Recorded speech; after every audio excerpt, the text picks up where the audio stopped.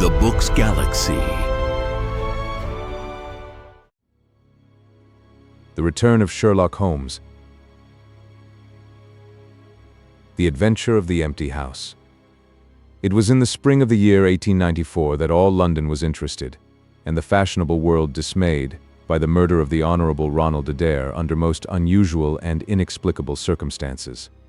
The public has already learned those particulars of the crime which came out in the police investigation, but a good deal was suppressed upon that occasion, since the case for the prosecution was so overwhelmingly strong that it was not necessary to bring forward all the facts. Only now, at the end of nearly 10 years, am I allowed to supply those missing links which make up the whole of that remarkable chain. The crime was of interest in itself, but that interest was as nothing to me compared to the inconceivable sequel, which afforded me the greatest shock and surprise of any event in my adventurous life. Even now, after this long interval, I find myself thrilling as I think of it, and feeling once more that sudden flood of joy, amazement, and incredulity which utterly submerged my mind. Let me say to that public, which has shown some interest in those glimpses which I have occasionally given them of the thoughts and actions of a very remarkable man, that they are not to blame me if I have not shared my knowledge with them, for I should have considered it my first duty to do so, had I not been barred by a positive prohibition from his own lips, which was only withdrawn upon the 3rd of last month. It can be imagined that my close intimacy with Sherlock Holmes had interested me deeply in crime, and that after his disappearance I never failed to read with care the various problems which came before the public. And I even attempted, more than once, for my own private satisfaction, to employ his methods in their solution, though with indifferent success. There was none, however, which appealed to me like this tragedy of Ronald Adair. As I read the evidence at the inquest which led up to a verdict of willful murder against some person or persons unknown, I realized more clearly than I had ever done the loss which the community had sustained by the death of Sherlock Holmes. There were points about this strange business which would, I was sure, have specially appealed to him, and the efforts of the police would have been supplemented, or more probably anticipated, by the trained observation and the alert mind of the first criminal agent in Europe. All day, as I drove upon my round, I turned over the case in my mind and found no explanation which appeared to me to be adequate. At the risk of telling a twice-told tale, I will recapitulate the facts as they were known to the public at the conclusion of the inquest. The Honourable Ronald Adair was the second son of the Earl of Maynooth, at that time governor of one of the Australian colonies. Adair's mother had returned from Australia to undergo the operation for cataract, and she, her son Ronald, and her daughter Hilda were living together at 427 Park Lane. The youth moved in the best society, had, so far as was known, no enemies and no particular vices. He had been engaged to Miss Edith Woodley, of Carstairs, but the engagement had been broken off by mutual consent some months before, and there was no sign that it had left any very profound feeling behind it. For the rest, the man's life moved in a narrow and conventional circle, for his habits were quiet and his nature unemotional. Yet it was upon this easy-going young aristocrat that death came, in most strange and unexpected form, between the hours of 10 and 11:20 on the night of March 30th, 1894. Ronald Adair was fond of cards, playing continually, but never for such stakes as would hurt him. He was a member of the Baldwin, the Cavendish, and the Bagatelle card clubs. It was shown that, after dinner on the day of his death, he had played a rubber of whist at the latter club. He had also played there in the afternoon. The evidence of those who had played with him, Mr. Murray, Sir John Hardy, and Colonel Moran, showed that the game was whist, and that there was a fairly equal fall of the cards. Adair might have lost £5, but not more. His fortune was a considerable one, and such a loss could not in any way affect him. He had played nearly every day at one club or other, but he was a cautious player, and usually rose a winner. It came out in evidence that, in partnership with Colonel Moran, he had actually won as much as £420 in a sitting, some weeks before, from Godfrey Milner and Lord Balmoral. So much for his recent history as it came out at the inquest. On the evening of the crime, he returned from the club exactly at 10. His mother and sister were out spending the evening with a relation. The servant deposed that she heard him enter the front room on the second floor, generally used as his sitting room. She had lit a fire there, and as it smoked she had opened the window. No sound was heard from the room until 11:20, the hour of the return of Lady Maynooth and her daughter. Desiring to say good night, she attempted to enter her son's room. The door was locked on the inside, and no answer could be got to their cries and knocking. Help was obtained, and the door forced. The unfortunate young man was found lying near the table. His head had been horribly mutilated by an expanding revolver bullet, but no weapon of any sort was to be found in the room. On the table lay 2 banknotes for £10 each and £17 10 in silver and gold, the money arranged in little piles of varying amount. There were some figures also upon a sheet of paper, with the names of some club friends opposite to them, from which it was conjectured that before his death he was endeavoring to make out his losses or winnings at cards. A minute examination of the circumstances served only to make the case more complex. In the first place, no reason could be given why the young man should have fastened the door upon the inside. There was the possibility that the murderer had done this, and had afterwards escaped by the window. The drop was at least 20 feet, however, and a bed of crocuses in full bloom lay beneath. Neither the flowers nor the earth showed any sign of having been disturbed, nor were there any marks upon the narrow strip of grass which separated the house from the road. Apparently, therefore, it was the young man himself who had fastened the door. But how did he come by his death? No one could have climbed up to the window without leaving traces. Suppose a man had fired through the window, he would indeed be a remarkable shot who could with a revolver inflict so deadly a wound. Again, Park Lane is a frequented thoroughfare. There is a cab stand within 100 yards of the house. No one had heard a shot. And yet there was the dead man, and there the revolver bullet, which had mushroomed out, as soft-nosed bullets will, and so inflicted a wound which must have caused instantaneous death. Such were the circumstances of the Park Lane mystery, which were further complicated by entire absence of motive, since, as I have said, young Adair was not known to have any enemy, and no attempt had been made to remove the money or valuables in the room. All day I turned these facts over in my mind, endeavoring to hit upon some theory which could reconcile them all, and to find that line of least resistance which my poor friend had declared to be the starting point of every investigation. I confess that I made little progress. In the evening I strolled across the park, and found myself about 6 o'clock at the Oxford Street end of Park Lane. A group of loafers upon the pavements, all staring up at a particular window, directed me to the house which I had come to see. A tall, thin man with colored glasses, whom I strongly suspected of being a plain-clothes detective, was pointing out some theory of his own, while the others crowded round to listen to what he said. I got as near him as I could, but his observations seemed to me to be absurd, so I withdrew again in some disgust. As I did so, I struck against an elderly, deformed man who had been behind me, and I knocked down several books which he was carrying. I remember that as I picked them up, I observed the title of one of them, The Origin of Tree Worship, and it struck me that the fellow must be some poor bibliophile who, either as a trade or as a hobby, was a collector of obscure volumes. I endeavored to apologize for the accident, but it was evident that these books which I had so unfortunately maltreated were very precious objects in the eyes of their owner. With a snarl of contempt he turned upon his heel, and I saw his curved back and white side whiskers disappear among the throng. My observations of number 427, Park Lane, did little to clear up the problem in which I was interested. The house was separated from the street by a low wall and railing, the whole not more than 5 feet high. It was perfectly easy, therefore, for anyone to get into the garden, but the window was entirely inaccessible, since there was no water pipe or anything which could help the most active man to climb it.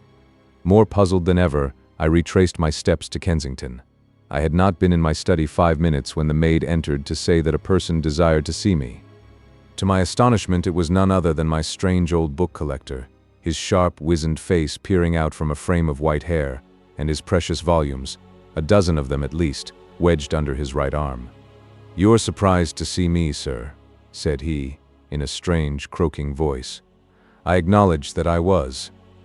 "Well, I've a conscience, sir, and when I chanced to see you go into this house, as I came hobbling after you, I thought to myself, I'll just step in and see that kind gentleman, and tell him that if I was a bit gruff in my manner there was not any harm meant, and that I am much obliged to him for picking up my books." "You make too much of a trifle," said I. "May I ask how you knew who I was?" "Well, sir, if it isn't too great a liberty, I am a neighbor of yours, for you'll find my little bookshop at the corner of Church Street, and very happy to see you, I am sure. Maybe you collect yourself, sir. Here's British Birds and Catullus, and the Holy War, a bargain, every one of them. With 5 volumes, you could just fill that gap on that second shelf. It looks untidy, does it not, sir? I moved my head to look at the cabinet behind me. When I turned again, Sherlock Holmes was standing smiling at me across my study table. I rose to my feet, stared at him for some seconds in utter amazement, and then it appears that I must have fainted for the first and the last time in my life. Certainly a gray mist swirled before my eyes, and when it cleared I found my collar ends undone and the tingling aftertaste of brandy upon my lips. Holmes was bending over my chair, his flask in his hand. "My dear Watson," said the well-remembered voice, "I owe you 1,000 apologies. I had no idea that you would be so affected." I gripped him by the arms. "Holmes," I cried, "is it really you? Can it indeed be that you are alive? Is it possible that you succeeded in climbing out of that awful abyss?" "Wait a moment," said he. "Are you sure that you are really fit to discuss things? I have given you a serious shock by my unnecessarily dramatic reappearance." "I am all right, but indeed, Holmes, I can hardly believe my eyes. Good heavens, to think that you of all men, should be standing in my study." Again I gripped him by the sleeve, and felt the thin, sinewy arm beneath it. "Well, you're not a spirit anyhow," said I. "My dear chap, I'm overjoyed to see you. Sit down, and tell me how you came alive out of that dreadful chasm." He sat opposite to me, and lit a cigarette in his old, nonchalant manner. He was dressed in the seedy frock-coat of the book merchant, but the rest of that individual lay in a pile of white hair and old books upon the table. Holmes looked even thinner and keener than of old, but there was a dead-white tinge in his aquiline face, which told me that his life recently had not been a healthy one. "I am glad to stretch myself, Watson," said he. "It is no joke when a tall man has to take a foot off his stature for several hours on end. Now, my dear fellow, in the matter of these explanations we have, if I may ask for your cooperation, a hard and dangerous night's work in front of us. Perhaps it would be better if I gave you an account of the whole situation when that work is finished. I am full of curiosity. I should much prefer to hear now." "You'll come with me tonight? When you like and where you like. This is indeed like the old days. We shall have time for a mouthful of dinner before we need go. Well then, about that chasm. I had no serious difficulty in getting out of it, for the very simple reason that I never was in it." "You never were in it?" "No, Watson, I never was in it. My note to you was absolutely genuine. I had little doubt that I had come to the end of my career when I perceived the somewhat sinister figure of the late Professor Moriarty standing upon the narrow pathway which led to safety. I read an inexorable purpose in his gray eyes. I exchanged some remarks with him, therefore, and obtained his courteous permission to write the short note which you afterwards received. I left it with my cigarette box and my stick, and I walked along the pathway, Moriarty still at my heels. When I reached the end, I stood at bay. He drew no weapon, but he rushed at me and threw his long arms around me. He knew that his own game was up, and was only anxious to revenge himself upon me. We tottered together upon the brink of the fall. I have some knowledge, however, of Baritsu, or the Japanese system of wrestling, which has more than once been very useful to me. I slipped through his grip, and he with a horrible scream kicked madly for a few seconds, and clawed the air with both his hands. But for all his efforts he could not get his balance, and over he went. With my face over the brink, I saw him fall for a long way. Then he struck a rock, bounded off, and splashed into the water. I listened with amazement to this explanation which Holmes delivered between the puffs of his cigarette. "But the tracks!" I cried. "I saw with my own eyes that 2 went down the path and none returned." It came about in this way. The instant that the professor had disappeared, it struck me what a really extraordinarily lucky chance fate had placed in my way. I knew that Moriarty was not the only man who had sworn my death. There were at least 3 others whose desire for vengeance upon me would only be increased by the death of their leader. They were all most dangerous men. One or other would certainly get me. On the other hand, if all the world was convinced that I was dead, they would take liberties. These men, they would soon lay themselves open, and sooner or later I could destroy them. Then it would be time for me to announce that I was still in the land of the living. So rapidly does the brain act that I believe I had thought this all out before Professor Moriarty had reached the bottom of the Reichenbach fall. I stood up and examined the rocky wall behind me. In your picturesque account of the matter, which I read with great interest some months later, you assert that the wall was sheer. That was not literally true. A few small footholds presented themselves, and there was some indication of a ledge. The cliff is so high that to climb it all was an obvious impossibility, and it was equally impossible to make my way along the wet path without leaving some tracks.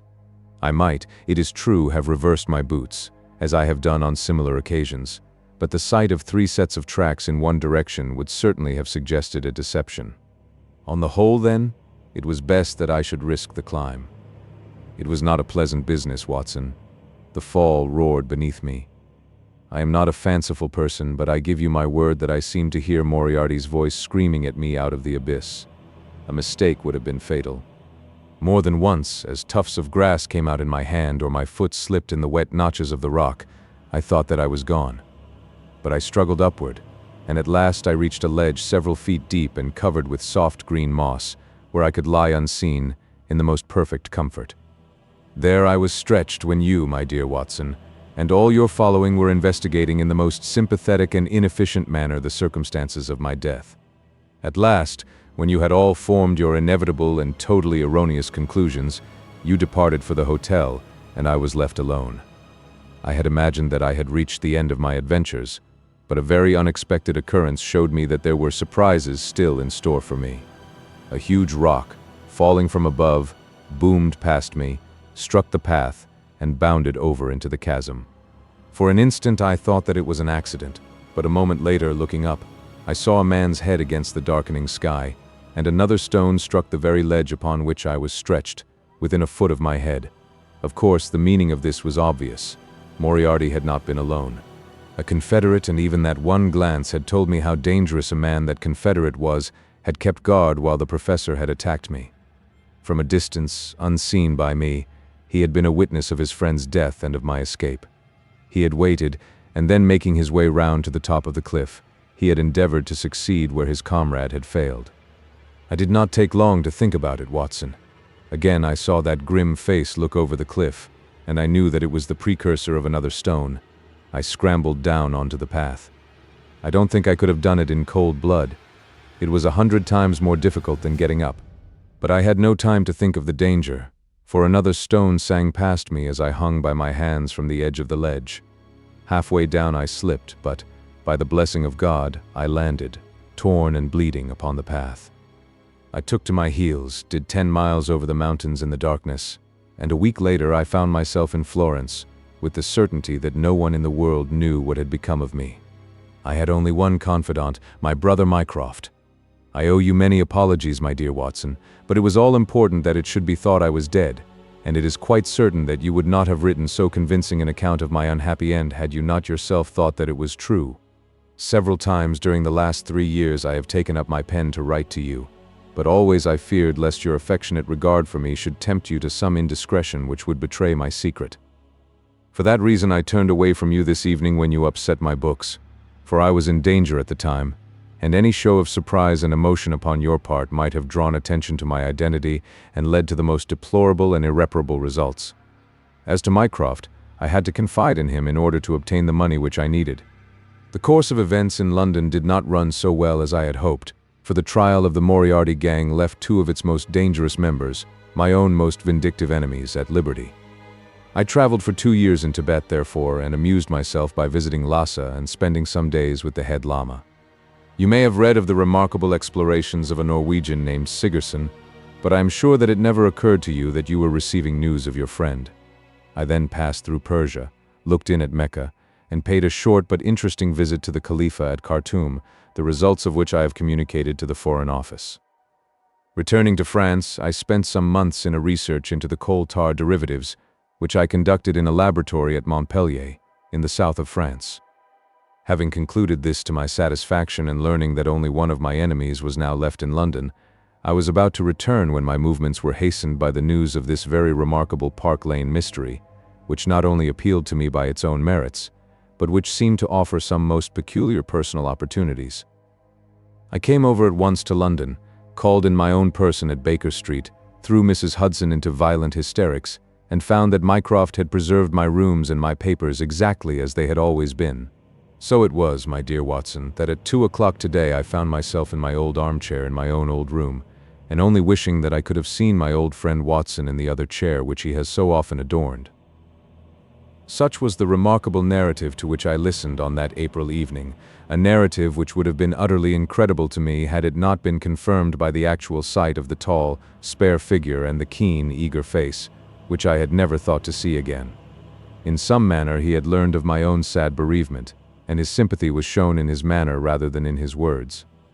"Work is the best antidote to sorrow, my dear Watson," said he, "and I have a piece of work for us both tonight which, if we can bring it to a successful conclusion, will in itself justify a man's life on this planet."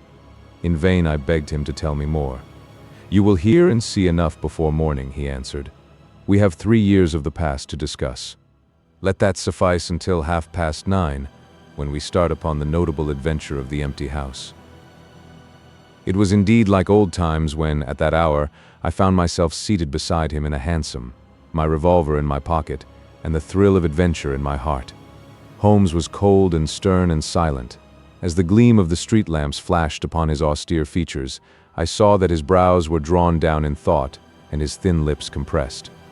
I knew not what wild beast we were about to hunt down in the dark jungle of criminal London, but I was well assured from the bearing of this master huntsman that the adventure was a most grave one, while the sardonic smile which occasionally broke through his ascetic gloom boded little good for the object of our quest.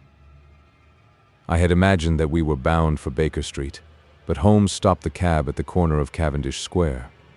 I observed that as he stepped out he gave a most searching glance to right and left, and at every subsequent street corner he took the utmost pains to assure that he was not followed. Our route was certainly a singular one. Holmes's knowledge of the byways of London was extraordinary, and on this occasion he passed rapidly and with an assured step through a network of mews and stables, the very existence of which I had never known. We emerged at last into a small road, lined with old, gloomy houses, which led us into Manchester Street, and so to Blandford Street. Here he turned swiftly down a narrow passage, passed through a wooden gate into a deserted yard, and then opened with a key the back door of a house. We entered together, and he closed it behind us. The place was pitch dark, but it was evident to me that it was an empty house. Our feet creaked and crackled over the bare planking, and my outstretched hand touched a wall from which the paper was hanging in ribbons. Holmes's cold, thin fingers closed round my wrist and led me forward down a long hall, until I dimly saw the murky fanlight over the door. Here Holmes turned suddenly to the right, and we found ourselves in a large, square, empty room, heavily shadowed in the corners, but faintly lit in the center from the lights of the street beyond. There was no lamp near, and the window was thick with dust, so that we could only just discern each other's figures within. My companion put his hand upon my shoulder and his lips close to my ear. "Do you know where we are?" he whispered. "Surely that is Baker Street," I answered, staring through the dim window. "Exactly. We are in Camden House, which stands opposite to our own old quarters. But why are we here?" "Because it commands so excellent a view of that picturesque pile. Might I trouble you, my dear Watson, to draw a little nearer to the window, taking every precaution not to show yourself, and then to look up at our old rooms, the starting point of so many of your little fairy tales? We will see if my 3 years of absence have entirely taken away my power to surprise you." I crept forward and looked across at the familiar window. As my eyes fell upon it, I gave a gasp and a cry of amazement. The blind was down, and a strong light was burning in the room.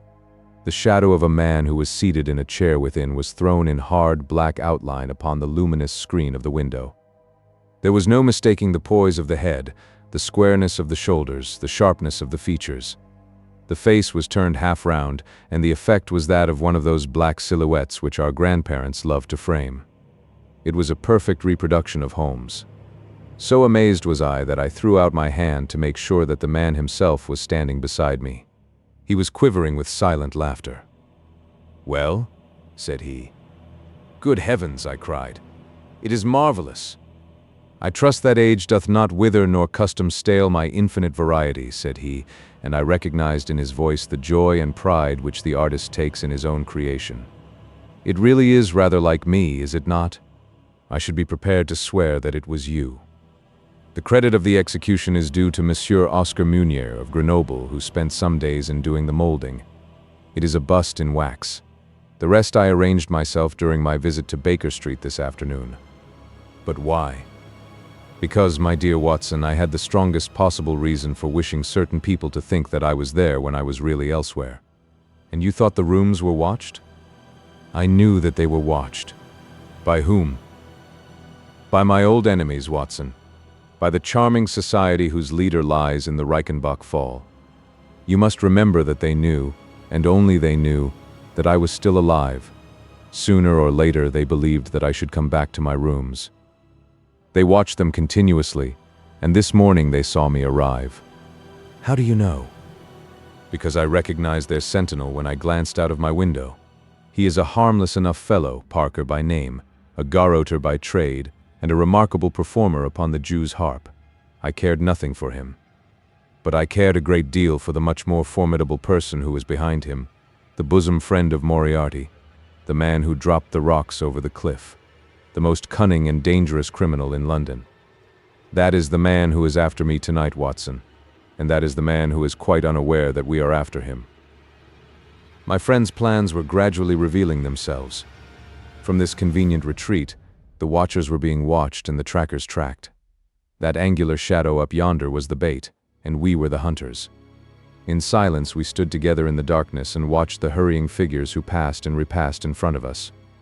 Holmes was silent and motionless, but I could tell that he was keenly alert, and that his eyes were fixed intently upon the stream of passers-by. It was a bleak and boisterous night, and the wind whistled shrilly down the long street. Many people were moving to and fro, most of them muffled in their coats and cravats.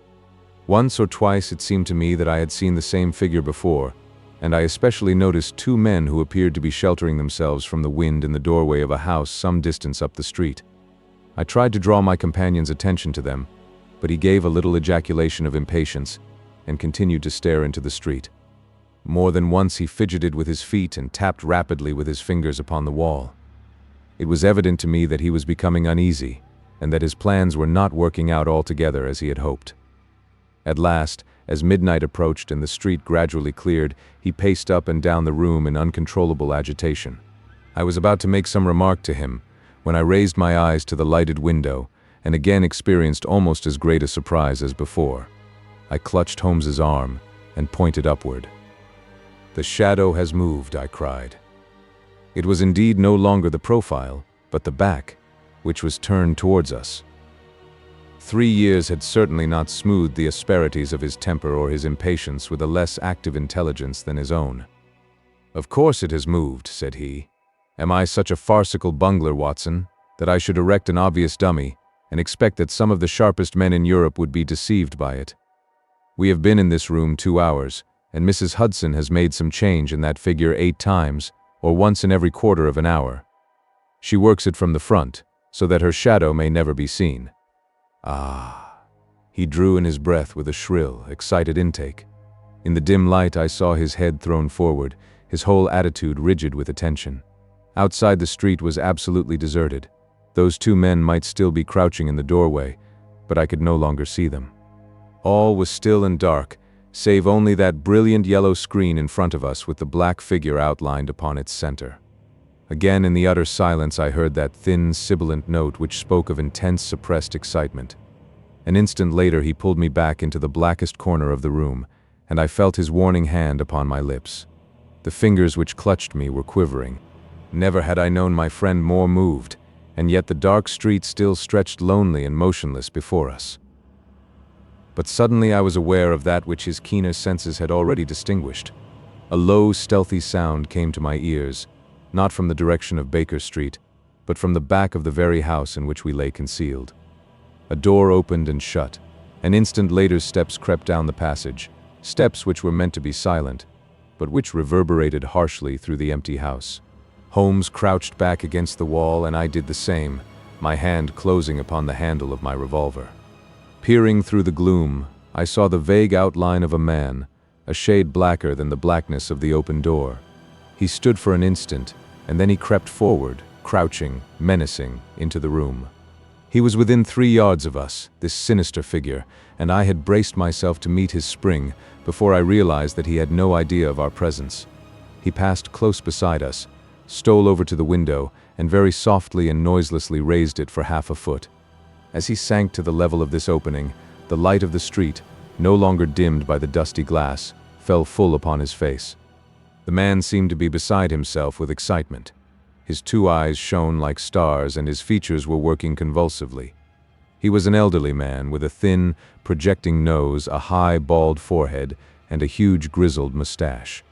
An opera hat was pushed to the back of his head, and an evening dress shirt front gleamed out through his open overcoat. His face was gaunt and swarthy, scored with deep, savage lines. In his hand he carried what appeared to be a stick, but as he laid it down upon the floor it gave a metallic clang. Then from the pocket of his overcoat he drew a bulky object, and he busied himself in some task which ended with a loud, sharp click, as if a spring or bolt had fallen into its place. Still kneeling upon the floor, he bent forward and threw all his weight and strength upon some lever, with the result that there came a long, whirling, grinding noise, ending once more in a powerful click. He straightened himself then, and I saw that what he held in his hand was a sort of gun, with a curiously misshapen butt. He opened it at the breech, put something in, and snapped the breech lock. Then, crouching down, he rested the end of the barrel upon the ledge of the open window, and I saw his long mustache droop over the stock, and his eye gleam as it peered along the sights. I heard a little sigh of satisfaction as he cuddled the butt into his shoulder, and saw that amazing target, the black man on the yellow ground, standing clear at the end of his foresight. For an instant he was rigid and motionless. Then his finger tightened on the trigger. There was a strange, loud whiz and a long, silvery tinkle of broken glass. At that instant Holmes sprang like a tiger onto the marksman's back and hurled him flat upon his face. He was up again in a moment, and with convulsive strength he seized Holmes by the throat, but I struck him on the head with the butt of my revolver, and he dropped again upon the floor. I fell upon him, and as I held him my comrade blew a shrill call upon a whistle.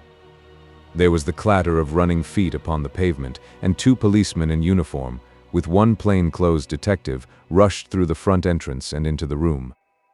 "That you, Lestrade?" said Holmes. "Yes, Mr. Holmes. I took the job myself. It's good to see you back in London, sir. I think you want a little unofficial help. 3 undetected murders in 1 year won't do, Lestrade. But you handled the Molesey mystery with less than your usual. That's to say, you handled it fairly well." We had all risen to our feet, our prisoner breathing hard, with a stalwart constable on each side of him. Already a few loiterers had begun to collect in the street. Holmes stepped up to the window, closed it, and dropped the blinds. Lestrade had produced 2 candles, and the policemen had uncovered their lanterns. I was able at last to have a good look at our prisoner. It was a tremendously virile and yet sinister face which was turned towards us. With the brow of a philosopher above and the jaw of a sensualist below, the man must have started with great capacities for good or for evil.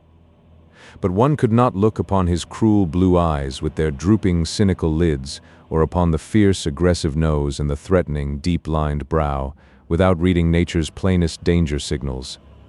He took no heed of any of us, but his eyes were fixed upon Holmes's face with an expression in which hatred and amazement were equally blended. "You fiend," he kept on muttering. "You clever, clever fiend." "Ah, Colonel," said Holmes, arranging his rumpled collar.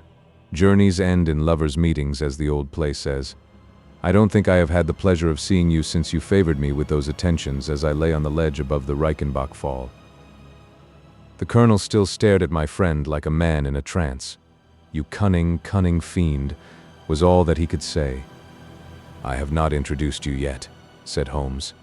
"This, gentlemen, is Colonel Sebastian Moran, once of Her Majesty's Indian Army, and the best heavy-game shot that our Eastern Empire has ever produced. I believe I am correct, Colonel, in saying that your bag of tigers still remains unrivaled?" The fierce old man said nothing, but still glared at my companion.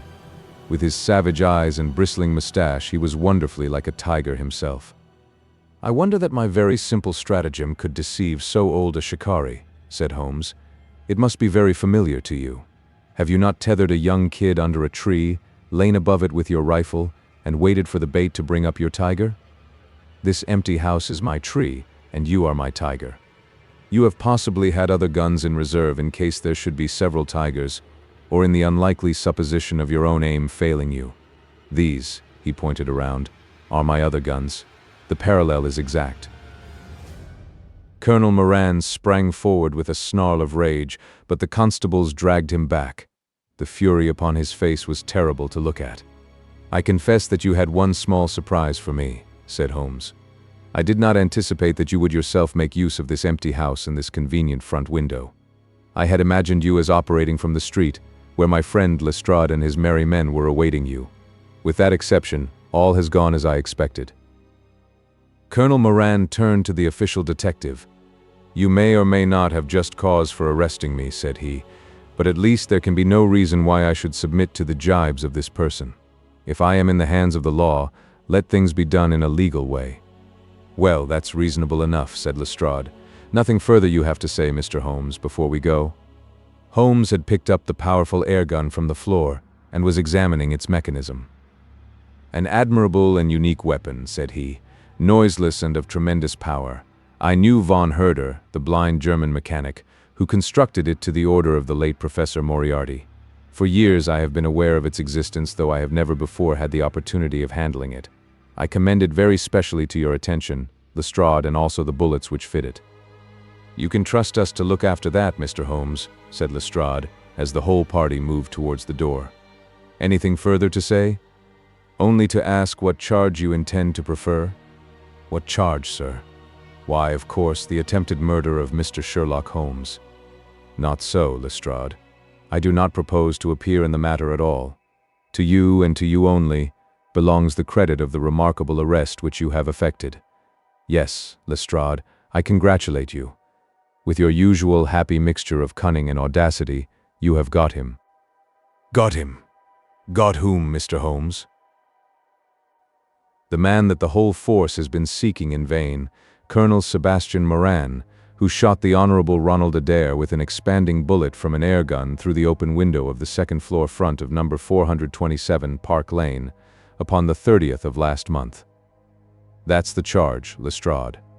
And now, Watson, if you can endure the draft from a broken window, I think that half an hour in my study over a cigar may afford you some profitable amusement." Our old chambers had been left unchanged through the supervision of Mycroft Holmes and the immediate care of Mrs. Hudson. As I entered, I saw, it is true, an unwanted tidiness, but the old landmarks were all in their place. There were the chemical corner and the acid-stained, deal-topped table. There upon a shelf was the row of formidable scrapbooks and books of reference which many of our fellow citizens would have been so glad to burn. The diagrams, the violin case, and the pipe rack, even the Persian slipper which contained the tobacco, all met my eyes as I glanced round me. There were two occupants of the room, one, Mrs. Hudson, who beamed upon us both as we entered, the other, the strange dummy which had played so important a part in the evening's adventures. It was a wax-colored model of my friend, so admirably done that it was a perfect facsimile. It stood on a small pedestal table with an old dressing gown of Holmes's so draped round it that the illusion from the street was absolutely perfect. "I hope you observed all precautions, Mrs. Hudson," said Holmes. "I went to it on my knees, sir, just as you told me." "Excellent. You carried the thing out very well. Did you observe where the bullet went?" "Yes, sir. I'm afraid it has spoilt your beautiful bust, for it passed right through the head and flattened itself on the wall. I picked it up from the carpet. Here it is." Holmes held it out to me. A soft revolver bullet, as you perceive, Watson. There's genius in that, for who would expect to find such a thing fired from an air gun? "All right, Mrs. Hudson. I am much obliged for your assistance.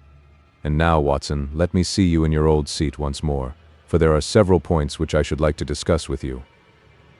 He had thrown off the seedy frock-coat, and now he was the Holmes of old in the mouse-colored dressing gown which he took from his effigy.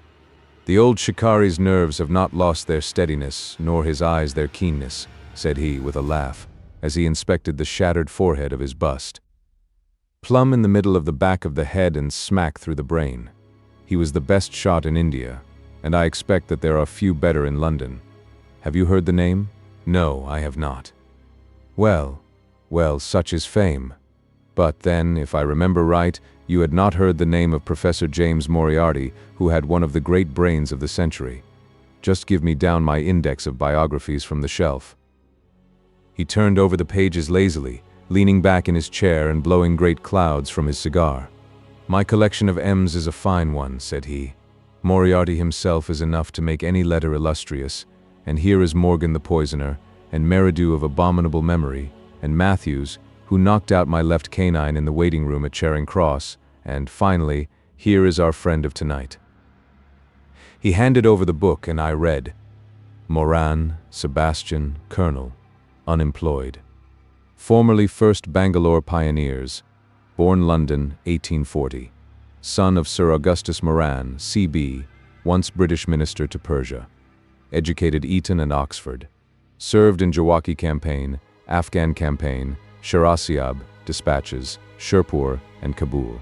Author of Heavy Game of the Western Himalayas, 1881. 3 Months in the Jungle, 1884.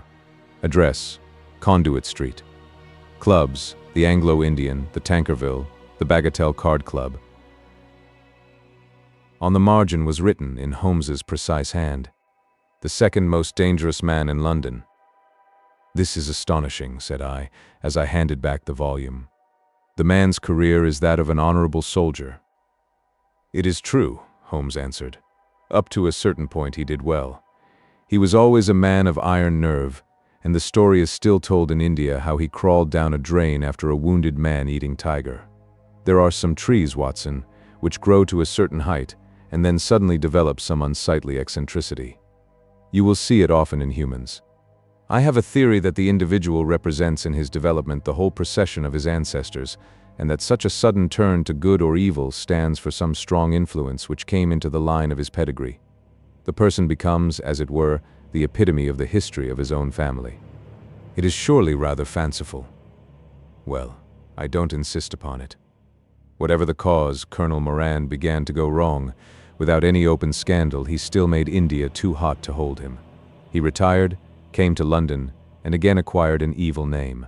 It was at this time that he was sought out by Professor Moriarty, to whom for a time he was chief of the staff. Moriarty supplied him liberally with money, and used him only in 1 or 2 very high-class jobs, which no ordinary criminal could have undertaken. You may have some recollection of the death of Mrs. Stewart, of Lauder, in 1887. Not?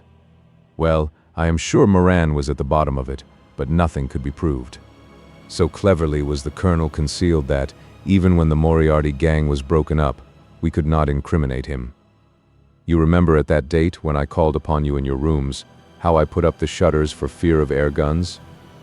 No doubt you thought me fanciful. I knew exactly what I was doing, for I knew of the existence of this remarkable gun, and I knew also that one of the best shots in the world would be behind it. When we were in Switzerland, he followed us with Moriarty, and it was undoubtedly he who gave me that evil 5 minutes on the Reichenbach ledge. You may think that I read the papers with some attention during my sojourn in France, on the lookout for any chance of laying him by the heels. So long as he was free in London, my life would really not have been worth living. Night and day the shadow would have been over me, and sooner or later his chance must have come. What could I do?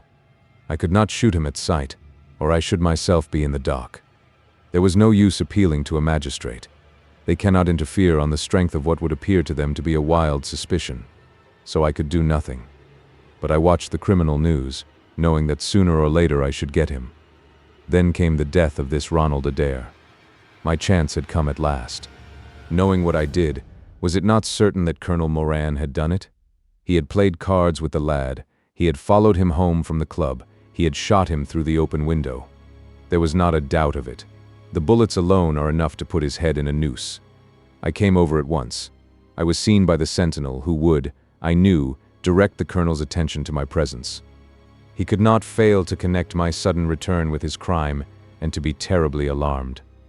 I was sure that he would make an attempt to get me out of the way at once and would bring round his murderous weapon for that purpose.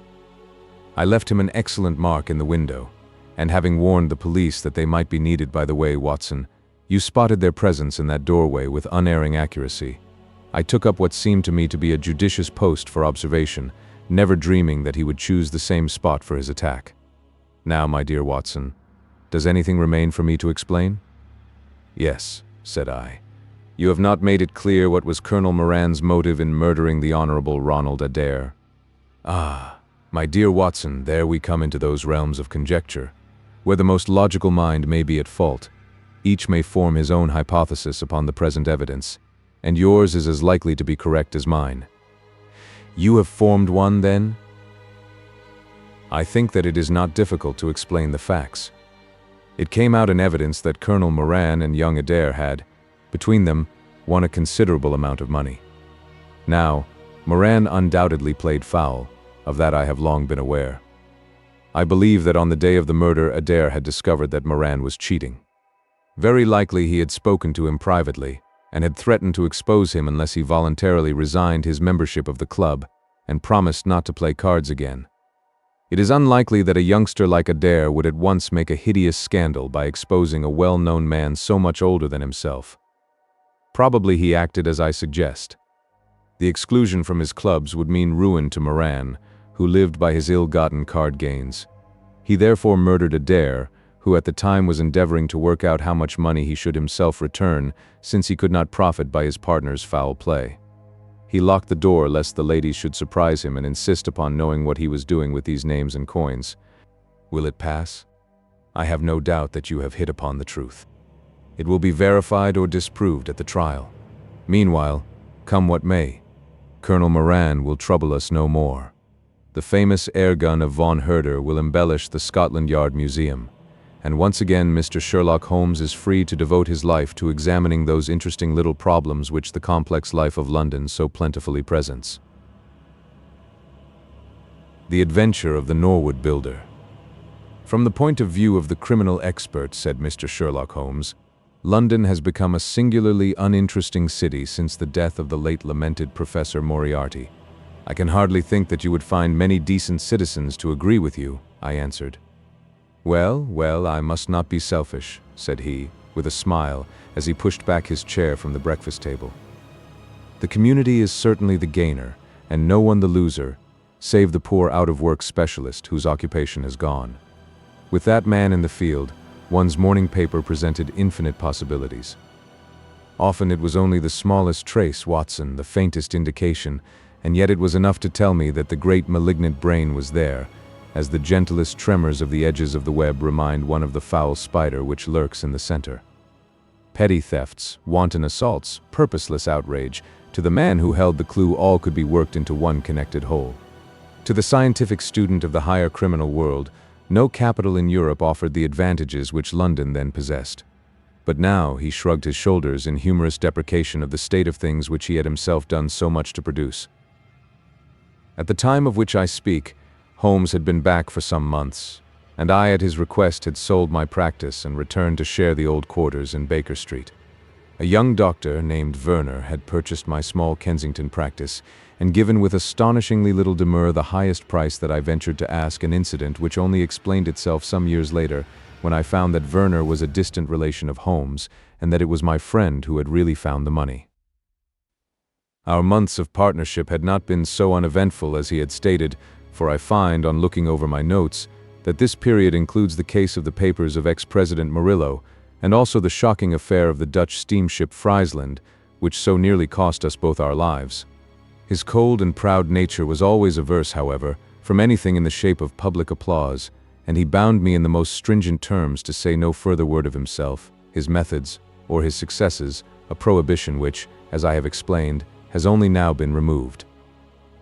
Mr. Sherlock Holmes was leaning back in his chair after his whimsical protest, and was unfolding his morning paper in a leisurely fashion, when our attention was arrested by a tremendous ring at the bell, followed immediately by a hollow drumming sound, as if someone were beating on the outer door with his fist. As it opened, there came a tumultuous rush into the hall. Rapid feet clattered up the stair, and an instant later a wild-eyed and frantic young man, pale, disheveled, and palpitating, burst into the room. He looked from one to the other of us, and under our gaze of inquiry he became conscious that some apology was needed for this unceremonious entry. "I'm sorry, Mr. Holmes," he cried. "You mustn't blame me. I am nearly mad. Mr. Holmes, I am the unhappy John Hector MacFarlane." He made the announcement as if the name alone would explain both his visit and its manner, but I could see, by my companion's unresponsive face, that it meant no more to him than to me. "Have a cigarette, Mr. McFarlane," said he, pushing his case across. "I am sure that with your symptoms, my friend Dr. Watson here would prescribe a sedative. The weather has been so very warm these last few days. Now, if you feel a little more composed, I should be glad if you would sit down in that chair and tell us very slowly and quietly who you are and what it is that you want. You mentioned your name as if I should recognize it, but I assure you that, beyond the obvious facts that you are a bachelor, a solicitor, a Freemason, and an asthmatic, I know nothing whatever about you." Familiar as I was with my friend's methods, it was not difficult for me to follow his deductions and to observe the untidiness of attire, the sheaf of legal papers, the watch charm, and the breathing which had prompted them.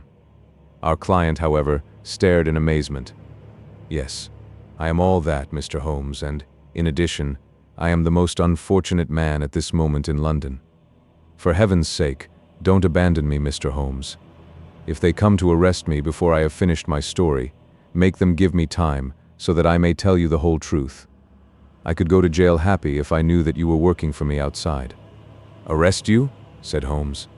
"This is really most most interesting. On what charge do you expect to be arrested?" "Upon the charge of murdering Mr. Jonas Oldacre, of Lower Norwood." My companion's expressive face showed a sympathy which was not, I am afraid, entirely unmixed with satisfaction. "Dear me," said he, "it was only this moment at breakfast that I was saying to my friend Dr. Watson that sensational cases had disappeared out of our papers." Our visitor stretched forward a quivering hand and picked up the Daily Telegraph, which still lay upon Holmes's knee. "If you had looked at it, sir, you would have seen at a glance what the errand is on which I have come to you this morning. I feel as if my name and my misfortune must be in every man's mouth." He turned it over to expose the central page. "Here it is, and with your permission I will read it to you. Listen to this, Mr. Holmes. The headlines are, 'Mysterious Affair at Lower Norwood. Disappearance of a well-known builder. Suspicion of murder and arson. A clue to the criminal.' That is the clue which they are already following, Mr. Holmes, and I know that it leads infallibly to me. I have been followed from London Bridge Station, and I am sure that they are only waiting for the warrant to arrest me. It will break my mother's heart. It will break her heart." He wrung his hands in an agony of apprehension and swayed backward and forward in his chair. I looked with interest upon this man, who was accused of being the perpetrator of a crime of violence. He was flaxen-haired and handsome, in a washed-out negative fashion, with frightened blue eyes and a clean-shaven face, with a weak, sensitive mouth. His age may have been about 27, his dress and bearing that of a gentleman. From the pocket of his light summer overcoat protruded the bundle of endorsed papers which proclaimed his profession. "We must use what time we have," said Holmes. "Watson, would you have the kindness to take the paper and to read the paragraph in question?" Underneath the vigorous headlines which our client had quoted, I read the following suggestive narrative. "Late last night, or early this morning, an incident occurred at Lower Norwood which points, it is feared, to a serious crime. Mr. Jonas Oldacre is a well-known resident of that suburb, where he has carried on his business as a builder for many years. Mr. Oldacre is a bachelor, 52 years of age, and lives in Deepdene House, at the Sydenham end of the road of that name.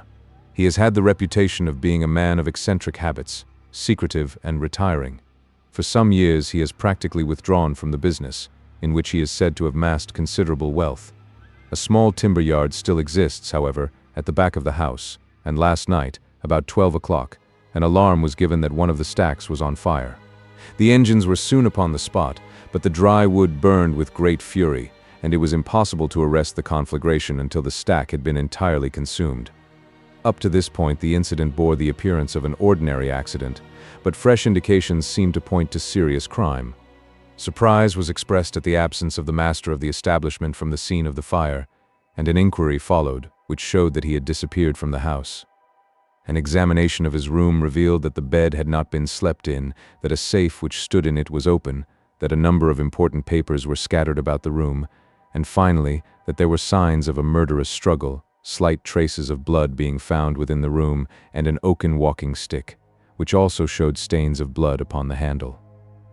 It is known that Mr. Jonas Oldacre had received a late visitor in his bedroom upon that night, and the stick found has been identified as the property of this person, who is a young London solicitor named John Hector McFarlane, junior partner of Graham and McFarlane of 426 Gresham Buildings, EC.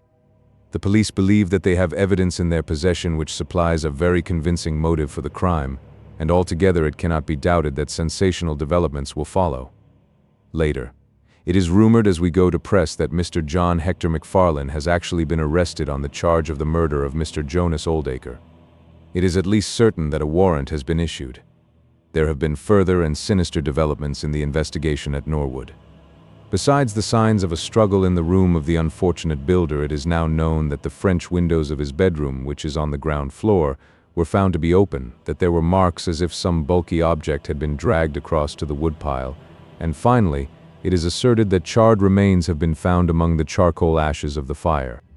The police theory is that a most sensational crime has been committed, that the victim was clubbed to death in his own bedroom, his papers rifled, and his dead body dragged across to the woodstack, which was then ignited so as to hide all traces of the crime. The conduct of the criminal investigation has been left in the experienced hands of Inspector Lestrade, of Scotland Yard, who is following up the clues with his accustomed energy and sagacity. Sherlock Holmes listened with closed eyes and fingertips together to this remarkable account. "The case has certainly some points of interest," said he in his languid fashion. "May I ask, in the first place, Mr. McFarlane, how it is that you are still at liberty, since there appears to be enough evidence to justify your arrest?" "I live at Torrington Lodge, Blackheath, with my parents, Mr. Holmes, but last night, having to do business very late with Mr. Jonas Oldacre, I stayed at an hotel in Norwood, and came to my business from there. I knew nothing of this affair until I was in the train, when I read what you have just heard. I at once saw the horrible danger of my position, and I hurried to put the case into your hands. I have no doubt that I should have been arrested either at my city office or at my home. A man followed me from London Bridge Station, and I have no doubt, great heaven, what is that?" It was a clang of the bell, followed instantly by heavy steps upon the stair. A moment later, our old friend Lestrade appeared in the doorway. Over his shoulder I caught a glimpse of one or two uniformed policemen outside. "Mr. John Hector McFarlane," said Lestrade. Our unfortunate client rose with a ghastly face. "I arrest you for the willful murder of Mr. Jonas Oldacre, of Lower Norwood." McFarlane turned to us with a gesture of despair and sank into his chair once more like one who is crushed. "One moment, Lestrade," said Holmes. "Half an hour more or less can make no difference to you, and the gentleman was about to give us an account of this very interesting affair, which might aid us in clearing it up." "I think there will be no difficulty in clearing it up," said Lestrade grimly. "Nonetheless, with your permission, I should be much interested to hear his account." "Well, Mr. Holmes, it is difficult for me to refuse you anything, for you have been of use to the force once or twice in the past, and we owe you a good turn at Scotland Yard," said Lestrade. "At the same time, I must remain with my prisoner, and I am bound to warn him that anything he may say will appear in evidence against him." "I wish nothing better," said our client. "All I ask is that you should hear and recognize the absolute truth." Lestrade looked at his watch. "I'll give you half an hour," said he.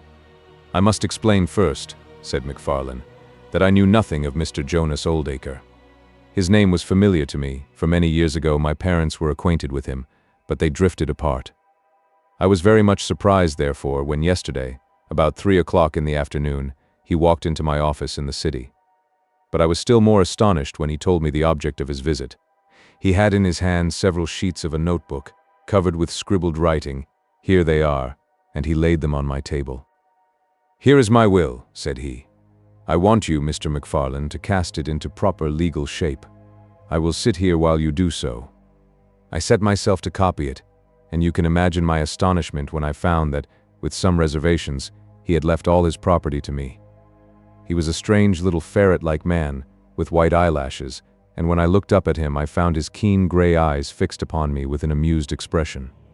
I could hardly believe my own as I read the terms of the will, but he explained that he was a bachelor with hardly any living relation, that he had known my parents in his youth, and that he had always heard of me as a very deserving young man, and was assured that his money would be in worthy hands.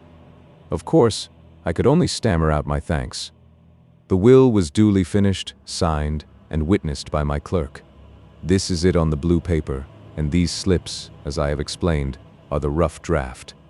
Mr. Jonas Oldacre then informed me that there were a number of documents, building leases, title deeds, mortgages, scrip, and so forth, which it was necessary that I should see and understand. He said that his mind would not be easy until the whole thing was settled, and he begged me to come out to his house at Norwood that night, bringing the will with me, and to arrange matters.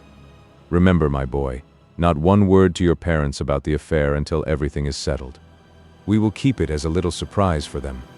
He was very insistent upon this point, and made me promise it faithfully. You can imagine, Mr. Holmes, that I was not in a humor to refuse him anything that he might ask. He was my benefactor, and all my desire was to carry out his wishes in every particular. I sent a telegram home, therefore, to say that I had important business on hand, and that it was impossible for me to say how late I might be. Mr. Oldacre had told me that he would like me to have supper with him at 9, as he might not be home before that hour. I had some difficulty in finding his house, however, and it was nearly past before I reached it. I found him. "One moment," said Holmes. "Who opened the door?" "A middle-aged woman who was, I suppose, his housekeeper. And it was she, I presume, who mentioned your name." "Exactly," said MacFarlane. "Pray proceed." MacFarlane wiped his damp brow and then continued his narrative. "I was shown by this woman into a sitting room, where a frugal supper was laid out. Afterwards, Mr. Jonas Oldacre led me into his bedroom, in which there stood a heavy safe. This he opened and took out a mass of documents, which we went over together. It was between 11 and 12 when we finished. He remarked that we must not disturb the housekeeper. He showed me out through his own French window, which had been open all this time. "Was the blind down?" asked Holmes. "I will not be sure, but I believe that it was only half down. Yes, I remember how he pulled it up in order to swing open the window. I could not find my stick, and he said, 'Never mind, my boy. I shall see a good deal of you now, I hope, and I will keep your stick until you come back to claim it.' I left him there, the safe open, and the papers made up in packets upon the table. It was so late that I could not get back to Blackheath, so I spent the night at the Anerley Arms, and I knew nothing more until I read of this horrible affair in the morning." "Anything more that you would like to ask, Mr. Holmes?" said Lestrade, whose eyebrows had gone up once or twice during this remarkable explanation. "Not until I have been to Blackheath." "You mean to Norwood," said Lestrade. "Oh, yes, no doubt that is what I must have meant," said Holmes with his enigmatical smile. Lestrade had learned by more experiences than he would care to acknowledge that that brain could cut through that which was impenetrable to him. I saw him look curiously at my companion. "I think I should like to have a word with you presently, Mr. Sherlock Holmes," said he.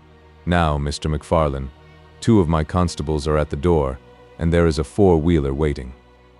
The wretched young man arose, and with a last beseeching glance at us walked from the room. The officers conducted him to the cab, but Lestrade remained. Holmes had picked up the pages which formed the rough draft of the will, and was looking at them with the keenest interest upon his face. "There are some points about that document, Lestrade, are there not?" said he, pushing them over. The official looked at them with a puzzled expression. "I can read the first few lines and these in the middle of the second page, and 1 or 2 at the end. Those are as clear as print," said he. "But the writing in between is very bad, and there are 3 places where I cannot read it at all." "What do you make of that?" said Holmes. "Well, what do you make of it?" "That it was written in a train.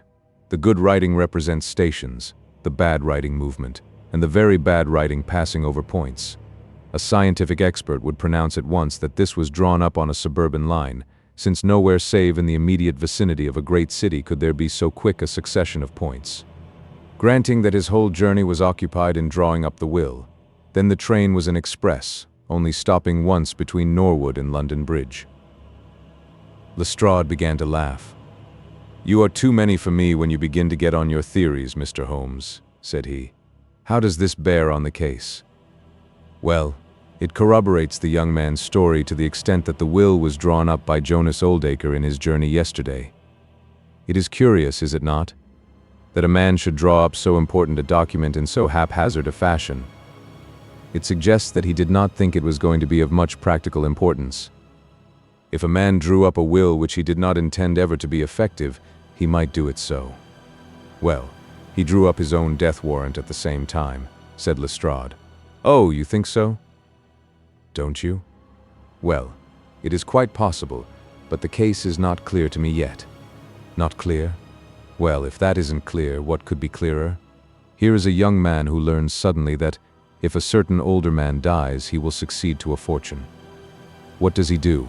He says nothing to anyone, but he arranges that he shall go out on some pretext to see his client that night.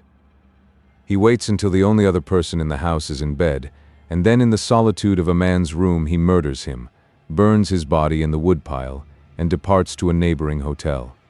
The bloodstains in the room and also on the stick are very slight. It is probable that he imagined his crime to be a bloodless one, and hoped that if the body were consumed it would hide all traces of the method of his death, traces which for some reason must have pointed to him. Is not all this obvious? It strikes me, my good Lestrade, as being just a trifle too obvious, said Holmes.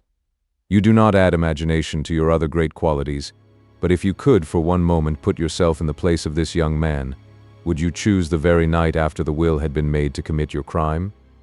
Would it not seem dangerous to you to make so very close a relation between the two incidents? Again, would you choose an occasion when you are known to be in the house, when a servant has let you in?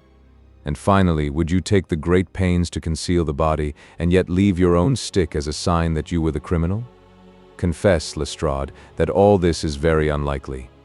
As to the stick, Mr. Holmes, you know as well as I do that a criminal is often flurried, and does such things which a cool man would avoid. He was very likely afraid to go back to the room. Give me another theory that would fit the facts. I could very easily give you half a dozen, said Holmes. Here, for example, is a very possible and even probable one. I make you a free present of it. The older man is showing documents which are of evident value. A passing tramp sees them through the window, the blind of which is only half down. Exit the solicitor. Enter the tramp. He seizes a stick, which he observes there, kills Oldacre, and departs after burning the body. Why should the tramp burn the body? For the matter of that, why should Macfarlane? To hide some evidence. Possibly the tramp wanted to hide that any murder at all had been committed. And why did the tramp take nothing? Because they were papers that he could not negotiate. Lestrade shook his head, though it seemed to me that his manner was less absolutely assured than before. Well, Mr. Sherlock Holmes, you may look for your tramp, and while you are finding him we will hold on to our man. The future will show which is right. Just notice this point, Mr. Holmes, that so far as we know none of the papers were removed, and that the prisoner is the one man in the world who had no reason for removing them, since he was heir at law and would come into them in any case. My friend seemed struck by this remark. I don't mean to deny that the evidence is in some ways very strongly in favor of your theory, said he. I only wish to point out that there are other theories possible. As you say, the future will decide. Good morning. I dare say that in the course of the day I shall drop in at Norwood and see how you are getting on. When the detective departed, my friend rose and made his preparations for the day's work with the alert air of a man who has a congenial task before him. My first movement, Watson, said he, as he bustled into his frock-coat, must, as I said, be in the direction of Blackheath. And why not Norwood? Because we have in this case one singular incident coming close to the heels of another singular incident. The police are making the mistake of concentrating their attention upon the second, because it happens to be the one which is actually criminal. But it is evident to me that the logical way to approach the case is to begin by trying to throw some light upon the first incident, the curious will, so suddenly made, and to so unexpected an heir. It may do something to simplify what followed. No, my dear fellow, I don't think you can help me. There is no prospect of danger, or I should not dream of stirring out without you. I trust that when I see you in the evening, I will be able to report that I have been able to do something for this unfortunate youngster, who has thrown himself upon my protection. It was late when my friend returned, and I could see, by a glance at his haggard and anxious face, that the high hopes with which he had started had not been fulfilled. For an hour he droned away upon his violin, endeavoring to soothe his own ruffled spirits. At last he flung down the instrument and plunged into a detailed account of his misadventures. It's all going wrong, Watson, all as wrong as it can go. I kept a bold face before Lestrade, but, upon my soul, I believe that for once the fellow is on the right track, and we are on the wrong. All my instincts are one way, and all the facts are the other, and I much fear that British juries have not yet attained that pitch of intelligence when they will give the preference to my theories over Lestrade's facts. Did you go to Blackheath? Yes, Watson, I went there, and I found very quickly that the late lamented Oldacre was a pretty considerable blackguard. The father was away in search of his son. The mother was at home, a little, fluffy, blue-eyed person, in a tremor of fear and indignation. Of course, she would not admit even the possibility of his guilt. But she would not express either surprise or regret over the fate of Oldacre. On the contrary, she spoke of him with such bitterness that she was unconsciously considerably strengthening the case of the police, for, of course, if her son had heard her speak of the man in this fashion, it would predispose him towards hatred and violence. He was more like a malignant and cunning ape than a human being, said she, and he always was ever since he was a young man. You knew him at that time? Said I. Yes, I knew him well. In fact, he was an old suitor of mine. Thank heaven that I had the sense to turn away from him and to marry a better, if poorer, man. I was engaged to him, Mr. Holmes, when I heard a shocking story of how he had turned a cat loose in an aviary, and I was so horrified at his brutal cruelty that I would have nothing more to do with him. She rummaged in a bureau, and presently she produced a photograph of a woman, shamefully defaced and mutilated with a knife. That is my own photograph, she said. He sent it to me in that state, with his curse, upon my wedding morning. Well, said I, at least he has forgiven you now, since he has left all his property to your son. Neither my son nor I want anything from Jonas Oldacre, dead or alive, she cried, with a proper spirit. There is a God in heaven, Mr. Holmes, and that same God who has punished that wicked man will show, in his own good time, that my son's hands are guiltless of his blood. Well, I tried one or two leads, but could get at nothing which would help our hypothesis, and several points which would make against it. I gave it up at last, and off I went to Norwood. This place, Deepdene House, is a big modern villa of staring brick, standing back in its own grounds, with a laurel-clumped lawn in front of it. To the right and some distance back from the road was the timber yard which had been the scene of the fire. Here's a rough plan on a leaf of my notebook. This window on the left is the one which opens into Oldacre's room. You can look into it from the road, you see. That is about the only bit of consolation I have had today. Lestrade was not there, but his head constable did the honors. They had just found a great treasure trove. They had spent the morning raking among the ashes of the burned wood pile, and besides the charred organic remains they had secured several discolored metal discs. I examined them with care, and there was no doubt that they were trouser buttons. I even distinguished that one of them was marked with the name of Hyams, who was Oldacre's tailor. I then worked the lawn very carefully for signs and traces, but this drought has made everything as hard as iron. Nothing was to be seen save that some body or bundle had been dragged through a low privet hedge which is in a line with the woodpile. All that, of course, fits in with the official theory. I crawled about the lawn with an August sun on my back, but I got up at the end of an hour no wiser than before. Well, after this fiasco I went into the bedroom and examined that also. The bloodstains were very slight, mere smears and discolorations, but undoubtedly fresh. The stick had been removed, but there also the marks were slight. There is no doubt about the stick belonging to our client. He admits it. Footmarks of both men could be made out on the carpet, but none of any third person, which again is a trick for the other side. They were piling up their score all the time, and we were at a standstill. Only one little gleam of hope did I get, and yet it amounted to nothing. I examined the contents of the safe, most of which had been taken out and left on the table. The papers had been made up into sealed envelopes, one or two of which had been opened by the police. They were not, so far as I could judge, of any great value, nor did the bank book show that Mr. Oldacre was in such very affluent circumstances. But it seemed to me that all the papers were not there. There were allusions to some deeds, possibly the more valuable, which I could not find. This, of course, if we could definitely prove it, would turn Lestrade's argument against himself, for who would steal a thing if he knew that he would shortly inherit it? Finally, having drawn every other cover and picked up no scent, I tried my luck with the housekeeper. Mrs. Lexington is her name, a little, dark, silent person, with suspicious and sidelong eyes. She could tell us something if she would, I am convinced of it. But she was as close as wax. Yes, she had let Mr. McFarlane in at 9:30. She wished her hand had withered before she had done so. She had gone to bed at 10:30. Her room was at the other end of the house, and she could hear nothing of what had passed. Mr. McFarlane had left his hat, and to the best of her belief his stick, in the hall. She had been awakened by the alarm of fire. Her poor dear master had certainly been murdered. Had he any enemies? Well, every man had enemies, but Mr. Oldacre kept himself very much to himself, and only met people in the way of business. She had seen the buttons and was sure that they belonged to the clothes which he had worn last night. The woodpile was very dry, for it had not rained for a month. It burned like tinder, and by the time she reached the spot nothing could be seen but flames. She and all the firemen smelled the burned flesh from inside it. She knew nothing of the papers, nor of Mr. Oldacre's private affairs. So, my dear Watson, there's my report of a failure. And yet, he clenched his thin hands in a paroxysm of conviction. I know it's all wrong. I feel it in my bones. There is something that has not come out, and that housekeeper knows it. There was a sort of sulky defiance in her eyes, which only goes with guilty knowledge. However, there's no good talking any more about it, Watson.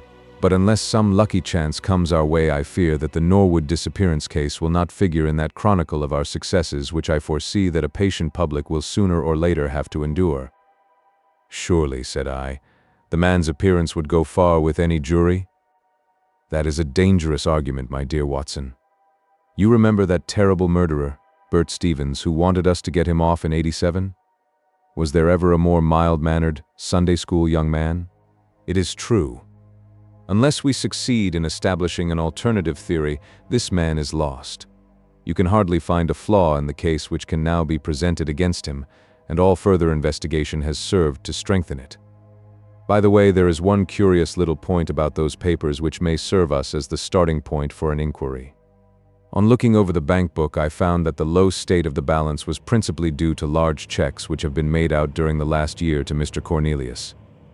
I confess that I should be interested to know who this Mr. Cornelius may be with whom a retired builder has such very large transactions.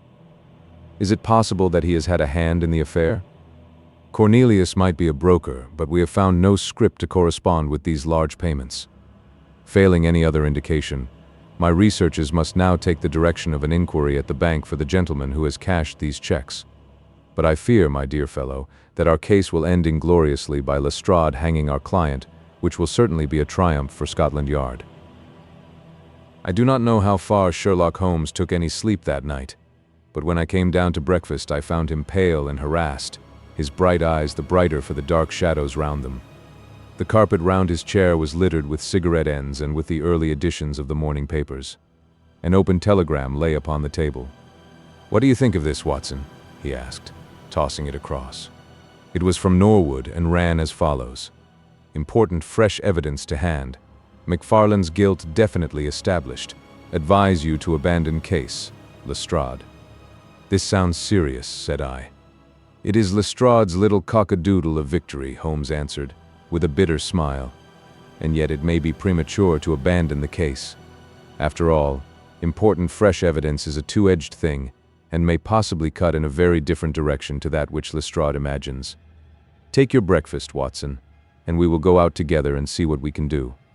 I feel as if I shall need your company and your moral support today. My friend had no breakfast himself, for it was one of his peculiarities that in his more intense moments he would permit himself no food, and I have known him presume upon his iron strength until he has fainted from pure inanition. At present I cannot spare energy and nerve force for digestion, he would say in answer to my medical remonstrances. I was not surprised, therefore, when this morning he left his untouched meal behind him and started with me for Norwood. A crowd of morbid sightseers were still gathered round Deep Dene House, which was just such a suburban villa as I had pictured. Within the gates, Lestrade met us, his face flushed with victory, his manner grossly triumphant. "Well, Mr. Holmes, have you proved us to be wrong yet? Have you found your tramp?" he cried. "I have formed no conclusion whatever," my companion answered. "But we formed ours yesterday, and now it proves to be correct, so you must acknowledge that we have been a little in front of you this time, Mr. Holmes." "You certainly have the air of something unusual having occurred," said Holmes. Lestrade laughed loudly. "You don't like being beaten any more than the rest of us do," said he. "A man can't expect always to have it his own way, can he, Dr. Watson? Step this way, if you please, gentlemen, and I think I can convince you once for all that it was John McFarlane who did this crime." He led us through the passage and out into a dark hall beyond. "This is where young McFarlane must have come out to get his hat after the crime was done," said he. "Now look at this." With dramatic suddenness he struck a match, and by its light exposed a stain of blood upon the whitewashed wall. As he held the match nearer, I saw that it was more than a stain. It was the well-marked print of a thumb. "Look at that with your magnifying glass, Mr. Holmes." "Yes, I am doing so. You are aware that no two thumb marks are alike?" "I have heard something of the kind." "Well then, will you please compare that print with this wax impression of young McFarlane's right thumb, taken by my orders this morning?" As he held the waxen print close to the bloodstain, it did not take a magnifying glass to see that the two were undoubtedly from the same thumb. It was evident to me that our unfortunate client was lost. "That is final," said Lestrade. "Yes, that is final," I involuntarily echoed. "It is final," said Holmes. Something in his tone caught my ear and I turned to look at him. An extraordinary change had come over his face. It was writhing with inward merriment. His two eyes were shining like stars. It seemed to me that he was making desperate efforts to restrain a convulsive attack of laughter. Dear me," he said at last. "Well, now who would have thought it? And how deceptive appearances may be, to be sure. Such a nice young man to look at. It is a lesson to us not to trust our own judgment, is it not, Lestrade?"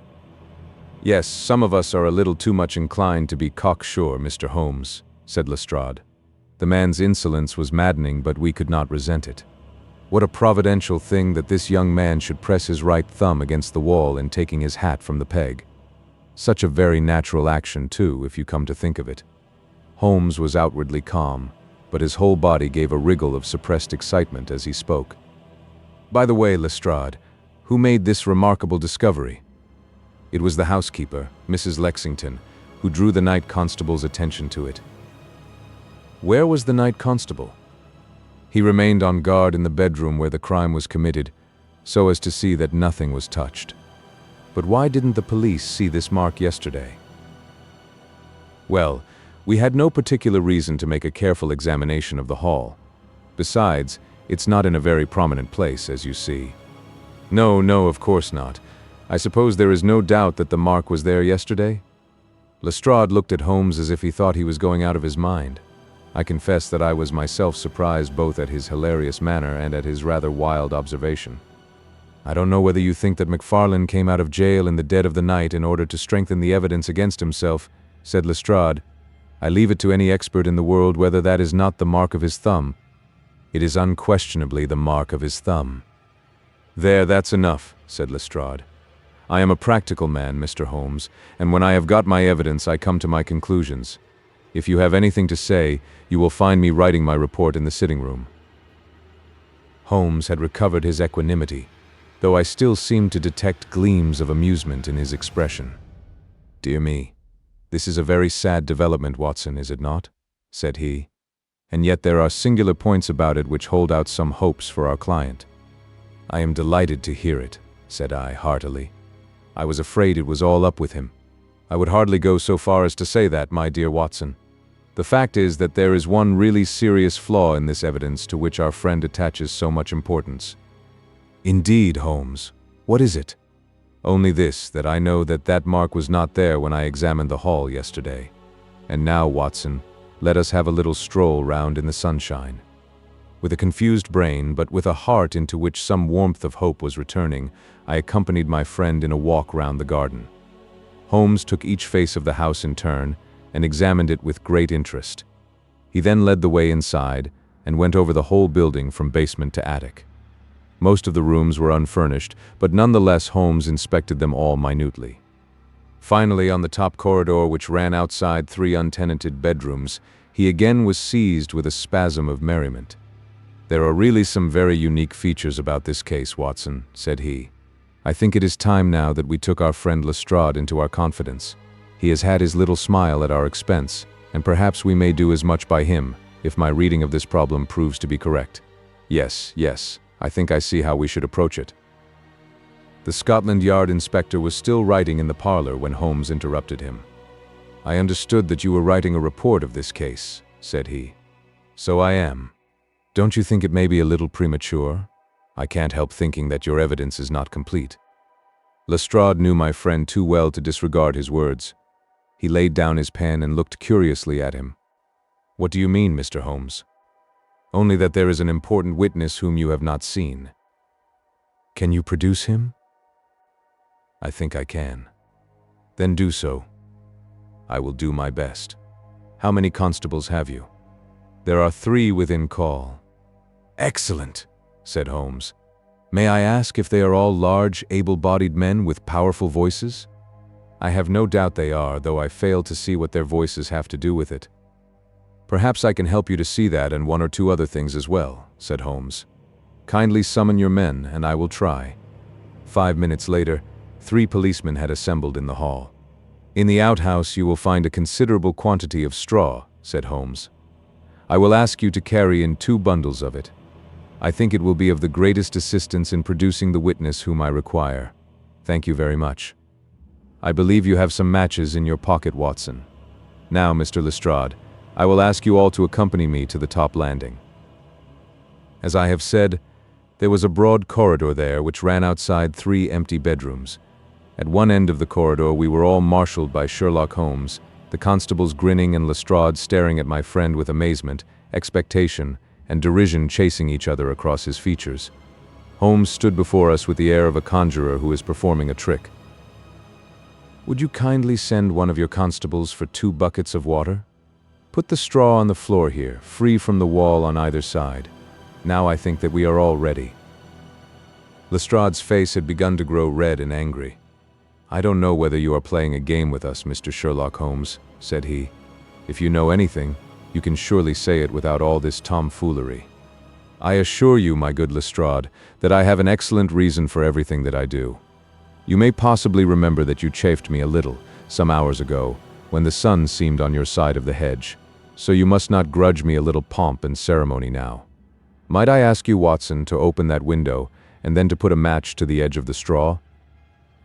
I did so, and driven by the draught, a coil of gray smoke swirled down the corridor, while the dry straw crackled and flamed.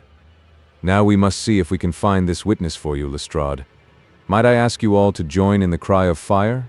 Now then, 1, 2, 3. Fire!" we all yelled. "Thank you. I will trouble you once again. Fire! Just once more, gentlemen, and all together. Fire!" The shout must have rung over Norwood. It had hardly died away when an amazing thing happened. A door suddenly flew open out of what appeared to be solid wall at the end of the corridor, and a little wizened man darted out of it, like a rabbit out of its burrow. "Capital," said Holmes calmly. "Watson, a bucket of water over the straw. That will do. Lestrade, allow me to present you with your principal missing witness, Mr. Jonas Oldacre." The detective stared at the newcomer with blank amazement. The latter was blinking in the bright light of the corridor and peering at us and at the smoldering fire. It was an odious face, crafty, vicious, malignant, with shifty, light gray eyes and white lashes. "What's this, then?" said Lestrade at last. "What have you been doing all this time, eh?" Oldacre gave an uneasy laugh, shrinking back from the furious red face of the angry detective. "I have done no harm." "No harm? You have done your best to get an innocent man hanged. If it wasn't for this gentleman here, I am not sure that you would not have succeeded." The wretched creature began to whimper. "I am sure, sir, it was only my practical joke." "Oh, a joke, was it? You won't find the laugh on your side, I promise you. Take him down, and keep him in the sitting room until I come. Mr. Holmes," he continued, when they had gone, "I could not speak before the constables, but I don't mind saying, in the presence of Dr. Watson, that this is the brightest thing that you have done yet, though it is a mystery to me how you did it. You have saved an innocent man's life, and you have prevented a very grave scandal, which would have ruined my reputation in the force."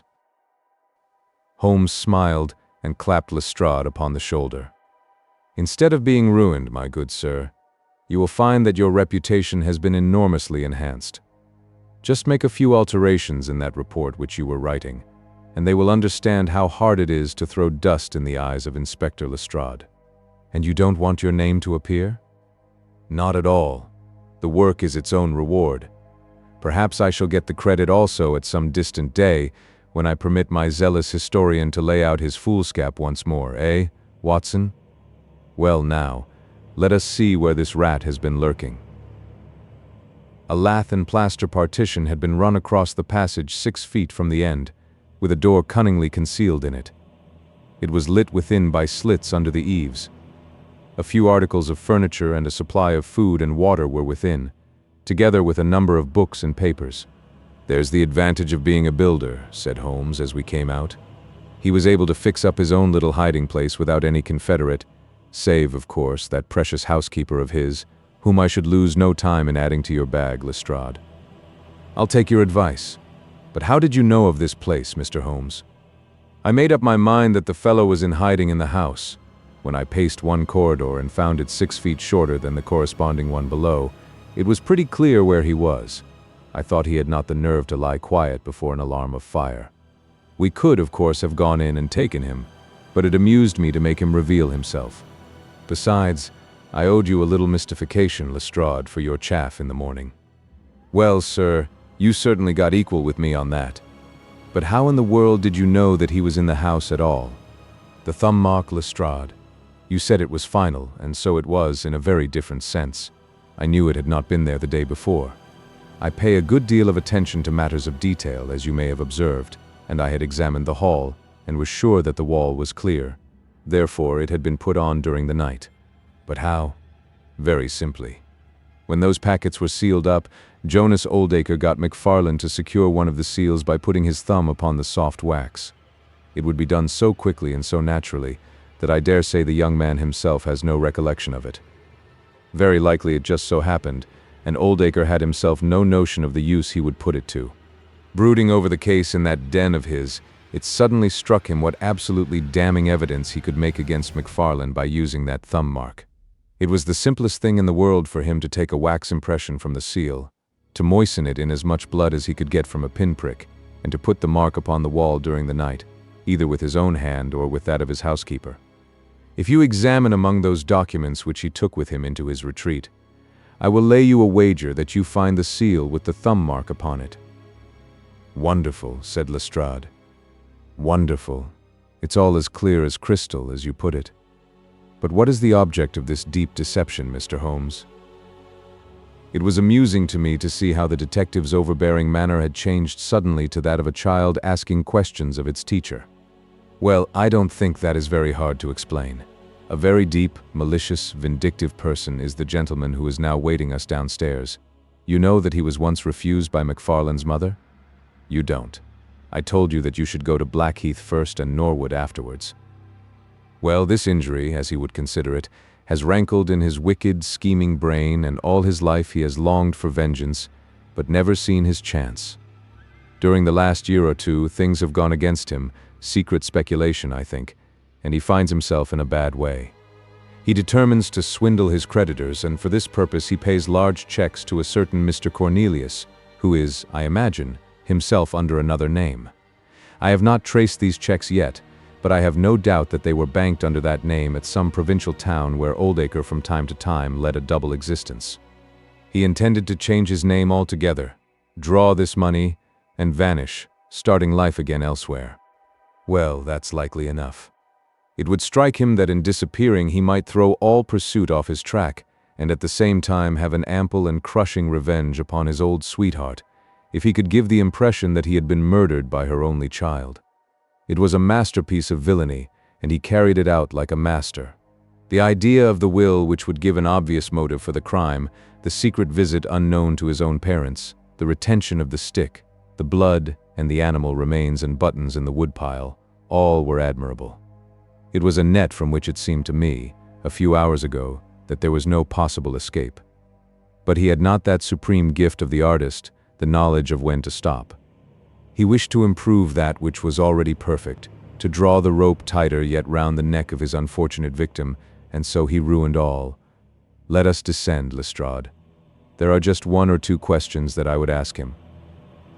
The malignant creature was seated in his own parlor, with a policeman upon each side of him. It was a joke, my good sir, a practical joke, nothing more, he whined incessantly.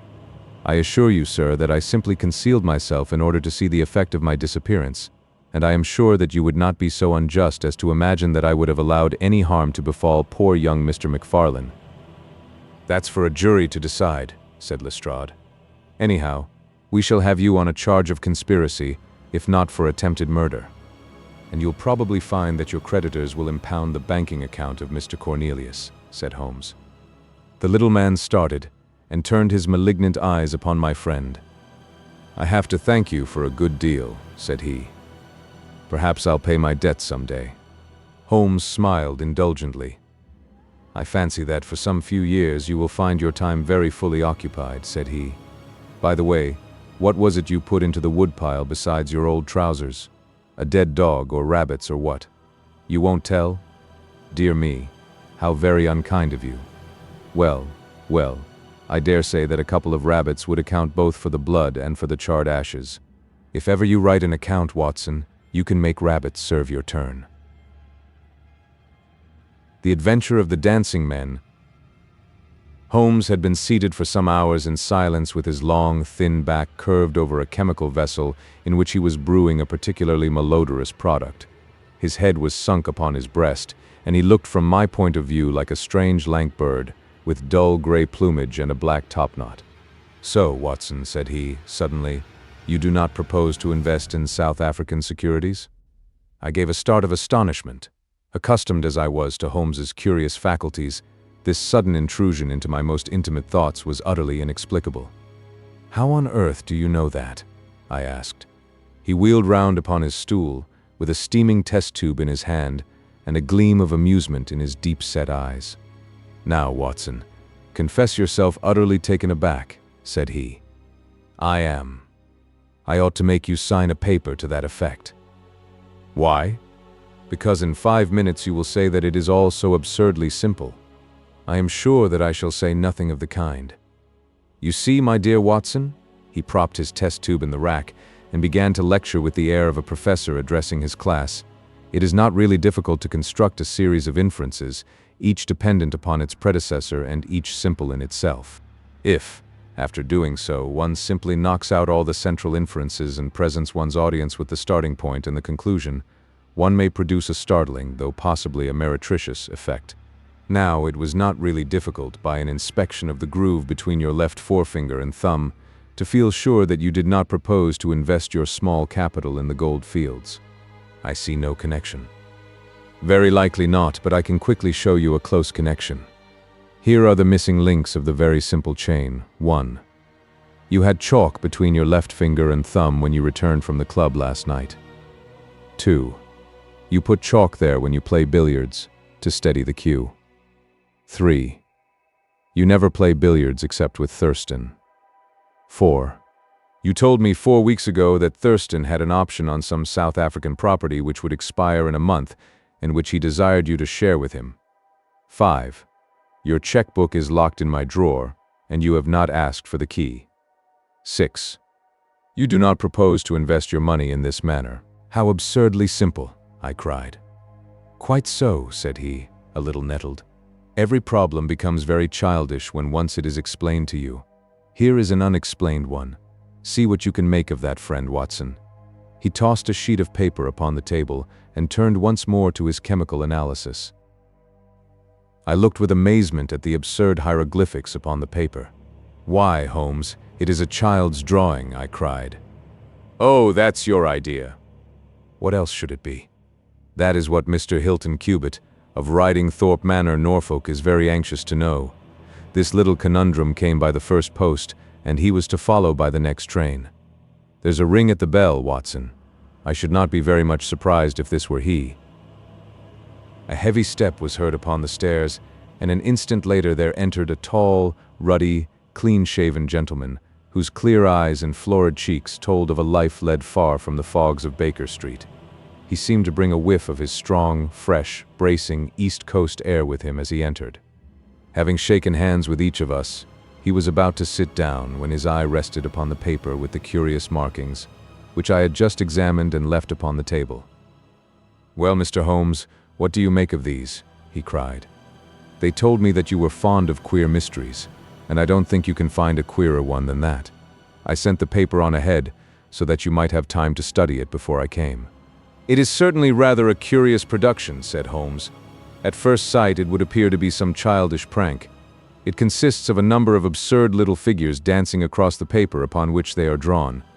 Why should you attribute any importance to so grotesque an object?"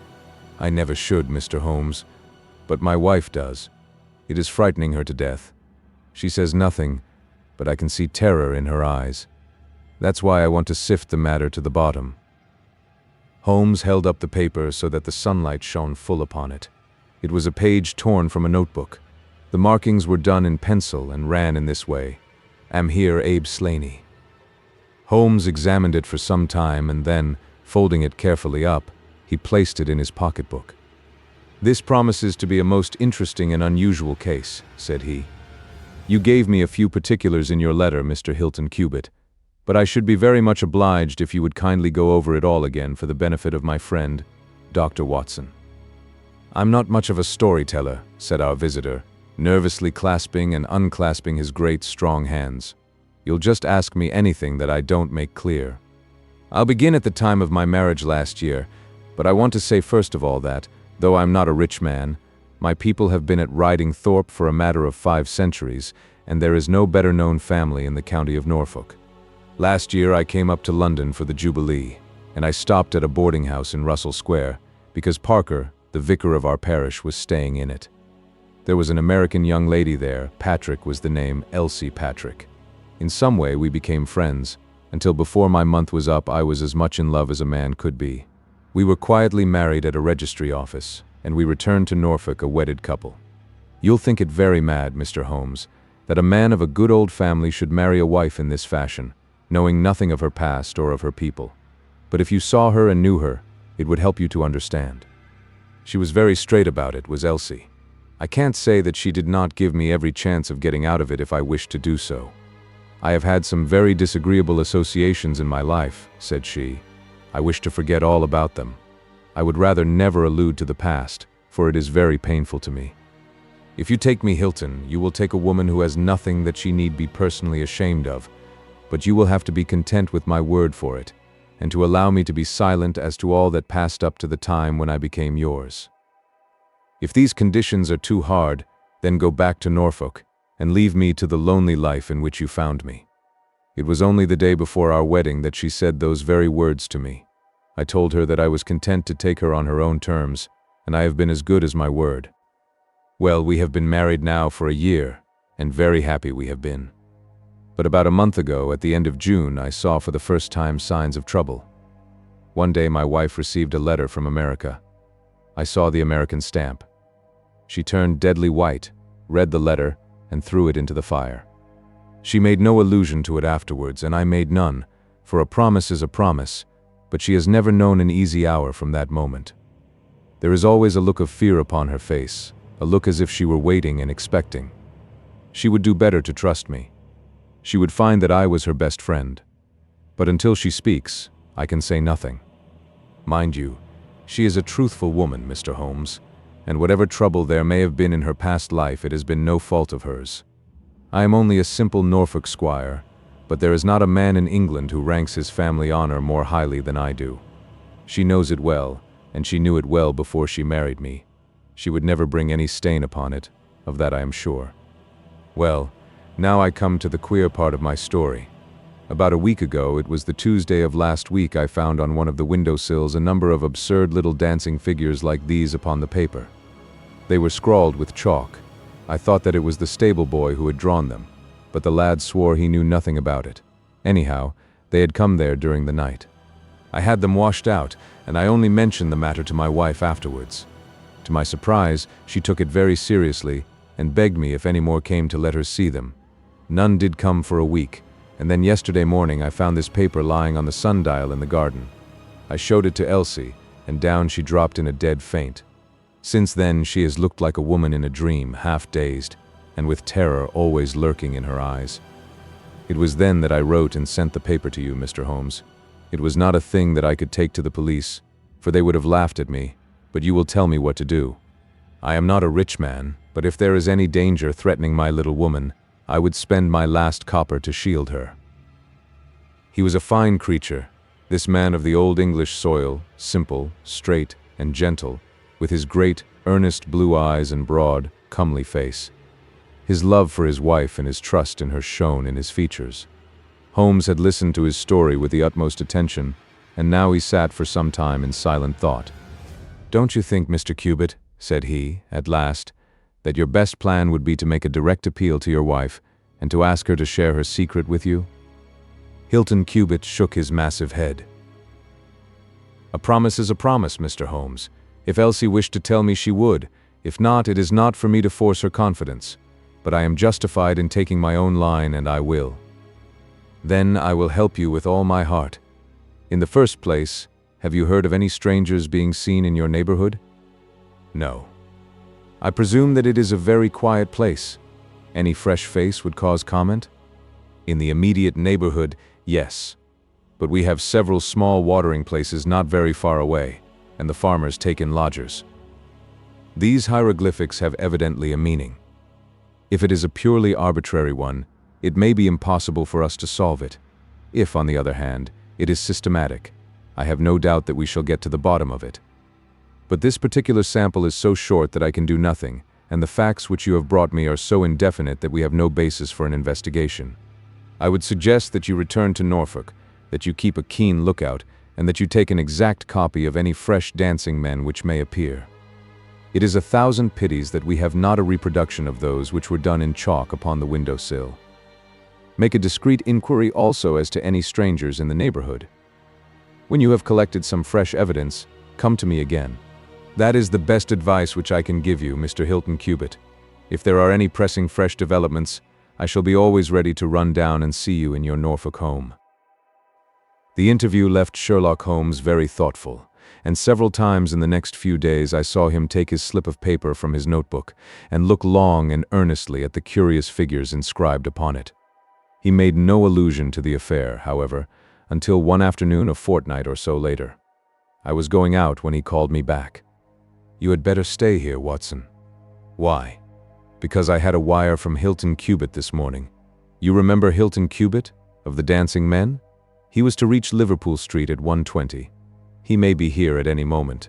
I gather from his wire that there have been some new incidents of importance." We had not long to wait, for our Norfolk squire came straight from the station as fast as a hansom could bring him. He was looking worried and depressed, with tired eyes and a lined forehead. "It's getting on my nerves, this business, Mr. Holmes," said he, as he sank, like a wearied man, into an armchair. "It's bad enough to feel that you are surrounded by unseen, unknown folk who have some kind of design upon you, but when, in addition to that, you know that it is just killing your wife by inches, then it becomes as much as flesh and blood can endure. She's wearing away under it, just wearing away before my eyes." "Has she said anything yet?" "No, Mr. Holmes, she has not. And yet there have been times when the poor girl has wanted to speak, and yet could not quite bring herself to take the plunge. I have tried to help her, but I dare say I did it clumsily, and scared her from it. She has spoken about my old family, and our reputation in the county, and our pride in our unsullied honor, and I always felt it was leading to the point, but somehow it turned off before we got there. But you have found out something for yourself?" "A good deal, Mr. Holmes. I have several fresh dancing men pictures for you to examine, and, what is more important, I have seen the fellow." "What? The man who draws them?" "Yes, I saw him at his work. But I will tell you everything in order.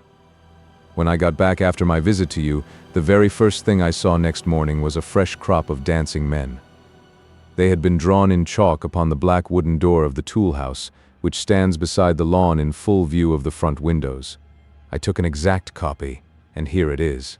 He unfolded a paper and laid it upon the table. "Here is a copy of the hieroglyphics." "At Elridge's." "Excellent! said Holmes. "Excellent, pray continue." When I had taken the copy, I rubbed out the marks, but 2 mornings later, a fresh inscription had appeared. I have a copy of it here. "Come, Elsie." Holmes rubbed his hands and chuckled with delight. "Our material is rapidly accumulating," said he. 3 days later, a message was left scrawled upon paper and placed under a pebble upon the sundial. Here it is.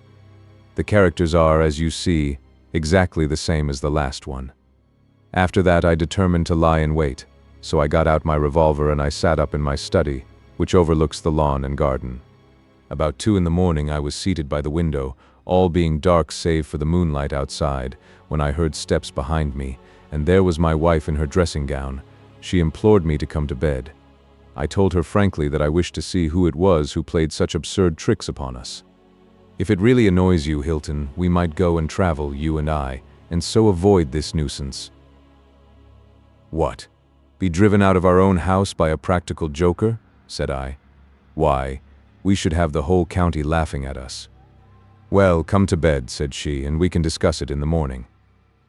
Suddenly, as she spoke, I saw her white face grow whiter yet in the moonlight, and her hand tightened upon my shoulder.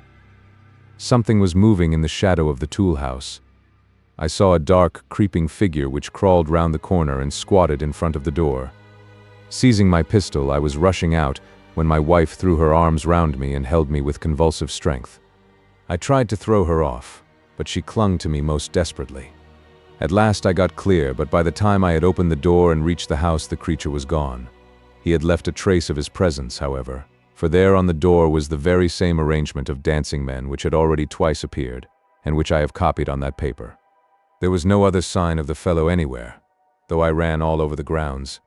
And yet the amazing thing is that he must have been there all the time, for when I examined the door again in the morning, he had scrawled some more of his pictures under the line which I had already seen. "Have you that fresh drawing?" "Yes, it is very short, but I made a copy of it, and here it is." Again he produced a paper.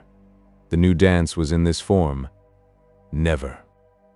"Tell me," said Holmes, and I could see by his eyes that he was much excited, "was this a mere addition to the first, or did it appear to be entirely separate?" "It was on a different panel of the door." "Excellent! This is far the most important of all for our purpose. It fills me with hopes. Now, Mr. Hilton Cubitt, please continue your most interesting statement." "I have nothing more to say, Mr. Holmes, except that I was angry with my wife that night for having held me back when I might have caught the skulking rascal. She said that she feared that I might come to harm. For an instant it had crossed my mind that perhaps what she really feared was that he might come to harm, for I could not doubt that she knew who this man was and what he meant by these strange signals. But there is a tone in my wife's voice, Mr. Holmes, and a look in her eyes which forbid doubt, and I am sure that it was indeed my own safety that was in her mind. There's the whole case, and now I want your advice as to what I ought to do. My own inclination is to put 6 of my farm lads in the shrubbery, and when this fellow comes again to give him such a hiding that he will leave us in peace for the future. I fear it is too deep a case for such simple remedies," said Holmes. "How long can you stay in London?" "I must go back today. I would not leave my wife alone all night for anything. She is very nervous, and begged me to come back." "I dare say you are right, but if you could have stopped, I might possibly have been able to return with you in a day or 2. Meanwhile, you will leave me these papers, and I think that it is very likely that I shall be able to pay you a visit shortly and to throw some light upon your case." Sherlock Holmes preserved his calm professional manner until our visitor had left us, although it was easy for me, who knew him so well, to see that he was profoundly excited. The moment that Hilton Cubitt's broad back had disappeared through the door, my comrade rushed to the table, laid out all the slips of paper containing dancing men in front of him, and threw himself into an intricate and elaborate calculation. For 2 hours I watched him as he covered sheet after sheet of paper with figures and letters, so completely absorbed in his task that he had evidently forgotten my presence. Sometimes he was making progress and whistled and sang at his work. Sometimes he was puzzled, and would sit for long spells with a furrowed brow and a vacant eye. Finally, he sprang from his chair with a cry of satisfaction and walked up and down the room rubbing his hands together. Then he wrote a long telegram upon a cable form. "If my answer to this is as I hope, you will have a very pretty case to add to your collection, Watson," said he.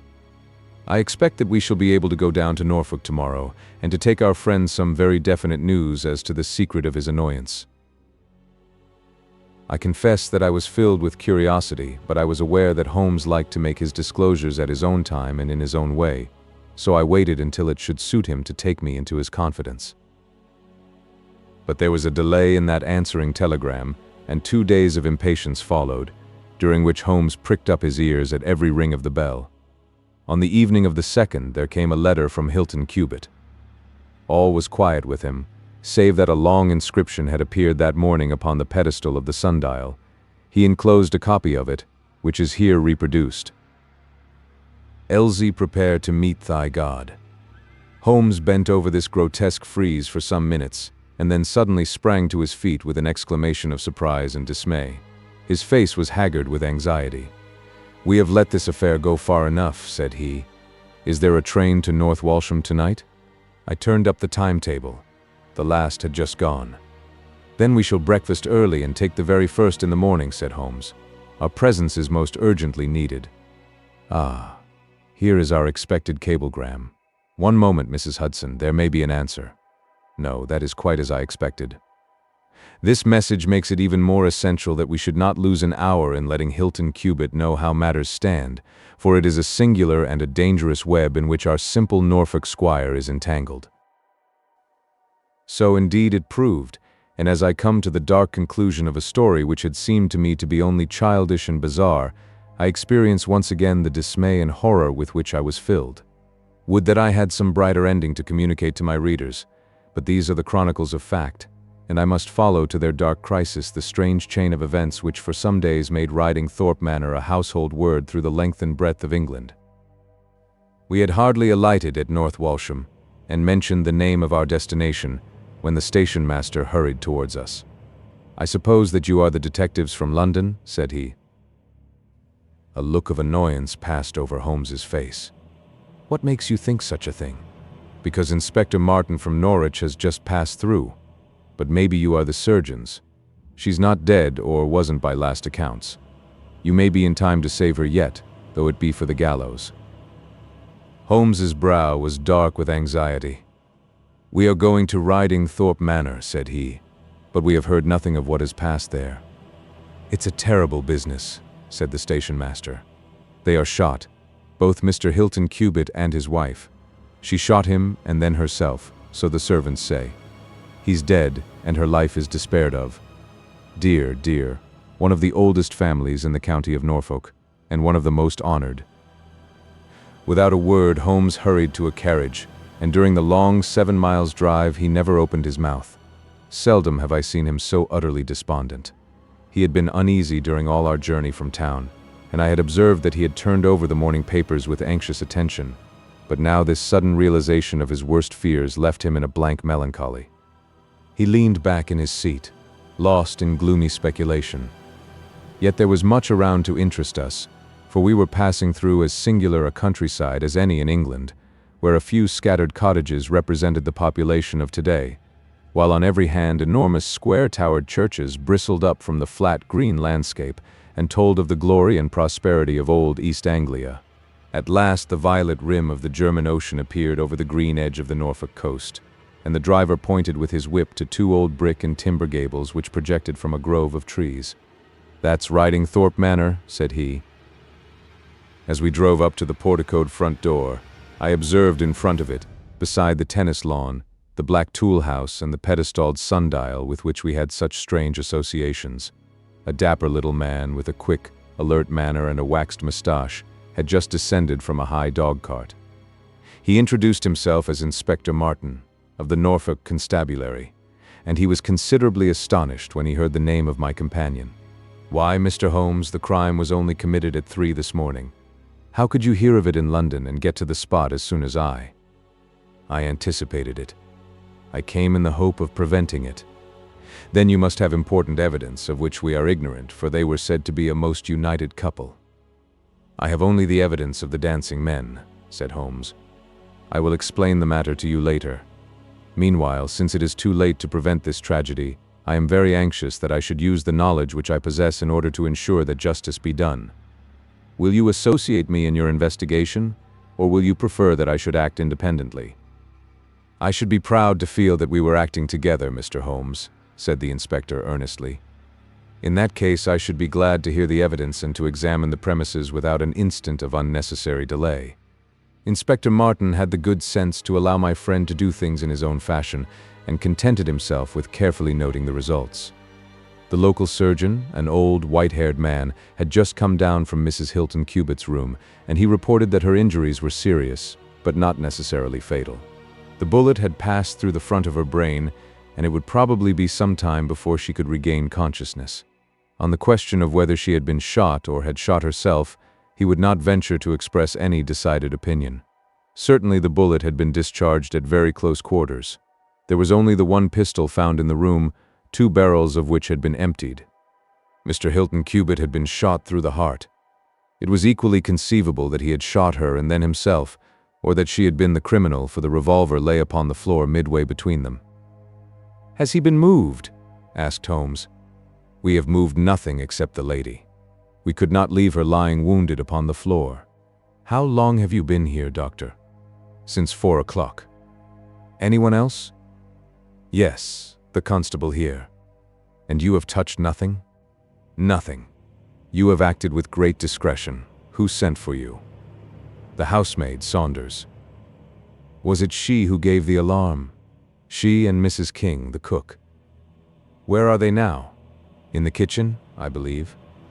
"Then I think we had better hear their story at once." The old hall, oak-paneled and high-windowed, had been turned into a court of investigation. Holmes sat in a great old-fashioned chair, his inexorable eyes gleaming out of his haggard face.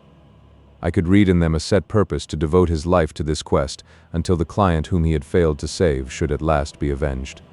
The trim Inspector Martin, the old, gray-headed country doctor, myself, and a stolid village policeman made up the rest of that strange company. The 2 women told their story clearly enough. They had been aroused from their sleep by the sound of an explosion, which had been followed a minute later by a second one. They slept in adjoining rooms, and Mrs. King had rushed in to Saunders. Together they had descended the stairs. The door of the study was open, and a candle was burning upon the table. Their master lay upon his face in the center of the room. He was quite dead. Near the window his wife was crouching, her head leaning against the wall. She was horribly wounded, and the side of her face was red with blood. She breathed heavily, but was incapable of saying anything. The passage, as well as the room, was full of smoke and the smell of powder. The window was certainly shut and fastened upon the inside. Both women were positive upon the point. They had at once sent for the doctor and for the constable. Then, with the aid of the groom and the stable boy, they had conveyed their injured mistress to her room. Both she and her husband had occupied the bed. She was clad in her dress, he in his dressing gown, over his nightclothes. Nothing had been moved in the study. So far as they knew, there had never been any quarrel between husband and wife. They had always looked upon them as a very united couple. These were the main points of the servants' evidence. In answer to Inspector Martin, they were clear that every door was fastened upon the inside, and that no one could have escaped from the house. In answer to Holmes, they both remembered that they were conscious of the smell of powder from the moment that they ran out of their rooms upon the top floor. "I commend that fact very carefully to your attention," said Holmes to his professional colleague, "and now I think that we are in a position to undertake a thorough examination of the room." The study proved to be a small chamber, lined on 3 sides with books, and with a writing table facing an ordinary window, which looked out upon the garden. Our first attention was given to the body of the unfortunate squire, whose huge frame lay stretched across the room. His disordered dress showed that he had been hastily aroused from sleep. The bullet had been fired at him from the front, and had remained in his body after penetrating the heart. His death had certainly been instantaneous and painless. There was no powder marking either upon his dressing gown or on his hands. According to the country surgeon, the lady had stains upon her face, but none upon her hand. "The absence of the latter means nothing, though its presence may mean everything," said Holmes. "Unless the powder from a badly fitting cartridge happens to spurt backward, one may fire many shots without leaving a sign. I would suggest that Mr. Cubitt's body may now be removed. I suppose, Doctor, you have not recovered the bullet which wounded the lady? A serious operation will be necessary before that can be done. but there are still 4 cartridges in the revolver. 2 have been fired and 2 wounds inflicted, so that each bullet can be accounted for." "So it would seem," said Holmes. "Perhaps you can account also for the bullet which has so obviously struck the edge of the window." He had turned suddenly, and his long, thin finger was pointing to a hole which had been drilled right through the lower window sash, about an inch above the bottom. "By George!" cried the inspector. "However did you see that?" "Because I looked for it." "Wonderful," said the country doctor. "You are certainly right, sir. Then a 3rd shot has been fired, and therefore a 3rd person must have been present. But who could that have been, and how could he have got away?" "That is the problem which we are now about to solve," said Sherlock Holmes.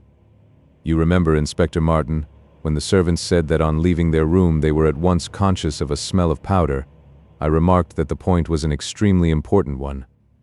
"Yes, sir. But I confess I did not quite follow you." "It suggested that at the time of the firing, the window as well as the door of the room had been open. Otherwise, the fumes of powder could not have been blown so rapidly through the house. A draft in the room was necessary for that. Both door and window were only open for a very short time, however." "How do you prove that?" "Because the candle was not guttered." "Capital!" cried the inspector. "Capital! Feeling sure that the window had been open at the time of the tragedy, I conceived that there might have been a 3rd person in the affair, who stood outside this opening and fired through it. Any shot directed at this person might hit the sash. I looked, and there, sure enough, was the bullet mark. But how came the window to be shut and fastened? The woman's first instinct would be to shut and fasten the window. But halloa! What is this?" It was a lady's handbag which stood upon the study table, a trim little handbag of crocodile skin and silver. Holmes opened it and turned the contents out. There were 20 50-pound notes of the Bank of England, held together by an India rubber band, nothing else. "This must be preserved, for it will figure in the trial," said Holmes, as he handed the bag with its contents to the inspector. "It is now necessary that we should try to throw some light upon this 3rd bullet, which has clearly, from the splintering of the wood, been fired from inside the room. I should like to see Mrs. King, the cook, again." "You said, Mrs. King, that you were awakened by a loud explosion. When you said that, did you mean that it seemed to you to be louder than the 2nd one?" "Well, sir, it wakened me from my sleep, so it is hard to judge, but it did seem very loud." "You don't think that it might have been 2 shots fired almost at the same instant?" "I am sure I couldn't say, sir. I believe that it was undoubtedly so.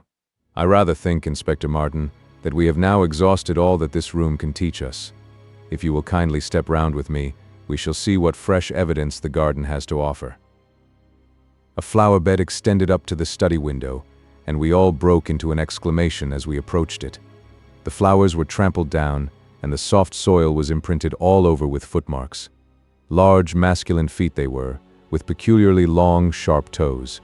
Holmes hunted about among the grass and leaves like a retriever after a wounded bird. Then, with a cry of satisfaction, he bent forward and picked up a little brazen cylinder. "I thought so," said he. "The revolver had an ejector, and here is the 3rd cartridge. I really think, Inspector Martin, that our case is almost complete." The country inspector's face had shown his intense amazement at the rapid and masterful progress of Holmes's investigation. At first he had shown some disposition to assert his own position, but now he was overcome with admiration, and ready to follow without question wherever Holmes led. "Whom do you suspect?" he asked. "I'll go into that later. There are several points in this problem which I have not been able to explain to you yet. Now that I have got so far, I had best proceed on my own lines and then clear the whole matter up once and for all." "Just as you wish, Mr. Holmes, so long as we get our man. I have no desire to make mysteries, but it is impossible at the moment of action to enter into long and complex explanations. I have the threads of this affair all in my hand. Even if this lady should never recover consciousness, we can still reconstruct the events of last night and ensure that justice be done. First of all, I wish to know whether there is any inn in this neighborhood known as Elridge's." The servants were cross-questioned, but none of them had heard of such a place. The stable boy threw a light upon the matter by remembering that a farmer of that name lived some miles off, in the direction of East Ruston. "Is it a lonely farm?" "Very lonely, sir." "Perhaps they have not heard yet of all that happened here during the night?" Maybe not, sir. Holmes thought for a little, and then a curious smile played over his face. Saddle a horse, my lad, said he. I shall wish you to take a note to Elridge's farm. He took from his pocket the various slips of the dancing men. With these in front of him, he worked for some time at the study table. Finally, he handed a note to the boy, with directions to put it into the hands of the person to whom it was addressed, and especially to answer no questions of any sort which might be put to him.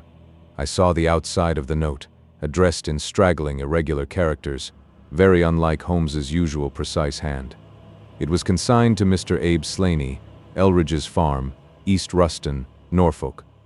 I think, Inspector, Holmes remarked, that you would do well to telegraph for an escort, as, if my calculations prove to be correct, you may have a particularly dangerous prisoner to convey to the county jail. The boy who takes this note could no doubt forward your telegram. If there is an afternoon train to town, Watson, I think we should do well to take it, as I have a chemical analysis of some interest to finish, and this investigation draws rapidly to a close. When the youth had been dispatched with the note, Sherlock Holmes gave his instructions to the servants. If any visitor were to call asking for Mrs. Hilton Cubitt, no information should be given as to her condition, but he was to be shown at once into the drawing room.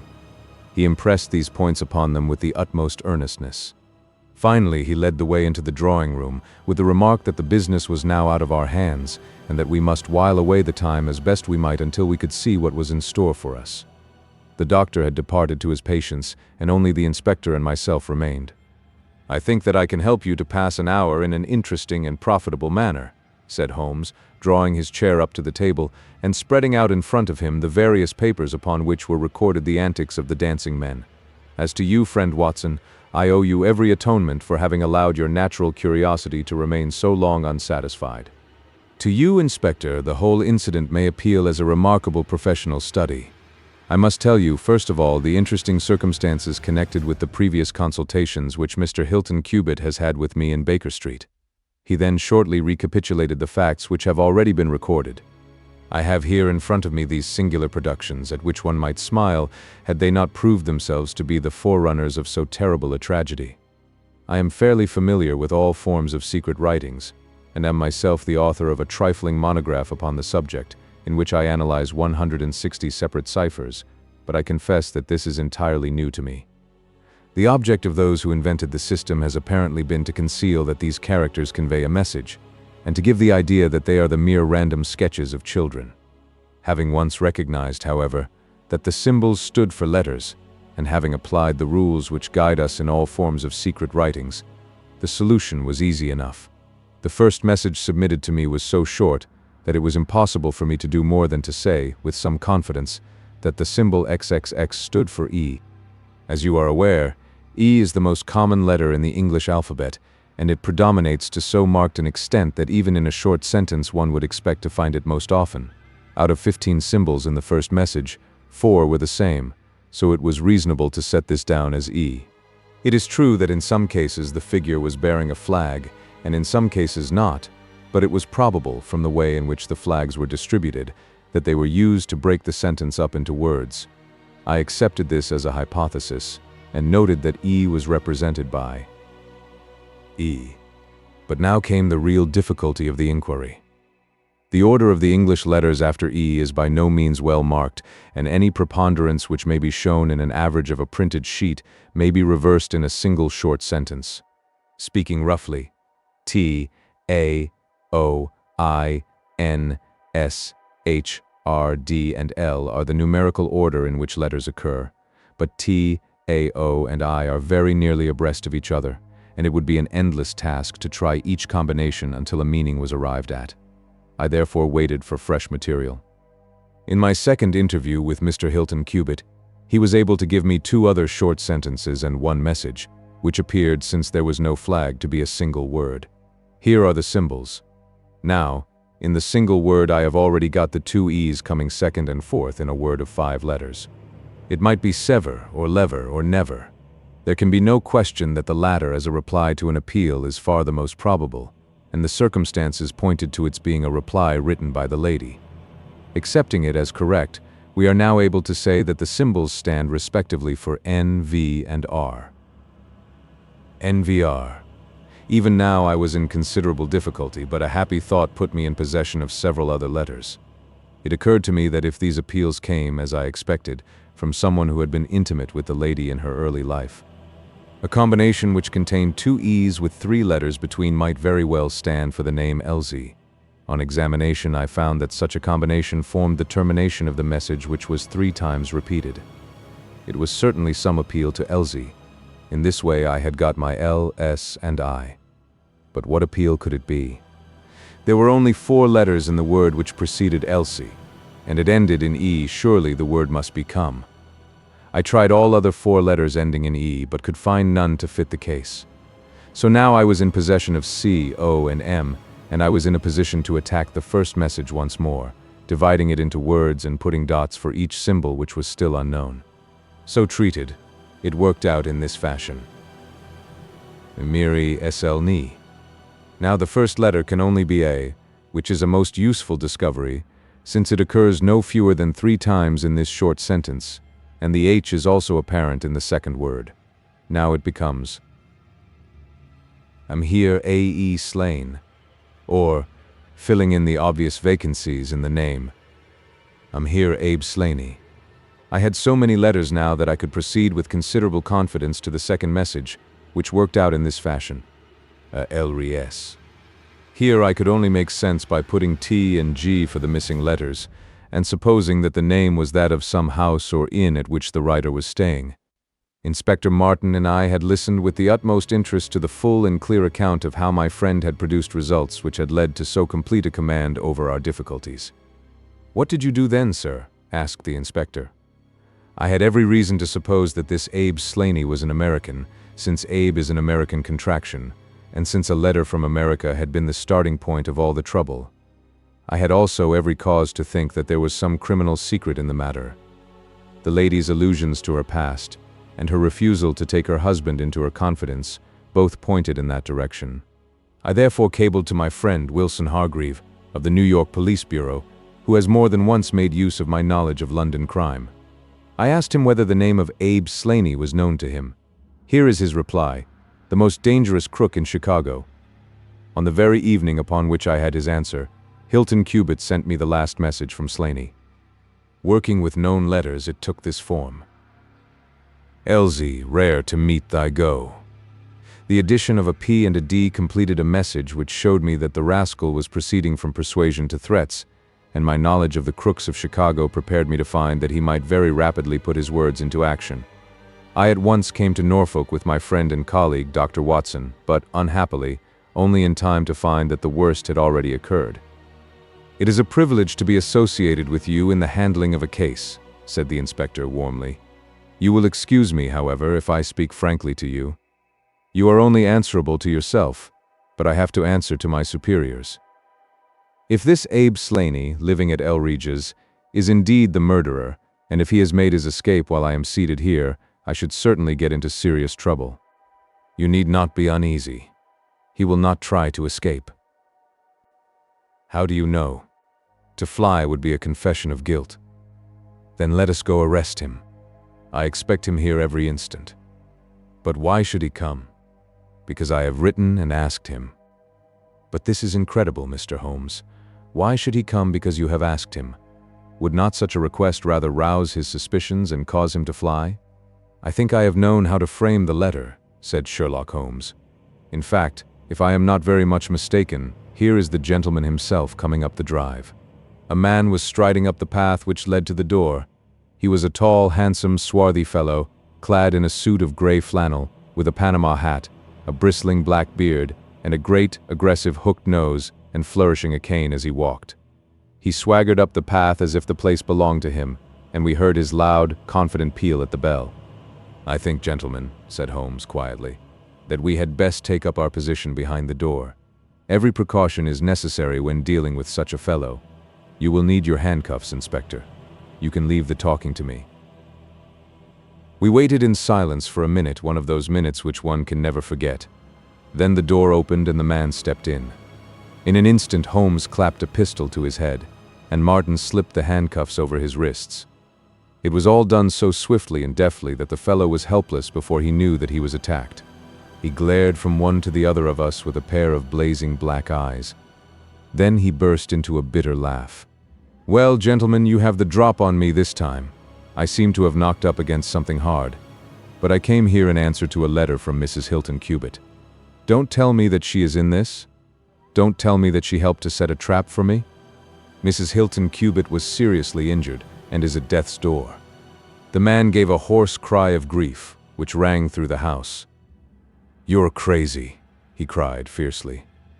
It was he that was hurt, not she. Who would have hurt little Elsie? I may have threatened her, God forgive me, but I would not have touched a hair of her pretty head. Take it back, you. Say that she is not hurt. She was found badly wounded by the side of her dead husband. He sank with a deep groan on the settee and buried his face in his manacled hands. For 5 minutes he was silent. Then he raised his face once more and spoke with the cold composure of despair. "I have nothing to hide from you, gentlemen," said he. "If I shot the man, he had his shot at me, and there's no murder in that. But if you think I could have hurt that woman, then you don't know either me or her. I tell you, there was never a man in this world loved a woman more than I loved her. I had a right to her.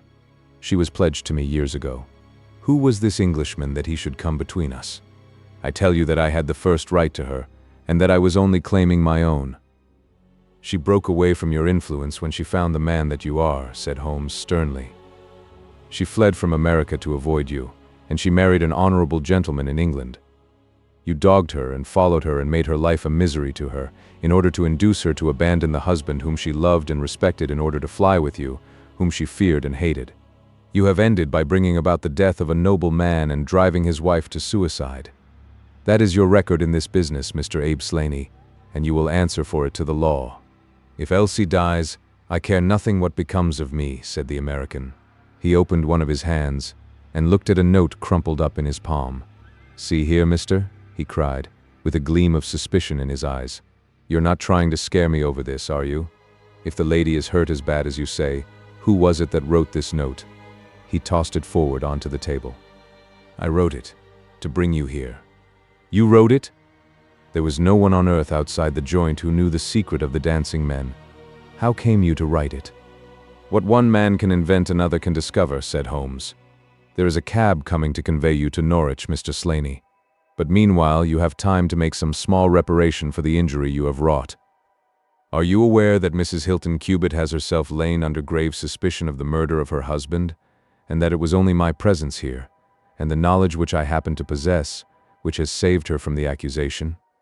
The least that you owe her is to make it clear to the whole world that she was in no way, directly or indirectly, responsible for his tragic end."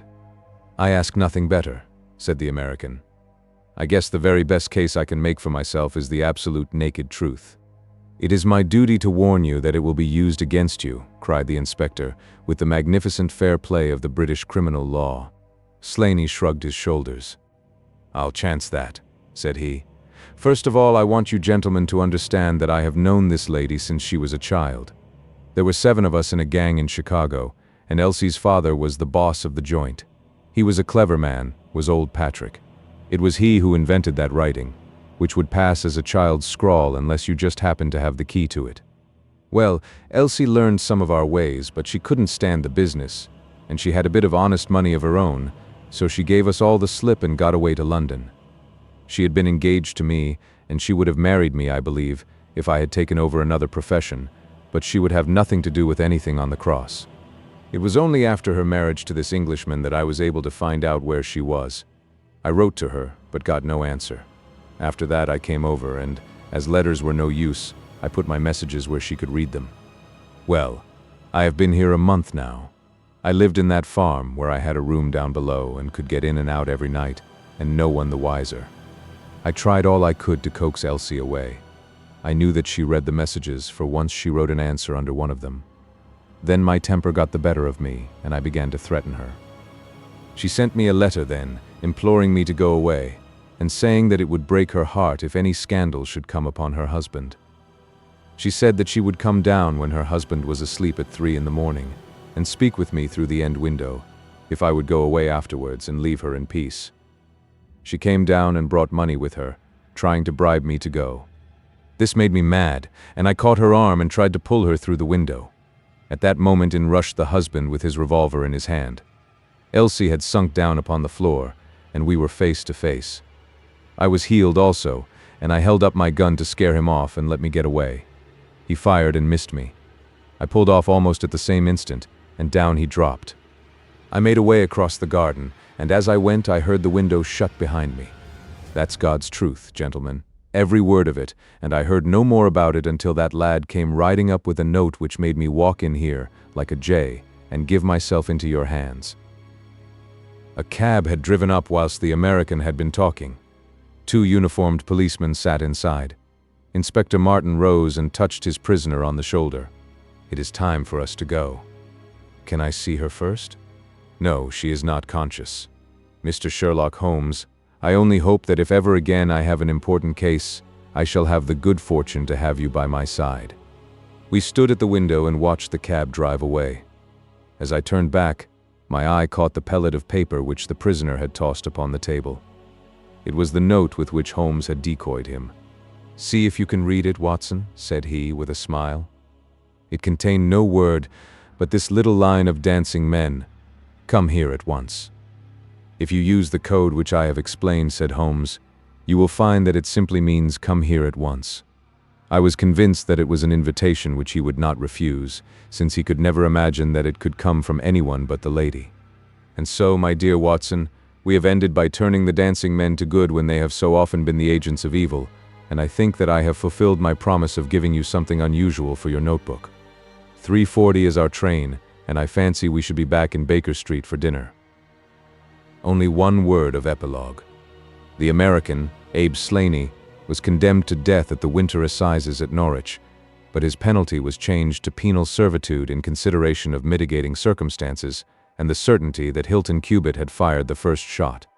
Of Mrs. Hilton Cubitt I only know that I have heard she recovered entirely, and that she still remains a widow, devoting her whole life to the care of the poor and to the administration of her husband's estate. The Adventure of the Solitary Cyclist. From the years 1894 to 1901 inclusive, Mr. Sherlock Holmes was a very busy man. It is safe to say that there was no public case of any difficulty in which he was not consulted during those 8 years, and there were hundreds of private cases, some of them of the most intricate and extraordinary character, in which he played a prominent part. Many startling successes and a few unavoidable failures were the outcome of this long period of continuous work. As I have preserved very full notes of all these cases, and was myself personally engaged in many of them, it may be imagined that it is no easy task to know which I should select to lay before the public. I shall, however, preserve my former rule, and give the preference to those cases which derive their interest not so much from the brutality of the crime as from the ingenuity and dramatic quality of the solution. For this reason I will now lay before the reader the facts connected with Miss Violet Smith, the solitary cyclist of Charlington, and the curious sequel of our investigation, which culminated in unexpected tragedy. It is true that the circumstance did not admit of any striking illustration of those powers for which my friend was famous, but there were some points about the case which made it stand out in those long records of crime from which I gather the material for these little narratives. On referring to my notebook for the year 1895, I find that it was upon Saturday, the 23rd of April, that we first heard of Miss Violet Smith. Her visit was, I remember, extremely unwelcome to Holmes, for he was immersed at the moment in a very abstruse and complicated problem concerning the peculiar persecution to which John Vincent Harden, the well-known tobacco millionaire, had been subjected. My friend, who loved above all things precision and concentration of thought, resented anything which distracted his attention from the matter in hand. And yet, without a harshness which was foreign to his nature, it was impossible to refuse to listen to the story of the young and beautiful woman, tall, graceful, and queenly, who presented herself at Baker Street late in the evening and implored his assistance and advice. It was vain to urge that his time was already fully occupied, for the young lady had come with the determination to tell her story, and it was evident that nothing short of force could get her out of the room until she had done so. With a resigned air and a somewhat weary smile, Holmes begged the beautiful intruder to take a seat and to inform us what it was that was troubling her. "At least it cannot be your health," said he, as his keen eyes darted over her. "So ardent a bicyclist must be full of energy." She glanced down in surprise at her own feet, and I observed the slight roughening of the side of the sole caused by the friction of the edge of the pedal. Yes, I bicycle a good deal, Mr. Holmes, and that has something to do with my visit to you today. My friend took the lady's ungloved hand and examined it with as close an attention and as little sentiment as a scientist would show to a specimen. You will excuse me, I am sure. It is my business, said he as he dropped it. I nearly fell into the error of supposing that you were typewriting. Of course, it is obvious that it is music. You observe the spatulate finger ends, Watson, which is common to both professions? There is a spirituality about the face, however. She gently turned it towards the light, which the typewriter does not generate. This lady is a musician. Yes, Mr. Holmes, I teach music. In the country, I presume, from your complexion? Yes, sir, near Farnham, on the borders of Surrey. A beautiful neighborhood, and full of the most interesting associations. You remember, Watson, that it was near there that we took Archie Stamford, the forger. Now, Miss Violet, what has happened to you near Farnham, on the borders of Surrey?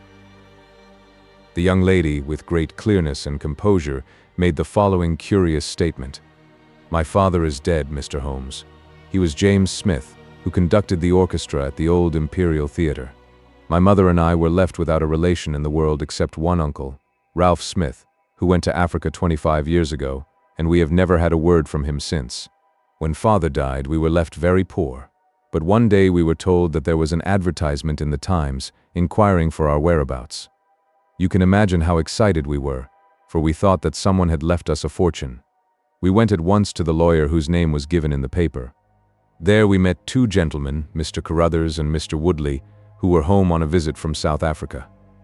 They said that my uncle was a friend of theirs, that he had died some months before in great poverty in Johannesburg, and that he had asked them with his last breath to hunt up his relations and see that they were in no want. It seemed strange to us that Uncle Ralph, who took no notice of us when he was alive, should be so careful to look after us when he was dead, but Mr. Carruthers explained that the reason was that my uncle had just heard of the death of his brother, and so felt responsible for our fate. Excuse me, said Holmes, when was this interview? Last December, 4 months ago. Pray proceed. Mr. Woodley seemed to me to be a most odious person. He was forever making eyes at me, a coarse, puffy-faced, red-mustached young man, with his hair plastered down on each side of his forehead. I thought that he was perfectly hateful, and I was sure that Cyril would not wish me to know such a person. Oh, Cyril is his name, said Holmes, smiling. The young lady blushed and laughed. Yes, Mr. Holmes, Cyril Morton, an electrical engineer, and we hope to be married at the end of the summer. Dear me, how did I get talking about him?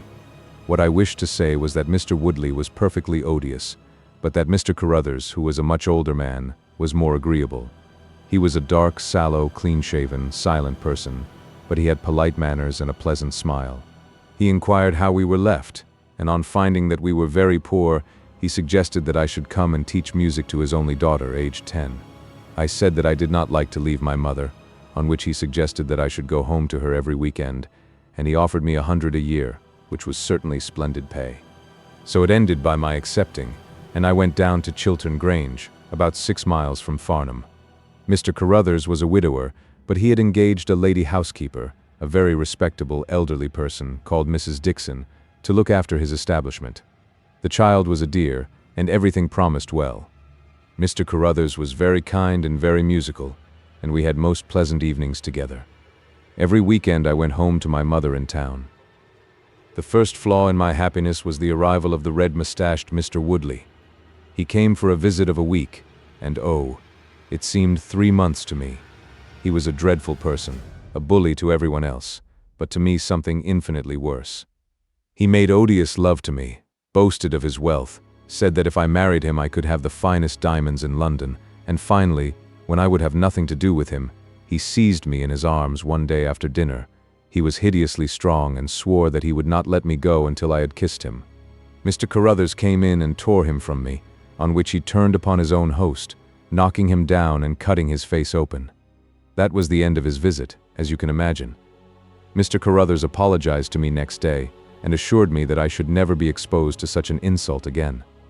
I have not seen Mr. Woodley since. And now, Mr. Holmes, I come at last to the special thing which has caused me to ask your advice today. You must know that every Saturday forenoon I ride on my bicycle to Farnham Station in order to get the 12:22 to town. The road from Chiltern Grange is a lonely one, and at one spot it is particularly so, for it lies for over a mile between Charlington Heath upon one side and the woods which lie round Charlington Hall upon the other.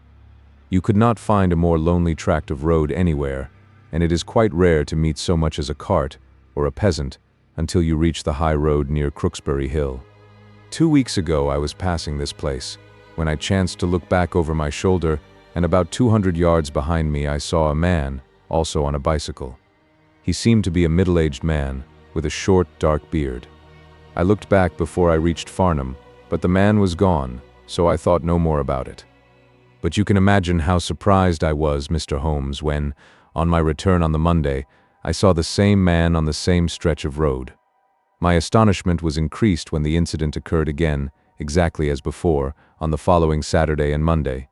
He always kept his distance and did not molest me in any way, but still it certainly was very odd.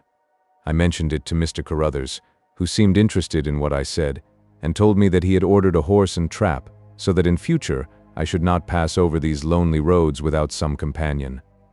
The horse and trap were to have come this week, but for some reason they were not delivered, and again I had to cycle to the station.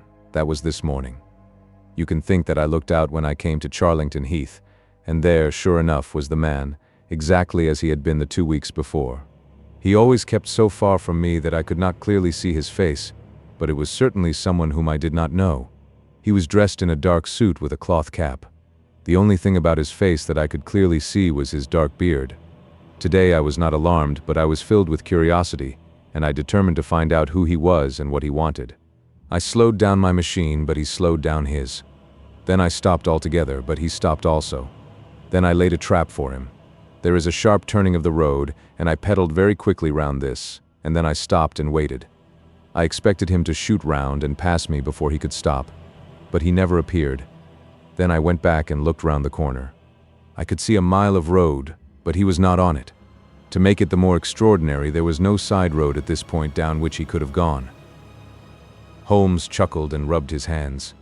"This case certainly presents some features of its own," said he. "How much time elapsed between your turning the corner and your discovery that the road was clear?" 2 or 3 minutes. "Then he could not have retreated down the road, and you say that there are no side roads?" "None." "Then he certainly took a footpath on one side or the other. It could not have been on the side of the heath, or I should have seen him. So, by the process of exclusion, we arrive at the fact that he made his way toward Charlington Hall, which, as I understand, is situated in its own grounds on one side of the road. Anything else?" "Nothing, Mr. Holmes, save that I was so perplexed that I felt I should not be happy until I had seen you and had your advice." Holmes sat in silence for some little time. "Where is the gentleman to whom you are engaged?" he asked at last. "He is in the Midland Electrical Company at Coventry." "He would not pay you a surprise visit?" "Oh, Mr. Holmes, as if I should not know him." "Have you had any other admirers?" "Several before I knew Cyril." "And since? There was this dreadful man, Woodley, if you can call him an admirer." "No one else?" Our fair client seemed a little confused. "Who was he?" asked Holmes. "Oh, it may be a mere fancy of mine, but it had seemed to me sometimes that my employer, Mr. Carruthers, takes a great deal of interest in me. We are thrown rather together. I play his accompaniments in the evening. He has never said anything. He is a perfect gentleman, but a girl always knows." "Ha!" Holmes looked grave. "What does he do for a living?" "He is a rich man." "No carriages or horses?" "Well, at least he is fairly well-to-do, but he goes into the city 2 or 3 times a week. He is deeply interested in South African gold shares." "You will let me know any fresh development, Miss Smith. I am very busy just now, but I will find time to make some inquiries into your case. In the meantime, take no step without letting me know. Goodbye, and I trust that we shall have nothing but good news from you." "It is part of the settled order of nature that such a girl should have followers," said Holmes, as he pulled at his meditative pipe. "But for choice not on bicycles in lonely country roads, some secretive lover, beyond all doubt. But there are curious and suggestive details about the case, Watson. That he should appear only at that point? Exactly. Our first effort must be to find who are the tenants of Charlington Hall. Then, again, how about the connection between Carruthers and Woodley, since they appear to be men of such a different type? How came they both to be so keen upon looking up Ralph Smith's relations? One more point. What sort of a manage is it which pays double the market price for a governess but does not keep a horse, although 6 miles from the station? Odd, Watson. Very odd. You will go down? No, my dear fellow, you will go down. This may be some trifling intrigue, and I cannot break my other important research for the sake of it. On Monday you will arrive early at Farnham. You will conceal yourself near Charlington Heath. You will observe these facts for yourself, and act as your own judgment advises. Then, having inquired as to the occupants of the hall, you will come back to me and report. And now, Watson, not another word of the matter until we have a few solid stepping stones on which we may hope to get across to our solution. We had ascertained from the lady that she went down upon the Monday by the train which leaves Waterloo at 9:50, so I started early and caught the 9:13. At Farnham Station I had no difficulty in being directed to Charlington Heath. It was impossible to mistake the scene of the young lady's adventure, for the road runs between the open heath on one side and an old yew hedge upon the other, surrounding a park which is studded with magnificent trees. There was a main gateway of lichen-studded stone, each side pillar surmounted by moldering heraldic emblems, but besides this central carriage drive I observed several points where there were gaps in the hedge and paths leading through them. The house was invisible from the road, but the surroundings all spoke of gloom and decay. The heath was covered with golden patches of flowering gorse, gleaming magnificently in the light of the bright spring sunshine. Behind one of these clumps I took up my position, so as to command both the gateway of the hall and a long stretch of the road upon either side. It had been deserted when I left it, but now I saw a cyclist riding down it from the opposite direction to that in which I had come. He was clad in a dark suit, and I saw that he had a black beard. On reaching the end of the Charlington grounds, he sprang from his machine and led it through a gap in the hedge, disappearing from my view. A quarter of an hour passed, and then a second cyclist appeared. This time it was the young lady coming from the station. I saw her look about her as she came to the Charlington hedge. An instant later the man emerged from his hiding place, sprang upon his cycle, and followed her. In all the broad landscape those were the only moving figures, the graceful girl sitting very straight upon her machine, and the man behind her bending low over his handlebar with a curiously furtive suggestion in every movement. She looked back at him and slowed her pace. He slowed also. She stopped. He at once stopped, too, keeping 200 yards behind her. Her next movement was as unexpected as it was spirited. She suddenly whisked her wheels round and dashed straight at him. He was as quick as she, however, and darted off in desperate flight. Presently she came back up the road again, her head haughtily in the air, not deigning to take any further notice of her silent attendant. He had turned also, and still kept his distance until the curve of the road hid them from my sight. I remained in my hiding place, and it was well that I did so, for presently the man reappeared, cycling slowly back. He turned in at the hall gates and dismounted from his machine. For some minutes I could see him standing among the trees. His hands were raised, and he seemed to be settling his necktie. Then he mounted his cycle and rode away from me down the drive towards the hall. I ran across the heath and peered through the trees. Far away I could catch glimpses of the old gray building with its bristling Tudor chimneys, but the drive ran through a dense shrubbery, and I saw no more of my man. However, it seemed to me that I had done a fairly good morning's work, and I walked back in high spirits to Farnham. The local house agent could tell me nothing about Charlington Hall, and referred me to a well-known firm in Pall Mall.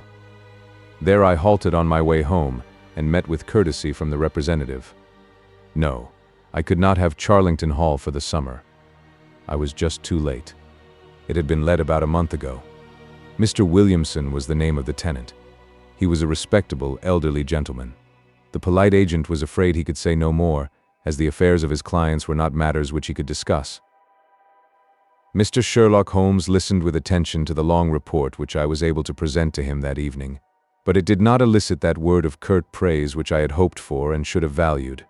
On the contrary, His austere face was even more severe than usual as he commented upon the things that I had done and the things that I had not. "Your hiding place, my dear Watson, was very faulty. You should have been behind the hedge. Then you would have had a close view of this interesting person. As it is, you were some hundreds of yards away and can tell me even less than Miss Smith. She thinks she does not know the man. I am convinced she does. Why, otherwise, should he be so desperately anxious that she should not get so near him as to see his features? You describe him as bending over the handlebar. Concealment again, you see. You really have done remarkably badly. He returns to the house and you want to find out who he is. You come to a London house agent. What should I have done? I cried, with some heat. Gone to the nearest public house. That is the center of country gossip. They would have told you every name, from the master to the scullery maid. Williamson, it conveys nothing to my mind. If he is an elderly man, he is not this active cyclist who sprints away from that young lady's athletic pursuit. What have we gained by your expedition? The knowledge that the girl's story is true. I never doubted it. That there is a connection between the cyclist and the hall. I never doubted that either. That the hall is tenanted by Williamson. Who's the better for that? Well, my dear sir, don't look so depressed. We can do little more until next Saturday, and in the meantime I may make 1 or 2 inquiries myself. Next morning, we had a note from Miss Smith, recounting shortly and accurately the very incidents which I had seen, but the pith of the letter lay in the postscript. I am sure that you will respect my confidence, Mr. Holmes, when I tell you that my place here has become difficult, owing to the fact that my employer has proposed marriage to me. I am convinced that his feelings are most deep and most honorable. At the same time, my promise is of course given. He took my refusal very seriously, but also very gently. You can understand, however, that the situation is a little strained. Our young friend seems to be getting into deep waters, said Holmes thoughtfully, as he finished the letter. The case certainly presents more features of interest and more possibility of development than I had originally thought. I should be none the worse for a quiet, peaceful day in the country, and I am inclined to run down this afternoon and test 1 or 2 theories which I have formed. Holmes's quiet day in the country had a singular termination, for he arrived at Baker Street late in the evening, with a cut lip and a discolored lump upon his forehead, besides a general air of dissipation which would have made his own person the fitting object of a Scotland Yard investigation. He was immensely tickled by his own adventures and laughed heartily as he recounted them. "I get so little active exercise that it is always a treat," said he. "You are aware that I have some proficiency in the good old British sport of boxing. Occasionally, it is of service. Today, for example, I should have come to very ignominious grief without it." I begged him to tell me what had occurred. "I found that country pub which I had already recommended to your notice, and there I made my discreet inquiries. I was in the bar, and a garrulous landlord was giving me all that I wanted. Williamson is a white-bearded man, and he lives alone with a small staff of servants at the hall. There is some rumor that he is, or has been, a clergyman, but 1 or 2 incidents of his short residence at the hall struck me as peculiarly unecclesiastical. I have already made some inquiries at a clerical agency, and they tell me that there was a man of that name in orders, whose career has been a singularly dark one. The landlord further informed me that there are usually weekend visitors, a warm lot, sir, at the hall, and especially one gentleman with a red mustache, Mr. Woodley by name, who was always there. We had got as far as this, when who should walk in but the gentleman himself, who had been drinking his beer in the tap room and had heard the whole conversation.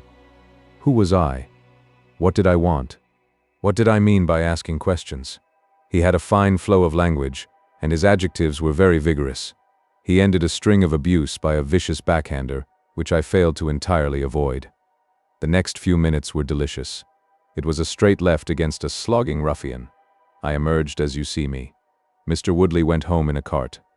So ended my country trip, and it must be confessed that, however enjoyable, my day on the Surrey border has not been much more profitable than your own.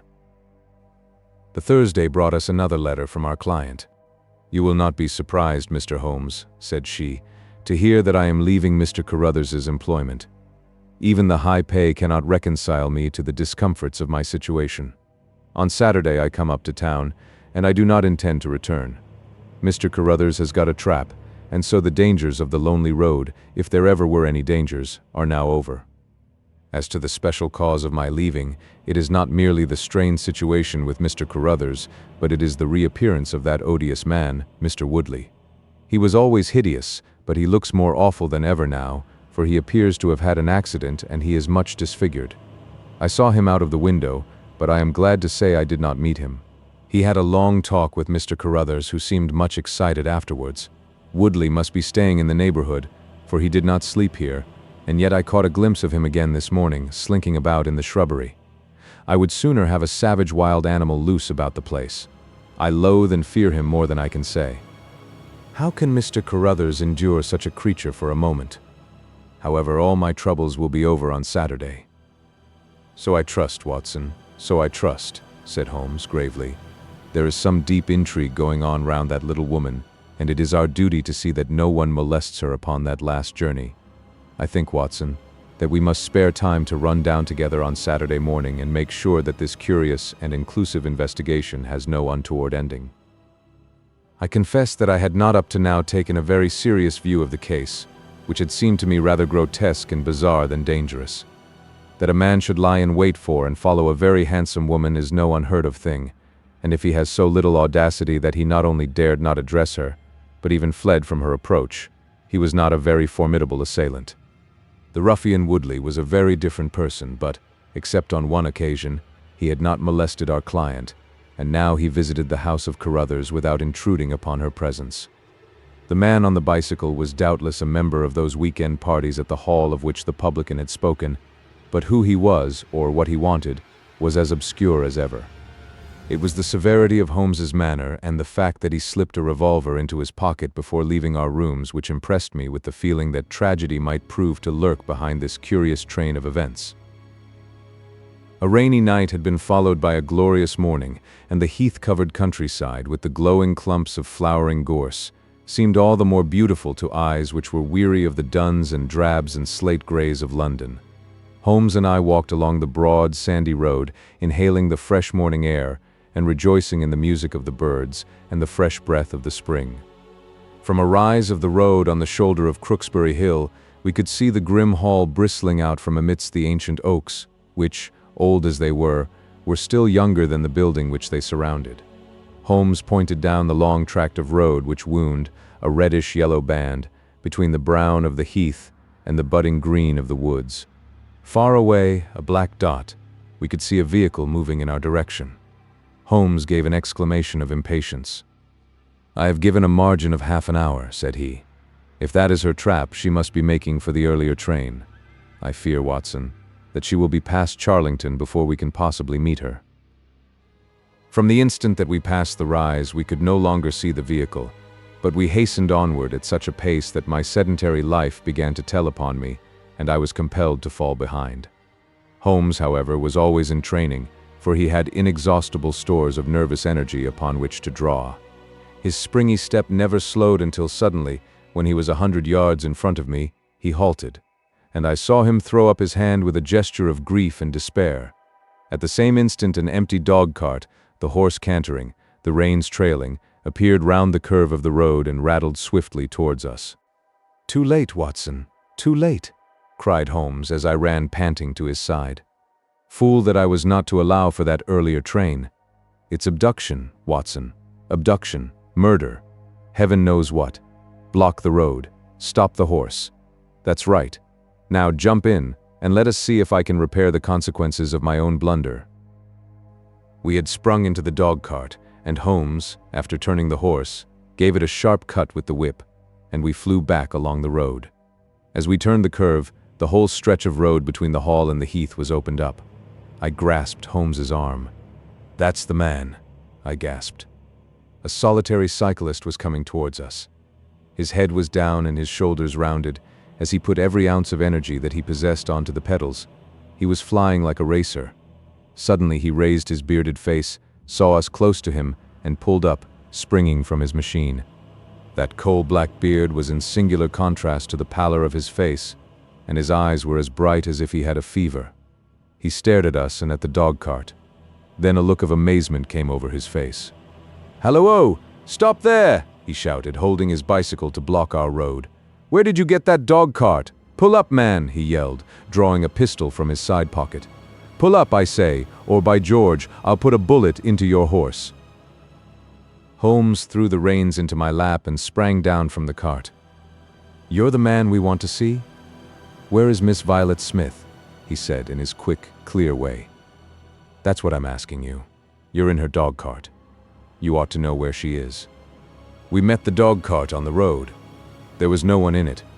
We drove back to help the young lady. "Good Lord! Good Lord!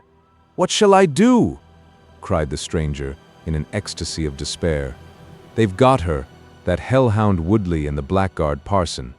Come, man, come, if you really are her friend, stand by me and we'll save her, if I have to leave my carcass in Charlington Wood." He ran distractedly, his pistol in his hand, towards a gap in the hedge. Holmes followed him, and I, leaving the horse grazing beside the road, followed Holmes. "This is where they came through," said he, pointing to the marks of several feet upon the muddy path. "Halloa! Stop a minute. Who's this in the bush?" It was a young fellow about 17, dressed like an ostler with leather cords and gaiters. He lay upon his back, his knees drawn up, a terrible cut upon his head. He was insensible but alive. A glance at his wound told me that it had not penetrated the bone. "That's Peter, the groom," cried the stranger. "He drove her. The beasts have pulled him off and clubbed him. Let him lie. We can't do him any good, but we may save her from the worst fate that can befall a woman." We ran frantically down the path, which wound among the trees. We had reached the shrubbery which surrounded the house when Holmes pulled up. They didn't go to the house. "Here are their marks on the left here, beside the laurel bushes." "Ah," I said so. As he spoke, a woman's shrill scream, a scream which vibrated with a frenzy of horror, burst from the thick green clump of bushes in front of us. It ended suddenly on its highest note with a choke and a gurgle. "This way! This way! They are in the bowling alley!" cried the stranger, darting through the bushes. "Ah, the cowardly dogs! Follow me, gentlemen! Too late! Too late! By the living Jingo!" We had broken suddenly into a lovely glade of greensward surrounded by ancient trees.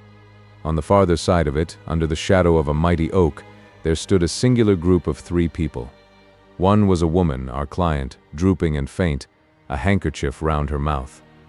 Opposite her stood a brutal, heavy-faced, red-mustached young man, his gaitered legs parted wide, one arm akimbo, the other waving a riding crop, his whole attitude suggestive of triumphant bravado.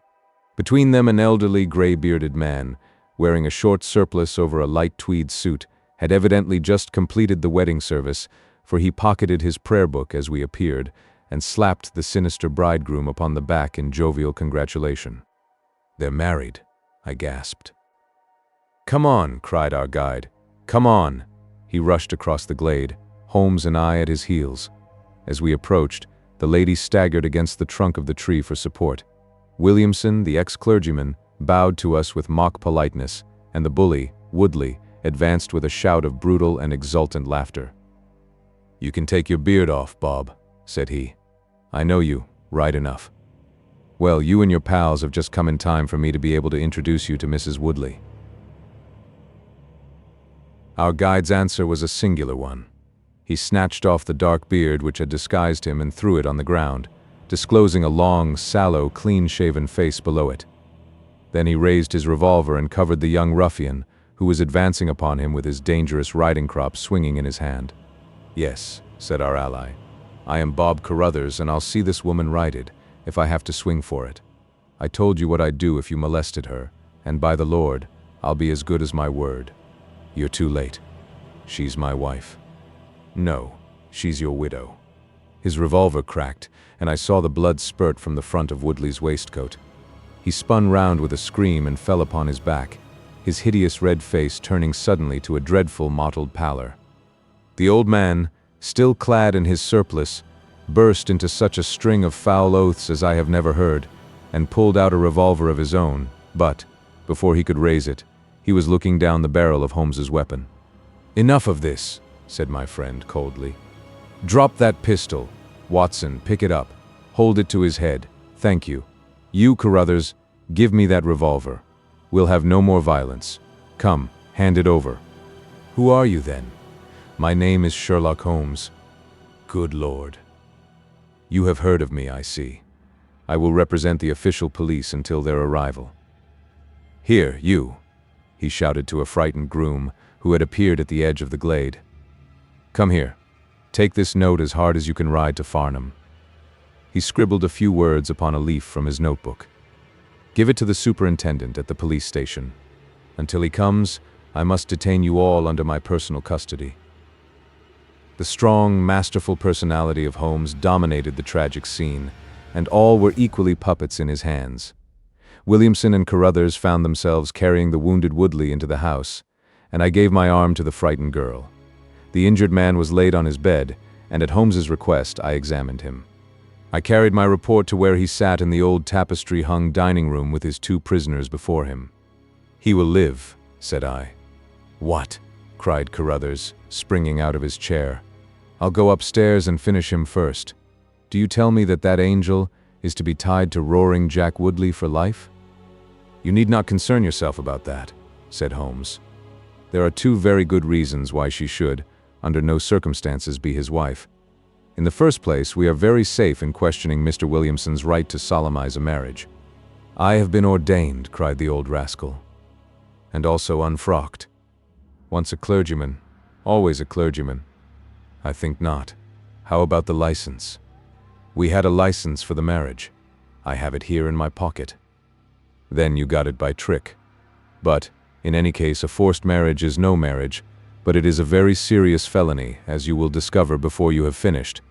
You'll have time to think the point out during the next 10 years or so, unless I am mistaken.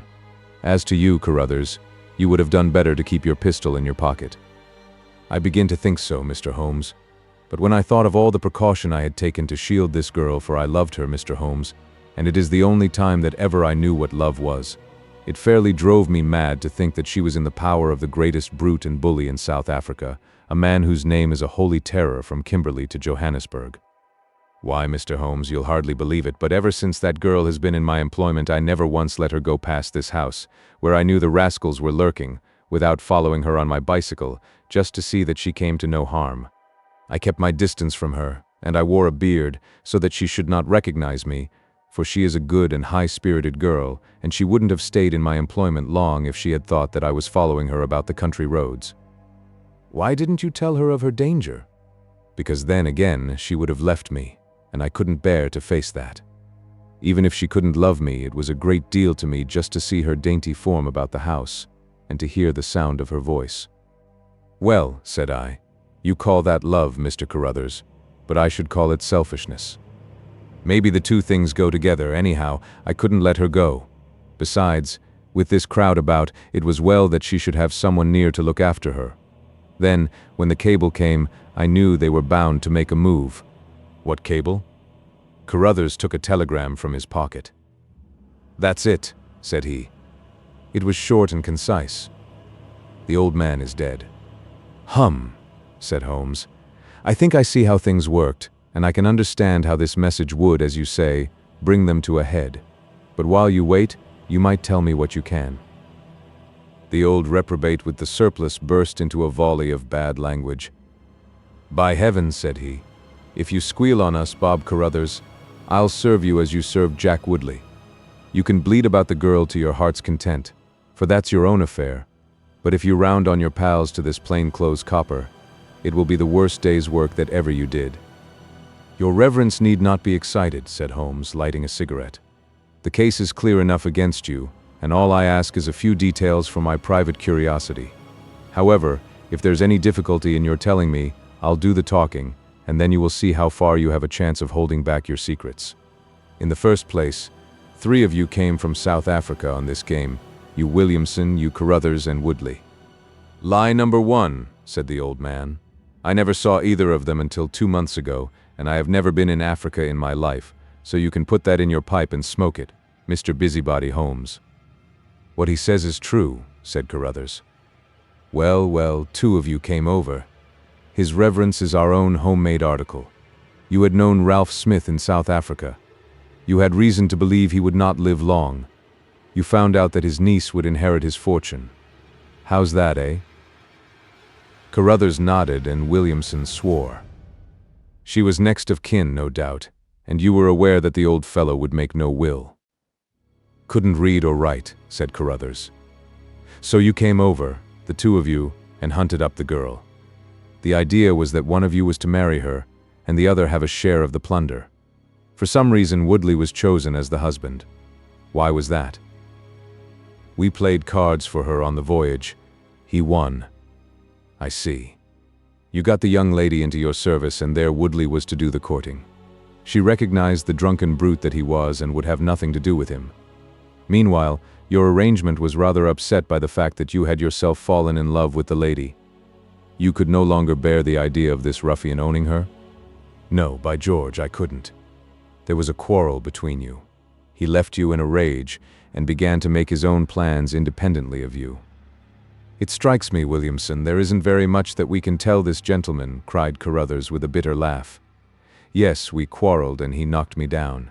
I am level with him on that, anyhow. Then I lost sight of him. That was when he picked up with this outcast padre here.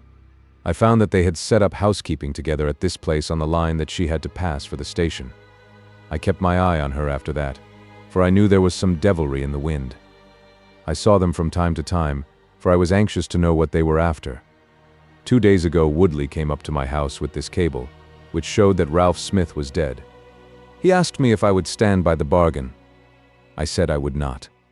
He asked me if I would marry the girl myself and give him a share. I said I would willingly do so, but that she would not have me.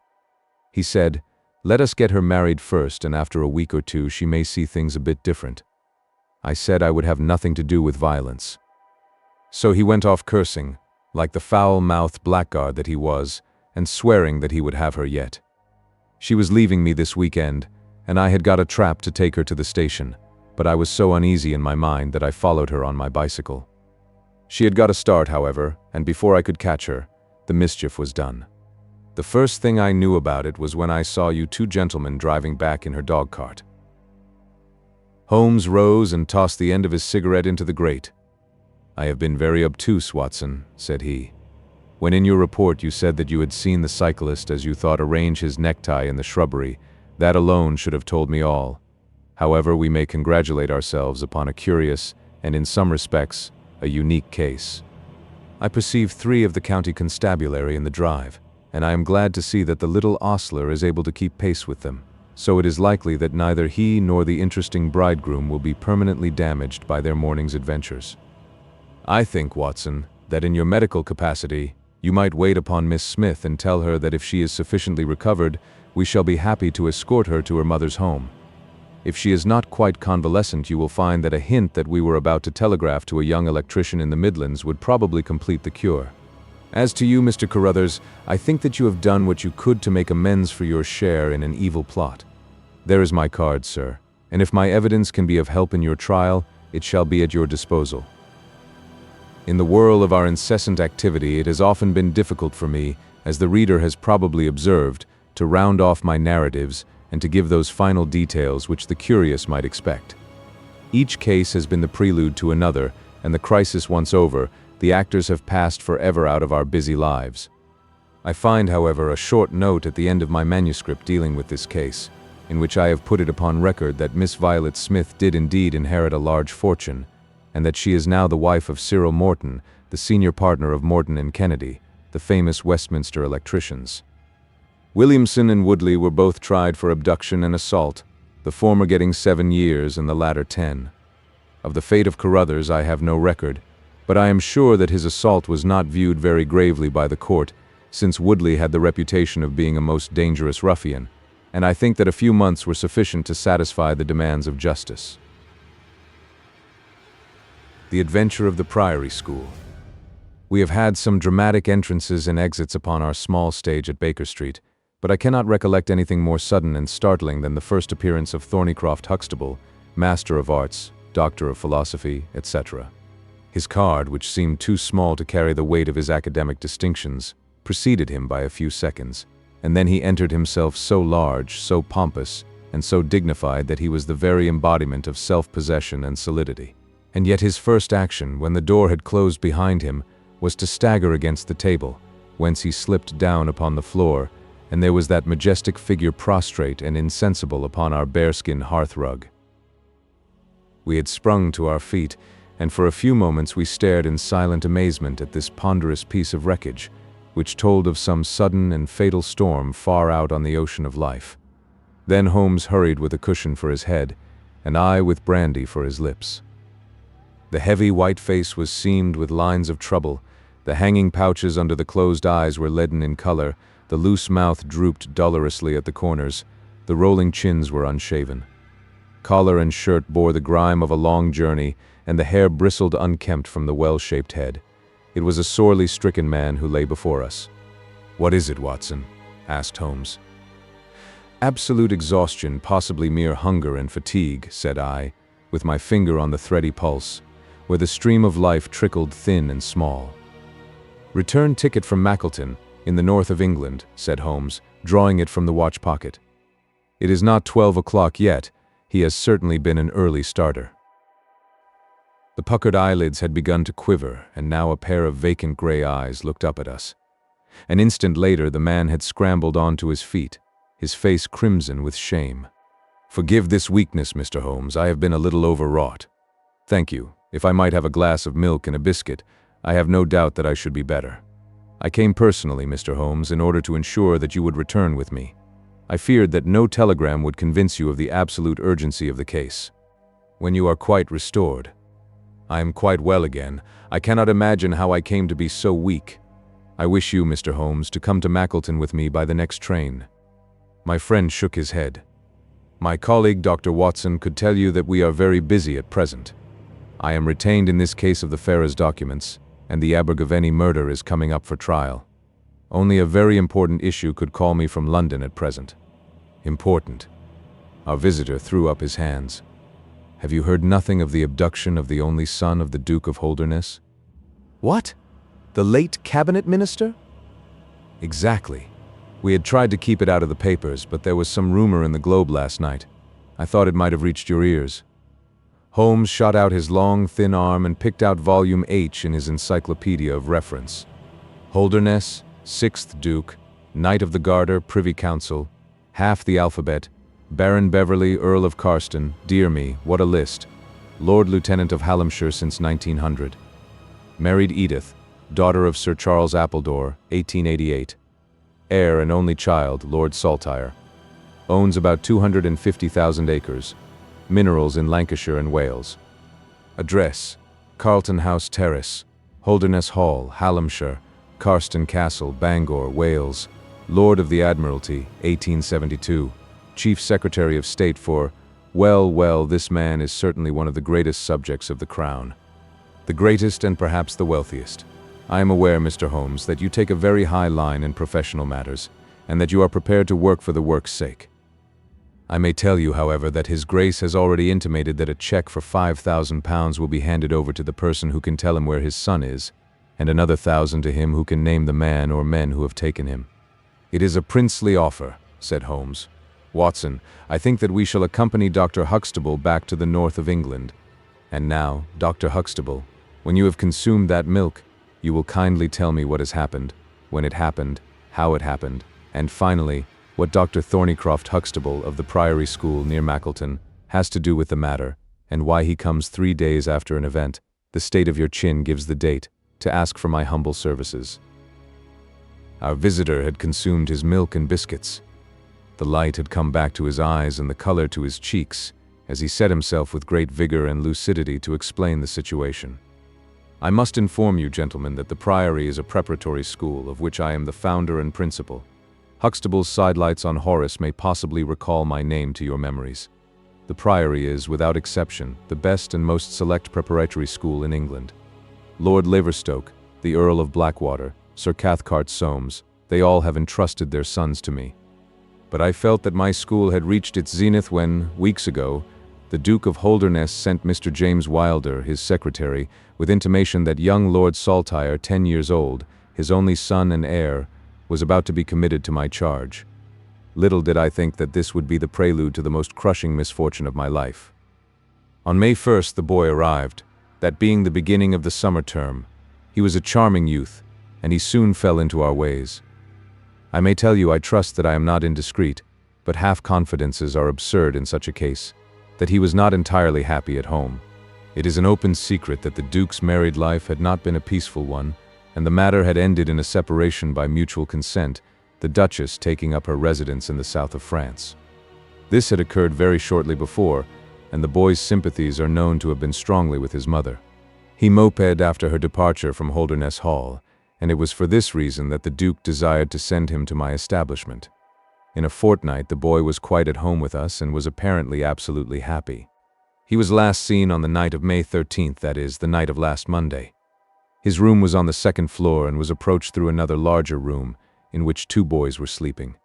These boys saw and heard nothing, so that it is certain that young Saltire did not pass out that way. His window was open, and there is a stout ivy plant leading to the ground. We could trace no footmarks below, but it is sure that this is the only possible exit. His absence was discovered at 7 o'clock on Tuesday morning. His bed had been slept in. He had dressed himself fully, before going off, in his usual school suit of black Eton jacket and dark gray trousers. There were no signs that anyone had entered the room, and it is quite certain that anything in the nature of cries or a struggle would have been heard, since Caunter, the elder boy in the inner room, is a very light sleeper. When Lord Saltire's disappearance was discovered, I at once called a roll of the whole establishment, boys, masters, and servants. It was then that we ascertained that Lord Saltire had not been alone in his flight. Heidegger, the German master, was missing. His room was on the second floor, at the farther end of the building, facing the same way as Lord Saltire's.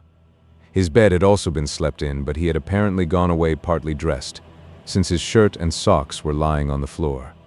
He had undoubtedly let himself down by the ivy, for we could see the marks of his feet where he had landed on the lawn.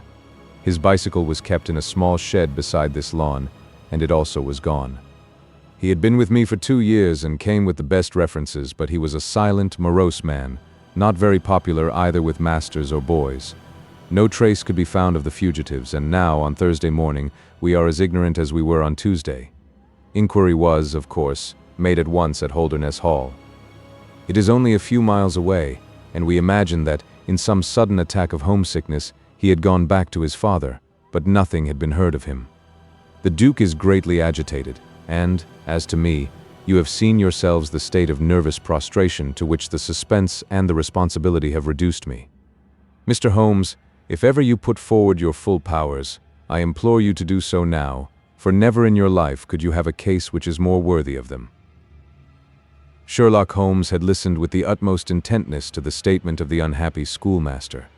His drawn brows and the deep furrow between them showed that he needed no exhortation to concentrate all his attention upon a problem which, apart from the tremendous interests involved, must appeal so directly to his love of the complex and the unusual.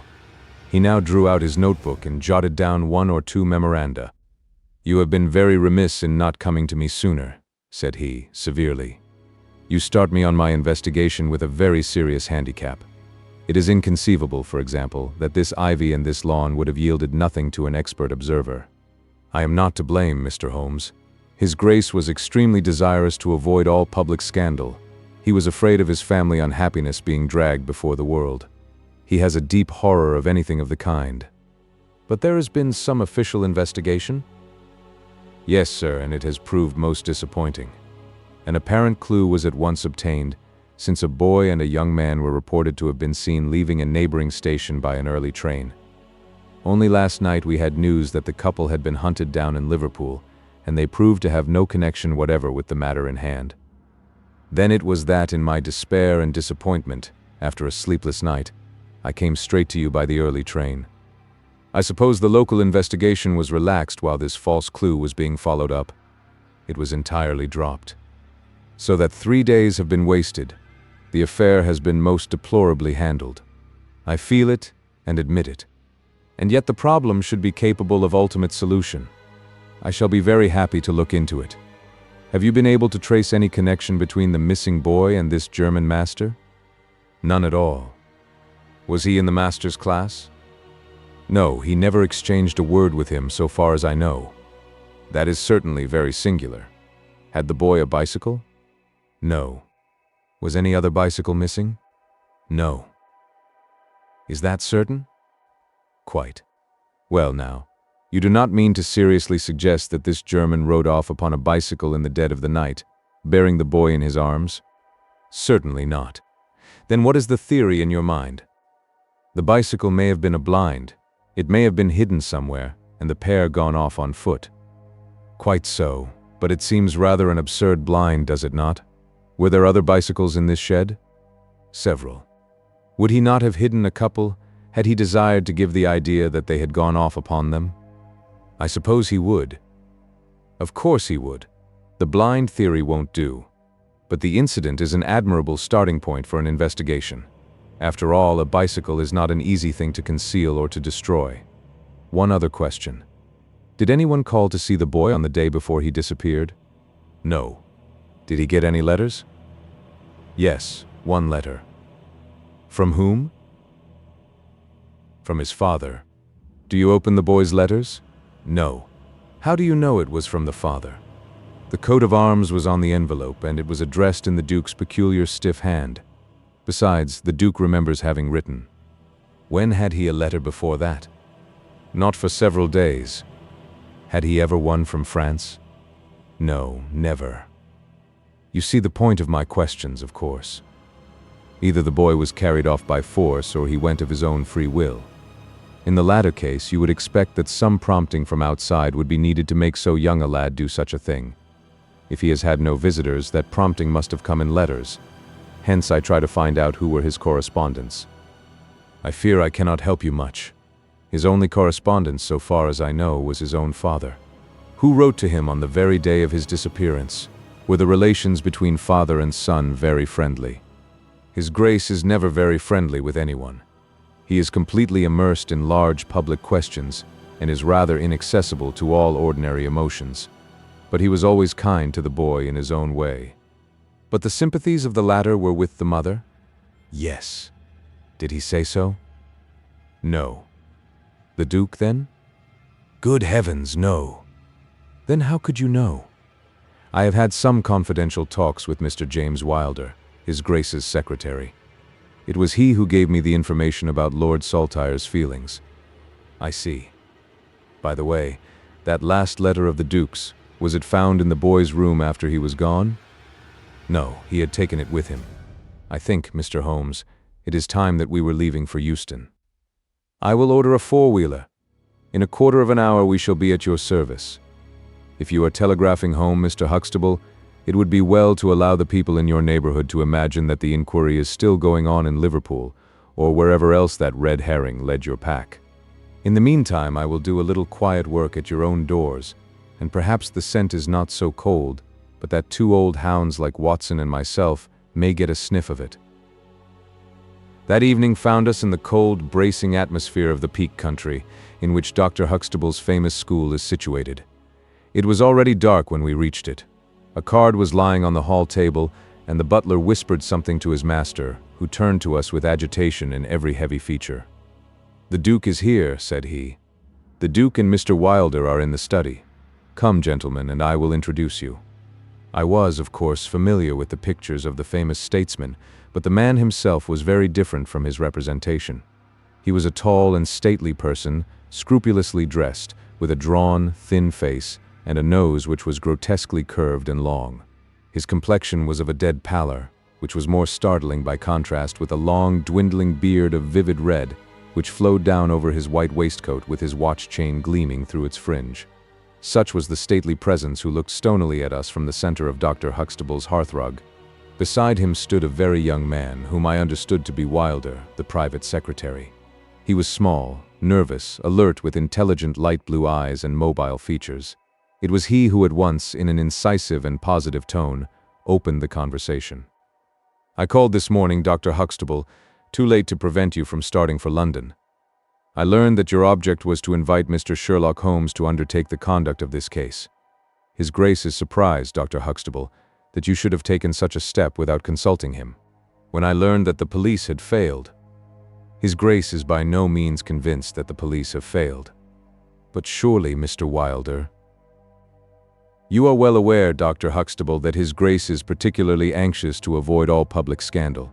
He prefers to take as few people as possible into his confidence. "The matter can be easily remedied," said the browbeaten doctor. "Mr. Sherlock Holmes can return to London by the morning train." "Hardly that, doctor, hardly that," said Holmes in his blandest voice. "This northern air is invigorating and pleasant, so I propose to spend a few days upon your moors, and to occupy my mind as best I may. Whether I have the shelter of your roof or of the village inn is, of course, for you to decide." I could see that the unfortunate doctor was in the last stage of indecision, from which he was rescued by the deep, sonorous voice of the red-bearded Duke, which boomed out like a dinner gong. "I agree with Mr. Wilder, Dr. Huxtable, that you would have done wisely to consult me. But since Mr. Holmes has already been taken into your confidence, it would indeed be absurd that we should not avail ourselves of his services. Far from going to the inn, Mr. Holmes, I should be pleased if you would come and stay with me at Holderness Hall." "I thank your grace. For the purposes of my investigation, I think that it would be wiser for me to remain at the scene of the mystery." "Just as you like, Mr. Holmes. Any information which Mr. Wilder or I can give you is, of course, at your disposal." "It will probably be necessary for me to see you at the hall," said Holmes. "I would only ask you now, sir, whether you have formed any explanation in your own mind as to the mysterious disappearance of your son." "No, sir, I have not." "Excuse me if I allude to that which is painful to you, but I have no alternative.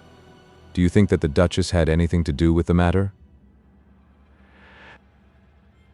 The great minister showed perceptible hesitation. "I do not think so," he said, at last. "The other most obvious explanation is that the child has been kidnapped for the purpose of levying ransom. You have not had any demand of the sort?" "No, sir." "One more question, Your Grace. I understand that you wrote to your son upon the day when this incident occurred." "No, I wrote upon the day before." "Exactly. But he received it on that day?" "Yes." "Was there anything in your letter which might have unbalanced him or induced him to take such a step?" "No, sir. Certainly not." "Did you post that letter yourself?" The nobleman's reply was interrupted by his secretary, who broke in with some heat. "His Grace is not in the habit of posting letters himself," said he. "This letter was laid with others upon the study table, and I myself put them in the post-bag." "You are sure this one was among them?" "Yes, I observed it." "How many letters did your Grace write that day?" 20 or 30. I have a large correspondence. But surely this is somewhat irrelevant?" "Not entirely," said Holmes. "For my own part," the Duke continued, "I have advised the police to turn their attention to the south of France. I have already said that I do not believe that the Duchess would encourage so monstrous an action, but the lad had the most wrong-headed opinions, and it is possible that he may have fled to her, aided and abetted by this German. I think, Dr. Huxtable, that we will now return to the hall." I could see that there were other questions which Holmes would have wished to put, but the nobleman's abrupt manner showed that the interview was at an end. It was evident that to his intensely aristocratic nature this discussion of his intimate family affairs with a stranger was most abhorrent, and that he feared lest every fresh question would throw a fiercer light into the discreetly shadowed corners of his ducal history. When the nobleman and his secretary had left, my friend flung himself at once with characteristic eagerness into the investigation. The boy's chamber was carefully examined and yielded nothing save the absolute conviction that it was only through the window that he could have escaped. The German master's room and effects gave no further clue. In his case, a trailer of ivy had given way under his weight, and we saw by the light of a lantern the mark on the lawn where his heels had come down. That one dint in the short green grass was the only material witness left of this inexplicable nocturnal flight. Sherlock Holmes left the house alone, and only returned after 11. He had obtained a large ordnance map of the neighborhood, and this he brought into my room, where he laid it out on the bed, and having balanced the lamp in the middle of it, he began to smoke over it, and occasionally to point out objects of interest with the reeking amber of his pipe. "This case grows upon me, Watson," said he.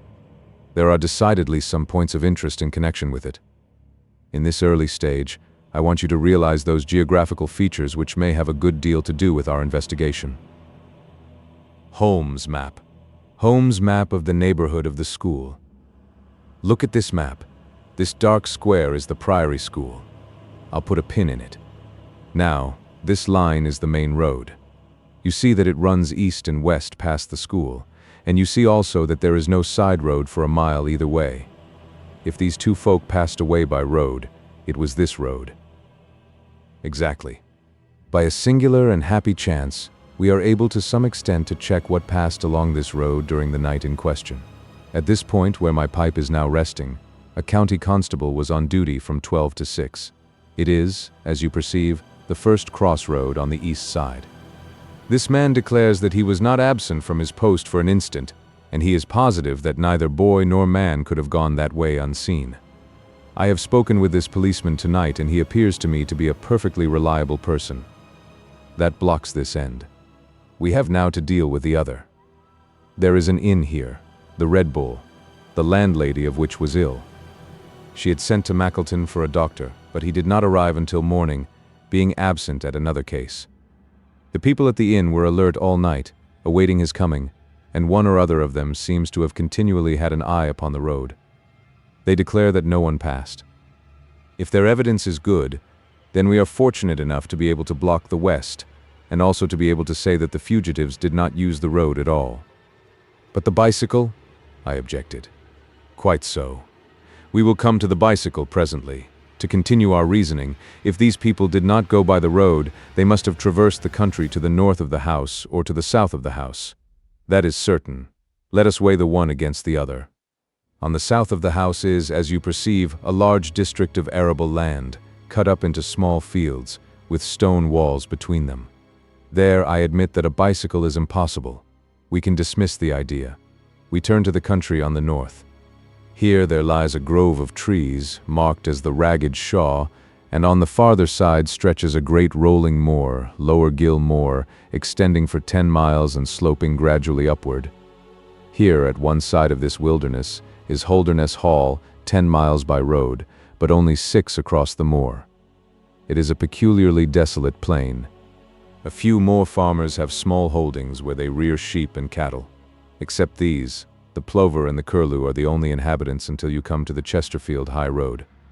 There is a church there, you see, a few cottages, and an inn. Beyond that, the hills become precipitous. Surely it is here to the north that our quest must lie. But the bicycle? I persisted. Well, well, said Holmes impatiently. A good cyclist does not need a high road. The moor is intersected with paths, and the moon was at the full.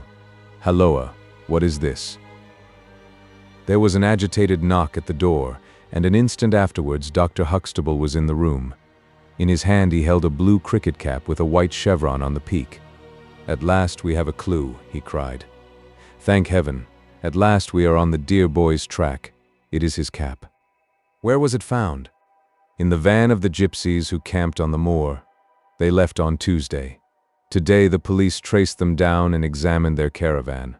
This was found. How do they account for it? They shuffled and lied, said that they found it on the moor on Tuesday morning. They know where he is, the rascals. Thank goodness, they are all safe under lock and key. Either the fear of the law or the Duke's purse will certainly get out of them all that they know.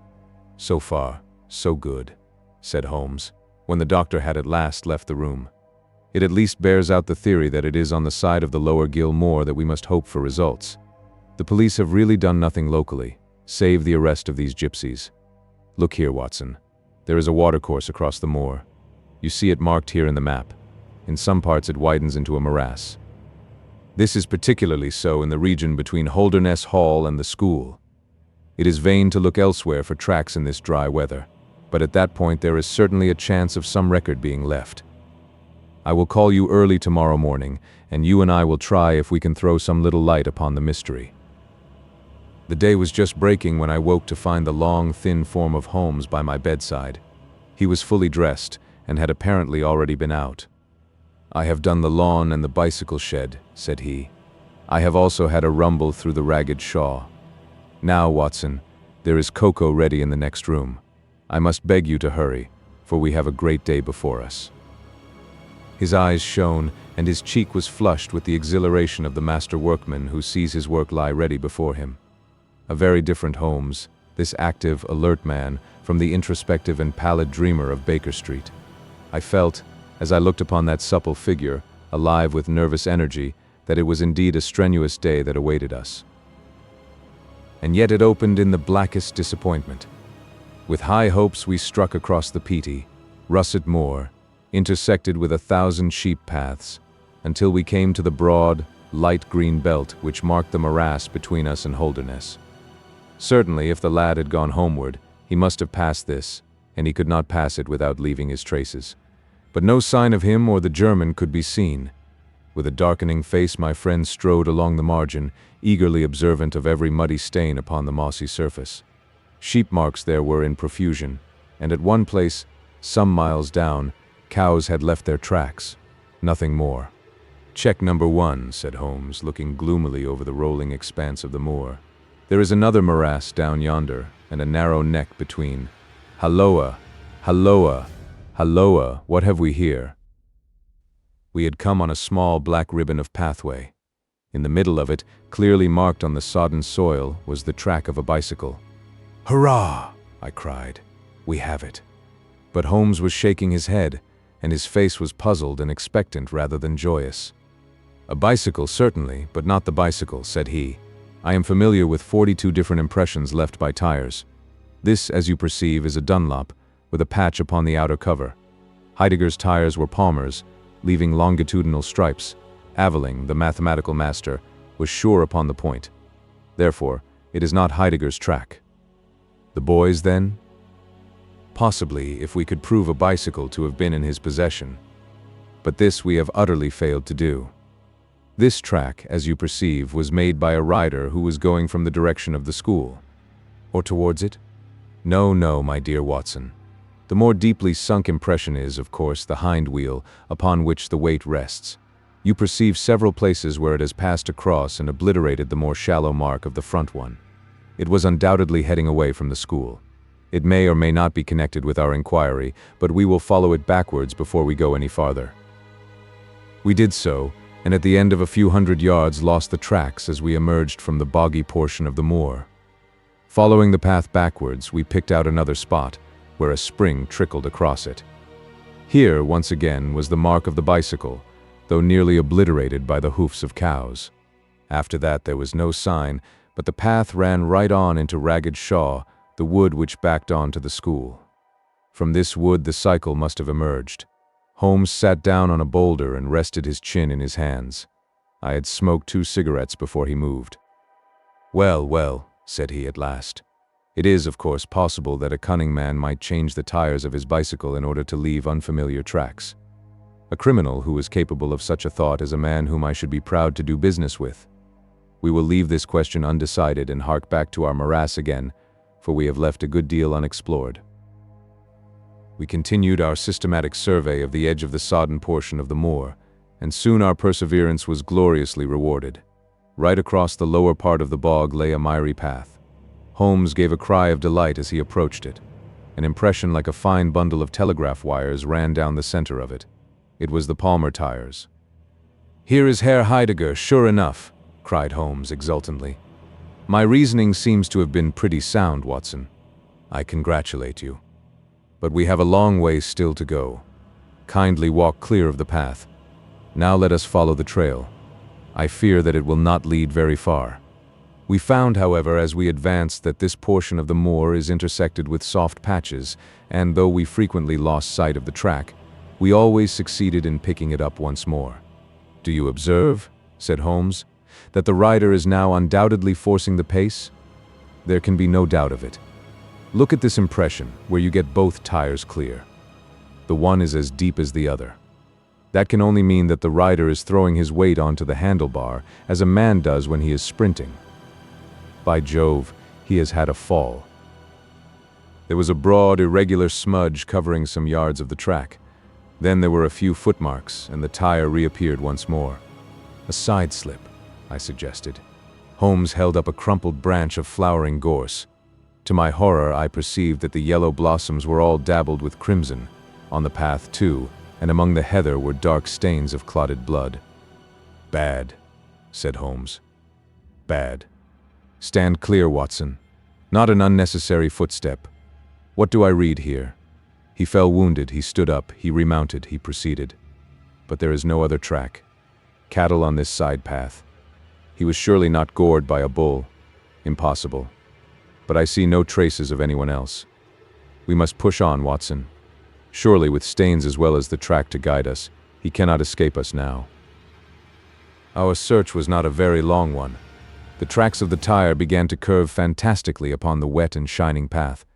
Suddenly, as I looked ahead, the gleam of metal caught my eye from amid the thick gorse bushes. Out of them we dragged a bicycle, palmer tired, one pedal bent, and the whole front of it horribly smeared and slobbered with blood. On the other side of the bushes a shoe was projecting. We ran round, and there lay the unfortunate rider. He was a tall man, full-bearded, with spectacles, one glass of which had been knocked out. The cause of his death was a frightful blow upon the head, which had crushed in part of his skull. That he could have gone on after receiving such an injury said much for the vitality and courage of the man. He wore shoes, but no socks, and his open coat disclosed a nightshirt beneath it. It was undoubtedly the German master. Holmes turned the body over reverently and examined it with great attention. He then sat in deep thought for a time, and I could see by his ruffled brow that this grim discovery had not, in his opinion, advanced us much in our inquiry. "It is a little difficult to know what to do, Watson," said he at last. "My own inclinations are to push this inquiry on, for we have already lost so much time that we cannot afford to waste another hour. On the other hand, we are bound to inform the police of the discovery, and to see that this poor fellow's body is looked after. I could take a note back. But I need your company and assistance. Wait a bit. There is a fellow cutting peat up yonder. Bring him over here, and he will guide the police." I brought the peasant across, and Holmes dispatched the frightened man with a note to Dr. Huxtable. "Now, Watson," said he, "we have picked up 2 clues this morning. One is the bicycle with the palmer tire, and we see what that has led to. The other is the bicycle with the patched Dunlop. Before we start to investigate that, let us try to realize what we do know, so as to make the most of it, and to separate the essential from the accidental. First of all, I wish to impress upon you that the boy certainly left of his own free will. He got down from his window and he went off, either alone or with someone. That is sure." I assented. "Well, now, let us turn to this unfortunate German master. The boy was fully dressed when he fled. Therefore he foresaw what he would do, but the German went without his socks. He certainly acted on very short notice. Undoubtedly. Why did he go? Because, from his bedroom window he saw the flight of the boy because he wished to overtake him and bring him back. He seized his bicycle, pursued the lad, and in pursuing him met his death. So it would seem. Now I come to the critical part of my argument. The natural action of a man in pursuing a little boy would be to run after him. He would know that he could overtake him. But the German does not do so. He turns to his bicycle. I am told that he was an excellent cyclist. He would not do this if he did not see that the boy had some swift means of escape. The other bicycle. Let us continue our reconstruction.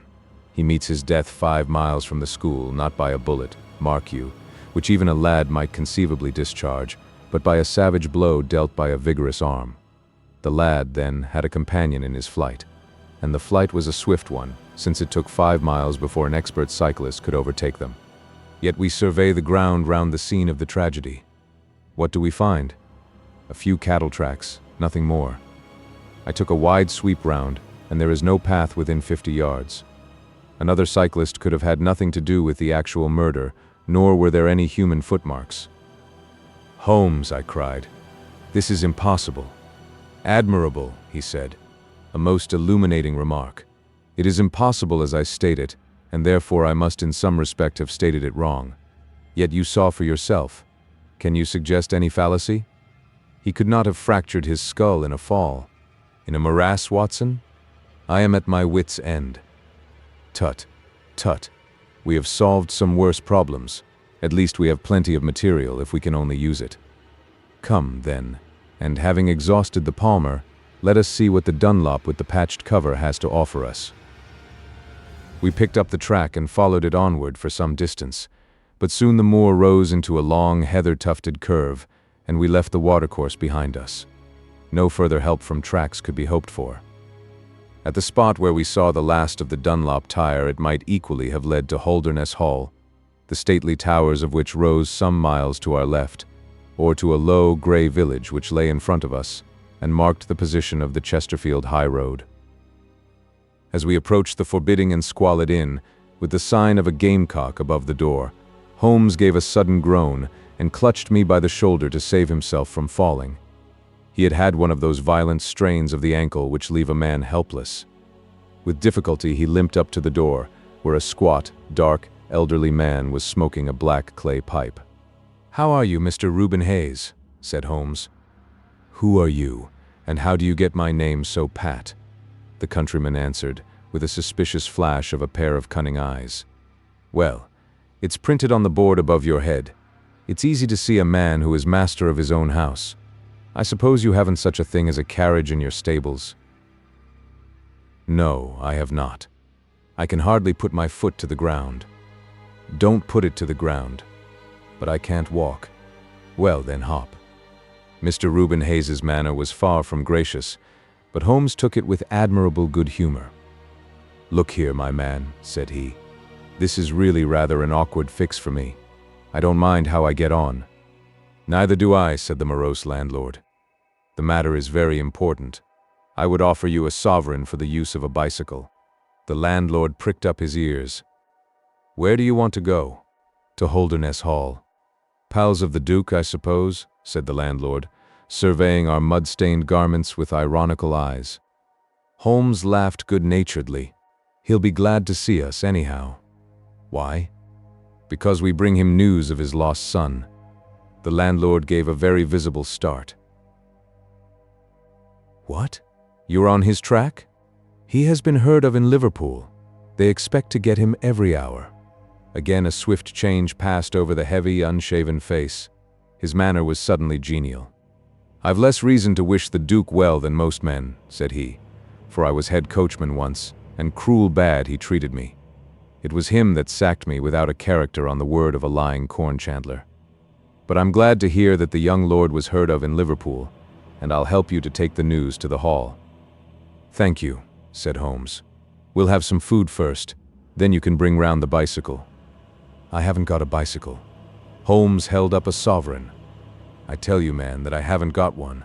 I'll let you have 2 horses as far as the hall." "Well, well," said Holmes. "We'll talk about it when we've had something to eat." When we were left alone in the stone-flagged kitchen, it was astonishing how rapidly that sprained ankle recovered. It was nearly nightfall, and we had eaten nothing since early morning, so that we spent some time over our meal. Holmes was lost in thought, and once or twice he walked over to the window and stared earnestly out. It opened onto a squalid courtyard. In the far corner was a smithy, where a grimy lad was at work. On the other side were the stables. Holmes had sat down again after one of these excursions, when he suddenly sprang out of his chair with a loud exclamation. "By heaven, Watson, I believe that I've got it," he cried. Yes, it must be so. Watson, do you remember seeing any cow tracks today?" "Yes, several." "Where?" "Well, everywhere. They were at the morass, and again on the path, and again near where poor Heidegger met his death." "Exactly. Well, now, Watson, how many cows did you see on the moor?" "I don't remember seeing any." "Strange, Watson, that we should see tracks all along our line, but never a cow on the whole moor. Very strange, Watson, eh?" "Yes, it is strange." "Now, Watson, make an effort. Throw your mind back. Can you see those tracks upon the path?" "Yes, I can." "Can you recall that the tracks were sometimes like that, Watson?" He arranged a number of breadcrumbs in this fashion, and sometimes like this, and occasionally like this. "Can you remember that?" "No, I cannot." "But I can. I could swear to it. However, we will go back at our leisure and verify it. What a blind beetle I have been, not to draw my conclusion." "And what is your conclusion?" "Only that it is a remarkable cow which walks, canters, and gallops. By George. Watson, it was no brain of a country publican that thought out such a blind as that. The coast seems to be clear, save for that lad in the smithy. Let us slip out and see what we can see." There were 2 rough-haired, unkempt horses in the tumble-down stable. Holmes raised the hind leg of one of them and laughed aloud. Old shoes but newly shod, old shoes but new nails.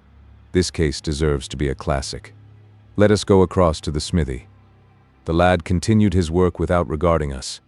I saw Holmes's eye darting to right and left among the litter of iron and wood which was scattered about the floor. Suddenly, however, we heard a step behind us, and there was the landlord, his heavy eyebrows drawn over his savage eyes, his swarthy features convulsed with passion. He held a short, metal-headed stick in his hand, and he advanced in so menacing a fashion that I was right glad to feel the revolver in my pocket. "You infernal spies," the man cried. "What are you doing there?" "Why, Mr. Reuben Hayes," said Holmes coolly, "one might think that you were afraid of our finding something out." The man mastered himself with a violent effort, and his grim mouth loosened into a false laugh, which was more menacing than his frown. "You're welcome to all you can find out in my smithy," said he. "But look here, mister, I don't care for folk poking about my place without my leave, so the sooner you pay your score and get out of this, the better I shall be pleased." "All right, Mr. Hayes, no harm meant," said Holmes. "We have been having a look at your horses, but I think I'll walk after all. It's not far, I believe. Not more than 2 miles to the hall gates. That's the road to the left." He watched us with sullen eyes until we had left his premises. We did not go very far along the road, for Holmes stopped the instant that the curve hid us from the landlord's view. "We were warm, as the children say, at that inn," said he. "I seem to grow colder every step that I take away from it. No, I can't possibly leave it." "I am convinced," said I, "that this Reuben Hayes knows all about it. A more self-evident villain I never saw." "Oh, he impressed you in that way, did he? There are the horses, there is the smithy. Yes, it is an interesting place, this Fighting Cock. I think we shall have another look at it in an unobtrusive way." A long, sloping hillside, dotted with gray limestone boulders, stretched behind us. We had turned off the road and were making our way up the hill when, looking in the direction of Holderness Hall, I saw a cyclist coming swiftly along. "Get down, Watson!" cried Holmes with a heavy hand upon my shoulder. We had hardly sunk from view when the man flew past us on the road. Amid a rolling cloud of dust, I caught a glimpse of a pale, agitated face, a face with horror in every lineament, the mouth open, the eyes staring wildly in front. It was like some strange caricature of the dapper James Wilder whom we had seen the night before. "The Duke's secretary," cried Holmes. "Come, Watson, let us see what he does." We scrambled from rock to rock, until in a few moments we had made our way to a point from which we could see the front door of the inn. Wilder's bicycle was leaning against the wall beside it. No one was moving about the house, nor could we catch a glimpse of any faces at the windows. Slowly the twilight crept down as the sun sank behind the high towers of Holderness Hall. Then, in the gloom, we saw the 2 side lamps of a trap light up in the stable yard of the inn, and shortly afterwards heard the rattle of hoofs as it wheeled out into the road and tore off at a furious pace in the direction of Chesterfield. "What do you make of that, Watson?" Holmes whispered. "It looks like a flight. A single man in a dog cart, so far as I could see. Well, it certainly was not Mr. James Wilder, for there he is at the door." A red square of light had sprung out of the darkness. In the middle of it was the black figure of the secretary, his head advanced, peering out into the night. It was evident that he was expecting someone. Then at last there were steps in the road, a second figure was visible for an instant against the light. The door shut, and all was black once more. 5 minutes later a lamp was lit in a room upon the first floor. "It seems to be a curious class of custom that is done by the Fighting Cock," said Holmes. "The bar is on the other side." "Quite so. These are what one may call the private guests. Now, what in the world is Mr. James Wilder doing in that den at this hour of night, and who is the companion who comes to meet him there? Come, Watson, we must really take a risk and try to investigate this a little more closely." Together we stole down to the road and crept across to the door of the inn. The bicycle still leaned against the wall. Holmes struck a match and held it to the back wheel, and I heard him chuckle as the light fell upon a patched Dunlop tire. Up above us was the lighted window. "I must have a peep through that, Watson. If you bend your back and support yourself upon the wall, I think that I can manage." An instant later his feet were on my shoulders, but he was hardly up before he was down again. "Come, my friend," said he. "Our day's work has been quite long enough. I think that we have gathered all that we can. It's a long walk to the school, and the sooner we get started, the better." He hardly opened his lips during that weary trudge across the moor, nor would he enter the school when he reached it, but went on to Mackleton Station, whence he could send some telegrams. Late at night I heard him consoling Dr. Huxtable, prostrated by the tragedy of his master's death, and later still he entered my room as alert and vigorous as he had been when he started in the morning. "All goes well, my friend," said he. "I promise that before tomorrow evening we shall have reached the solution of the mystery." At 11 o'clock next morning my friend and I were walking up the famous yew avenue of Holderness Hall. We were ushered through the magnificent Elizabethan doorway and into his Grace's study. There we found Mr. James Wilder, demure and courtly, but with some trace of that wild terror of the night before still lurking in his furtive eyes and in his twitching features. "You have come to see his Grace? I am sorry, but the fact is that the Duke is far from well. He has been very much upset by the tragic news. We received a telegram from Dr. Huxtable yesterday afternoon, which told us of your discovery. I must see the Duke, Mr. Wilder. But he is in his room." "Then I must go to his room. I believe he is in his bed. I will see him there." Holmes's cold and inexorable manner showed the secretary that it was useless to argue with him. "Very good, Mr. Holmes, I will tell him that you are here." After an hour's delay, the great nobleman appeared. His face was more cadaverous than ever. His shoulders had rounded, and he seemed to me to be an altogether older man than he had been the morning before. He greeted us with a stately courtesy and seated himself at his desk, his red beard streaming down on the table. "Well, Mr. Holmes?" said he.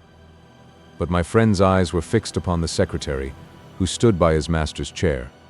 "I think, Your Grace, that I could speak more freely in Mr. Wilder's absence." The man turned a shade paler and cast a malignant glance at Holmes. "If Your Grace wishes—" Yes, you had better go. Now, Mr. Holmes, what have you to say?" My friend waited until the door had closed behind the retreating secretary. "The fact is, Your Grace," said he, "that my colleague, Dr. Watson, and myself had an assurance from Dr. Huxtable that a reward had been offered in this case. I should like to have this confirmed from your own lips." "Certainly, Mr. Holmes. It amounted, if I am correctly informed, to £5,000 to anyone who will tell you where your son is?" "Exactly." "And another 1,000 to the man who will name the person or persons who keep him in custody?" "Exactly. Under the latter heading is included, no doubt, not only those who may have taken him away, but also those who conspire to keep him in his present position?" Yes, cried the Duke, impatiently. "If you do your work well, Mr. Sherlock Holmes, you will have no reason to complain of niggardly treatment." My friend rubbed his thin hands together with an appearance of avidity which was a surprise to me, who knew his frugal tastes. "I fancy that I see your Grace's checkbook upon the table," said he. "I should be glad if you would make me out a check for £6,000. It would be as well, perhaps, for you to cross it. The Capital and Counties Bank, Oxford Street branch, are my agents." His Grace sat very stern and upright in his chair and looked stonily at my friend. "Is this a joke, Mr. Holmes? It is hardly a subject for pleasantry." "Not at all, Your Grace. I was never more earnest in my life." "What do you mean, then?" "I mean that I have earned the reward. I know where your son is, and I know some, at least, of those who are holding him." The Duke's beard had turned more aggressively red than ever against his ghastly white face. "Where is he?" he gasped. "He is, or was last night, at the Fighting Cock Inn, about 2 miles from your park gate." The Duke fell back in his chair. "And whom do you accuse?" Sherlock Holmes's answer was an astounding one. He stepped swiftly forward and touched the Duke upon the shoulder. "I accuse you," said he, "and now, Your Grace, I'll trouble you for that check." Never shall I forget the Duke's appearance as he sprang up and clawed with his hands, like one who is sinking into an abyss. Then, with an extraordinary effort of aristocratic self-command, he sat down and sank his face in his hands. It was some minutes before he spoke. "How much do you know?" he asked at last, without raising his head. "I saw you together last night. Does anyone else beside your friend know?" "I have spoken to no one." The Duke took a pen in his quivering fingers and opened his checkbook. "I shall be as good as my word, Mr. Holmes. I am about to write your check, however unwelcome the information which you have gained may be to me. When the offer was first made, I little thought the turn which events might take. But you and your friend are men of discretion, Mr. Holmes. I hardly understand your grace. I must put it plainly, Mr. Holmes. If only you two know of this incident, there is no reason why it should go any farther. I think £12,000 is the sum that I owe you, is it not? But Holmes smiled and shook his head. I fear, your grace, that matters can hardly be arranged so easily. There is the death of this schoolmaster to be accounted for. But James knew nothing of that. You cannot hold him responsible for that. It was the work of this brutal ruffian whom he had the misfortune to employ. I must take the view, your grace, that when a man embarks upon a crime, he is morally guilty of any other crime which may spring from it. Morally, Mr. Holmes, no doubt you are right, but surely not in the eyes of the law. A man cannot be condemned for a murder at which he was not present, and which he loathes and abhors as much as you do. The instant that he heard of it, he made a complete confession to me, so filled was he with horror and remorse. He lost not an hour in breaking entirely with the murderer. Oh, Mr. Holmes, you must save him. You must save him. I tell you that you must save him. The Duke had dropped the last attempt at self-command, and was pacing the room with a convulsed face and with his clenched hands raving in the air. At last he mastered himself and sat down once more at his desk. I appreciate your conduct in coming here before you spoke to anyone else, said he. At least we may take counsel how far we can minimize this hideous scandal. Exactly, said Holmes. I think, your grace, that this can only be done by absolute frankness between us. I am disposed to help your grace to the best of my ability, but in order to do so, I must understand to the last detail how the matter stands. I realize that your words applied to Mr. James Wilder, and that he is not the murderer. No, the murderer has escaped. Sherlock Holmes smiled demurely. Your grace can hardly have heard of any small reputation which I possess, or you would not imagine that it is so easy to escape me. Mr. Reuben Hayes was arrested at Chesterfield, on my information, at 11 o'clock last night. I had a telegram from the head of the local police before I left the school this morning. The Duke leaned back in his chair and stared with amazement at my friend. You seem to have powers that are hardly human, said he. So Reuben Hayes is taken? I am right glad to hear it, if it will not react upon the fate of James.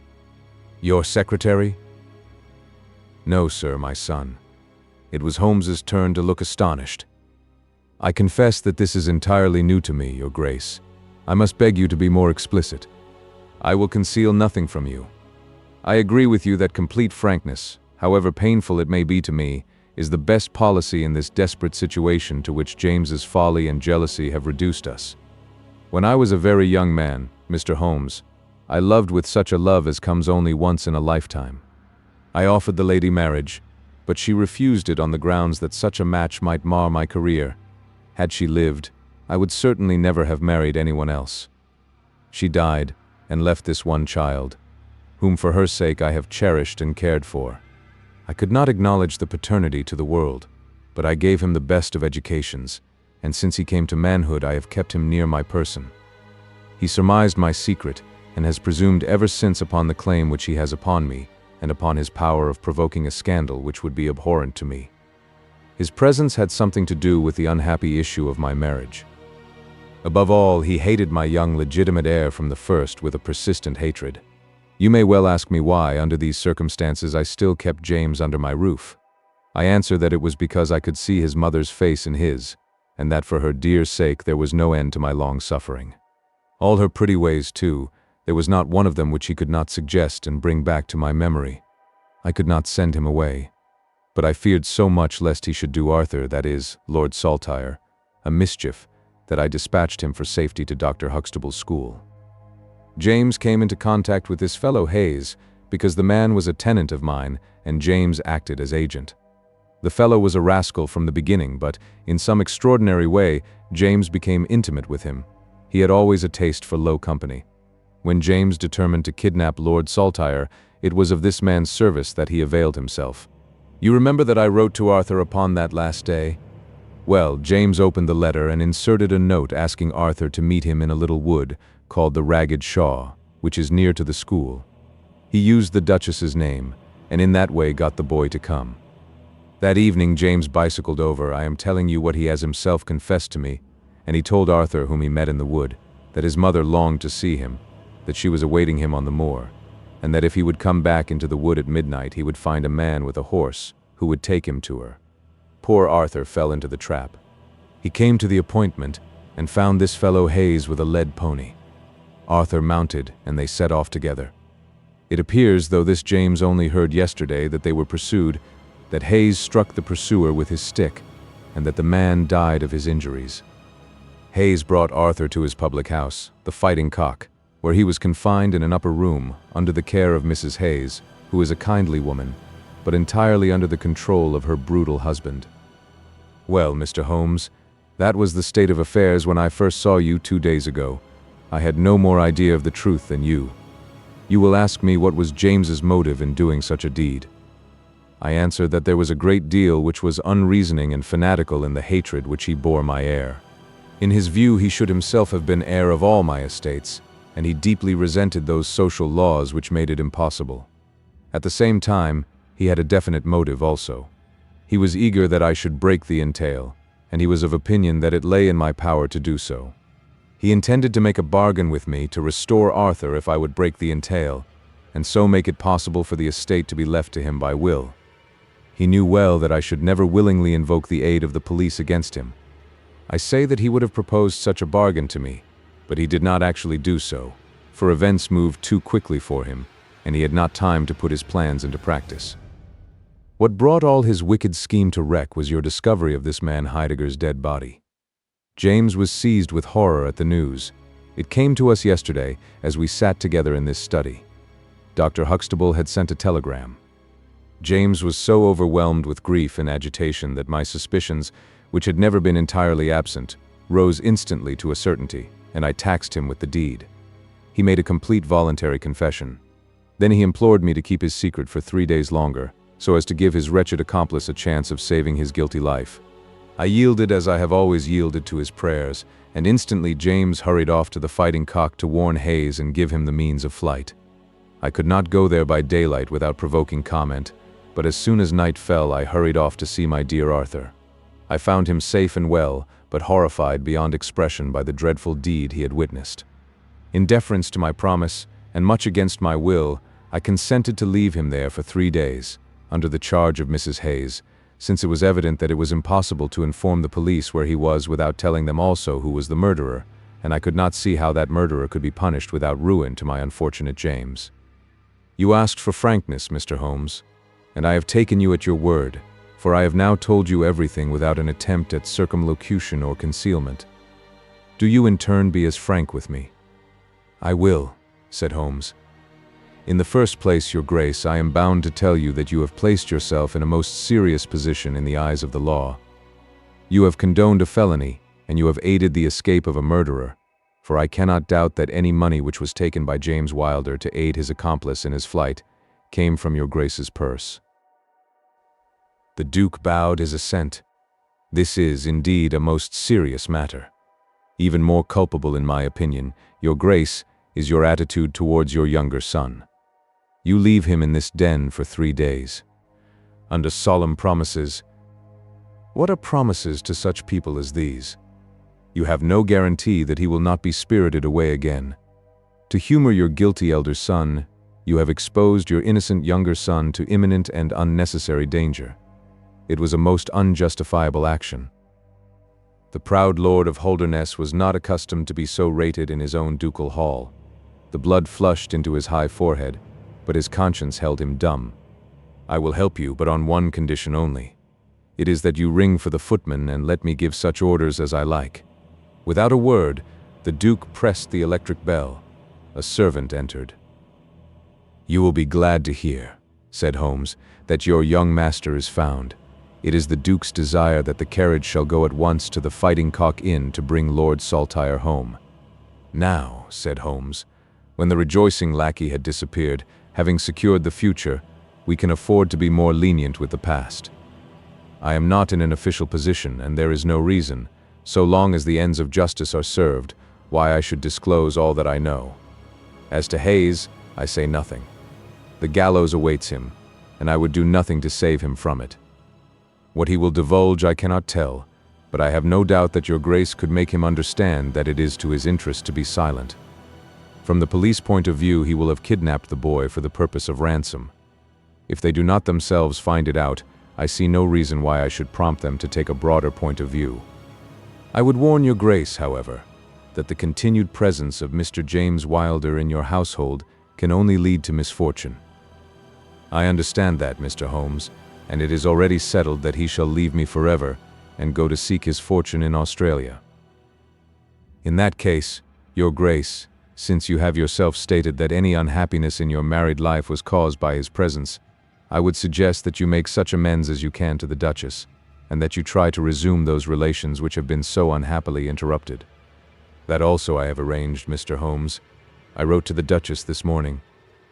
In that case, said Holmes, rising, I think that my friend and I can congratulate ourselves upon several most happy results from our little visit to the north. There is one other small point upon which I desire some light. This fellow Hayes had shod his horses with shoes which counterfeited the tracks of cows. Was it from Mr. Wilder that he learned so extraordinary a device? The Duke stood in thought for a moment, with a look of intense surprise on his face. Then he opened a door and showed us into a large room furnished as a museum. He led the way to a glass case in a corner and pointed to the inscription. These shoes, it ran, were dug up in the moat of Holderness Hall. They are for the use of horses, but they are shaped below with a cloven foot of iron, so as to throw pursuers off the track. They are supposed to have belonged to some of the marauding barons of Holderness in the Middle Ages. Holmes opened the case, and moistening his finger, he passed it along the shoe. A thin film of recent mud was left upon his skin. Thank you, said he, as he replaced the glass. It is the second most interesting object that I have seen in the north. And the first? Holmes folded up his check and placed it carefully in his notebook. I am a poor man, said he, as he patted it affectionately, and thrust it into the depths of his inner pocket. The Adventure of Black Peter. I have never known my friend to be in better form, both mental and physical, than in the year 1995. His increasing fame had brought with it an immense practice, and I should be guilty of an indiscretion if I were even to hint at the identity of some of the illustrious clients who crossed our humble threshold in Baker Street. Holmes, however, like all great artists, lived for his art's sake, and, save in the case of the Duke of Holderness, I have seldom known him claim any large reward for his inestimable services. So unworldly was he, or so capricious, that he frequently refused his help to the powerful and wealthy where the problem made no appeal to his sympathies, while he would devote weeks of most intense application to the affairs of some humble client whose case presented those strange and dramatic qualities which appealed to his imagination and challenged his ingenuity. In this memorable year 95, a curious and incongruous succession of cases had engaged his attention, ranging from his famous investigation of the sudden death of Cardinal Tosca, an inquiry which was carried out by him at the express desire of His Holiness the Pope, down to his arrest of Wilson, the notorious canary trainer, which removed a plague spot from the East End of London. Close on the heels of these two famous cases came the tragedy of Woodman's Lee, and the very obscure circumstances which surrounded the death of Captain Peter Carey. No record of the doings of Mr. Sherlock Holmes would be complete, which did not include some account of this very unusual affair. During the first week of July, my friend had been absent so often and so long from our lodgings that I knew he had something on hand. The fact that several rough-looking men called during that time and inquired for Captain Basil made me understand that Holmes was working somewhere under one of the numerous disguises and names with which he concealed his own formidable identity. He had at least 5 small refuges in different parts of London, in which he was able to change his personality. He said nothing of his business to me, and it was not my habit to force a confidence. The first positive sign which he gave me of the direction which his investigation was taking was an extraordinary one. He had gone out before breakfast, and I had sat down to mine when he strode into the room, his hat upon his head, and a huge barbed-headed spear tucked like an umbrella under his arm. "Good gracious, Holmes," I cried. "You don't mean to say that you have been walking about London with that thing?" I drove to the butcher's and back. The butcher's? And I return with an excellent appetite. There can be no question, my dear Watson, of the value of exercise before breakfast. But I am prepared to bet that you will not guess the form that my exercise has taken. I will not attempt it." He chuckled as he poured out the coffee. If you could have looked into Allardyce's back shop, you would have seen a dead pig swung from a hook in the ceiling, and a gentleman in his shirt sleeves furiously stabbing at it with this weapon. I was that energetic person, and I have satisfied myself that by no exertion of my strength can I transfix the pig with a single blow. Perhaps you would care to try?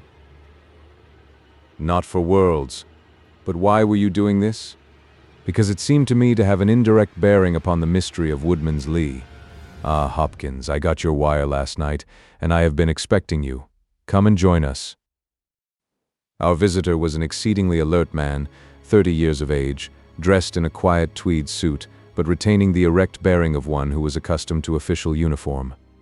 I recognized him at once as Stanley Hopkins, a young police inspector, for whose future Holmes had high hopes, while he in turn professed the admiration and respect of a pupil for the scientific methods of the famous amateur. Hopkins's brow was clouded, and he sat down with an air of deep dejection. "No, thank you, sir. I breakfasted before I came round. I spent the night in town, for I came up yesterday to report." "And what had you to report?" "Failure, sir. Absolute failure." "You have made no progress?" "None." "Dear me. I must have a look at the matter." "I wish to heavens that you would, Mr. Holmes. It's my first big chance, and I am at my wit's end. For goodness sake, come down and lend me a hand." Well, it just happens that I have already read all the available evidence, including the report of the inquest, with some care. By the way, what do you make of that tobacco pouch found on the scene of the crime? Is there no clue there?" Hopkins looked surprised. "It was the man's own pouch, sir. His initials were inside it, and it was of sealskin, and he was an old sealer. But he had no pipe." "No, sir. We could find no pipe. Indeed, he smoked very little, and yet he might have kept some tobacco for his friends." "No doubt.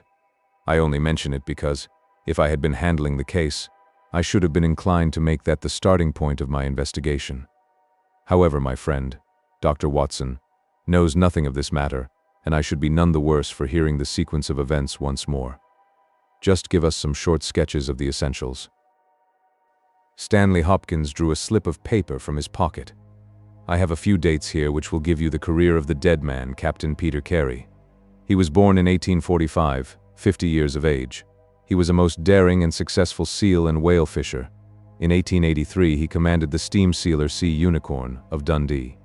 He had then had several successful voyages in succession, and in the following year, 1884, he retired. After that he traveled for some years, and finally he bought a small place called Woodman's Lee near Forest Row in Sussex. There he has lived for 6 years, and there he died just a week ago today. There were some most singular points about the man. In ordinary life, he was a strict Puritan, a silent, gloomy fellow. His household consisted of his wife, his daughter, aged 20, and 2 female servants. These last were continually changing, for it was never a very cheery situation, and sometimes it became past all bearing. The man was an intermittent drunkard, and when he had the fit on him he was a perfect fiend. He has been known to drive his wife and daughter out of doors in the middle of the night and flog them through the park until the whole village outside the gates was aroused by their screams. He was summoned once for a savage assault upon the old vicar, who had called upon him to remonstrate with him upon his conduct. In short, Mr. Holmes, you would go far before you found a more dangerous man than Peter Carey, and I have heard that he bore the same character when he commanded his ship. He was known in the trade as Black Peter, and the name was given him not only on account of his swarthy features and the color of his huge beard, but for the humors which were the terror of all around him. I need not say that he was loathed and avoided by every one of his neighbors, and that I have not heard one single word of sorrow about his terrible end. You must have read in the account of the inquest about the man's cabin, Mr. Holmes, but perhaps your friend here has not heard of it. He had built himself a wooden outhouse. He always called it the cabin, a few hundred yards from his house, and it was here that he slept every night. It was a little, single-roomed hut, 16 feet by 10. He kept the key in his pocket, made his own bed, cleaned it himself, and allowed no other foot to cross the threshold. There are small windows on each side which were covered by curtains and never opened. One of these windows was turned towards the high road, and when the light burned in it at night, the folk used to point it out to each other and wonder what Black Peter was doing in there. That's the window, Mr. Holmes, which gave us one of the few bits of positive evidence that came out at the inquest. You remember that a stonemason named Slater, walking from Forest Row about 1 o'clock in the morning, 2 days before the murder, stopped as he passed the grounds and looked at the square of light still shining among the trees. He swears that the shadow of a man's head turned sideways was clearly visible on the blind, and that this shadow was certainly not that of Peter Carey, whom he knew well. It was that of a bearded man, but the beard was short and bristled forward in a way very different from that of the captain. So he says, but he had been 2 hours in the public house, and it is some distance from the road to the window. Besides, this refers to the Monday, and the crime was done upon the Wednesday. On the Tuesday, Peter Carey was in one of his blackest moods, flushed with drink and as savage as a dangerous wild beast. He roamed about the house, and the women ran for it when they heard him coming. Late in the evening, he went down to his own hut. About 2 o'clock the following morning, his daughter, who slept with her window open, heard a most fearful yell from that direction, but it was no unusual thing for him to bawl and shout when he was in drink, so no notice was taken. On rising at 7, one of the maids noticed that the door of the hut was open, but so great was the terror which the man caused that it was midday before anyone would venture down to see what had become of him. Peeping into the open door, they saw a sight which sent them flying, with white faces, into the village. Within an hour, I was on the spot and had taken over the case. Well, I have fairly steady nerves, as you know, Mr. Holmes, but I give you my word that I got a shake when I put my head into that little house. It was droning like a harmonium with the flies and bluebottles, and the floor and walls were like a slaughterhouse. He had called it a cabin, and a cabin it was, sure enough, for you would have thought that you were in a ship. There was a bunk at one end, a sea chest, maps and charts, a picture of the sea unicorn, a line of logbooks on a shelf, all exactly as one would expect to find it in a captain's room. And there, in the middle of it, was the man himself, his face twisted like a lost soul in torment, and his great brindled beard stuck upward in his agony. Right through his broad breast a steel harpoon had been driven, and it had sunk deep into the wood of the wall behind him. He was pinned like a beetle on a card. Of course he was quite dead, and had been so from the instant that he had uttered that last yell of agony. I know your methods, sir, and I applied them. Before I permitted anything to be moved, I examined most carefully the ground outside, and also the floor of the room. There were no footmarks. Meaning that you saw none? I assure you, sir, that there were none. My good Hopkins, I have investigated many crimes, but I have never yet seen one which was committed by a flying creature. As long as the criminal remains upon 2 legs, so long must there be some indentation, some abrasion, some trifling displacement which can be detected by the scientific searcher. It is incredible that this blood-bespattered room contained no trace which could have aided us. I understand, however, from the inquest that there were some objects which you failed to overlook. The young inspector winced at my companion's ironical comments. I was a fool not to call you in at the time, Mr. Holmes. However, that's past praying for now. Yes, there were several objects in the room which called for special attention. One was the harpoon with which the deed was committed. It had been snatched down from a rack on the wall. 2 others remained there, and there was a vacant place for the third. On the stock was engraved SS. Sea Unicorn, Dundee. This seemed to establish that the crime had been done in a moment of fury, and that the murderer had seized the first weapon which came in his way. The fact that the crime was committed at 2 in the morning, and yet Peter Carey was fully dressed, suggested that he had an appointment with the murderer, which is borne out by the fact that a bottle of rum and 2 dirty glasses stood upon the table. Yes, said Holmes. I think that both inferences are permissible. Was there any other spirit but rum in the room? Yes, there was a tantalus containing brandy and whiskey on the sea chest. It is of no importance to us, however, since the decanters were full, and it had therefore not been used. For all that, its presence has some significance, said Holmes. However, let us hear some more about the objects which do seem to you to bear upon the case. There was this tobacco pouch upon the table. What part of the table? It lay in the middle. It was of coarse sealskin, the straight-haired skin, with a leather thong to bind it. Inside was PC on the flap. There was half an ounce of strong ship's tobacco in it. Excellent. What more? Stanley Hopkins drew from his pocket a drab-covered notebook. The outside was rough and worn, the leaves discolored. On the first page were written the initials J.H.N. and the date 1883. Holmes laid it on the table and examined it in his minute way, while Hopkins and I gazed over each shoulder. On the second page were the printed letters C.P.R., and then came several sheets of numbers. Another heading was Argentine, another Costa Rica, and another San Paulo, each with pages of signs and figures after it. "What do you make of these?" asked Holmes.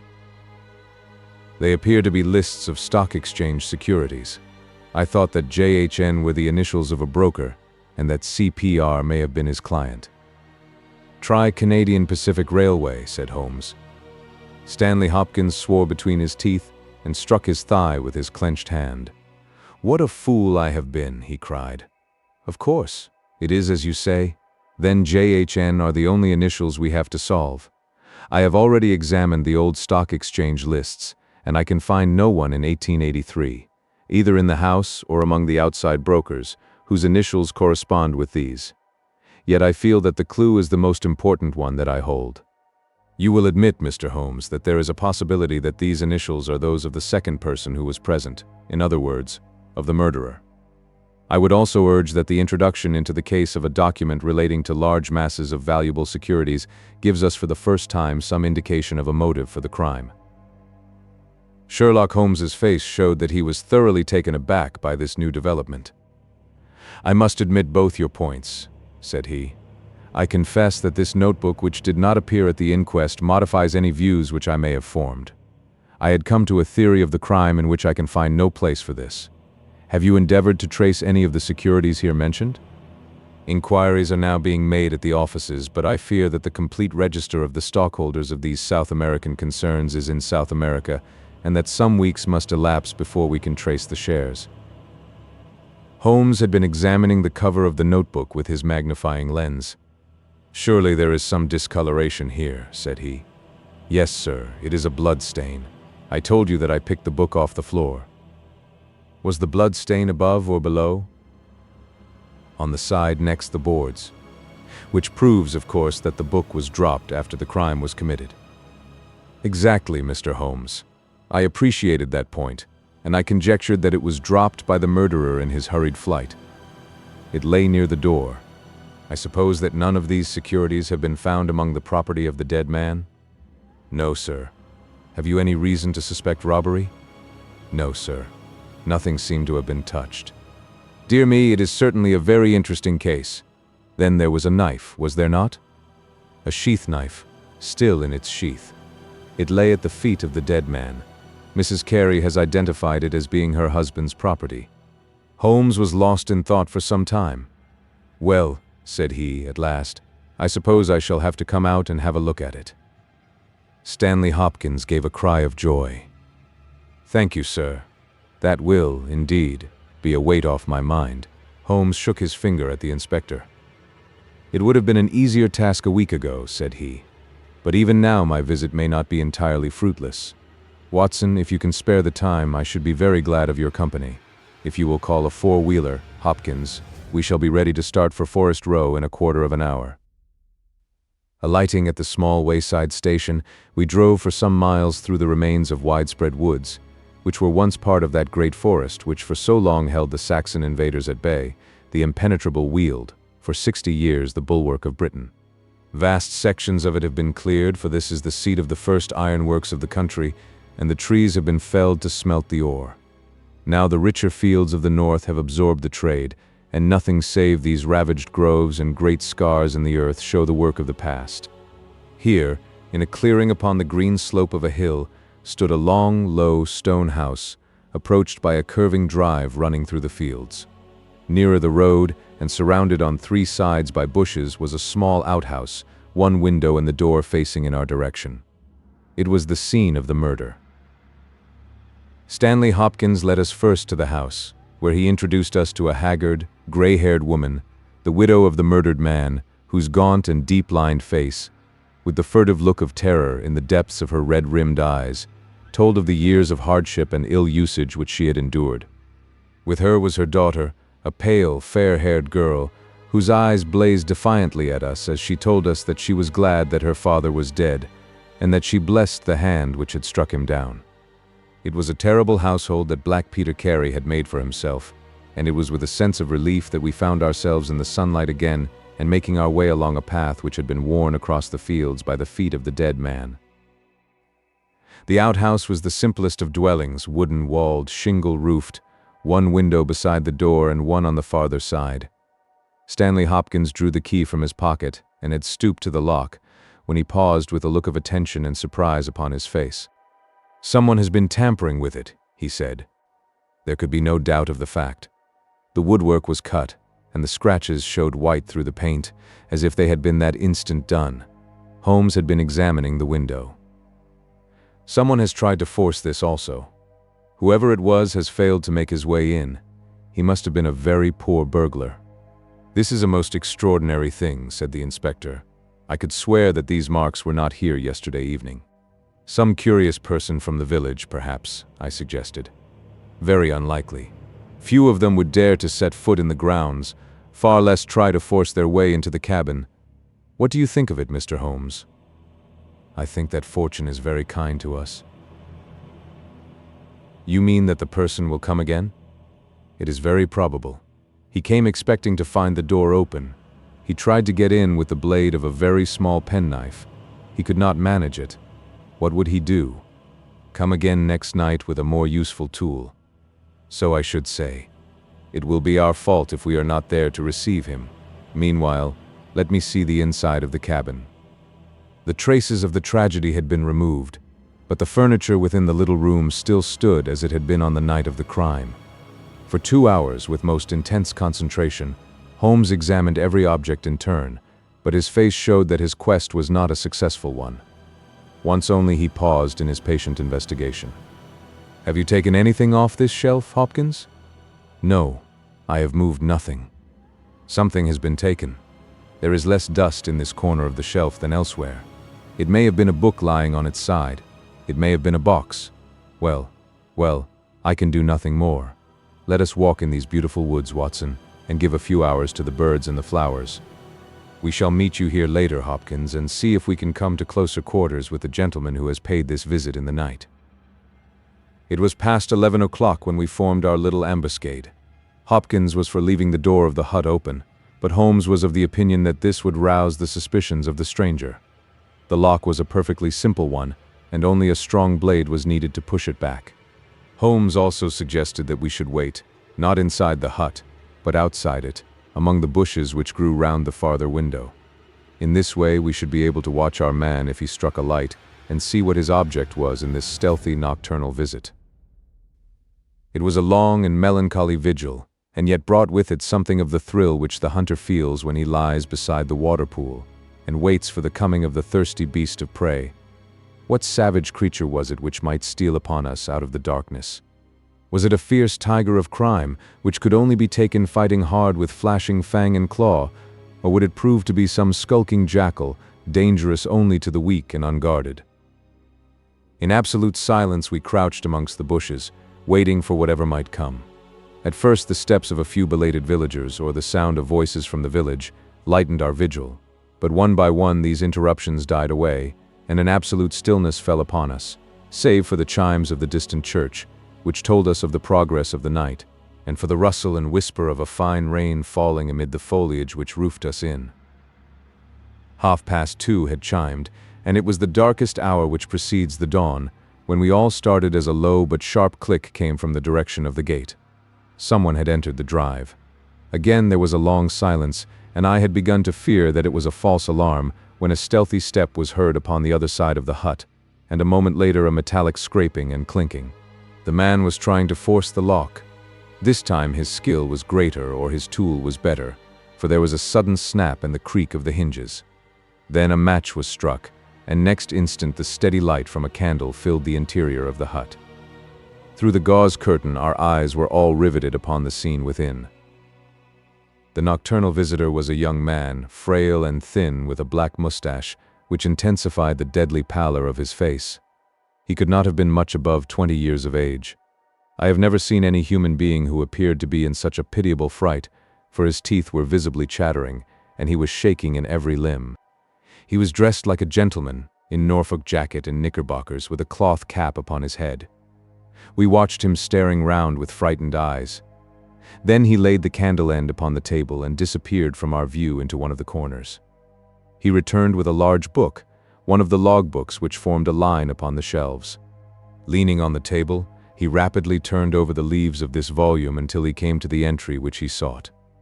Then, with an angry gesture of his clenched hand, he closed the book, replaced it in the corner, and put out the light. He had hardly turned to leave the hut when Hopkins's hand was on the fellow's collar, and I heard his loud gasp of terror as he understood that he was taken. The candle was relit, and there was our wretched captive, shivering and cowering in the grasp of the detective. He sank down upon the sea-chest and looked helplessly from one of us to the other. "Now, my fine fellow," said Stanley Hopkins, "who are you, and what do you want here?" The man pulled himself together and faced us with an effort at self-composure. "You are detectives, I suppose?" said he. "You imagine I am connected with the death of Captain Peter Carey. I assure you that I am innocent." "We'll see about that," said Hopkins. "First of all, what is your name?" "It is John Hopley Nelligan." I saw Holmes and Hopkins exchange a quick glance. "What are you doing here?" "Can I speak confidentially?" "No, certainly not." "Why should I tell you?" "If you have no answer, it may go badly with you at the trial."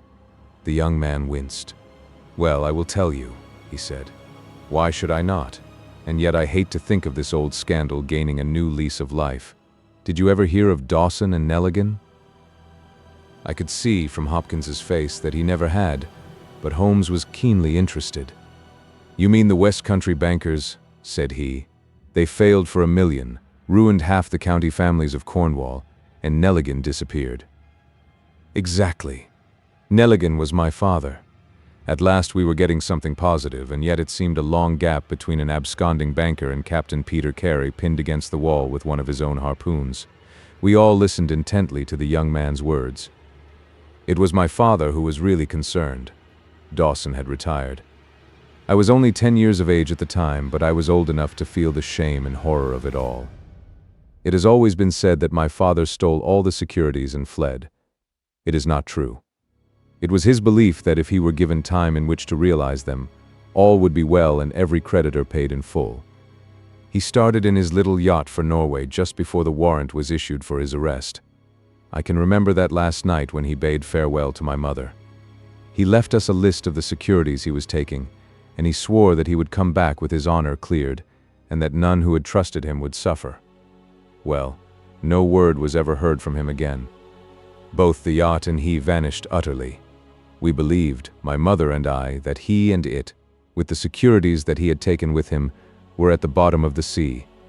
We had a faithful friend, however, who is a businessman, and it was he who discovered some time ago that some of the securities which my father had with him had reappeared on the London market. You can imagine our amazement.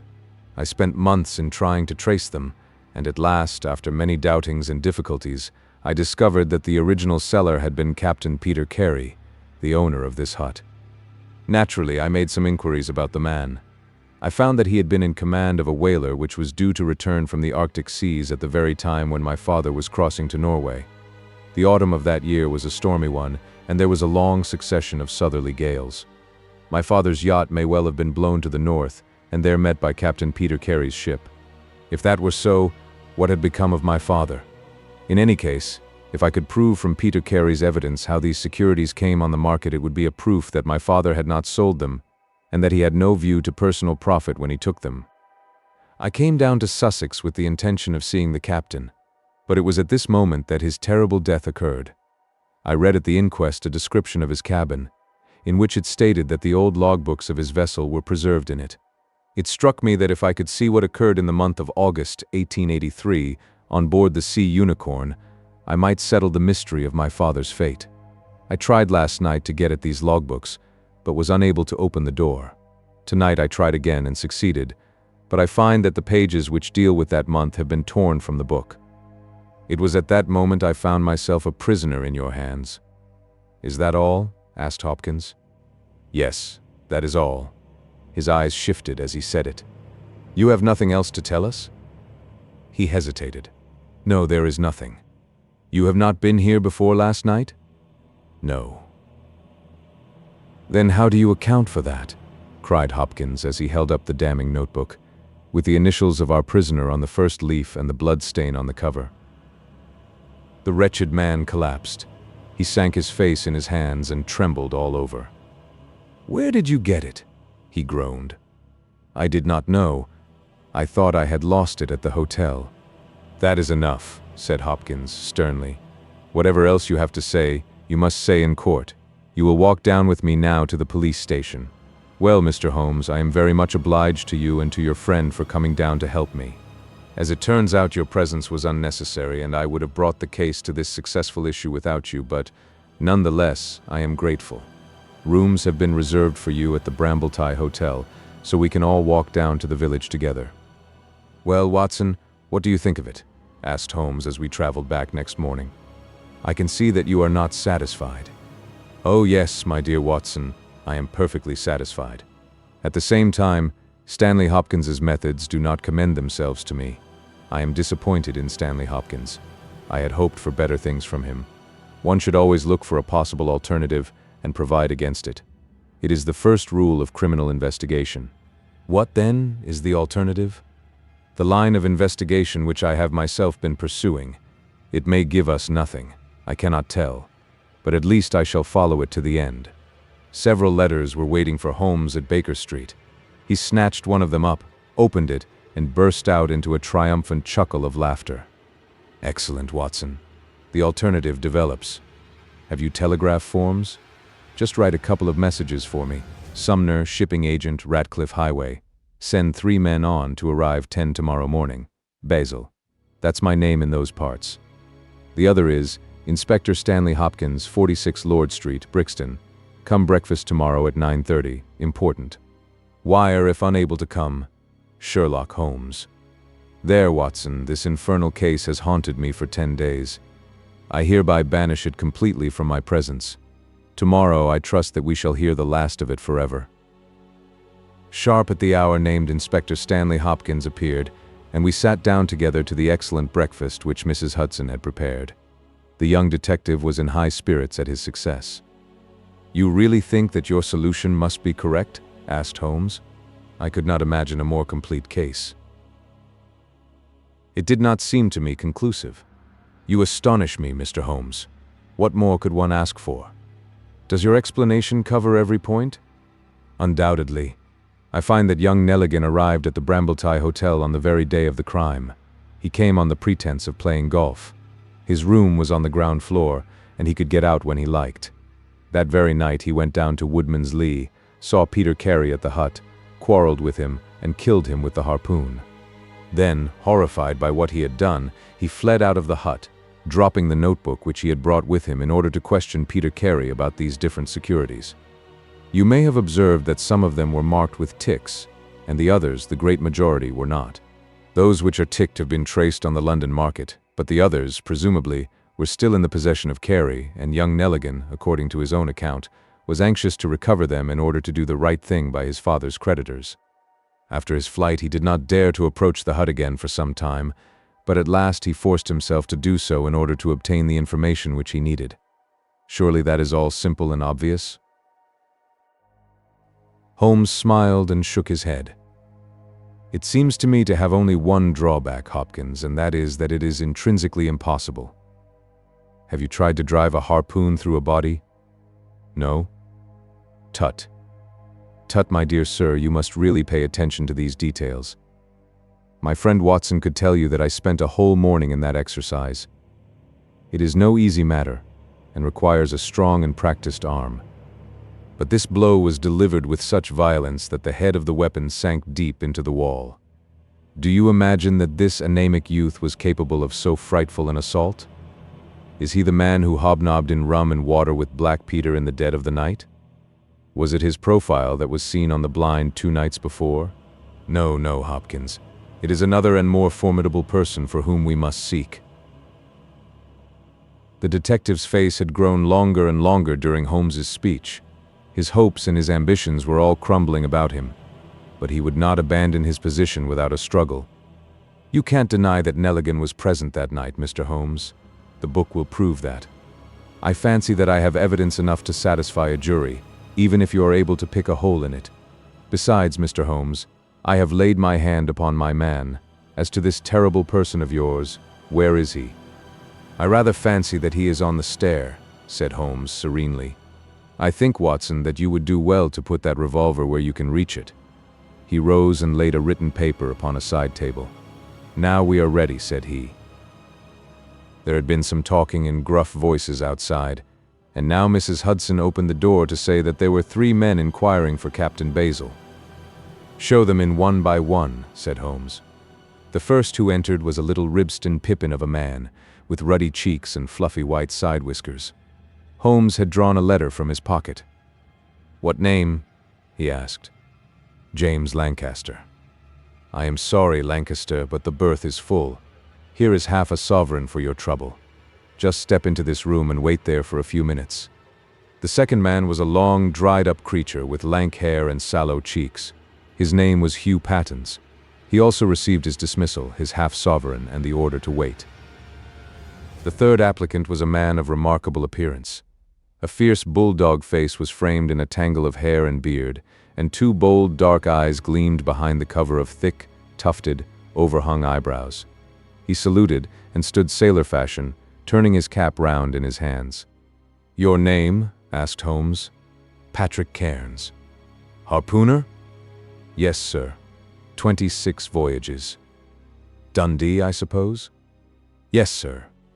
"And ready to start with an exploring ship?" "Yes, sir." "What wages?" £8 a month. "Could you start at once?" "As soon as I get my kit." "Have you your papers?" "Yes, sir." He took a sheaf of worn and greasy forms from his pocket. Holmes glanced over them and returned them. "You are just the man I want," said he. "Here's the agreement on the side table. If you sign it, the whole matter will be settled." The seaman lurched across the room and took up the pen. "Shall I sign here?" he asked, stooping over the table. Holmes leaned over his shoulder and passed both hands over his neck. "This will do," said he. I heard a click of steel and a bellow like an enraged bull. The next instant Holmes and the seaman were rolling on the ground together. He was a man of such gigantic strength that, even with the handcuffs which Holmes had so deftly fastened upon his wrists, he would have very quickly overpowered my friend had Hopkins and I not rushed to his rescue. Only when I pressed the cold muzzle of the revolver to his temple did he at last understand that resistance was vain. We lashed his ankles with cord and rose breathless from the struggle. "I must really apologize, Hopkins," said Sherlock Holmes. "I fear that the scrambled eggs are cold. However, you will enjoy the rest of your breakfast all the better, will you not, for the thought that you have brought your case to a triumphant conclusion." Stanley Hopkins was speechless with amazement.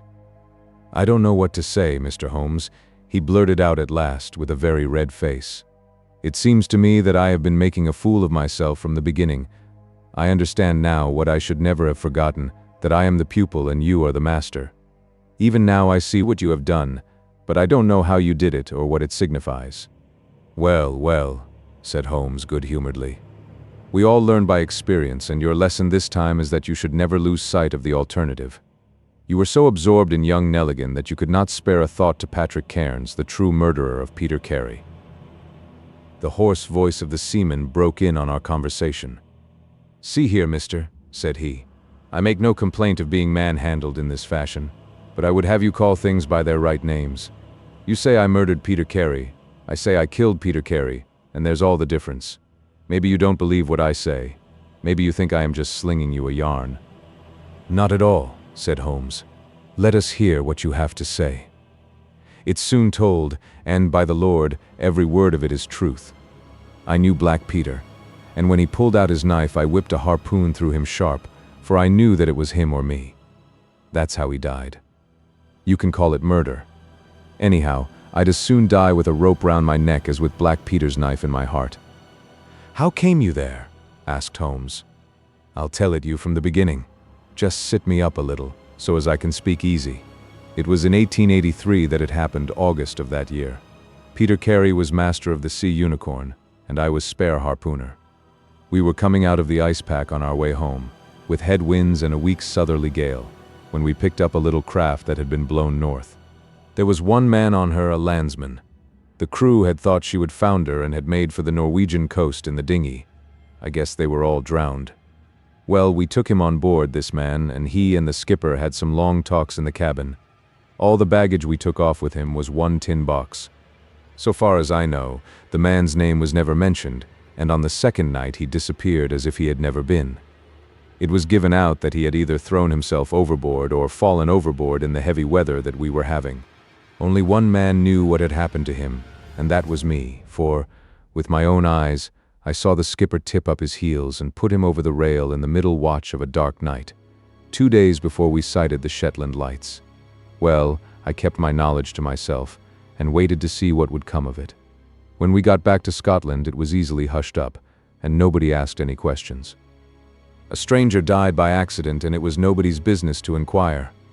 Shortly after, Peter Carey gave up the sea, and it was long years before I could find where he was. I guessed that he had done the deed for the sake of what was in that tin box, and that he could afford now to pay me well for keeping my mouth shut. I found out where he was through a sailorman that had met him in London, and down I went to squeeze him. The first night he was reasonable enough, and was ready to give me what would make me free of the sea for life. We were to fix it all 2 nights later. When I came, I found him 3 parts drunk and in a vile temper. We sat down and we drank and we yarned about old times, but the more he drank, the less I liked the look on his face. I spotted that harpoon upon the wall, and I thought I might need it before I was through. Then at last he broke out at me, spitting and cursing, with murder in his eyes and a great clasp knife in his hand. He had not time to get it from the sheath before I had the harpoon through him. Heavens, what a yell he gave, and his face gets between me and my sleep. I stood there, with his blood splashing round me, and I waited for a bit, but all was quiet, so I took heart once more. I looked round, and there was the tin box on the shelf. I had as much right to it as Peter Carey anyhow, so I took it with me and left the hut. Like a fool, I left my baccy pouch upon the table. Now I'll tell you the queerest part of the whole story. I had hardly got outside the hut when I heard someone coming, and I hid among the bushes. A man came slinking along, went into the hut, gave a cry as if he had seen a ghost, and legged it as hard as he could run until he was out of sight. Who he was or what he wanted is more than I can tell.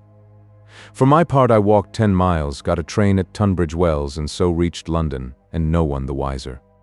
Well, when I came to examine the box, I found there was no money in it, and nothing but papers that I would not dare to sell.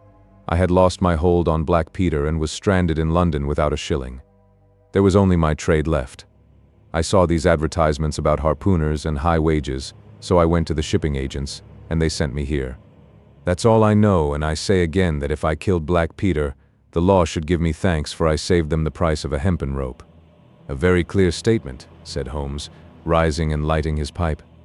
I think, Hopkins, that you should lose no time in conveying your prisoner to a place of safety. This room is not well adapted for a cell, and Mr. Patrick Cairns occupies too large a proportion of our carpet. Mr. Holmes, said Hopkins, I do not know how to express my gratitude. Even now I do not understand how you attained this result. Simply by having the good fortune to get the right clue from the beginning. It is very possible if I had known about this notebook it might have led away my thoughts, as it did yours. But all I heard pointed in the one direction. The amazing strength, the skill in the use of the harpoon, the rum and water, the sealskin tobacco pouch with the coarse tobacco, all these pointed to a seaman, and one who had been a whaler. I was convinced that the initials P.C. upon the pouch were a coincidence, and not those of Peter Carey, since he seldom smoked, and no pipe was found in his cabin. You remember that I asked whether whiskey and brandy were in the cabin. You said they were. How many landsmen are there who would drink rum when they could get these other spirits? Yes, I was certain it was a seaman. And how did you find him?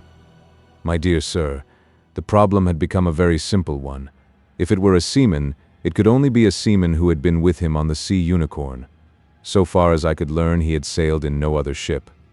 I spent 3 days in wiring to Dundee, and at the end of that time I had ascertained the names of the crew of the Sea Unicorn in 1883. When I found Patrick Cairns among the harpooners, my research was nearing its end. I argued that the man was probably in London, and that he would desire to leave the country for a time. I therefore spent some days in the East End, devised an Arctic expedition, put forth tempting terms for harpooners who would serve under Captain Basil, and behold the result. "Wonderful," cried Hopkins, "wonderful." "You must obtain the release of young Nelligan as soon as possible," said Holmes. "I confess that I think you owe him some apology. The tin box must be returned to him, but, of course, the securities which Peter Carey has sold are lost forever. There's the cab, Hopkins, and you can remove your man. If you want me for the trial, my address and that of Watson will be somewhere in Norway. I'll send particulars later." The Adventure of Charles Augustus Milverton. It is years since the incidents of which I speak took place, and yet it is with diffidence that I allude to them. For a long time, even with the utmost discretion and reticence, it would have been impossible to make the facts public, but now the principal person concerned is beyond the reach of human law, and with due suppression the story may be told in such fashion as to injure no one. It records an absolutely unique experience in the career both of Mr. Sherlock Holmes and of myself. The reader will excuse me if I conceal the date or any other fact by which he might trace the actual occurrence. We had been out for one of our evening rambles, Holmes and I, and had returned about 6 o'clock on a cold, frosty winter's evening. As Holmes turned up the lamp, the light fell upon a card on the table. He glanced at it, and then, with an ejaculation of disgust, threw it on the floor. I picked it up and read. Charles Augustus Milverton, Appledore Towers, Hampstead. Agent. "Who is he?" I asked. "The worst man in London," Holmes answered, as he sat down and stretched his legs before the fire. "Is anything on the back of the card?" I turned it over. "Will call at 6:30 c.a.m., I read. He's about due. Do you feel a creeping, shrinking sensation, Watson, when you stand before the serpents in the zoo and see the slithery, gliding, venomous creatures with their deadly eyes and wicked, flattened faces? Well, that's how Milverton impresses me. I've had to do with 50 murderers in my career, but the worst of them never gave me the repulsion which I have for this fellow. And yet I can't get out of doing business with him. Indeed, he is here at my invitation. But who is he? I'll tell you, Watson. He is the king of all the blackmailers. Heaven help the man, and still more the woman, whose secret and reputation come into the power of Milverton. With a smiling face and a heart of marble, he will squeeze and squeeze until he has drained them dry. The fellow is a genius in his way, and would have made his mark in some more savory trade. His method is as follows. He allows it to be known that he is prepared to pay very high sums for letters which compromise people of wealth and position. He receives these wares not only from treacherous valets or maids, but frequently from genteel ruffians, who have gained the confidence and affection of trusting women. He deals with no niggard hand. I happen to know that he paid £700 to a footman for a note 2 lines in length, and that the ruin of a noble family was the result. Everything which is in the market goes to Milverton, and there are hundreds in this great city who turn white at his name. No one knows where his grip may fall, for he is far too rich and far too cunning to work from hand to mouth. He will hold a card back for years in order to play it at the moment when the stake is best worth winning. I have said that he is the worst man in London, and I would ask you how could one compare the ruffian who in hot blood bludgeons his mate with this man, who methodically and at his leisure tortures the soul and wrings the nerves in order to add to his already swollen money bags. I had seldom heard my friend speak with such intensity of feeling. But surely, said I, the fellow must be within the grasp of the law. Technically, no doubt, but practically not. What would it profit a woman, for example, to get him a few months' imprisonment if her own ruin must immediately follow? His victims dare not hit back. If ever he blackmailed an innocent person, then indeed we should have him, but he is as cunning as the evil one. No, we must find other ways to fight him. And why is he here? Because an illustrious client has placed her piteous case in my hands. It is the Lady Eva Blackwell, the most beautiful debutante of last season. She is to be married in a fortnight to the Earl of Dovercourt. This fiend has several imprudent letters, imprudent, Watson, nothing worse, which were written to an impecunious young squire in the country.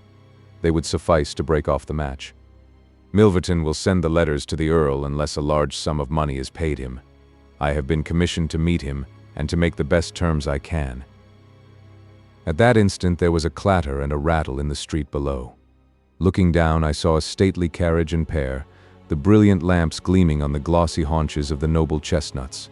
A footman opened the door, and a small, stout man in a shaggy Astrakhan overcoat descended. A minute later he was in the room. Charles Augustus Milverton was a man of 50, with a large, intellectual head, a round, plump, hairless face, a perpetual frozen smile, and two keen gray eyes, which gleamed brightly from behind broad, gold-rimmed glasses. There was something of Mr. Pickwick's benevolence in his appearance, marred only by the insincerity of the fixed smile, and by the hard glitter of those restless and penetrating eyes. His voice was as smooth and suave as his countenance, as he advanced with a plump little hand extended, murmuring his regret for having missed us at his first visit. Holmes disregarded the outstretched hand and looked at him with a face of granite. Milverton's smile broadened. He shrugged his shoulders, removed his overcoat, folded it with great deliberation over the back of a chair, and then took a seat. "This gentleman," said he, with a wave in my direction. "Is it discreet? Is it right? Dr. Watson is my friend and partner." "Very good, Mr. Holmes. It is only in your client's interests that I protested. The matter is so very delicate." "Dr. Watson has already heard of it." "Then we can proceed to business. You say that you are acting for Lady Eva. Has she empowered you to accept my terms?" "What are your terms?" £7,000. "And the alternative?" "My dear sir, it is painful for me to discuss it, but if the money is not paid on the 14th, there certainly will be no marriage on the 18th. His insufferable smile was more complacent than ever. Holmes thought for a little. "You appear to me," he said at last, "to be taking matters too much for granted. I am of course familiar with the contents of these letters. My client will certainly do what I may advise. I shall counsel her to tell her future husband the whole story and to trust to his generosity." Milverton chuckled. "You evidently do not know the Earl," said he. From the baffled look upon Holmes's face, I could see clearly that he did. "What harm is there in the letters?" he asked. "They are sprightly, very sprightly," Milverton answered. "The lady was a charming correspondent, but I can assure you that the Earl of Dovercourt would fail to appreciate them. However, since you think otherwise, we will let it rest at that. It is purely a matter of business. If you think that it is in the best interests of your client that these letters should be placed in the hands of the Earl, then you would indeed be foolish to pay so large a sum of money to regain them." He rose and seized his Astrakhan coat. Holmes was gray with anger and mortification. "Wait a little," he said. "You go too fast. We should certainly make every effort to avoid scandal in so delicate a matter." Milverton relapsed into his chair. "I was sure that you would see it in that light," he purred. At the same time, Holmes continued, "Lady Eva is not a wealthy woman. I assure you that £2,000 would be a drain upon her resources, and that the sum you name is utterly beyond her power. I beg, therefore, that you will moderate your demands, and that you will return the letters at the price I indicate, which is, I assure you, the highest that you can get." Milverton's smile broadened and his eyes twinkled humorously. "I am aware that what you say is true about the lady's resources," said he. "At the same time, you must admit that the occasion of a lady's marriage is a very suitable time for her friends and relatives to make some little effort upon her behalf. They may hesitate as to an acceptable wedding present. Let me assure them that this little bundle of letters would give more joy than all the candelabra and butter dishes in London." "It is impossible," said Holmes. Dear me, how unfortunate," cried Milverton, taking out a bulky pocketbook. "I cannot help thinking that ladies are ill-advised in not making an effort. Look at this." He held up a little note with a coat of arms upon the envelope. "That belongs to, well, perhaps it is hardly fair to tell the name until tomorrow morning. But at that time it will be in the hands of the lady's husband. And all because she will not find a beggarly sum which she could get by turning her diamonds into paste. It is such a pity. Now, you remember the sudden end of the engagement between the Honorable Miss Miles and Colonel Dorking. Only 2 days before the wedding, there was a paragraph in the Morning Post to say that it was all off. And why? It is almost incredible, but the absurd sum of £1,200 would have settled the whole question.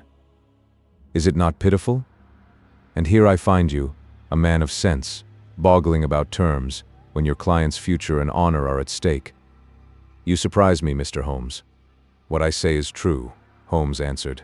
The money cannot be found. Surely it is better for you to take the substantial sum which I offer than to ruin this woman's career, which can profit you in no way. There you make a mistake, Mr. Holmes. An exposure would profit me indirectly to a considerable extent. I have 8 or 10 similar cases maturing. If it was circulated among them that I had made a severe example of the Lady Eva, I should find all of them much more open to reason. You see my point? Holmes sprang from his chair. Get behind him, Watson. Don't let him out. Now, sir, let us see the contents of that notebook. Milverton had glided as quick as a rat to the side of the room and stood with his back against the wall. Mr. Holmes, he said, turning the front of his coat and exhibiting the butt of a large revolver which projected from the inside pocket. I have been expecting you to do something original. This has been done so often, and what good has ever come from it? I assure you that I am armed to the teeth, and I am perfectly prepared to use my weapons, knowing that the law will support me.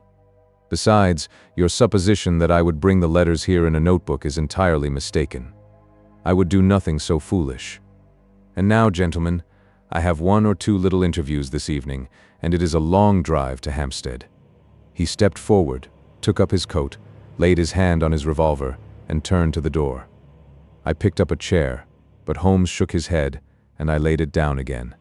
With a bow, a smile, and a twinkle, Milverton was out of the room, and a few moments after we heard the slam of the carriage door and the rattle of the wheels as he drove away. Holmes sat motionless by the fire, his hands buried deep in his trouser pockets, his chin sunk upon his breast, his eyes fixed upon the glowing embers.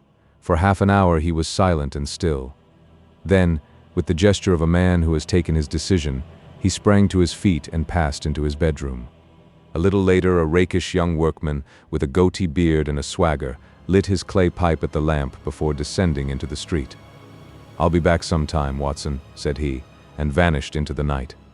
I understood that he had opened his campaign against Charles Augustus Milverton, but I little dreamed the strange shape which that campaign was destined to take. For some days Holmes came and went at all hours in this attire, but beyond a remark that his time was spent at Hampstead, and that it was not wasted, I knew nothing of what he was doing. At last, however, on a wild, tempestuous evening, when the wind screamed and rattled against the windows, he returned from his last expedition, and having removed his disguise, he sat before the fire and laughed heartily in his silent, inward fashion. "You would not call me a marrying man, Watson?" "No, indeed.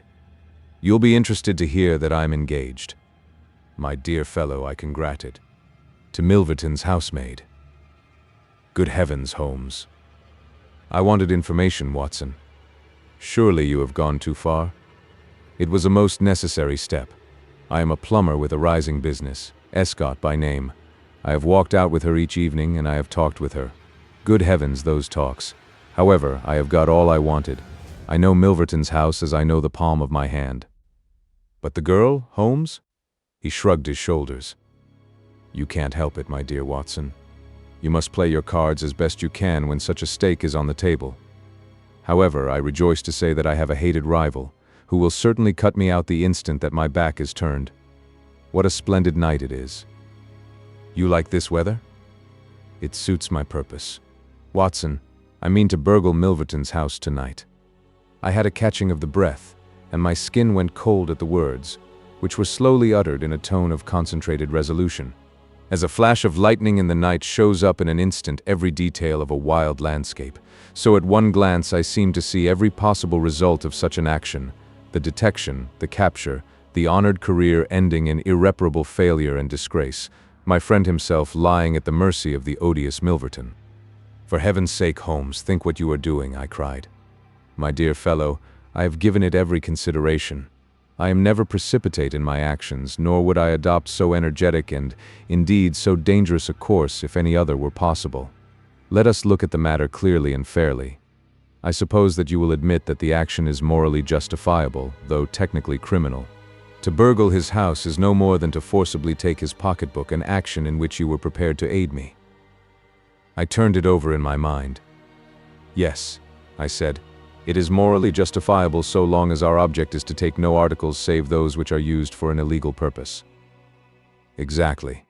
Since it is morally justifiable, I have only to consider the question of personal risk. Surely a gentleman should not lay much stress upon this, when a lady is in most desperate need of his help. You will be in such a false position. Well, that is part of the risk. There is no other possible way of regaining these letters. The unfortunate lady has not the money, and there are none of her people in whom she could confide. Tomorrow is the last day of grace, and unless we can get the letters tonight, this villain will be as good as his word and will bring about her ruin. I must, therefore, abandon my client to her fate, or I must play this last card. Between ourselves, Watson, it's a sporting duel between this fellow Milverton and me. He had, as you saw, the best of the first exchanges, but my self-respect and my reputation are concerned to fight it to a finish. Well, I don't like it, but I suppose it must be, said I. When do we start? You are not coming. Then you are not going, said I. I give you my word of honor, and I never broke it in my life, that I will take a cab straight to the police station and give you away, unless you let me share this adventure with you. You can't help me. How do you know that? You can't tell what may happen. Anyway, my resolution is taken. Other people besides you have self-respect, and even reputations. Holmes had looked annoyed, but his brow cleared, and he clapped me on the shoulder. Well, well, my dear fellow, be it so. We have shared this same room for some years, and it would be amusing if we ended by sharing the same cell.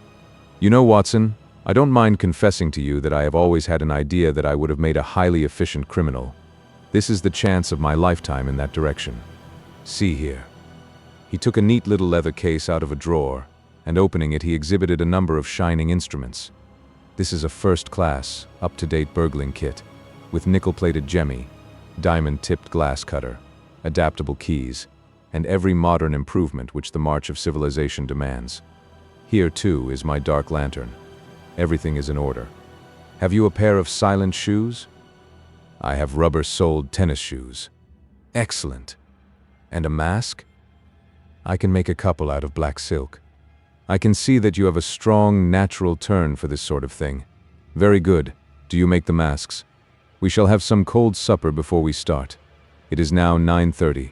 At 11 we shall drive as far as Church Row. It is a quarter of an hour's walk from there to Appledore Towers. We shall be at work before midnight. Milverton is a heavy sleeper, and retires punctually at 10:30. With any luck, we should be back here by 2, with the Lady Eva's letters in my pocket. Holmes and I put on our dress clothes, so that we might appear to be two theatre-goers homeward bound. In Oxford Street, we picked up a hansom and drove to an address in Hampstead. Here we paid off our cab, and with our greatcoats buttoned up, for it was bitterly cold, and the wind seemed to blow through us, we walked along the edge of the heath. It's a business that needs delicate treatment, said Holmes. These documents are contained in a safe in the fellow's study, and the study is the anteroom of his bedchamber. On the other hand, like all these stout, little men who do themselves well, he is a plethoric sleeper. Agatha, that's my fiancée, says it is a joke in the servants' hall that it's impossible to wake the master. He has a secretary who is devoted to his interests and never budges from the study all day. That's why we are going at night. Then he has a beast of a dog which roams the garden. I met Agatha late the last 2 evenings, and she locks the brood up so as to give me a clear run. This is the house, this big one in its own grounds. Through the gate, now to the right among the laurels. We might put on our masks here, I think. You see, there is not a glimmer of light in any of the windows, and everything is working splendidly. With our black silk face coverings, which turned us into 2 of the most truculent figures in London, we stole up to the silent, gloomy house. A sort of tiled veranda extended along one side of it, lined by several windows and 2 doors. That's his bedroom, Holmes whispered. This door opens straight into the study. It would suit us best, but it is bolted as well as locked, and we should make too much noise getting in. Come round here. There's a greenhouse which opens into the drawing room. The place was locked, but Holmes removed a circle of glass and turned the key from the inside. An instant afterwards he had closed the door behind us, and we had become felons in the eyes of the law. The thick, warm air of the conservatory and the rich, choking fragrance of exotic plants took us by the throat. He seized my hand in the darkness and led me swiftly past banks of shrubs which brushed against our faces. Holmes had remarkable powers, carefully cultivated, of seeing in the dark. Still holding my hand in one of his, he opened a door, and I was vaguely conscious that we had entered a large room in which a cigar had been smoked not long before. He felt his way among the furniture, opened another door, and closed it behind us. Putting out my hand, I felt several coats hanging from the wall, and I understood that I was in a passage. We passed along it, and Holmes very gently opened a door upon the right-hand side. Something rushed out at us, and my heart sprang into my mouth, but I could have laughed when I realized that it was the cat. A fire was burning in this new room, and again the air was heavy with tobacco smoke. Holmes entered on tiptoe, waited for me to follow, and then very gently closed the door. We were in Milverton's study, and a portiere at the farther side showed the entrance to his bedroom. It was a good fire, and the room was illuminated by it. Near the door I saw the gleam of an electric switch, but it was unnecessary, even if it had been safe, to turn it on. At one side of the fireplace was a heavy curtain which covered the bay window we had seen from outside. On the other side was the door which communicated with the veranda. A desk stood in the center, with a turning chair of shining red leather. Opposite was a large bookcase, with a marble bust of Athene on the top. In the corner, between the bookcase and the wall, there stood a tall green safe, the firelight flashing back from the polished brass knobs upon its face. Holmes stole across and looked at it. Then he crept to the door of the bedroom and stood with slanting head listening intently. No sound came from within. Meanwhile, it had struck me that it would be wise to secure our retreat through the outer door, so I examined it. To my amazement, it was neither locked nor bolted. I touched Holmes on the arm, and he turned his masked face in that direction. I saw him start, and he was evidently as surprised as I. "I don't like it," he whispered, putting his lips to my very ear. "I can't quite make it out. Anyhow, we have no time to lose." "Can I do anything?" "Yes. Stand by the door. If you hear anyone come, bolt it on the inside, and we can get away as we came. If they come the other way, we can get through the door if our job is done, or hide behind these window curtains if it is not. Do you understand?" I nodded and stood by the door. My first feeling of fear had passed away, and I thrilled now with a keener zest than I had ever enjoyed when we were the defenders of the law instead of its defiers. The high object of our mission, the consciousness that it was unselfish and chivalrous, the villainous character of our opponent, all added to the sporting interest of the adventure. Far from feeling guilty, I rejoiced and exulted in our dangers. With a glow of admiration, I watched Holmes unrolling his case of instruments and choosing his tool with the calm, scientific accuracy of a surgeon who performs a delicate operation. I knew that the opening of safes was a particular hobby with him, and I understood the joy which it gave him to be confronted with this green and gold monster, the dragon which held in its maw the reputations of many fair ladies. Turning up the cuffs of his dress coat, he had placed his overcoat on a chair. Holmes laid out 2 drills, a jemmy, and several skeleton keys. I stood at the center door with my eyes glancing at each of the others, ready for any emergency, though indeed, my plans were somewhat vague as to what I should do if we were interrupted. For half an hour, Holmes worked with concentrated energy, laying down one tool, picking up another, handling each with the strength and delicacy of the trained mechanic. Finally, I heard a click. The broad green door swung open, and inside I had a glimpse of a number of paper packets, each tied, sealed, and inscribed. Holmes picked one out, but it was as hard to read by the flickering fire, and he drew out his little dark lantern, for it was too dangerous, with Milverton in the next room, to switch on the electric light. Suddenly I saw him halt, listen intently, and then in an instant he had swung the door of the safe to, picked up his coat, stuffed his tools into the pockets, and darted behind the window curtain, motioning me to do the same. It was only when I had joined him there that I heard what had alarmed his quicker senses. There was a noise somewhere within the house. A door slammed in the distance. Then a confused, dull murmur broke itself into the measured thud of heavy footsteps rapidly approaching. They were in the passage outside the room. They paused at the door. The door opened. There was a sharp snick as the electric light was turned on. The door closed once more, and the pungent reek of a strong cigar was borne to our nostrils. Then the footsteps continued backward and forward, backward and forward, within a few yards of us. Finally, there was a creak from a chair, and the footsteps ceased. Then a key clicked in a lock, and I heard the rustle of papers. So far, I had not dared to look out, but now I gently parted the division of the curtains in front of me and peeped through. From the pressure of Holmes's shoulder against mine, I knew that he was sharing my observations. Right in front of us, and almost within our reach, was the broad, rounded back of Milverton.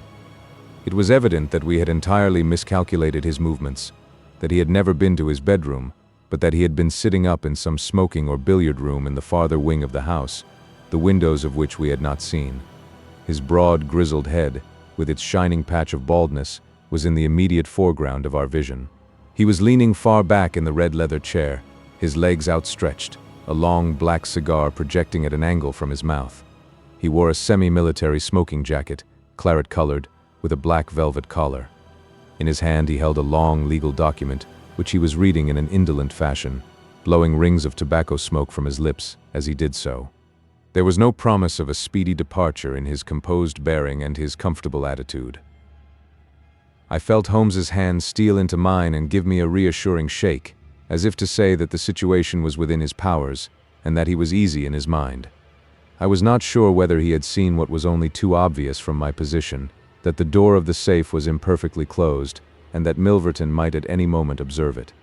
In my own mind I had determined that if I were sure from the rigidity of his gaze that it had caught his eye, I would at once spring out, throw my greatcoat over his head, pinion him, and leave the rest to Holmes. But Milverton never looked up. He was languidly interested by the papers in his hand, and page after page was turned as he followed the argument of the lawyer. At least, I thought, when he has finished the document and the cigar he will go to his room. But before he had reached the end of either, there came a remarkable development, which turned our thoughts into quite another channel. Several times I had observed that Milverton looked at his watch, and once he had risen and sat down again with a gesture of impatience. The idea, however, that he might have an appointment at so strange an hour never occurred to me until a faint sound reached my ears from the veranda outside. Milverton dropped his papers and sat rigid in his chair. The sound was repeated, and then there came a gentle tap at the door. Milverton rose and opened it. "Well," said he curtly, "you are nearly half an hour late."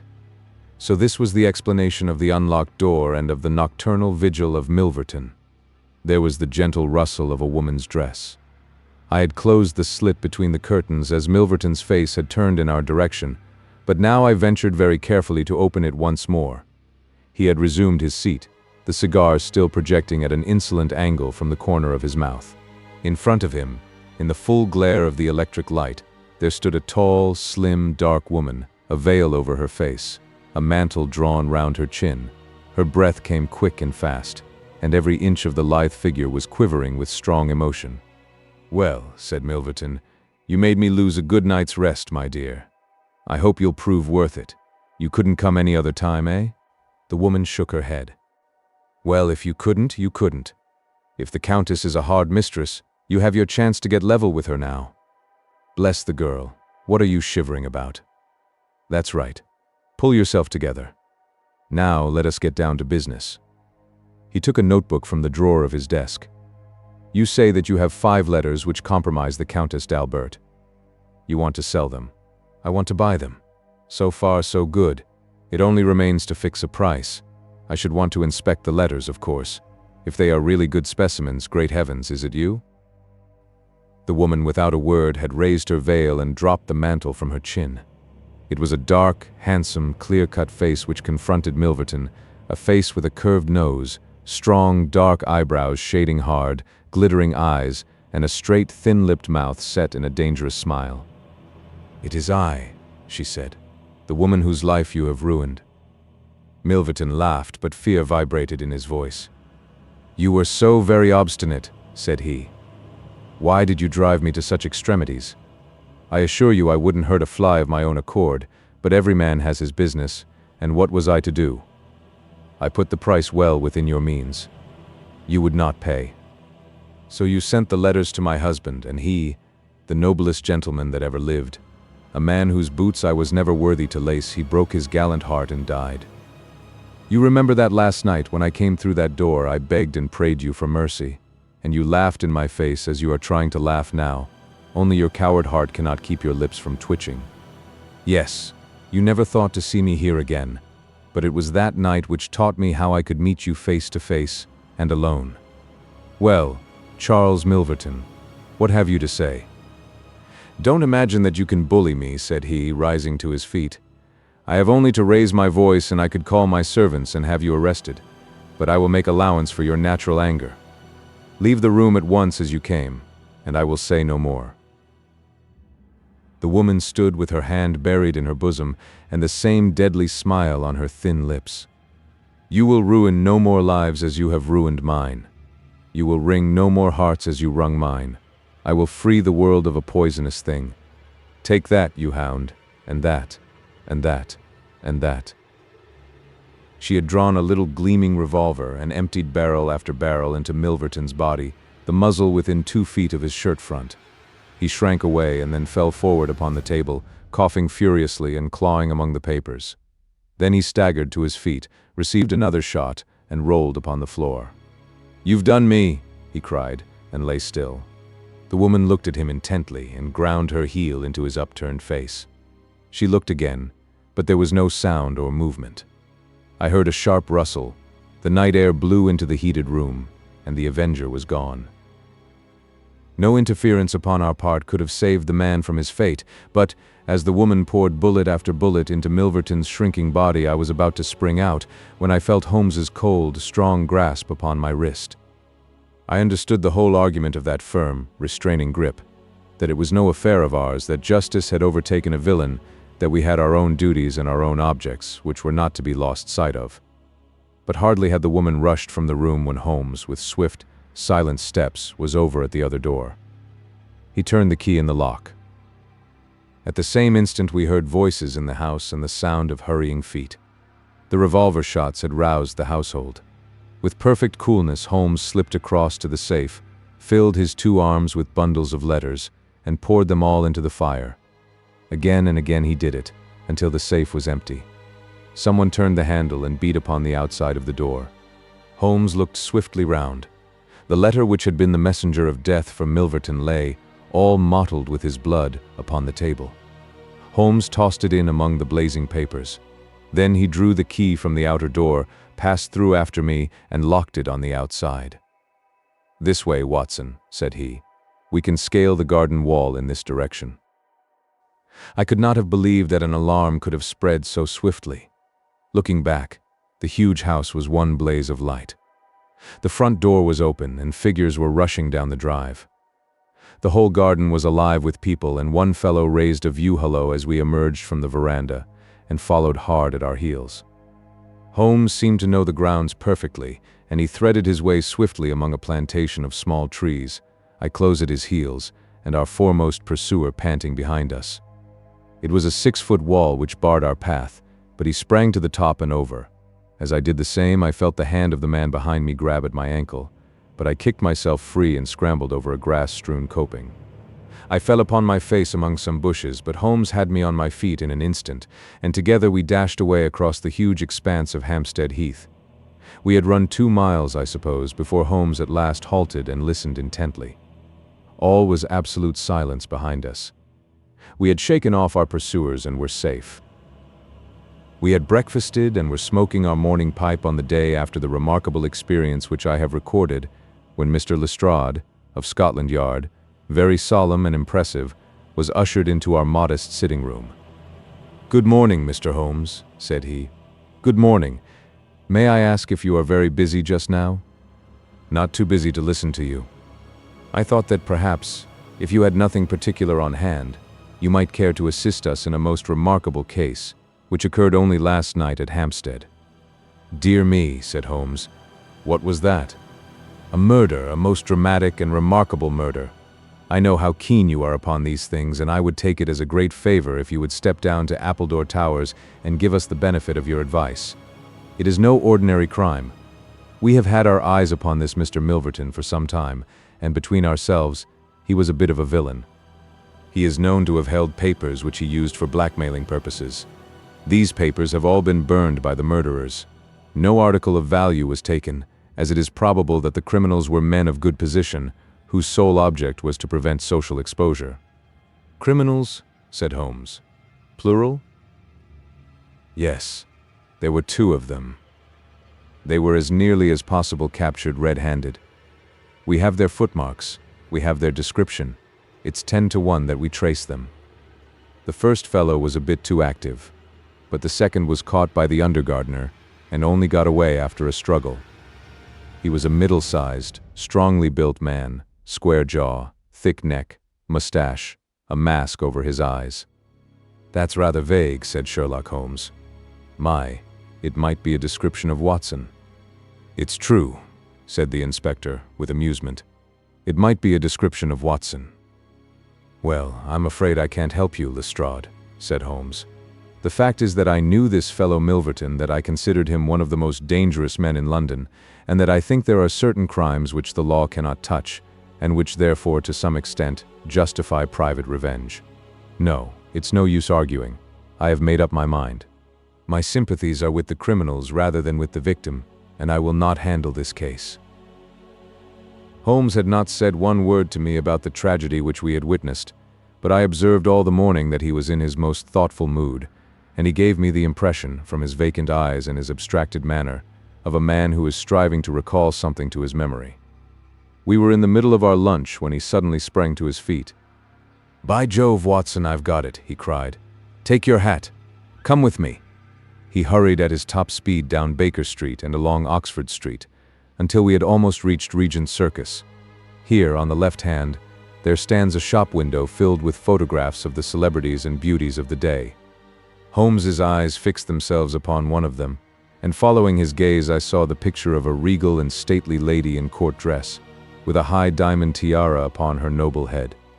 I looked at that delicately curved nose, at the marked eyebrows, at the straight mouth, and the strong little chin beneath it.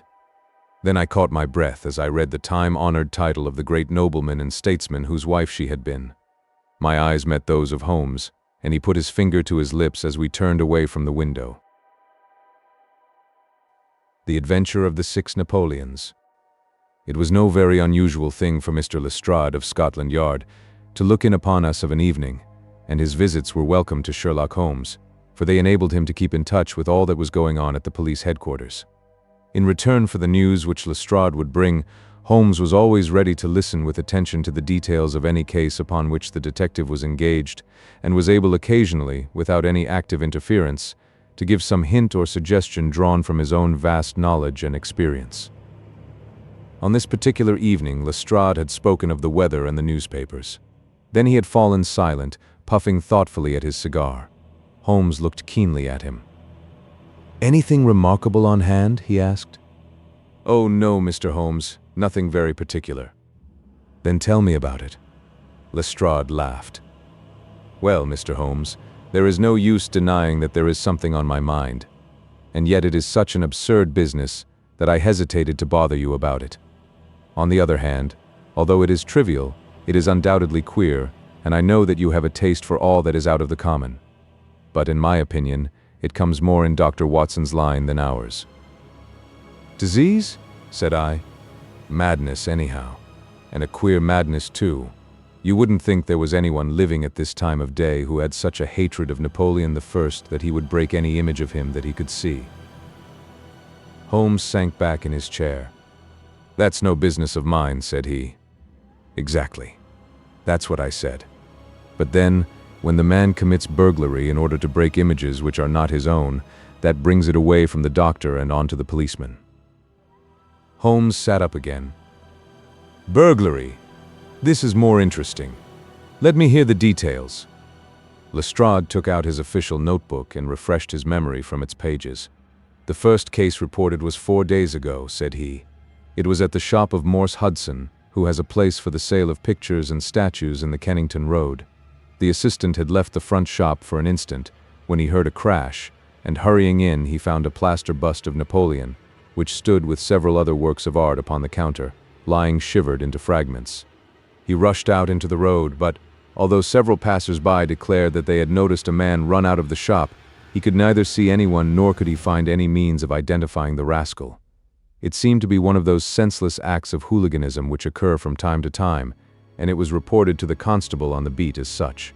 The plaster cast was not worth more than a few shillings, and the whole affair appeared to be too childish for any particular investigation. The second case, however, was more serious, and also more singular. It occurred only last night. In Kennington Road, and within a few hundred yards of Morse Hudson's shop, there lives a well-known medical practitioner named Dr. Barnicot, who has one of the largest practices upon the south side of the Thames. His residence and principal consulting room is at Kennington Road, but he has a branch surgery and dispensary at Lower Brixton Road, 2 miles away. This Dr. Barnicot is an enthusiastic admirer of Napoleon, and his house is full of books, pictures, and relics of the French emperor. Some little time ago he purchased from Morse Hudson 2 duplicate plaster casts of the famous head of Napoleon by the French sculptor, Devine. One of these he placed in his hall in the house at Kennington Road, and the other on the mantelpiece of the surgery at Lower Brixton. Well, when Dr. Barnicot came down this morning, he was astonished to find that his house had been burgled during the night, but that nothing had been taken save the plaster head from the hall. It had been carried out and had been dashed savagely against the garden wall, under which its splintered fragments were discovered. Holmes rubbed his hands. "This is certainly very novel," said he. "I thought it would please you. But I have not got to the end yet. Dr. Barnicot was due at his surgery at 12 o'clock, and you can imagine his amazement when, on arriving there, he found that the window had been opened in the night and that the broken pieces of his second bust were strewn all over the room. It had been smashed to atoms where it stood. In neither case were there any signs which could give us a clue as to the criminal or lunatic who had done the mischief. Now, Mr. Holmes, you have got the facts." "They are singular, not to say grotesque," said Holmes. "May I ask whether the 2 busts smashed in Dr. Barnicot's rooms were the exact duplicates of the one which was destroyed in Morse Hudson's shop?" "They were taken from the same mold." "Such a fact must tell against the theory that the man who breaks them is influenced by any general hatred of Napoleon. Considering how many hundreds of statues of the great emperor must exist in London, it is too much to suppose such a coincidence as that a promiscuous iconoclast should chance to begin upon 3 specimens of the same bust." "Well, I thought as you do," said Lestrade. "On the other hand, this Morse Hudson is the purveyor of busts in that part of London, and these 3 were the only ones which had been in his shop for years. So, although, as you say, there are many hundreds of statues in London, it is very probable that these 3 were the only ones in that district. Therefore, a local fanatic would begin with them. What do you think, Dr. Watson?" "There are no limits to the possibilities of monomania," I answered. "There is the condition which the modern French psychologists have called the idée fixe, which may be trifling in character, and accompanied by complete sanity in every other way. A man who had read deeply about Napoleon, or who had possibly received some hereditary family injury through the Great War, might conceivably form such an idée fixe and under its influence be capable of any fantastic outrage." "That won't do, my dear Watson," said Holmes, shaking his head, "for no amount of idée fixe would enable your interesting monomaniac to find out where these busts were situated." "Well, how do you explain it?" "I don't attempt to do so. I would only observe that there is a certain method in the gentleman's eccentric proceedings. For example, in Dr. Barnicot's hall, where a sound might arouse the family, the bust was taken outside before being broken, whereas in the surgery, where there was less danger of an alarm, it was smashed where it stood. The affair seems absurdly trifling, and yet I dare call nothing trivial when I reflect that some of my most classic cases have had the least promising commencement. You will remember, Watson, how the dreadful business of the Abernethy family was first brought to my notice by the depth which the parsley had sunk into the butter upon a hot day. I can't afford, therefore, to smile at your 3 broken busts, Lestrade, and I shall be very much obliged to you if you will let me hear of any fresh development of so singular a chain of events." The development for which my friend had asked came in a quicker and an infinitely more tragic form than he could have imagined. I was still dressing in my bedroom next morning, when there was a tap at the door and Holmes entered, a telegram in his hand. He read it aloud. "Come instantly, 131, Pitt Street, Kensington, Lestrade." "What is it then?" I asked. "Don't know, maybe anything. But I suspect it is the sequel of the story of the statues. In that case, our friend the image breaker has begun operations in another quarter of London. There's coffee on the table, Watson, and I have a cab at the door." In half an hour we had reached Pitt Street, a quiet little backwater just beside one of the briskest currents of London life. Number 131 was one of a row, all flat-chested, respectable, and most unromantic dwellings. As we drove up, we found the railings in front of the house lined by a curious crowd. Holmes whistled. "By George, it's attempted murder at the least. Nothing less will hold the London message boy. There's a deed of violence indicated in that fellow's round shoulders and outstretched neck. What's this, Watson?" The top steps swilled down and the other ones dry. Footsteps enough, anyhow. Well, there's Lestrade at the front window, and we shall soon know all about it." The official received us with a very grave face and showed us into a sitting room, where an exceedingly unkempt and agitated elderly man, clad in a flannel dressing gown, was pacing up and down. He was introduced to us as the owner of the house, Mr. Horace Harker, of the Central Press Syndicate. "It's the Napoleon bust business again," said Lestrade. "You seemed interested last night, Mr. Holmes, so I thought perhaps you would be glad to be present now that the affair has taken a very much graver turn." "What has it turned to, then?" "To murder. Mr. Harker, will you tell these gentlemen exactly what has occurred?" The man in the dressing gown turned upon us with a most melancholy face. "It's an extraordinary thing," said he, "that all my life I have been collecting other people's news, and now that a real piece of news has come my own way, I am so confused and bothered that I can't put two words together. If I had come in here as a journalist, I should have interviewed myself and had 2 columns in every evening paper. As it is, I am giving away valuable copy by telling my story over and over to a string of different people, and I can make no use of it myself. However, I've heard your name, Mr. Sherlock Holmes, and if you'll only explain this queer business, I shall be paid for my trouble in telling you the story." Holmes sat down and listened. "It all seems to center around that bust of Napoleon which I bought for this very room about 4 months ago. I picked it up cheap from Harding Brothers, 2 doors from the High Street station. A great deal of my journalistic work is done at night, and I often write until the early morning. So it was today. I was sitting in my den, which is at the back of the top of the house, about 3 o'clock, when I was convinced that I heard some sounds downstairs. I listened, but they were not repeated, and I concluded that they came from outside. Then suddenly, about 5 minutes later, there came a most horrible yell, the most dreadful sound, Mr. Holmes, that ever I heard. It will ring in my ears as long as I live. I sat frozen with horror for a minute or two. Then I seized the poker and went downstairs. When I entered this room, I found the window wide open, and I at once observed that the bust was gone from the mantelpiece.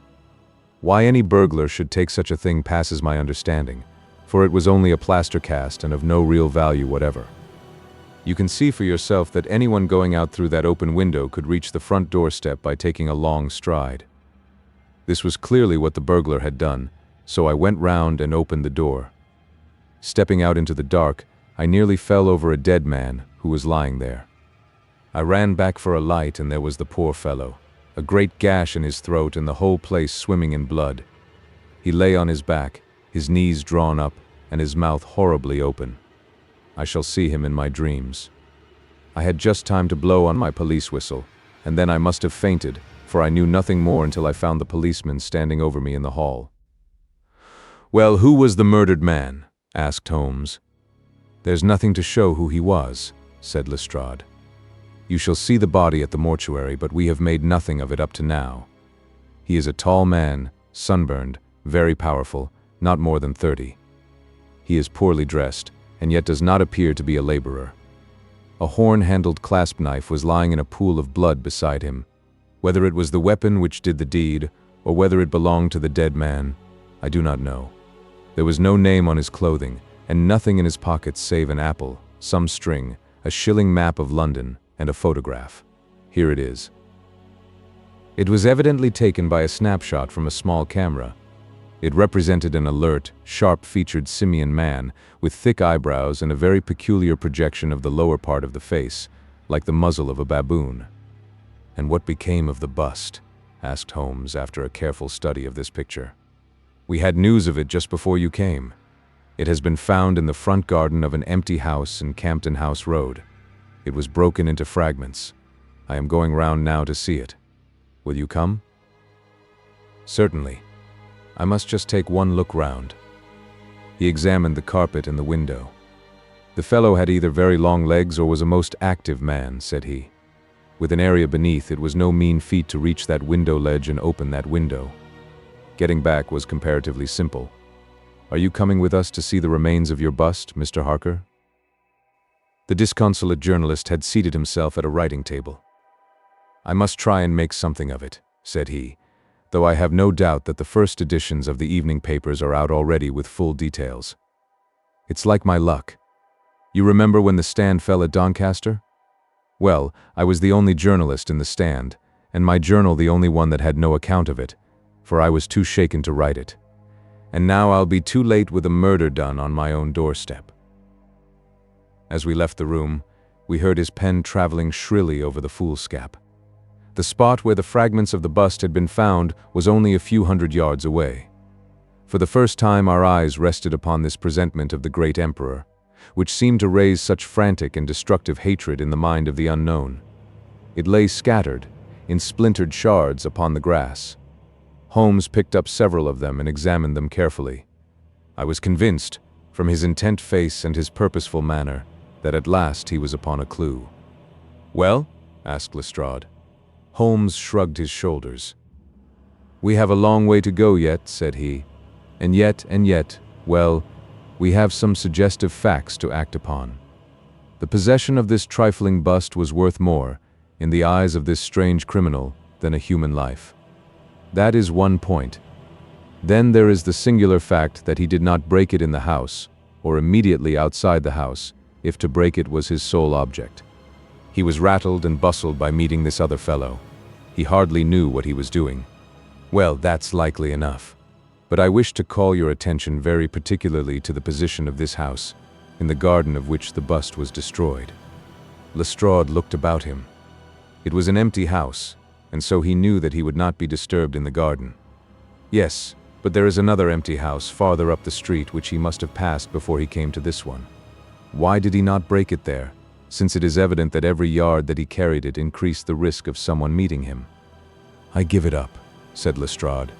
Holmes pointed to the street lamp above our heads. He could see what he was doing here, and he could not there. That was his reason.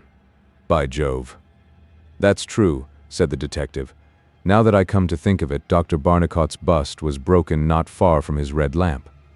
Well, Mr. Holmes, what are we to do with that fact? To remember it, to docket it.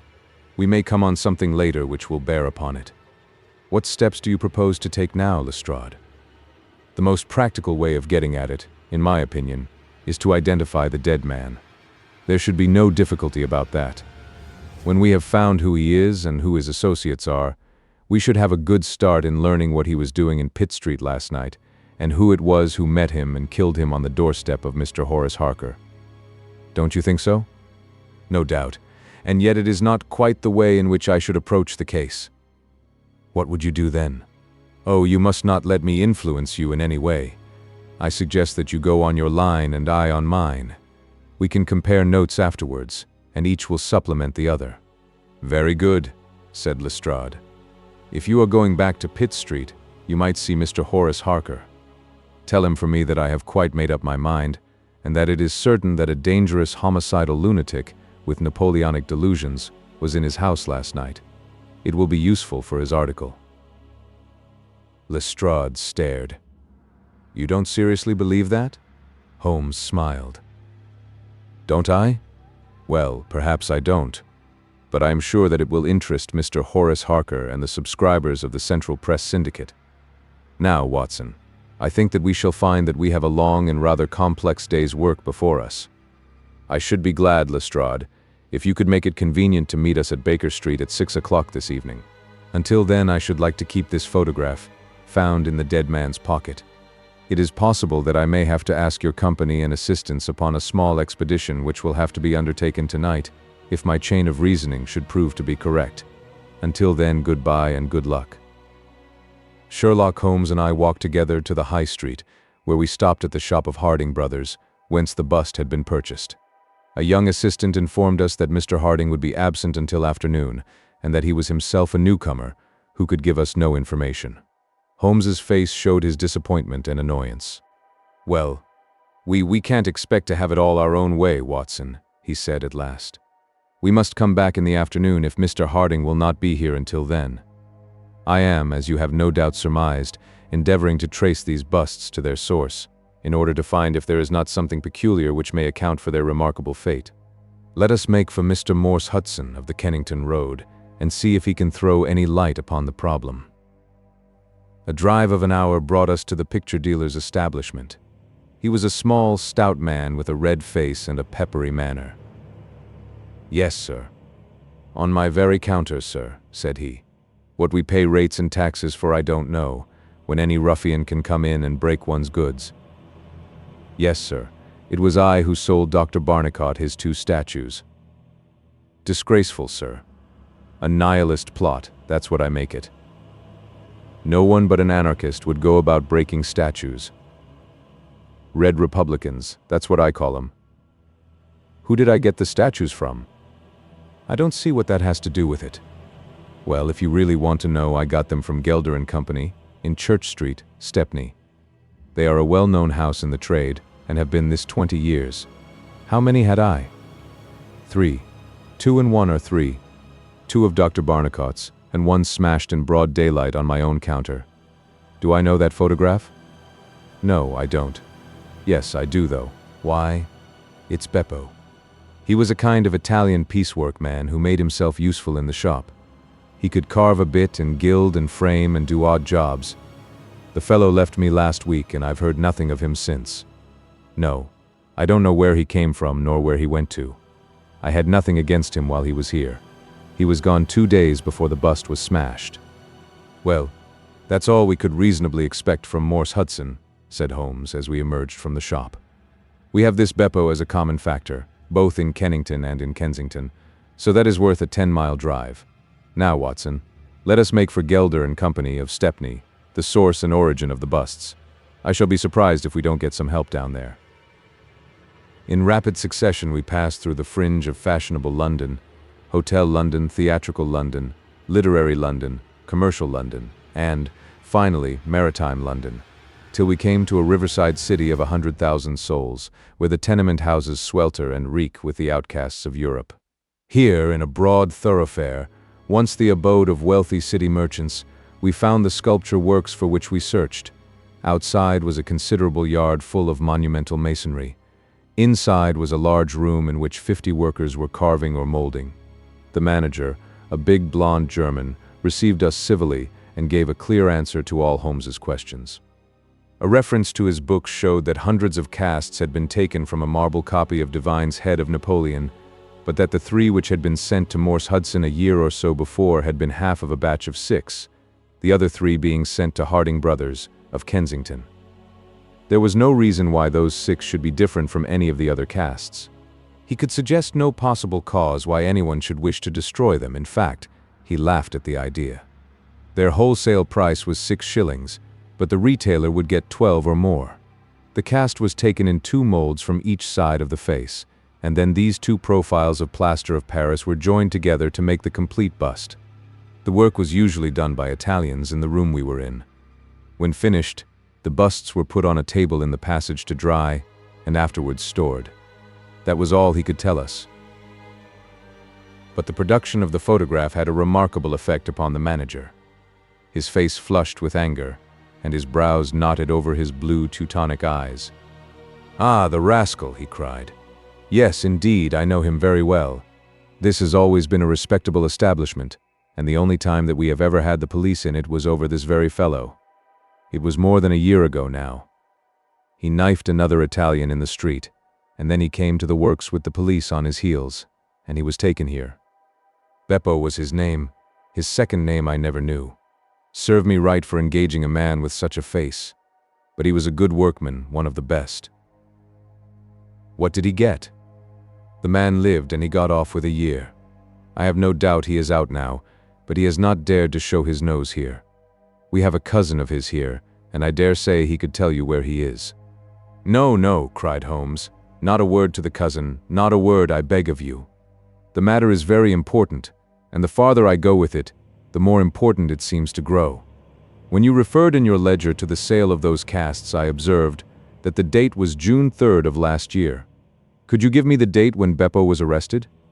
I could tell you roughly by the pay list, the manager answered. Yes, he continued. After some turning over of pages, he was paid last on May 20th. Thank you, said Holmes. I don't think that I need intrude upon your time and patience anymore. With a last word of caution that he should say nothing as to our researches, we turned our faces westward once more. The afternoon was far advanced before we were able to snatch a hasty luncheon at a restaurant. A news bill at the entrance announced Kensington outrage, murder by a madman, and the contents of the paper showed that Mr. Horace Harker had got his account into print after all. 2 columns were occupied with a highly sensational and flowery rendering of the whole incident. Holmes propped it against the cruet stand and read it while he ate. Once or twice he chuckled. "This is all right, Watson," said he. "Listen to this. It is satisfactory to know that there can be no difference of opinion upon this case, since Mr. Lestrade, one of the most experienced members of the official force, and Mr. Sherlock Holmes, the well-known consulting expert, have each come to the conclusion that the grotesque series of incidents, which have ended in so tragic a fashion, arise from lunacy rather than from deliberate crime. No explanation save mental aberration can cover the facts. The press, Watson, is a most valuable institution if you only know how to use it. And now, if you have quite finished, we will hark back to Kensington and see what the manager of Harding Brothers has to say on the matter." The founder of that great emporium proved to be a brisk, crisp little person, very dapper and quick, with a clear head and a ready tongue. "Yes, sir, I have already read the account in the evening papers. Mr. Horace Harker is a customer of ours. We supplied him with the busts some months ago. We ordered 3 busts of that sort from Gelder and Company, of Stepney. They are all sold now. To whom? Oh, I dare say by consulting our sales book we could very easily tell you. Yes, we have the entries here. 1 to Mr. Harker, you see, and 1 to Mr. Josiah Brown of Laburnum Lodge, Laburnum Vale, Chiswick, and 1 to Mr. Sandiford of Lower Grove Road, Reading. No, I have never seen this face which you show me in the photograph. You would hardly forget it, would you, sir, for I've seldom seen an uglier. Have we any Italians on the staff?"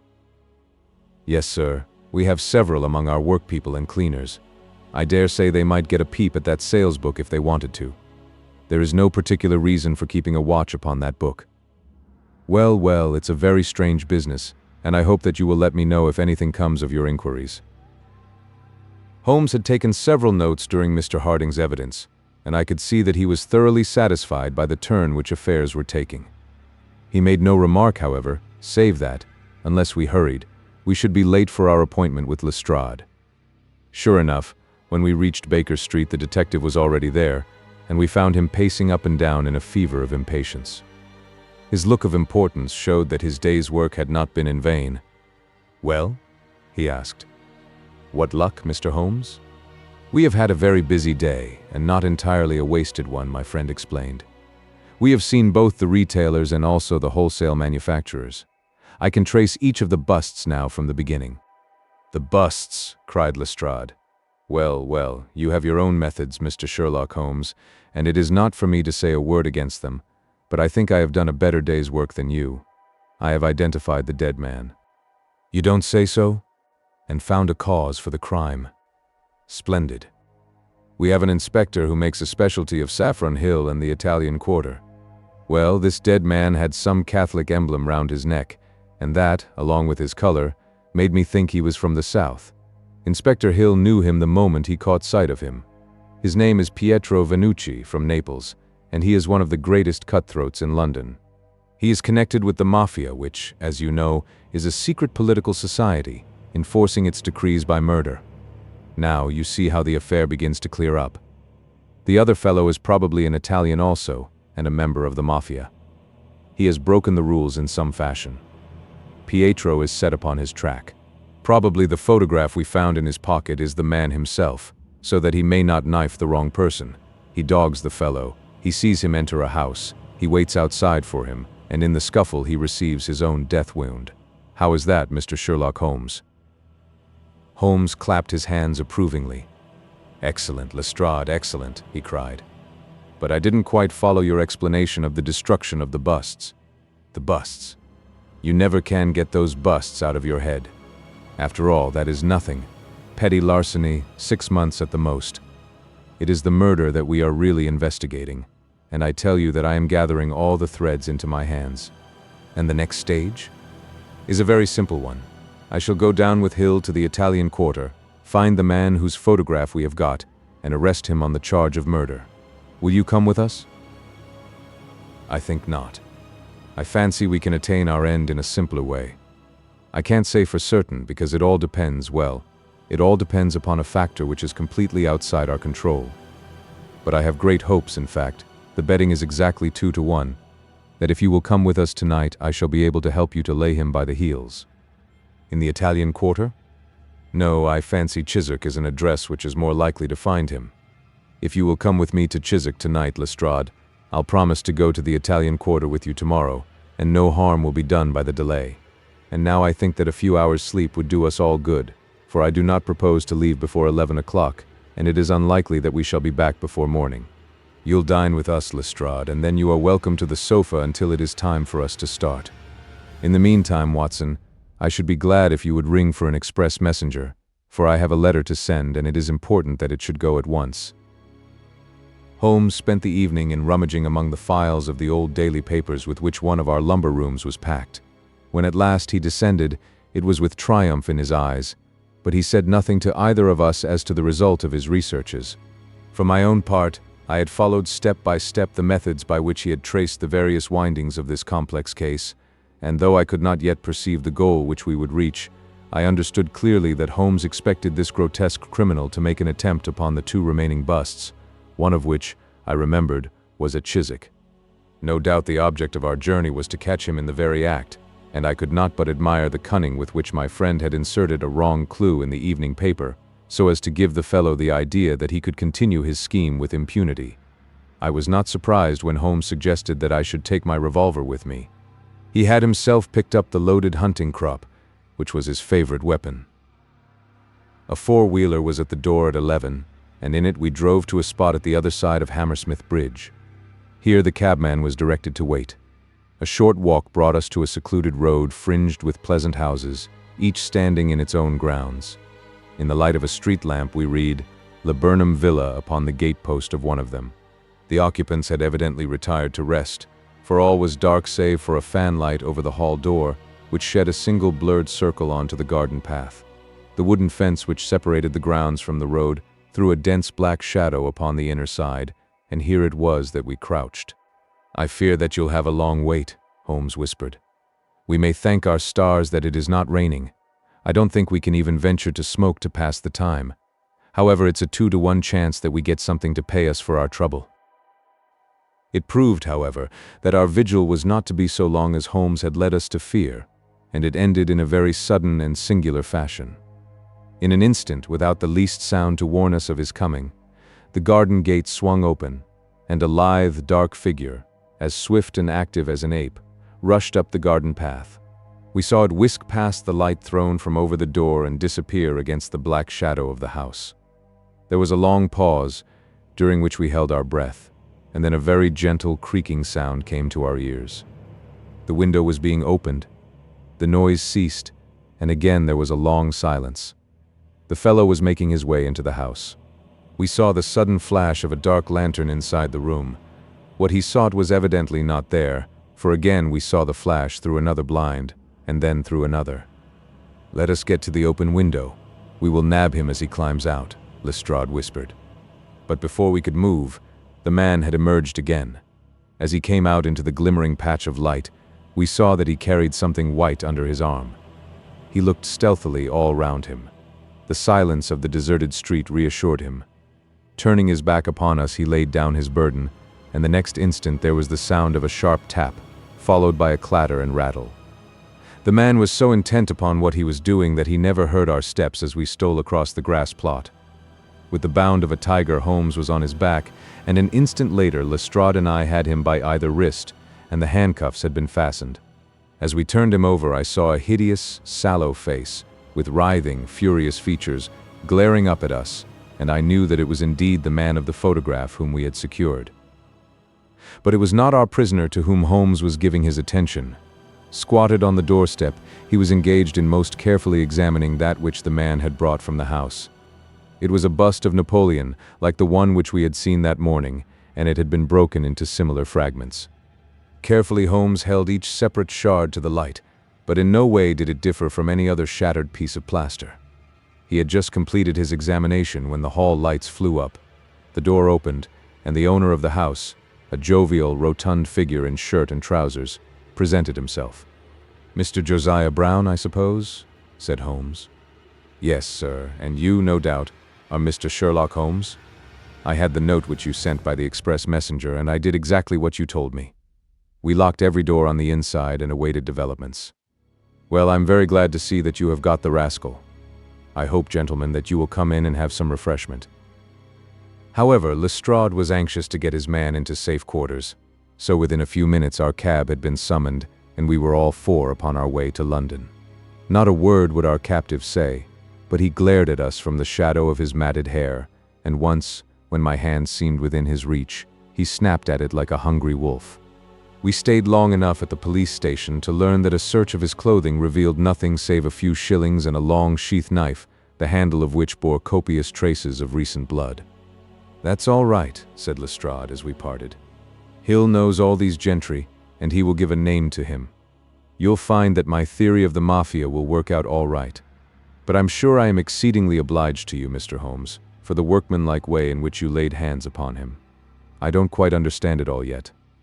"I fear it is rather too late an hour for explanations," said Holmes. "Besides, there are one or two details which are not finished off, and it is one of those cases which are worth working out to the very end. If you will come round once more to my rooms at 6 o'clock tomorrow, I think I shall be able to show you that even now you have not grasped the entire meaning of this business, which presents some features which make it absolutely original in the history of crime. If ever I permit you to chronicle any more of my little problems, Watson, I foresee that you will enliven your pages by an account of the singular adventure of the Napoleonic busts."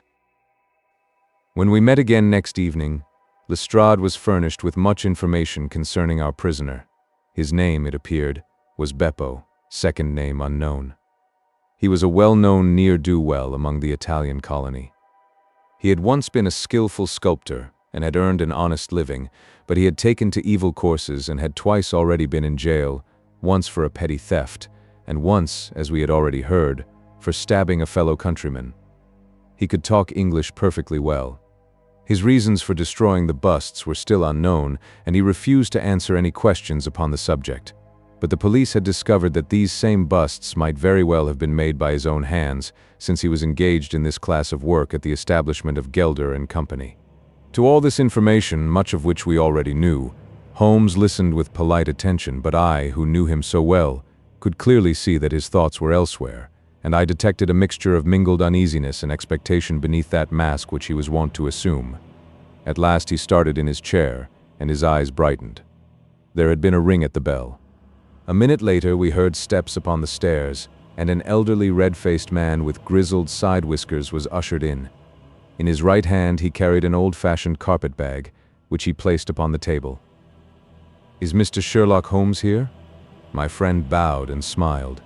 "Mr. Sandiford of Reading, I suppose," said he. "Yes, sir.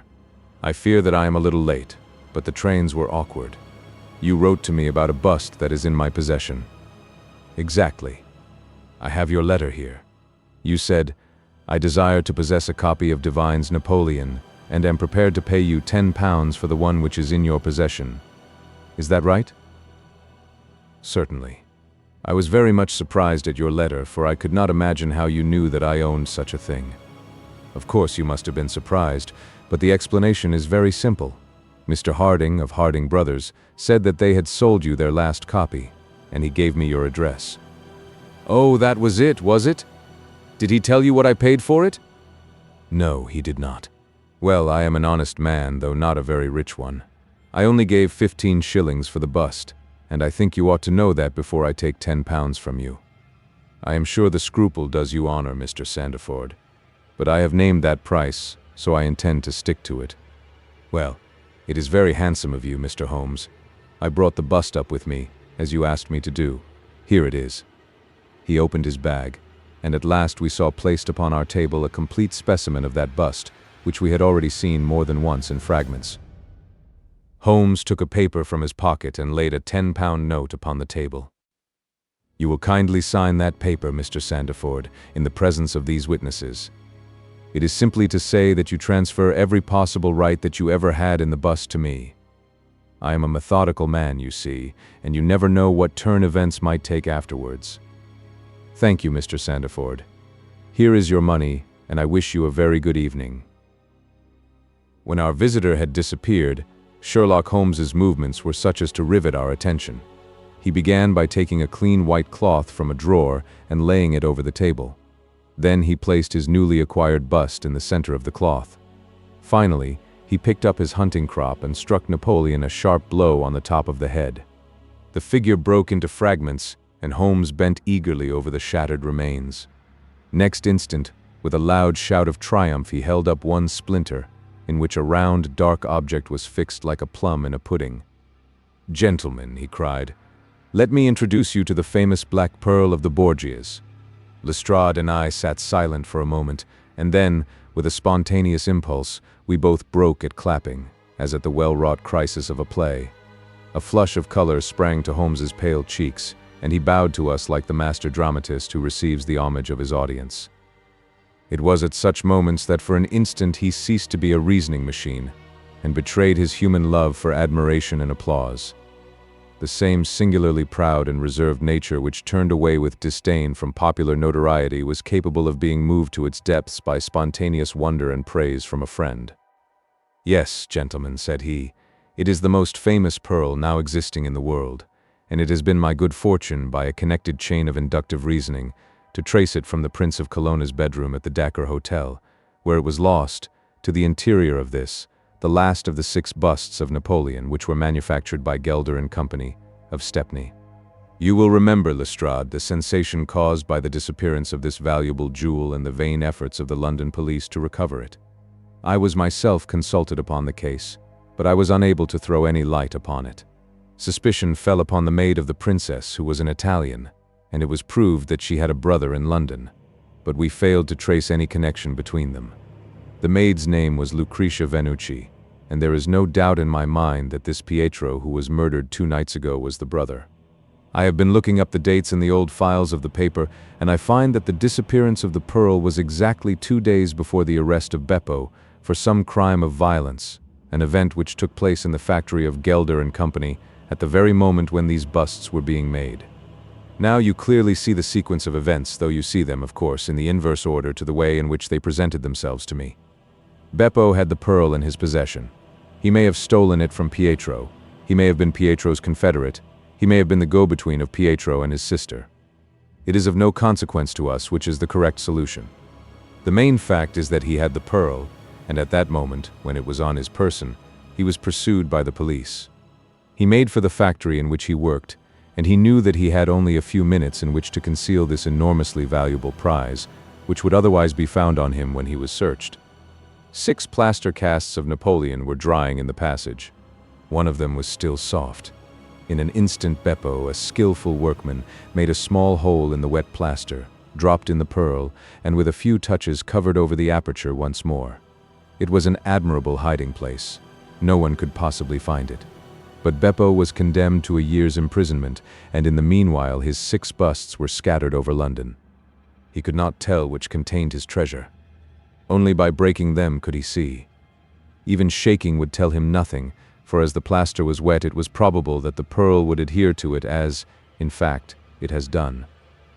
Beppo did not despair, and he conducted his search with considerable ingenuity and perseverance. Through a cousin who works with Gelder, he found out the retail firms who had bought the busts. He managed to find employment with Morse Hudson, and in that way tracked down 3 of them. The pearl was not there. Then, with the help of some Italian employee, he succeeded in finding out where the other 3 busts had gone. The first was at Harker's. There he was dogged by his confederate, who held Beppo responsible for the loss of the pearl, and he stabbed him in the scuffle which followed. If he was his confederate, why should he carry his photograph? I asked. As a means of tracing him if he wished to inquire about him from any third person. That was the obvious reason. Well, after the murder I calculated that Beppo would probably hurry rather than delay his movements. He would fear that the police would read his secret, and so he hastened on before they should get ahead of him. Of course, I could not say that he had not found the pearl in Harker's bust. I had not even concluded for certain that it was the pearl, but it was evident to me that he was looking for something, since he carried the bust past the other houses in order to break it in the garden which had a lamp overlooking it. Since Harker's bust was 1 in 3, the chances were exactly as I told you, 2 to 1 against the pearl being inside it. There remained 2 busts, and it was obvious that he would go for the London one first. I warned the inmates of the house, so as to avoid a second tragedy, and we went down, with the happiest results. By that time, of course, I knew for certain that it was the Borgia pearl that we were after. The name of the murdered man linked the one event with the other. There only remained a single bust, the rating one, and the pearl must be there. I bought it in your presence from the owner, and there it lies. We sat in silence for a moment. "Well," said Lestrade, "I've seen you handle a good many cases, Mr. Holmes, but I don't know that I ever knew a more workmanlike one than that. We're not jealous of you at Scotland Yard. No, sir, we are very proud of you, and if you come down tomorrow, there's not a man, from the oldest inspector to the youngest constable, who wouldn't be glad to shake you by the hand." "Thank you," said Holmes. "Thank you," and as he turned away, it seemed to me that he was more nearly moved by the softer human emotions than I had ever seen him. A moment later he was the cold and practical thinker once more. "Put the pearl in the safe, Watson," said he, "and get out the papers of the Conk-Singleton forgery case. Goodbye, Lestrade. If any little problem comes your way, I shall be happy, if I can, to give you a hint or two as to its solution." The Adventure of the 3 Students. It was in the year 95 that a combination of events, into which I need not enter, caused Mr. Sherlock Holmes and myself to spend some weeks in one of our great university towns, and it was during this time that the small but instructive adventure which I am about to relate befell us. It will be obvious that any details which would help the reader exactly to identify the college or the criminal would be injudicious and offensive. So painful a scandal may well be allowed to die out. With due discretion, the incident itself may, however, be described, since it serves to illustrate some of those qualities for which my friend was remarkable. I will endeavor in my statement to avoid such terms as would serve to limit the events to any particular place, or give a clue as to the people concerned.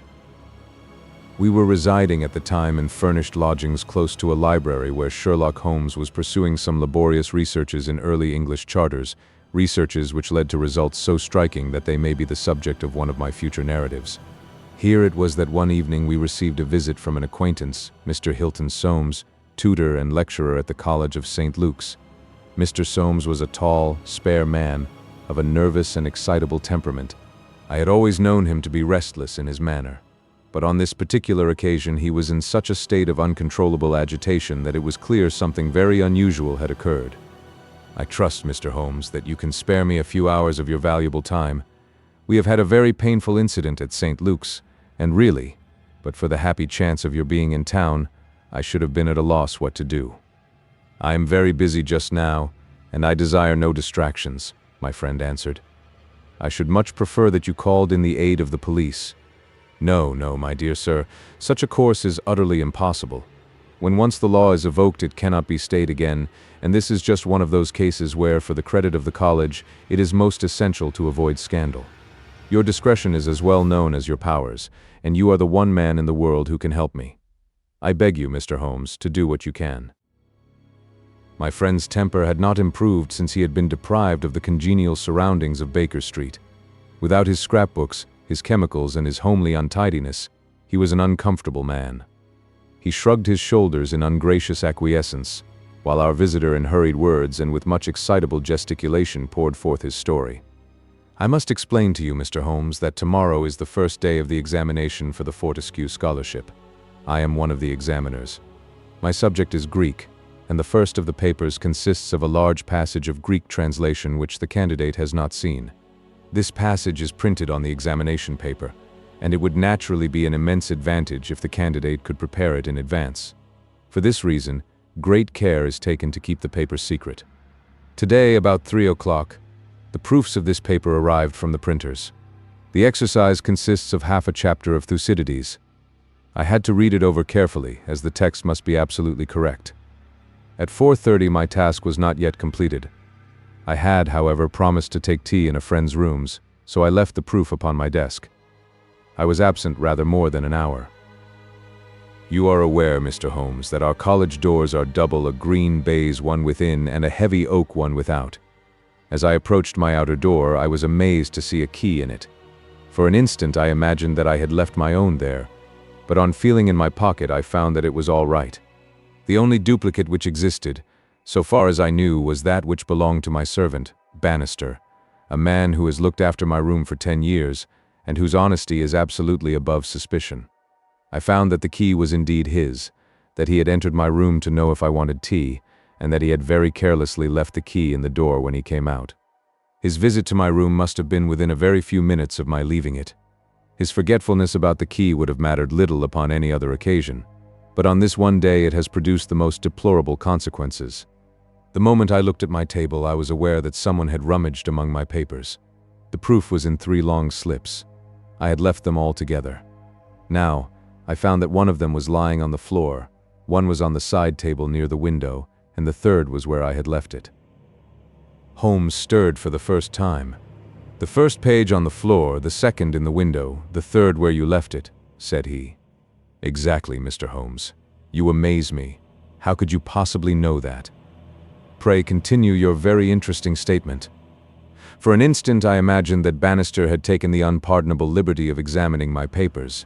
He denied it, however, with the utmost earnestness, and I am convinced that he was speaking the truth.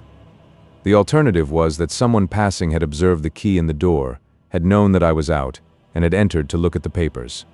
A large sum of money is at stake, for the scholarship is a very valuable one, and an unscrupulous man might very well run a risk in order to gain an advantage over his fellows. Bannister was very much upset by the incident. He had nearly fainted when we found that the papers had undoubtedly been tampered with. I gave him a little brandy and left him collapsed in a chair, while I made a most careful examination of the room. I soon saw that the intruder had left other traces of his presence besides the rumpled papers. On the table in the window were several shreds from a pencil which had been sharpened. A broken tip of lead was lying there also. Evidently the rascal had copied the paper in a great hurry, had broken his pencil, and had been compelled to put a fresh point to it. "Excellent," said Holmes, who was recovering his good humor as his attention became more engrossed by the case. "Fortune has been your friend." This was not all. I have a new writing table with a fine surface of red leather. I am prepared to swear, and so is Bannister, that it was smooth and unstained. Now I found a clean cut in it about 3 inches long, not a mere scratch, but a positive cut. Not only this, but on the table I found a small ball of black dough or clay, with specks of something which looks like sawdust in it. I am convinced that these marks were left by the man who rifled the papers. There were no footmarks and no other evidence as to his identity. I was at my wit's end when suddenly the happy thought occurred to me that you were in the town, and I came straight round to put the matter into your hands. Do help me, Mr. Holmes. You see my dilemma. Either I must find the man, or else the examination must be postponed until fresh papers are prepared, and since this cannot be done without explanation, there will ensue a hideous scandal, which will throw a cloud not only on the college, but on the university. Above all things, I desire to settle the matter quietly and discreetly. I shall be happy to look into it and to give you such advice as I can, said Holmes, rising and putting on his overcoat. The case is not entirely devoid of interest. Had anyone visited you in your room after the papers came to you? Yes, young Dowlett Russ, an Indian student, who lives on the same stair, came in to ask me some particulars about the examination, for which he was entered. Yes. And the papers were on your table? To the best of my belief, they were rolled up, but might be recognized as proofs? Possibly. No one else in your room? No. Did anyone know that these proofs would be there? No one save the printer. Did this man Bannister know? No, certainly not. No one knew. Where is Bannister now? He was very ill, poor fellow. I left him collapsed in the chair. I was in such a hurry to come to you. You left your door open? I locked up the papers first. Then it amounts to this, Mr. Soames, that, unless the Indian student recognized the roll as being proofs, The man who tampered with them came upon them accidentally without knowing that they were there. So it seems to me. Holmes gave an enigmatic smile. "Well," said he, "let us go round. Not one of your cases, Watson. Mental, not physical. All right, come if you want to. Now, Mr. Soames, at your disposal." The sitting room of our client opened by a long, low, latticed window onto the ancient lichen-tinted court of the old college. A Gothic arched door led to a worn stone staircase. On the ground floor was the tutor's room. Above were 3 students, one on each story. It was already twilight when we reached the scene of our problem. Holmes halted and looked earnestly at the window. Then he approached it, and, standing on tiptoe with his neck craned, he looked into the room. He must have entered through the door. "There is no opening except the one pane," said our learned guide. "Dear me," said Holmes, and he smiled in a singular way as he glanced at our companion. "Well, if there is nothing to be learned here, we had best go inside." The lecturer unlocked the outer door and ushered us into his room. We stood at the entrance while Holmes made an examination of the carpet. "I am afraid there are no signs here," said he. "One could hardly hope for any upon so dry a day. Your servant seems to have quite recovered. You left him in a chair, you say. Which chair?" "By the window there." "I see. Near this little table. You can come in now. I have finished with the carpet. Let us take the little table first. Of course, what has happened is very clear." The man entered and took the papers, sheet by sheet, from the central table. He carried them over to the window table, because from there he could see if you came across the courtyard, and so could effect an escape. "As a matter of fact, he could not," said Soames, "for I entered by the side door." "Ah, that's good. Well, anyhow, that was in his mind. Let me see the 3 strips. No finger impressions, no. Well, he carried over this one first, and he copied it. How long would it take him to do that, using every possible contraction? A quarter of an hour, not less. Then he tossed it down and seized the next. He was in the midst of that when your return caused him to make a very hurried retreat, very hurried, since he had not time to replace the papers which would tell you that he had been there. You were not aware of any hurrying feet on the stair as you entered the outer door?"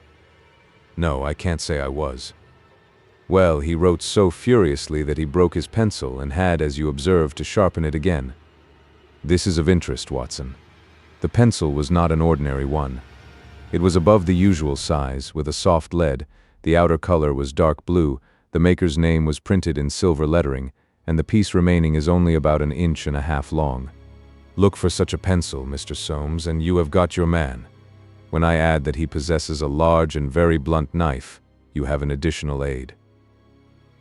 Mr. Soames was somewhat overwhelmed by this flood of information. "I can follow the other points," said he, "but really, in this matter of the length—" Holmes held out a small chip with the letters NN and a space of clear wood after them. "You see? No, I fear that even now— Watson, I have always done you an injustice. There are others. What could this NN be? It is at the end of a word. You are aware that Johann Faber is the most common maker's name. Is it not clear that there is just as much of the pencil left as usually follows the Johann?" He held the small table sideways to the electric light. "I was hoping that if the paper on which he wrote was thin, some trace of it might come through upon this polished surface. No, I see nothing. I don't think there is anything more to be learned here. Now for the central table.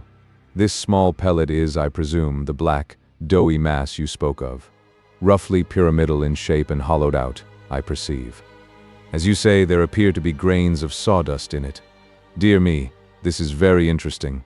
And the cut, a positive tear, I see. It began with a thin scratch and ended in a jagged hole. I am much indebted to you for directing my attention to this case, Mr. Soames. Where does that door lead to?" "To my bedroom." "Have you been in it since your adventure?" "No, I came straight away for you. I should like to have a glance round. What a charming old-fashioned room. Perhaps you will kindly wait a minute, until I have examined the floor. No, I see nothing. What about this curtain? You hang your clothes behind it. If anyone were forced to conceal himself in this room, he must do it there, since the bed is too low and the wardrobe too shallow. No one there, I suppose?" As Holmes drew the curtain, I was aware, from some little rigidity and alertness of his attitude, that he was prepared for an emergency. As a matter of fact, the drawn curtain disclosed nothing but 3 or 4 suits of clothes hanging from a line of pegs. Holmes turned away and stooped suddenly to the floor. "Halloa, what's this?" said he. It was a small pyramid of black, putty-like stuff, exactly like the one upon the table of the study. Holmes held it out on his open palm in the glare of the electric light. "Your visitor seems to have left traces in your bedroom as well as in your sitting room, Mr. Soames. What could he have wanted there? I think it is clear enough. You came back by an unexpected way, and so he had no warning until you were at the very door. What could he do? He caught up everything which would betray him, and he rushed into your bedroom to conceal himself. Good gracious, Mr. Holmes, do you mean to tell me that, all the time I was talking to Bannister in this room, we had the man prisoner if we had only known it?" "So I read it." "Surely there is another alternative, Mr. Holmes. I don't know whether you observed my bedroom window. Lattice-paned, lead framework, 3 separate windows, one swinging on hinge, and large enough to admit a man." "Exactly. And it looks out on an angle of the courtyard so as to be partly invisible. The man might have effected his entrance there, left traces as he passed through the bedroom, and finally, finding the door open, have escaped that way." Holmes shook his head impatiently. "Let us be practical," said he. "I understand you to say that there are 3 students who use this stair and are in the habit of passing your door." "Yes, there are." "And they are all in for this examination?" "Yes." "Have you any reason to suspect any one of them more than the others?" Soames hesitated. "It is a very delicate question," said he. "One hardly likes to throw suspicion where there are no proofs. Let us hear the suspicions. I will look after the proofs. I will tell you, then, in a few words the character of the 3 men who inhabit these rooms. The lower of the 3 is Gilchrist, a fine scholar and athlete, plays in the rugby team and the cricket team for the college, and got his blue for the hurdles and the long jump. He is a fine, manly fellow. His father was the notorious Sir Jabez Gilchrist, who ruined himself on the turf. My scholar has been left very poor, but he is hard-working and industrious. He will do well. The 2nd floor is inhabited by Daulat Ras, the Indian. He is a quiet, inscrutable fellow, as most of those Indians are. He is well up in his work, though his Greek is his weak subject. He is steady and methodical. The top floor belongs to Miles McLaren. He is a brilliant fellow when he chooses to work, one of the brightest intellects of the university, but he is wayward, dissipated, and unprincipled. He was nearly expelled over a card scandal in his first year. He has been idling all this term, and he must look forward with dread to the examination. Then it is he whom you suspect? I dare not go so far as that, but, of the 3, he is perhaps the least unlikely. Exactly. Now, Mr. Soames, let us have a look at your servant, Bannister. He was a little, white-faced, clean-shaven, grizzly-haired fellow of 50. He was still suffering from this sudden disturbance of the quiet routine of his life. His plump face was twitching with his nervousness, and his fingers could not keep still. "We are investigating this unhappy business, Bannister," said his master. "Yes, sir." "I understand," said Holmes, "that you left your key in the door." "Yes, sir." "Was it not very extraordinary that you should do this on the very day when there were these papers inside?" "It was most unfortunate, sir, but I have occasionally done the same thing at other times." "When did you enter the room?" "It was about 4:30. That is Mr. Soames' tea time." "How long did you stay?" "When I saw that he was absent, I withdrew at once." "Did you look at these papers on the table?" "No, sir, certainly not." "How came you to leave the key in the door?" "I had the tea tray in my hand. I thought I would come back for the key. Then I forgot." "Has the outer door a spring lock?" "No, sir." "Then it was open all the time?" "Yes, sir." "Anyone in the room could get out?"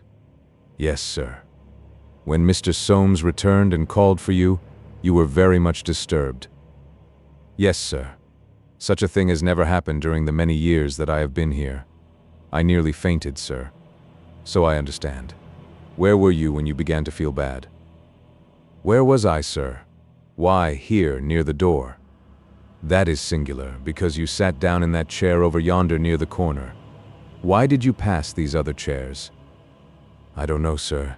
It didn't matter to me where I sat." "I really don't think he knew much about it, Mr. Holmes. He was looking very bad, quite ghastly." "You stayed here when your master left?" "Only for a minute or so. Then I locked the door and went to my room." "Whom do you suspect?" "Oh, I would not venture to say, sir. I don't believe there is any gentleman in this university who is capable of profiting by such an action.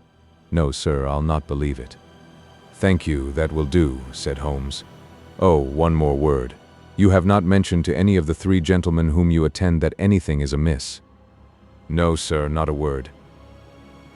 "You haven't seen any of them?" "No, sir." "Very good. Now, Mr. Soames, we will take a walk in the quadrangle, if you please." 3 yellow squares of light shone above us in the gathering gloom. "Your 3 birds are all in their nests," said Holmes, looking up. "Halloa! What's that? One of them seems restless enough."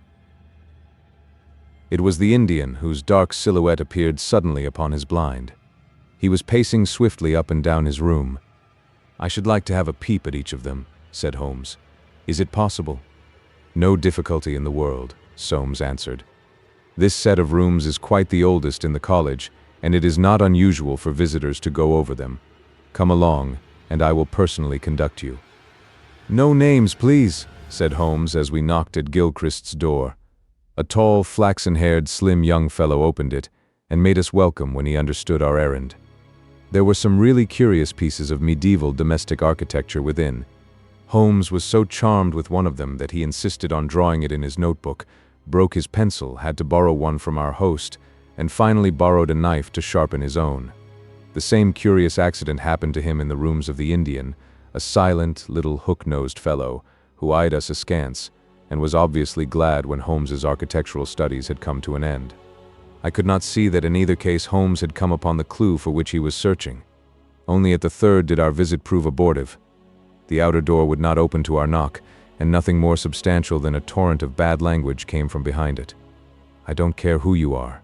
You can go to blazes," roared the angry voice. "Tomorrow's the exam, and I won't be drawn by anyone." "A rude fellow," said our guide, flushing with anger as we withdrew down the stair. Of course, he did not realize that it was I who was knocking, but nonetheless his conduct was very uncourteous, and indeed, under the circumstances, rather suspicious. Holmes's response was a curious one. "Can you tell me his exact height?" he asked. "Really, Mr. Holmes, I cannot undertake to say. He is taller than the Indian, not so tall as Gilchrist. I suppose 5'6" would be about it." "That is very important," said Holmes. "And now, Mr. Soames, I wish you good night." Our guide cried aloud in his astonishment and dismay. "Good gracious, Mr. Holmes, you are surely not going to leave me in this abrupt fashion. You don't seem to realize the position. Tomorrow is the examination. I must take some definite action tonight. I cannot allow the examination to be held if one of the papers has been tampered with. The situation must be faced. You must leave it as it is. I shall drop round early tomorrow morning and chat the matter over. It is possible that I may be in a position then to indicate some course of action. Meanwhile, you change nothing, nothing at all." "Very good, Mr. Holmes. You can be perfectly easy in your mind. We shall certainly find some way out of your difficulties. I will take the black clay with me, also the pencil cuttings. Goodbye." When we were out in the darkness of the quadrangle, we again looked up at the windows. The Indian still paced his room. The others were invisible. "Well, Watson, what do you think of it?" Holmes asked as we came out into the main street. "Quite a little parlor game, sort of 3-card trick, is it not? There are your 3 men. It must be one of them. You take your choice. Which is yours? The foul-mouthed fellow at the top, he is the one with the worst record, and yet that Indian was a sly fellow also. Why should he be pacing his room all the time? There is nothing in that. Many men do it when they are trying to learn anything by heart." He looked at us in a queer way. "So would you, if a flock of strangers came in on you when you were preparing for an examination next day, and every moment was of value. No, I see nothing in that. Pencils, too, and knives, all was satisfactory. But that fellow does puzzle me." "Who?" "Why, Bannister, the servant. What's his game in the matter? He impressed me as being a perfectly honest man. So he did me. That's the puzzling part. Why should a perfectly honest man? Well, here's a large stationer's. We shall begin our researches here. There were only 4 stationers of any consequences in the town, and at each Holmes produced his pencil chips and bid high for a duplicate. All were agreed that one could be ordered, but that it was not a usual size of pencil and that it was seldom kept in stock. My friend did not appear to be depressed by his failure, but shrugged his shoulders in half-humorous resignation. No good, my dear Watson. This, the best and only final clue, has run to nothing. But indeed, I have little doubt that we can build up a sufficient case without it. By Jove, my dear fellow, it is nearly 9, and the landlady babbled of green peas at 7:30. What with your eternal tobacco, Watson, and your irregularity at meals, I expect that you will get notice to quit, and that I shall share your downfall, not, however, before we have solved the problem of the nervous tutor, the careless servant, and the 3 enterprising students. Holmes made no further allusion to the matter that day, though he sat lost in thought for a long time after our belated dinner. At 8 in the morning, he came into my room just as I finished my toilet. "Well, Watson," said he, "it is time we went down to St. Luke's. Can you do without breakfast?" "Certainly. Soames will be in a dreadful fidget until we are able to tell him something positive." "Have you anything positive to tell him?" "I think so." "You have formed a conclusion?" "Yes, my dear Watson. I have solved the mystery." "But what fresh evidence could you have got?" "Aha! It is not for nothing that I have turned myself out of bed at the untimely hour of 6. I have put in 2 hours' hard work and covered at least 5 miles, with something to show for it. Look at that." He held out his hand. On the palm were 3 little pyramids of black, doughy clay. "Why, Holmes, you had only 2 yesterday. And 1 more this morning. It is a fair argument that wherever number 3 came from is also the source of numbers 1 and 2. Eh, Watson? Well, come along and put friend Soames out of his pain." The unfortunate tutor was certainly in a state of pitiable agitation when we found him in his chambers. In a few hours the examination would commence, and he was still in the dilemma between making the facts public and allowing the culprit to compete for the valuable scholarship. He could hardly stand still, so great was his mental agitation, and he ran towards Holmes with 2 eager hands outstretched. "Thank heaven that you have come. I feared that you had given it up in despair. What am I to do? Shall the examination proceed?" "Yes, let it proceed, by all means." "But this rascal? He shall not compete." "You know him?" "I think so. If this matter is not to become public, we must give ourselves certain powers and resolve ourselves into a small private court-martial. You there, if you please. Soames, Watson, you here. I'll take the armchair in the middle. I think that we are now sufficiently imposing to strike terror into a guilty breast. Kindly ring the bell." Bannister entered, and shrank back in evident surprise and fear at our judicial appearance. "You will kindly close the door," said Holmes. "Now, Bannister, will you please tell us the truth about yesterday's incident?" The man turned white to the roots of his hair. "I have told you everything, sir." "Nothing to add?" "Nothing at all, sir." "Well then, I must make some suggestions to you. When you sat down on that chair yesterday, did you do so in order to conceal some object which would have shown who had been in the room?" Bannister's face was ghastly. "No, sir, certainly not." "It is only a suggestion," said Holmes suavely. "I frankly admit that I am unable to prove it. But it seems probable enough, since the moment that Mr. Soames's back was turned, you released the man who was hiding in that bedroom." Bannister licked his dry lips. "There was no man, sir." "Ah, that's a pity, Bannister. Up to now you may have spoken the truth, but now I know that you have lied." The man's face set in sullen defiance. "There was no man, sir." Come, Bannister." "No, sir, there was no one." "In that case, you can give us no further information. Would you please remain in the room? Stand over there near the bedroom door. Now, Soames, I am going to ask you to have the great kindness to go up to the room of young Gilchrist and to ask him to step down into yours." An instant later the tutor returned, bringing with him the student. He was a fine figure of a man, tall, lithe, and agile, with a springy step and a pleasant, open face. His troubled blue eyes glanced at each of us, and finally rested with an expression of blank dismay upon Bannister in the farther corner. "Just close the door," said Holmes. "Now, Mr. Gilchrist, we are all quite alone here, and no one need ever know one word of what passes between us. We can be perfectly frank with each other. We want to know, Mr. Gilchrist, how you, an honorable man, ever came to commit such an action as that of yesterday." The unfortunate young man staggered back and cast a look full of horror and reproach at Bannister. "No, no, Mr. Gilchrist. Sir, I never said a word, never one word," cried the servant. "No, but you have now," said Holmes. "Now, sir, you must see that after Bannister's words your position is hopeless, and that your only chance lies in a frank confession." For a moment Gilchrist, with upraised hand, tried to control his writhing features. The next he had thrown himself on his knees beside the table, and burying his face in his hands, he had burst into a storm of passionate sobbing. "Come, come," said Holmes kindly, "it is human to err, and at least no one can accuse you of being a callous criminal. Perhaps it would be easier for you if I were to tell Mr. Soames what occurred, and you can check me where I am wrong. Shall I do so? Well, well, don't trouble to answer. Listen, and see that I do you no injustice. From the moment, Mr. Soames, that you said to me that no one, not even Bannister, could have told that the papers were in your room, the case began to take a definite shape in my mind. The printer one could, of course, dismiss.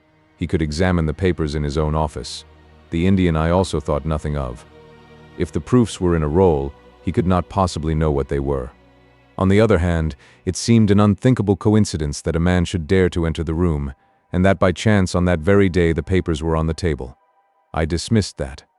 The man who entered knew that the papers were there. How did he know? When I approached your room, I examined the window. You amused me by supposing that I was contemplating the possibility of someone having in broad daylight, under the eyes of all these opposite rooms, forced himself through it. Such an idea was absurd. I was measuring how tall a man would need to be in order to see, as he passed, what papers were on the central table. I am 6 feet high, and I could do it with an effort. No one less than that would have a chance. Already you see I had reason to think that, if one of your 3 students was a man of unusual height, he was the most worth watching of the 3. I entered, and I took you into my confidence as to the suggestions of the side table. Of the center table I could make nothing, until in your description of Gilchrist you mentioned that he was a long-distance jumper. Then the whole thing came to me in an instant, and I only needed certain corroborative proofs, which I speedily obtained. What happened was this. This young fellow had employed his afternoon at the athletic grounds where he had been practicing the jump. He returned carrying his jumping shoes, which are provided, as you are aware, with several sharp spikes. As he passed your window he saw, by means of his great height, these proofs upon your table, and conjectured what they were. No harm would have been done had it not been that, as he passed your door, he perceived the key which had been left by the carelessness of your servant. A sudden impulse came over him to enter, and see if they were indeed the proofs. It was not a dangerous exploit, for he could always pretend that he had simply looked in to ask a question. Well, when he saw that they were indeed the proofs, it was then that he yielded to temptation. He put his shoes on the table. What was it you put on that chair near the window? Gloves, said the young man. Holmes looked triumphantly at Bannister. He put his gloves on the chair, and he took the proofs, sheet by sheet, to copy them. He thought the tutor must return by the main gate and that he would see him. As we know, he came back by the side gate. Suddenly he heard him at the very door. There was no possible escape. He forgot his gloves, but he caught up his shoes and darted into the bedroom. You observe that the scratch on that table is slight at one side, but deepens in the direction of the bedroom door. That in itself is enough to show us that the shoe had been drawn in that direction, and that the culprit had taken refuge there. The earth round the spike had been left on the table, and a second sample was loosened and fell in the bedroom. I may add that I walked out to the athletic grounds this morning, saw that tenacious black clay is used in the jumping pit, and carried away a specimen of it, together with some of the fine tan or sawdust which is strewn over it to prevent the athlete from slipping. Have I told the truth, Mr. Gilchrist? The student had drawn himself erect. "Yes, sir, it is true," said he. "Good heavens! Have you nothing to add?" cried Soames. "Yes, sir, I have, but the shock of this disgraceful exposure has bewildered me. I have a letter here, Mr. Soames, which I wrote to you early this morning in the middle of a restless night. It was before I knew that my sin had found me out. Here it is, sir. You will see that I have determined not to go in for the examination. I have been offered a commission in the Rhodesian police, and I am going out to South Africa at once. I am indeed pleased to hear that you did not intend to profit by your unfair advantage," said Soames. "But why did you change your purpose?" Gilchrist pointed to Bannister. "There is the man who set me in the right path," said he. "Come now, Bannister," said Holmes. "It will be clear to you from what I have said that only you could have let this young man out, since you were left in the room and must have locked the door when you went out.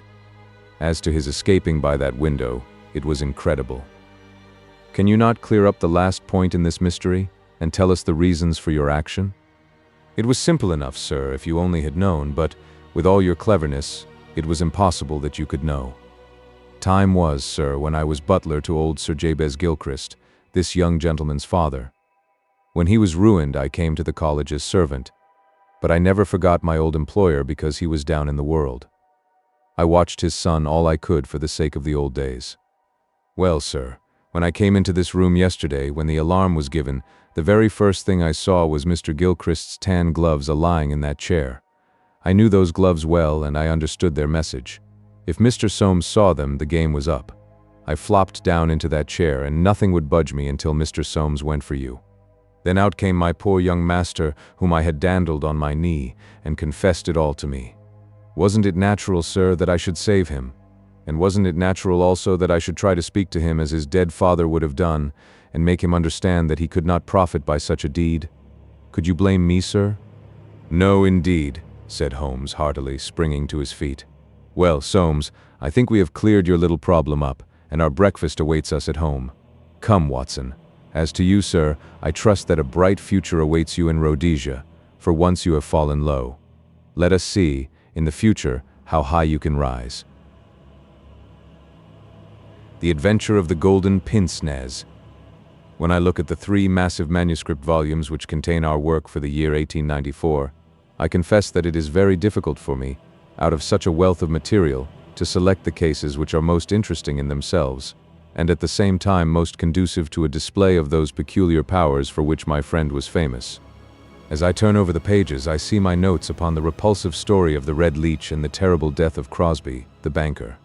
Here also I find an account of the Addleton tragedy and the singular contents of the ancient British barrow. The famous Smith-Mortimer succession case comes also within this period, and so does the tracking and arrest of Hewlett, the Boulevard assassin, an exploit which won for Holmes an autographed letter of thanks from the French president and the Order of the Legion of Honor. Each of these would furnish a narrative, but on the whole I am of opinion that none of them unites so many singular points of interest as the episode of Yoxley Old Place, which includes not only the lamentable death of young Willoughby Smith, but also those subsequent developments which threw so curious a light upon the causes of the crime. It was a wild, tempestuous night towards the close of November. Holmes and I sat together in silence all the evening, he engaged with a powerful lens deciphering the remains of the original inscription upon a palimpsest, I deep in a recent treatise upon surgery. Outside, the wind howled down Baker Street, while the rain beat fiercely against the windows. It was strange there, in the very depths of the town, with 10 miles of man's handiwork on every side of us, to feel the iron grip of nature, and to be conscious that to the huge elemental forces all London was no more than the molehills that dot the fields. I walked to the window and looked out on the deserted street. The occasional lamps gleamed on the expanse of muddy road and shining pavement. A single cab was splashing its way from the Oxford Street end. "Well, Watson, it's as well we have not to turn out tonight," said Holmes, laying aside his lens and rolling up the palimpsest. "I've done enough for one sitting. It is trying work for the eyes. So far as I can make out, it is nothing more exciting than an Abbey's accounts dating from the second half of the 15th century. Halloa, halloa, halloa. What's this?"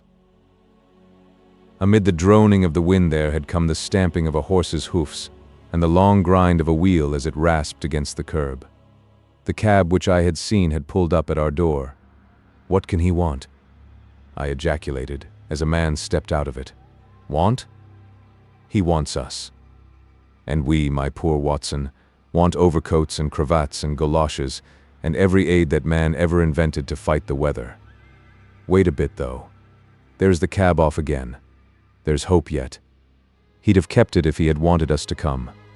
Run down, my dear fellow, and open the door, for all virtuous folk have been long in bed. When the light of the hall lamp fell upon our midnight visitor, I had no difficulty in recognizing him. It was young Stanley Hopkins, a promising detective, in whose career Holmes had several times shown a very practical interest. "Is he in?" he asked, eagerly. "Come up, my dear sir," said Holmes's voice from above. "I hope you have no designs upon us such a night as this." The detective mounted the stairs, and our lamp gleamed upon his shining waterproof. I helped him out of it, while Holmes knocked a blaze out of the logs in the grate. "Now, my dear Hopkins, draw up and warm your toes," said he. "Here's a cigar, and the doctor has a prescription containing hot water and a lemon, which is good medicine on a night like this. It must be something important which has brought you out in such a gale." "It is indeed, Mr. Holmes. I've had a bustling afternoon, I promise you. Did you see anything of the Yoxley case in the latest editions?" "I've seen nothing later than the 15th century today." "Well, it was only a paragraph, and all wrong at that, so you have not missed anything. I haven't let the grass grow under my feet. It's down in Kent, 7 miles from Chatham and 3 from the railway line.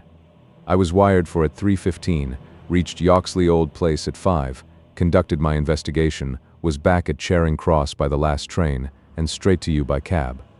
Which means, I suppose, that you are not quite clear about your case?"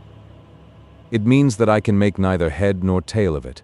So far as I can see, it is just as tangled a business as ever I handled, and yet at first it seems so simple that one couldn't go wrong.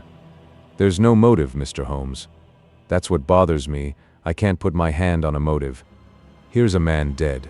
There's no denying that, but, so far as I can see, no reason on earth why anyone should wish him harm." Holmes lit his cigar and leaned back in his chair. "Let us hear about it," said he.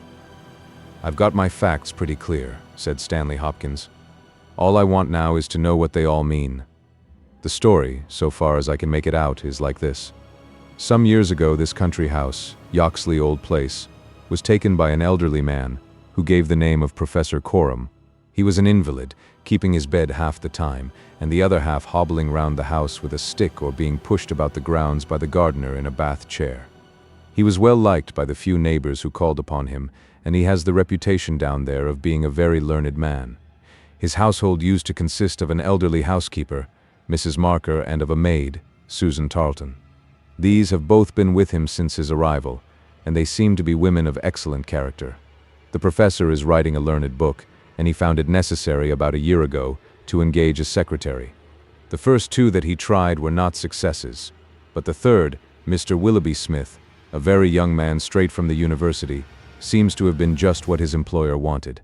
His work consisted in writing all the morning to the professor's dictation, and he usually spent the evening in hunting up references and passages which bore upon the next day's work.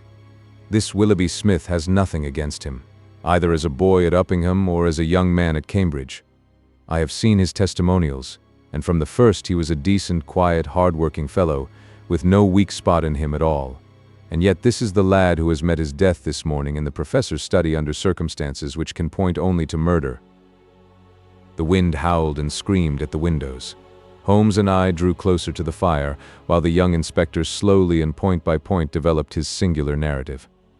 "If you were to search all England," said he, "I don't suppose you could find a household more self-contained or freer from outside influences. Whole weeks would pass, and not one of them go past the garden gate. The professor was buried in his work and existed for nothing else. Young Smith knew nobody in the neighborhood, and lived very much as his employer did. The 2 women had nothing to take them from the house. Mortimer, the gardener who wheels the bath chair, is an army pensioner, an old Crimean man of excellent character. He does not live in the house, but in a 3-roomed cottage at the other end of the garden. Those are the only people that you would find within the grounds of Yoxley Old Place. At the same time, the gate of the garden is 100 yards from the main London to Chatham Road. It opens with a latch, and there is nothing to prevent anyone from walking in. Now I will give you the evidence of Susan Tarleton, who is the only person who can say anything positive about the matter. It was in the forenoon between 11 and 12. She was engaged at the moment in hanging some curtains in the upstairs front bedroom. Professor Coram was still in bed, for when the weather is bad, he seldom rises before midday. The housekeeper was busied with some work in the back of the house. Willoughby Smith had been in his bedroom, which he uses as a sitting room, but the maid heard him at that moment pass along the passage and descend to the study immediately below her. She did not see him, but she says that she could not be mistaken in his quick, firm tread. She did not hear the study door close, but a minute or so later there was a dreadful cry in the room below. It was a wild, hoarse scream, so strange and unnatural that it might have come either from a man or a woman. At the same instant there was a heavy thud, which shook the old house, and then all was silence. The maid stood petrified for a moment, and then, recovering her courage, she ran downstairs. The study door was shut, and she opened it. Inside, young Mr. Willoughby Smith was stretched upon the floor. At first she could see no injury, but as she tried to raise him, she saw that blood was pouring from the underside of his neck. It was pierced by a very small but very deep wound, which had divided the carotid artery. The instrument with which the injury had been inflicted lay upon the carpet beside him.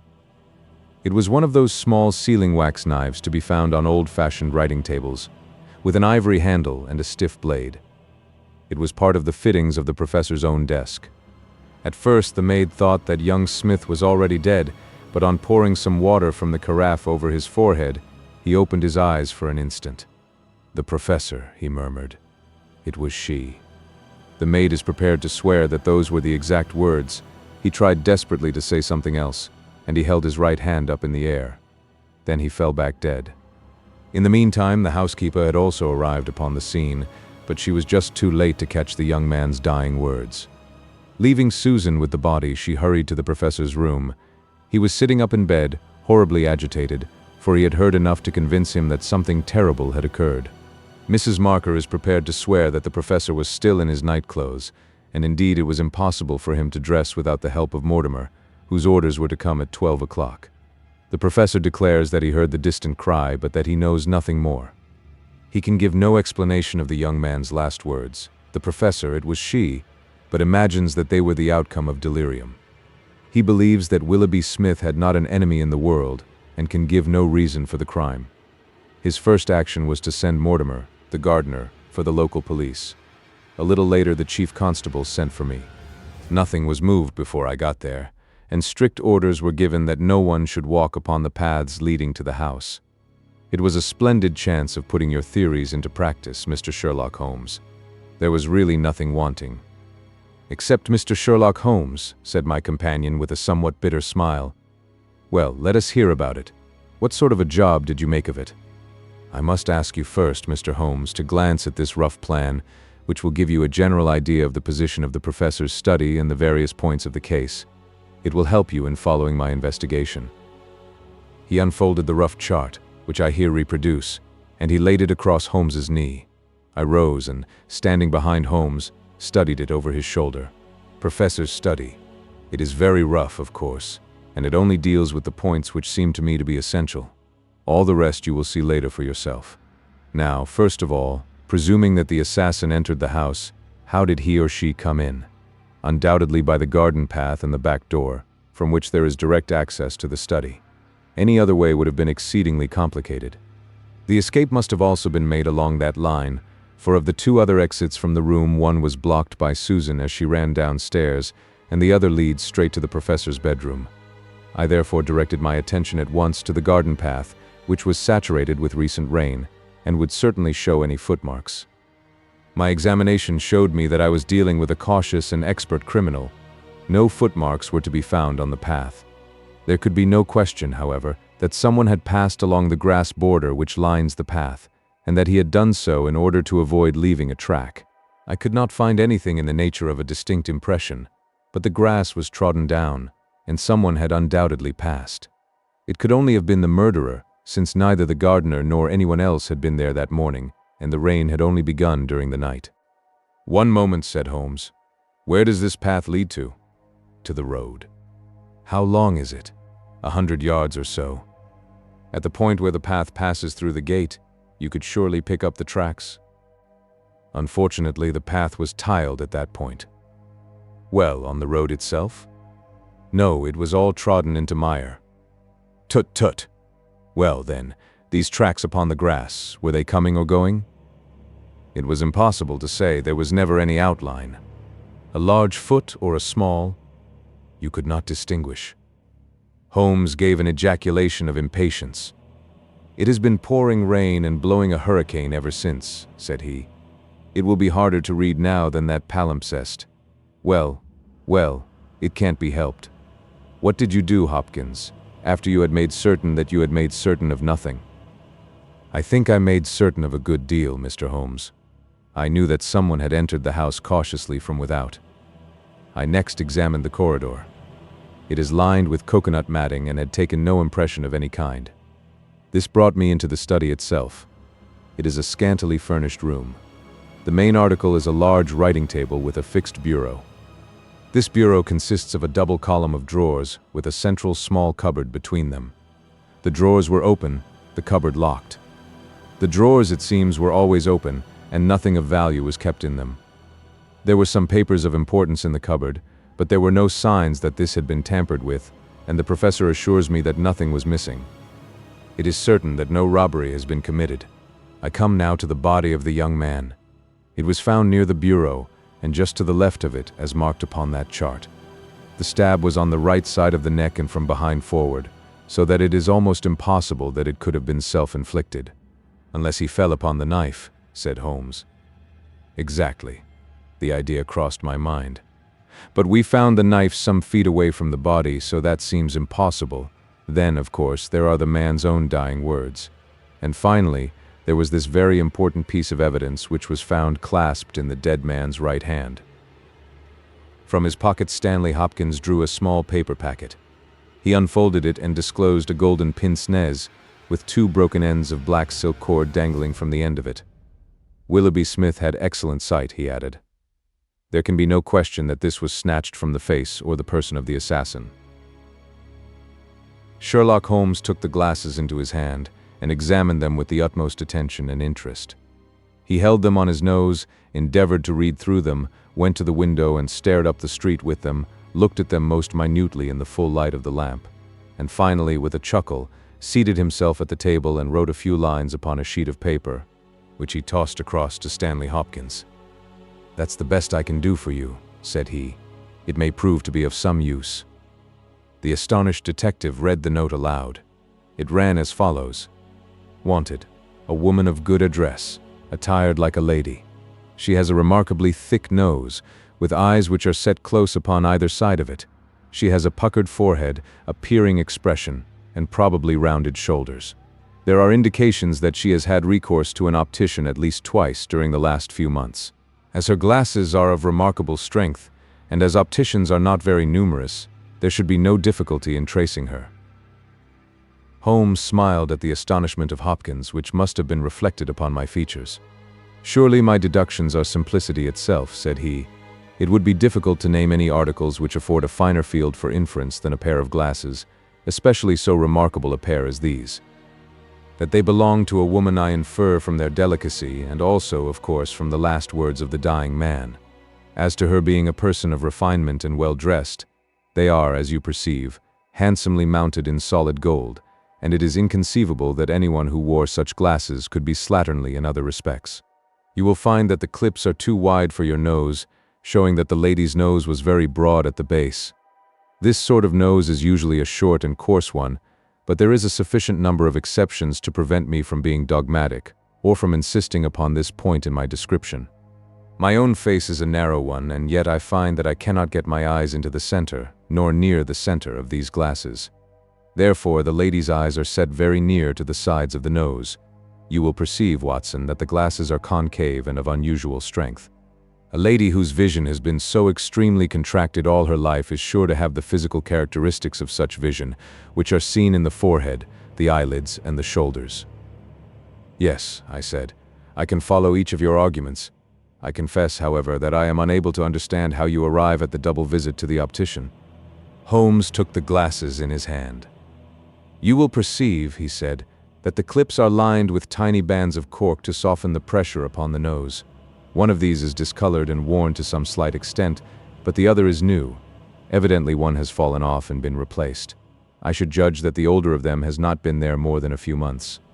They exactly correspond, so I gather that the lady went back to the same establishment for the second." "By George, it's marvelous," cried Hopkins in an ecstasy of admiration.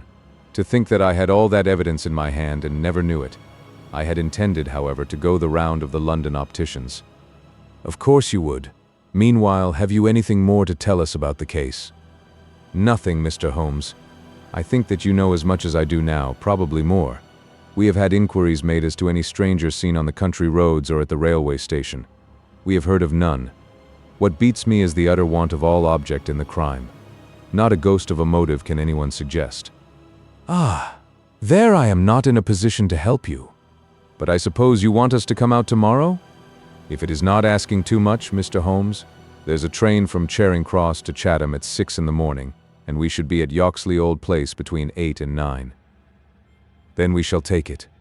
Your case has certainly some features of great interest, and I shall be delighted to look into it. Well, it's nearly 1, and we had best get a few hours' sleep. I dare say you can manage all right on the sofa in front of the fire. I'll light my spirit lamp and give you a cup of coffee before we start." The gale had blown itself out next day, but it was a bitter morning when we started upon our journey. We saw the cold winter sun rise over the dreary marshes of the Thames and the long, sullen reaches of the river, which I shall ever associate with our pursuit of the Andaman Islander in the earlier days of our career. After a long and weary journey, we alighted at a small station some miles from Chatham. While a horse was being put into a trap at the local inn, we snatched a hurried breakfast, and so we were all ready for business when we at last arrived at Yoxley Old Place. A constable met us at the garden gate. "Well, Wilson, any news?" "No, sir, nothing." "No reports of any stranger seen?" "No, sir. Down at the station they are certain that no stranger either came or went yesterday." "Have you had inquiries made at inns and lodgings?" "Yes, sir. There is no one that we cannot account for." "Well, it's only a reasonable walk to Chatham. Anyone might stay there or take a train without being observed. This is the garden path of which I spoke, Mr. Holmes. I'll pledge my word there was no mark on it yesterday." "On which side were the marks on the grass?" "This side, sir. This narrow margin of grass between the path and the flower bed. I can't see the traces now, but they were clear to me then." Yes, someone has passed along," said Holmes, stooping over the grass border. "Our lady must have picked her steps carefully, must she not, since on the one side she would leave a track on the path, and on the other an even clearer one on the soft bed."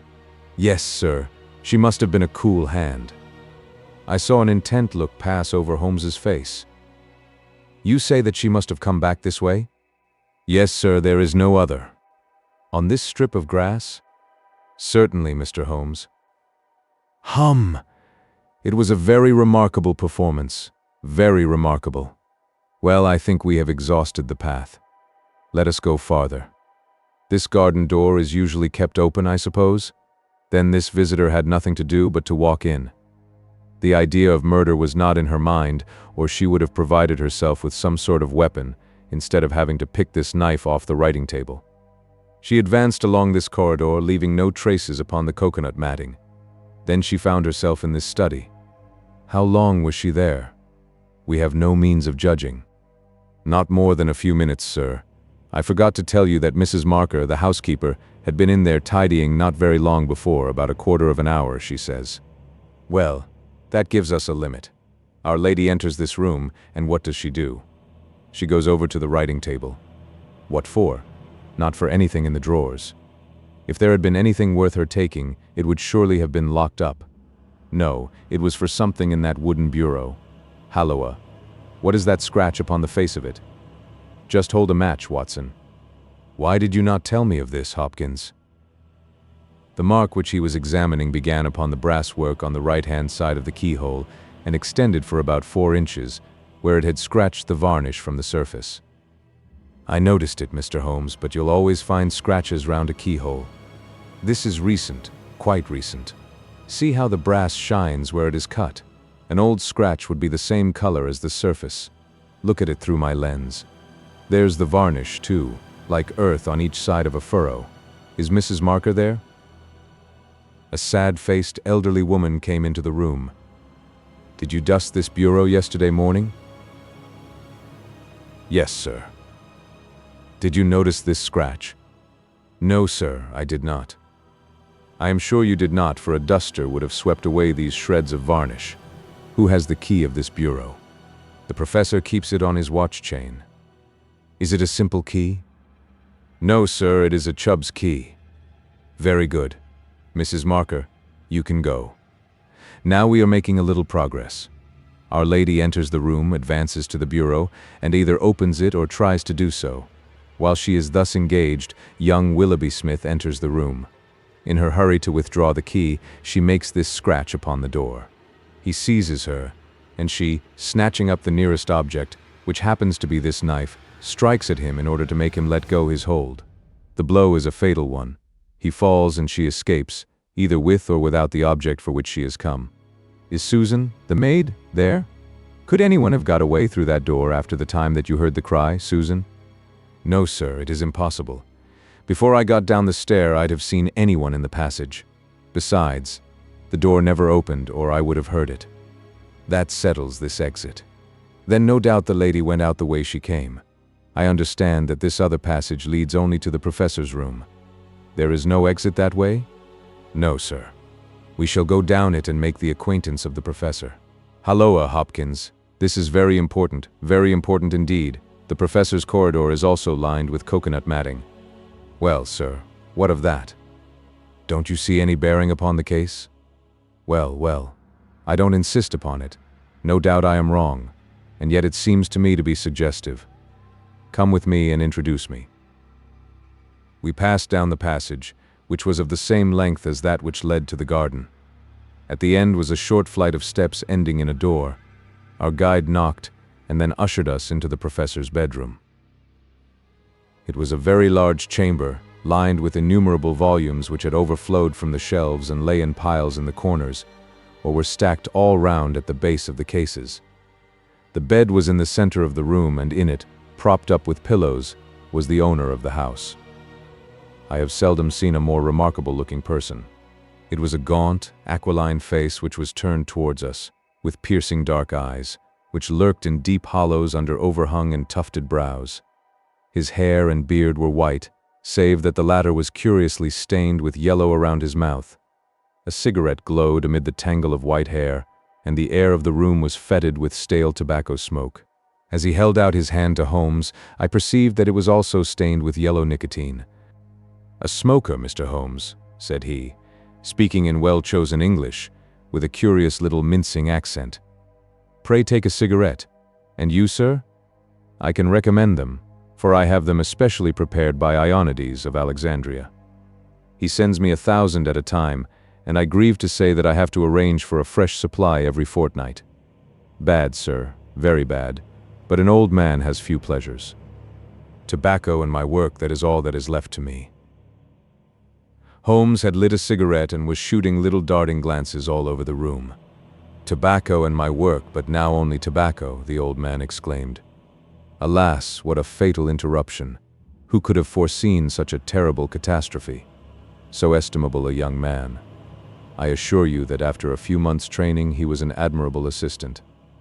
What do you think of the matter, Mr. Holmes? I have not yet made up my mind. I shall indeed be indebted to you if you can throw a light where all is so dark to us. To a poor bookworm and invalid like myself, such a blow is paralyzing. I seem to have lost the faculty of thought. But you are a man of action, you are a man of affairs. It is part of the everyday routine of your life. You can preserve your balance in every emergency. We are fortunate indeed in having you at our side. Holmes was pacing up and down one side of the room whilst the old professor was talking. I observed that he was smoking with extraordinary rapidity. It was evident that he shared our host's liking for the fresh Alexandrian cigarettes. "Yes, sir, it is a crushing blow," said the old man. "That is my magnum opus, the pile of papers on the side table yonder.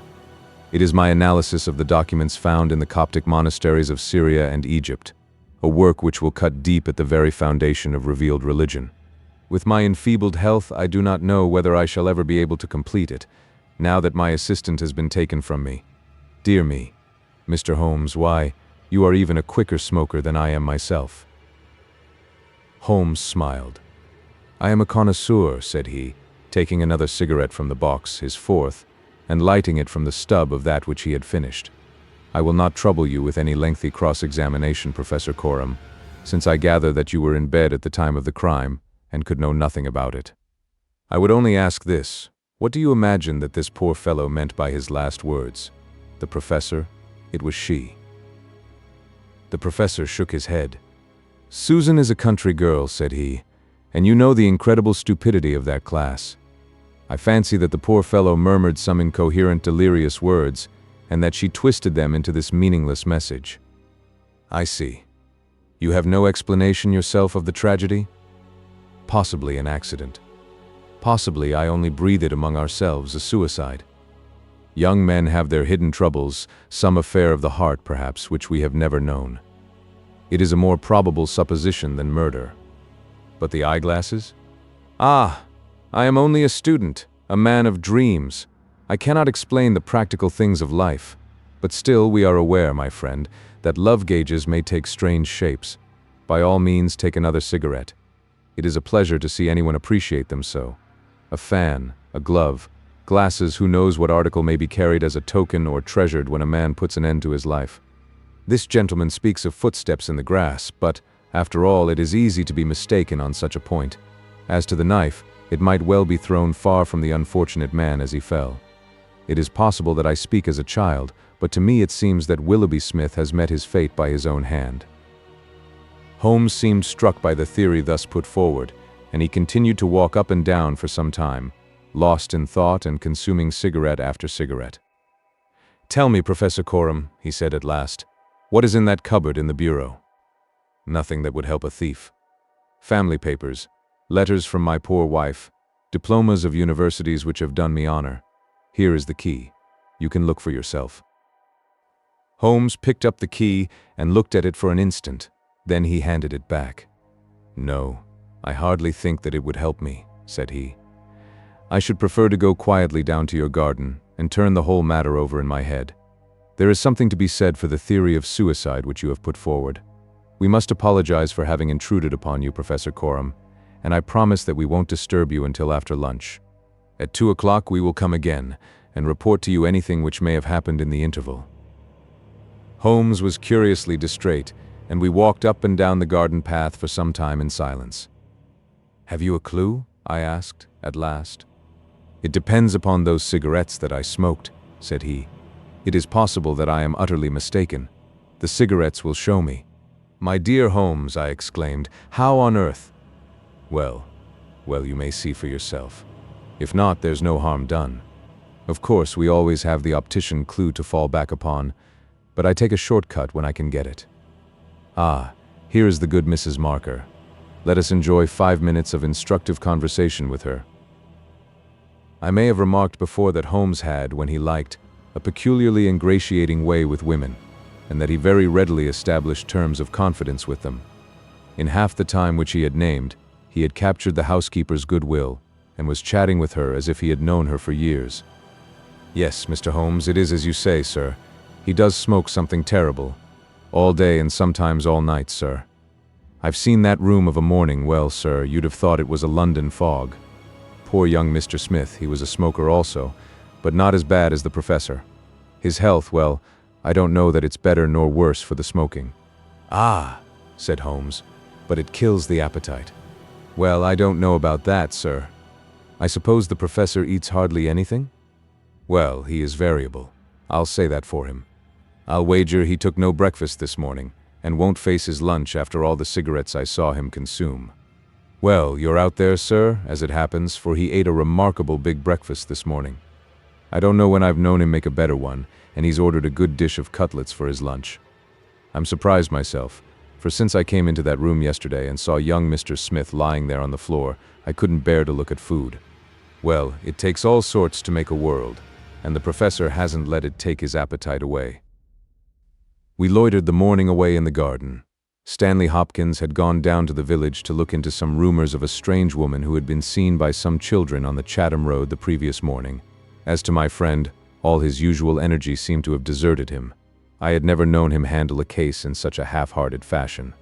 Even the news brought back by Hopkins that he had found the children, and that they had undoubtedly seen a woman exactly corresponding with Holmes's description, and wearing either spectacles or eyeglasses, failed to rouse any sign of keen interest. He was more attentive when Susan, who waited upon us at lunch, volunteered the information that she believed Mr. Smith had been out for a walk yesterday morning, and that he had only returned half an hour before the tragedy occurred. I could not myself see the bearing of this incident, but I clearly perceived that Holmes was weaving it into the general scheme which he had formed in his brain. Suddenly he sprang from his chair and glanced at his watch. 2 o'clock, gentlemen, said he. We must go up and have it out with our friend, the professor. The old man had just finished his lunch, and certainly his empty dish bore evidence to the good appetite with which his housekeeper had credited him. He was, indeed, a weird figure as he turned his white mane and his glowing eyes towards us. The eternal cigarette smoldered in his mouth. He had been dressed and was seated in an armchair by the fire. Well, Mr. Holmes, have you solved this mystery yet? He shoved the large tin of cigarettes which stood on a table beside him towards my companion.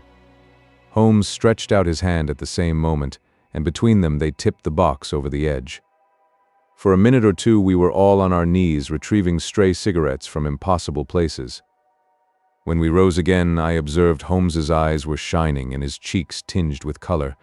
Only at a crisis have I seen those battle signals flying. Yes, said he, I have solved it. Stanley Hopkins and I stared in amazement. Something like a sneer quivered over the gaunt features of the old professor. Indeed, in the garden? No, here. Here? When? This instant. You are surely joking, Mr. Sherlock Holmes. You compel me to tell you that this is too serious a matter to be treated in such a fashion. I have forged and tested every link of my chain, Professor Coram, and I am sure that it is sound. What your motives are, or what exact part you play in this strange business, I am not yet able to say. In a few minutes I shall probably hear it from your own lips. Meanwhile, I will reconstruct what is past for your benefit, so that you may know the information which I still require. A lady yesterday entered your study. She came with the intention of possessing herself of certain documents which were in your bureau. She had a key of her own. I have had an opportunity of examining yours, and I do not find that slight discoloration which the scratch made upon the varnish would have produced. You were not an accessory, therefore, and she came, so far as I can read the evidence, without your knowledge, to rob you. The professor blew a cloud from his lips. This is most interesting and instructive, said he. Have you no more to add? Surely, having traced this lady so far, you can also say what has become of her. I will endeavor to do so. In the first place, she was seized by your secretary and stabbed him in order to escape. This catastrophe I am inclined to regard as an unhappy accident, for I am convinced that the lady had no intention of inflicting so grievous an injury. An assassin does not come unarmed. Horrified by what she had done, she rushed wildly away from the scene of the tragedy. Unfortunately for her, she had lost her glasses in the scuffle, and as she was extremely short-sighted, she was really helpless without them. She ran down a corridor, which she imagined to be that by which she had come. Both were lined with coconut matting, and it was only when it was too late that she understood that she had taken the wrong passage, and that her retreat was cut off behind her. What was she to do? She could not go back. She could not remain where she was. She must go on. She went on. She mounted a stair, pushed open a door, and found herself in your room. The old man sat with his mouth open, staring wildly at Holmes. Amazement and fear were stamped upon his expressive features. Now, with an effort, he shrugged his shoulders and burst into insincere laughter. All very fine, Mr. Holmes, said he, but there is one little flaw in your splendid theory. I was myself in my room, and I never left it during the day. I am aware of that, Professor Coram. And you mean to say that I could lie upon that bed and not be aware that a woman had entered my room? I never said so. You were aware of it. You spoke with her. You recognized her. You aided her to escape.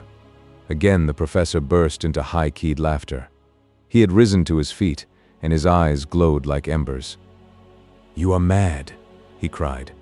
"You are talking insanely. I helped her to escape? Where is she now?" "She is there," said Holmes, and he pointed to a high bookcase in the corner of the room.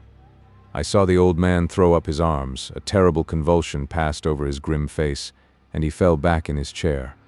At the same instant, the bookcase at which Holmes pointed swung round upon a hinge, and a woman rushed out into the room. "You are right," she cried, in a strange foreign voice. "You are right. I am here." She was brown with the dust and draped with the cobwebs which had come from the walls of her hiding place. Her face, too, was streaked with grime, and at the best she could never have been handsome, for she had the exact physical characteristics which Holmes had divined, with, in addition, a long and obstinate chin. What with her natural blindness, and what with the change from dark to light, she stood as one dazed, blinking about her to see where and who we were. And yet, in spite of all these disadvantages, there was a certain nobility in the woman's bearing, a gallantry in the defiant chin and in the upraised head, which compelled something of respect and admiration. Stanley Hopkins had laid his hand upon her arm and claimed her as his prisoner, but she waved him aside gently and yet with an overmastering dignity which compelled obedience. The old man lay back in his chair with a twitching face and stared at her with brooding eyes. "Yes, sir, I am your prisoner," she said. "From where I stood I could hear everything, and I know that you have learned the truth. I confess it all. It was I who killed the young man. But you are right, you who say it was an accident. I did not even know that it was a knife which I held in my hand, for in my despair I snatched anything from the table and struck at him to make him let me go. It is the truth that I tell." "Madam," said Holmes, "I am sure that it is the truth. I fear that you are far from well." She had turned a dreadful color, the more ghastly under the dark dust streaks upon her face. She seated herself on the side of the bed. Then she resumed. "I have only a little time here," she said, "but I would have you to know the whole truth. I am this man's wife. He is not an Englishman. He is a Russian. His name I will not tell." For the first time the old man stirred. "God bless you, Anna," he cried. "God bless you." She cast a look of the deepest disdain in his direction. "Why should you cling so hard to that wretched life of yours, Sergius?" said she. "It has done harm to many and good to none, not even to yourself. However, it is not for me to cause the frail thread to be snapped before God's time. I have enough already upon my soul since I crossed the threshold of this cursed house. But I must speak or I shall be too late. I have said, gentlemen, that I am this man's wife. He was 50 and I a foolish girl of 20 when we married. It was in a city of Russia, a university. I will not name the place." "God bless you, Anna," murmured the old man again. "We were reformers, revolutionists, nihilists, you understand. He and I and many more. Then there came a time of trouble. A police officer was killed. Many were arrested. Evidence was wanted, and in order to save his own life and to earn a great reward, my husband betrayed his own wife and his companions. Yes, we were all arrested upon his confession. Some of us found our way to the gallows and some to Siberia. I was among these last, but my term was not for life. My husband came to England with his ill-gotten gains and has lived in quiet ever since, knowing well that if the Brotherhood knew where he was not a week would pass before justice would be done." The old man reached out a trembling hand and helped himself to a cigarette. "I am in your hands, Anna," said he. "You were always good to me." "I have not yet told you the height of his villainy," said she. "Among our comrades of the order, there was one who was the friend of my heart. He was noble, unselfish, loving all that my husband was not. He hated violence. We were all guilty, if that is guilt, but he was not. He wrote forever dissuading us from such a course. These letters would have saved him. So would my diary, in which, from day to day, I had entered both my feelings towards him and the view which each of us had taken. My husband found and kept both diary and letters. He hid them, and he tried hard to swear away the young man's life.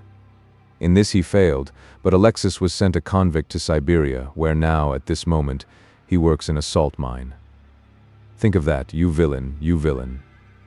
Now, at this very moment, Alexis, a man whose name you are not worthy to speak, works and lives like a slave. and yet I have your life in my hands, and I let you go."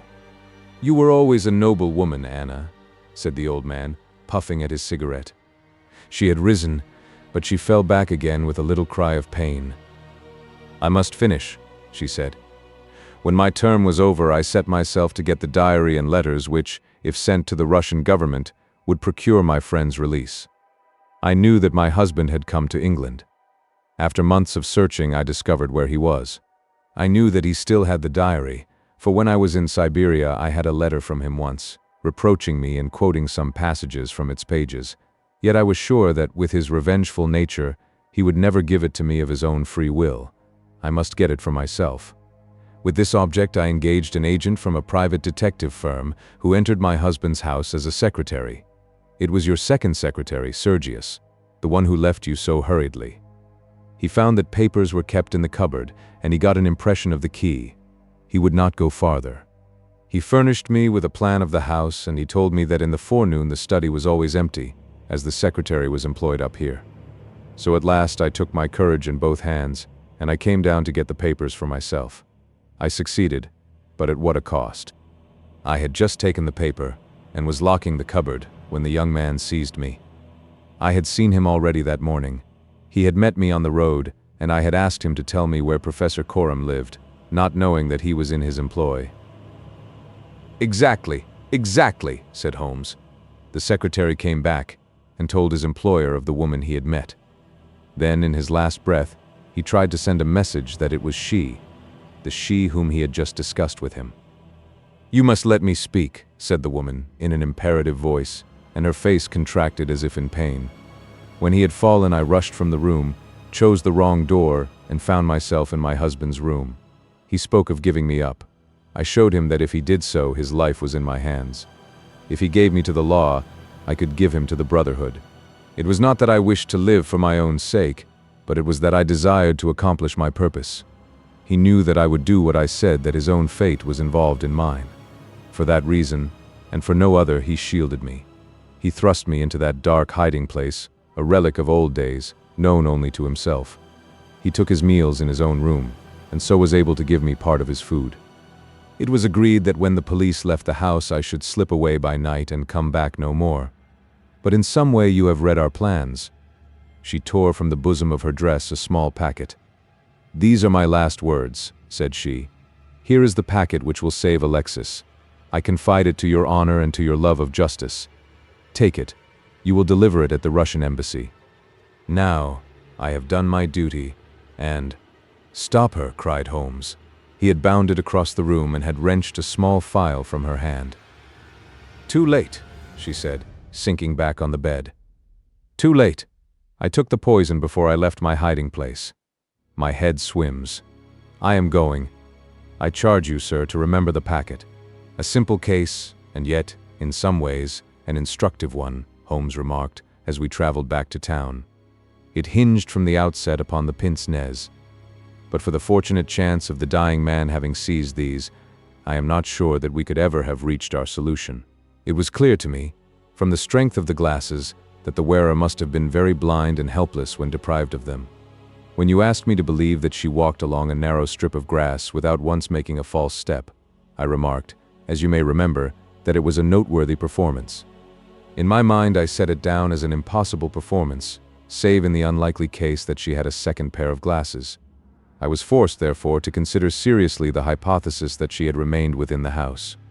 On perceiving the similarity of the two corridors, it became clear that she might very easily have made such a mistake, and in that case, it was evident that she must have entered the professor's room. I was keenly on the alert, therefore, for whatever would bear out this supposition, and I examined the room narrowly for anything in the shape of a hiding place. The carpet seemed continuous and firmly nailed, so I dismissed the idea of a trapdoor. There might well be a recess behind the books. As you are aware, such devices are common in old libraries. I observed that books were piled on the floor at all other points, but that one bookcase was left clear. This, then, might be the door. I could see no marks to guide me, but the carpet was of a dun color, which lends itself very well to examination. I therefore smoked a great number of those excellent cigarettes, and I dropped the ash all over the space in front of the suspected bookcase. It was a simple trick, but exceedingly effective. I then went downstairs and I ascertained, in your presence, Watson, without your perceiving the drift of my remarks, that Professor Corum's consumption of food had increased as one would expect when he is supplying a second person. We then ascended to the room again, when, by upsetting the cigarette box, I obtained a very excellent view of the floor, and was able to see quite clearly, from the traces upon the cigarette ash, that the prisoner had in our absence come out from her retreat. Well, Hopkins, here we are at Charing Cross, and I congratulate you on having brought your case to a successful conclusion. You are going to headquarters, no doubt. I think, Watson, you and I will drive together to the Russian embassy. The adventure of the missing three-quarter. We were fairly accustomed to receive weird telegrams at Baker Street, but I have a particular recollection of one which reached us on a gloomy February morning, some 7 or 8 years ago, and gave Mr. Sherlock Holmes a puzzled quarter of an hour. It was addressed to him, and ran thus: "Please await me. Terrible misfortune. Right wing three-quarter missing, indispensable tomorrow. Overton." "Strand postmark, and dispatched 10:36, said Holmes, reading it over and over. Mr. Overton was evidently considerably excited when he sent it, and somewhat incoherent in consequence. Well, he will be here, I dare say, by the time I have looked through the Times, and then we shall know all about it.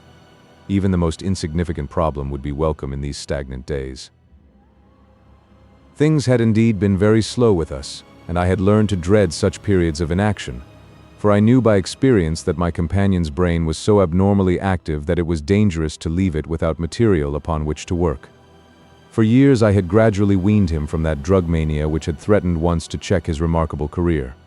Now I knew that under ordinary conditions he no longer craved for this artificial stimulus, but I was well aware that the fiend was not dead but sleeping, and I have known that the sleep was a light one and the waking near when in periods of idleness I have seen the drawn look upon Holmes's ascetic face, and the brooding of his deep-set and inscrutable eyes.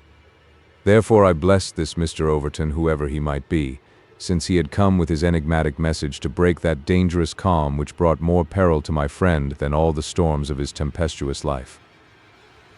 As we had expected, the telegram was soon followed by its sender, and the card of Mr. Cyril Overton, Trinity College, Cambridge, announced the arrival of an enormous young man, 16 stone of solid bone and muscle, who spanned the doorway with his broad shoulders and looked from one of us to the other with a comely face which was haggard with anxiety. "Mr. Sherlock Holmes?" My companion bowed. "I've been down to Scotland Yard, Mr. Holmes. I saw Inspector Stanley Hopkins. He advised me to come to you. He said the case, so far as he could see, was more in your line than in that of the regular police. Pray sit down and tell me what is the matter." "It's awful, Mr. Holmes, simply awful. I wonder my hair isn't gray. Godfrey Staunton, you've heard of him, of course. He's simply the hinge that the whole team turns on. I'd rather spare 2 from the pack and have Godfrey for my three-quarter line. Whether it's passing or tackling or dribbling, there's no one to touch him, and then he's got the head and can hold us all together. What am I to do?" "That's what I ask you, Mr. Holmes. There's Morehouse, first reserve, but he is trained as a half, and he always edges right in on to the scrum instead of keeping out on the touchline.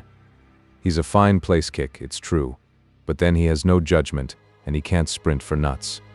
Why, Morton or Johnson, the Oxford Flyers, could romp round him.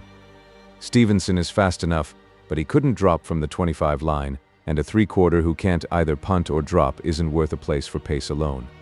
No, Mr. Holmes, we are done unless you can help me to find Godfrey Staunton." My friend had listened with amused surprise to this long speech, which was poured forth with extraordinary vigor and earnestness, every point being driven home by the slapping of a brawny hand upon the speaker's knee. When our visitor was silent, Holmes stretched out his hand and took down letter S of his commonplace book. For once he dug in vain into that mine of varied information.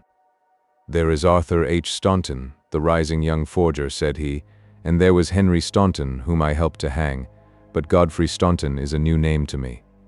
It was our visitor's turn to look surprised. "Why, Mr. Holmes, I thought you knew things," said he. "I suppose, then, if you have never heard of Godfrey Staunton, you don't know Cyril Overton either." Holmes shook his head good-humoredly. "Great Scott!" cried the athlete. "Why, I was first reserve for England against Wales, and I've skippered the varsity all this year." but that's nothing. I didn't think there was a soul in England who didn't know Godfrey Staunton, the crack three-quarter, Cambridge, Blackheath, and 5 internationals. Good Lord. Mr. Holmes, where have you lived? Holmes laughed at the young giant's naive astonishment. You live in a different world to me, Mr. Overton, a sweeter and healthier one.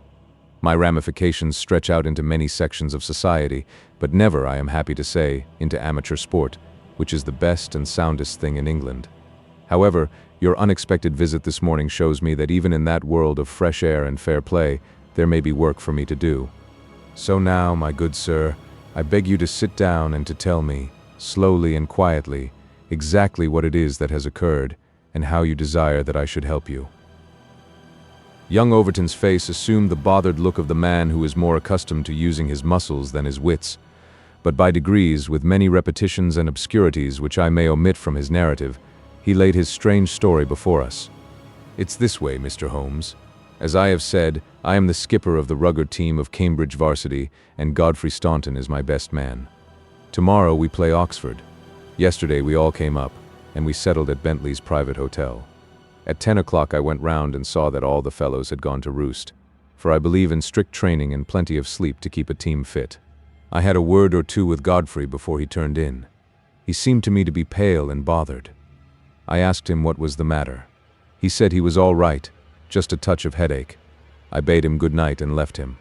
Half an hour later, the porter tells me that a rough-looking man with a beard called with a note for Godfrey. He had not gone to bed, and the note was taken to his room. Godfrey read it and fell back in a chair as if he had been poleaxed. The porter was so scared that he was going to fetch me, but Godfrey stopped him, had a drink of water, and pulled himself together. Then he went downstairs, said a few words to the man who was waiting in the hall, and the two of them went off together. The last that the porter saw of them, they were almost running down the street in the direction of the Strand. This morning Godfrey's room was empty. His bed had never been slept in, and his things were all just as I had seen them the night before. He had gone off at a moment's notice with this stranger, and no word has come from him since. I don't believe he will ever come back.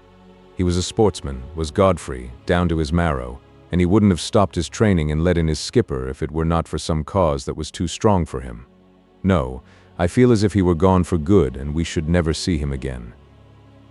Sherlock Holmes listened with the deepest attention to this singular narrative. What did you do? He asked. I wired to Cambridge to learn if anything had been heard of him there. I have had an answer. No one has seen him. Could he have got back to Cambridge? Yes, there is a late train 11:15. But so far as you can ascertain, he did not take it? No, he has not been seen. What did you do next? I wired to Lord Mount James. Why to Lord Mount James? Godfrey is an orphan, and Lord Mount James is his nearest relative, his uncle, I believe. Indeed, this throws new light upon the matter. Lord Mount James is one of the richest men in England. So I've heard Godfrey say. And your friend was closely related? Yes, he was his heir, and the old boy is nearly 80 cram full of gout, too. They say he could chalk his billiard cue with his knuckles. He never allowed Godfrey a shilling in his life, for he is an absolute miser, but it will all come to him right enough. Have you heard from Lord Mount James? No. What motive could your friend have in going to Lord Mount James? Well, something was worrying him the night before, and if it was to do with money, it is possible that he would make for his nearest relative, who had so much of it, though from all I have heard he would not have much chance of getting it. Godfrey was not fond of the old man. He would not go if he could help it. Well, we can soon determine that. If your friend was going to his relative, Lord Mount James, you have then to explain the visit of this rough-looking fellow at so late an hour, and the agitation that was caused by his coming. Cyril Overton pressed his hands to his head. I can make nothing of it, said he. Well, well, I have a clear day, and I shall be happy to look into the matter, said Holmes. I should strongly recommend you to make your preparations for your match without reference to this young gentleman. It must, as you say, have been an overpowering necessity which tore him away in such a fashion, and the same necessity is likely to hold him away. Let us step round together to the hotel, and see if the porter can throw any fresh light upon the matter. Sherlock Holmes was a past master in the art of putting a humble witness at his ease, and very soon, in the privacy of Godfrey Staunton's abandoned room, he had extracted all that the porter had to tell. The visitor of the night before was not a gentleman, neither was he a working man. He was simply what the porter described as a medium-looking chap, a man of 50, beard grizzled, pale face, quietly dressed. He seemed himself to be agitated. The porter had observed his hand trembling when he had held out the note. Godfrey Staunton had crammed the note into his pocket. Staunton had not shaken hands with the man in the hall. They had exchanged a few sentences, of which the porter had only distinguished the one word time. Then they had hurried off in the manner described. It was just 10:30 by the hall clock. "Let me see," said Holmes, seating himself on Staunton's bed. "You are the day porter, are you not?" "Yes, sir. I go off duty at 11. "The night porter saw nothing, I suppose?" "No, sir. One theater party came in late. No one else." "Were you on duty all day yesterday?" "Yes, sir." "Did you take any messages to Mr. Staunton?" "Yes, sir, one telegram." "Ah, that's interesting. What o'clock was this?" "About 6. "Where was Mr. Staunton when he received it?" "Here in his room." "Were you present when he opened it?" "Yes, sir, I waited to see if there was an answer." "Well, was there?" "Yes, sir. He wrote an answer." "Did you take it?" "No, he took it himself. But he wrote it in your presence." "Yes, sir. I was standing by the door and he with his back turned at that table. When he had written it, he said, 'All right, porter. I will take this myself.'" "What did he write it with?" "A pen, sir." "Was the telegraphic form one of these on the table?" "Yes, sir. It was the top one." Holmes rose. Taking the forms, he carried them over to the window and carefully examined that which was uppermost. "It is a pity he did not write in pencil," said he, throwing them down again with a shrug of disappointment. "As you have no doubt frequently observed, Watson, the impression usually goes through, a fact which has dissolved many a happy marriage. However, I can find no trace here. I rejoice, however, to perceive that he wrote with a broad-pointed quill pen, and I can hardly doubt that we will find some impression upon this blotting pad. Ah, yes, surely this is the very thing." He tore off a strip of the blotting paper and turned towards us the following hieroglyphic. Hieroglyphic. Cyril Overton was much excited. "Hold it to the glass," he cried. "That is unnecessary," said Holmes. "The paper is thin, and the reverse will give the message. Here it is." He turned it over and we read. The reverse.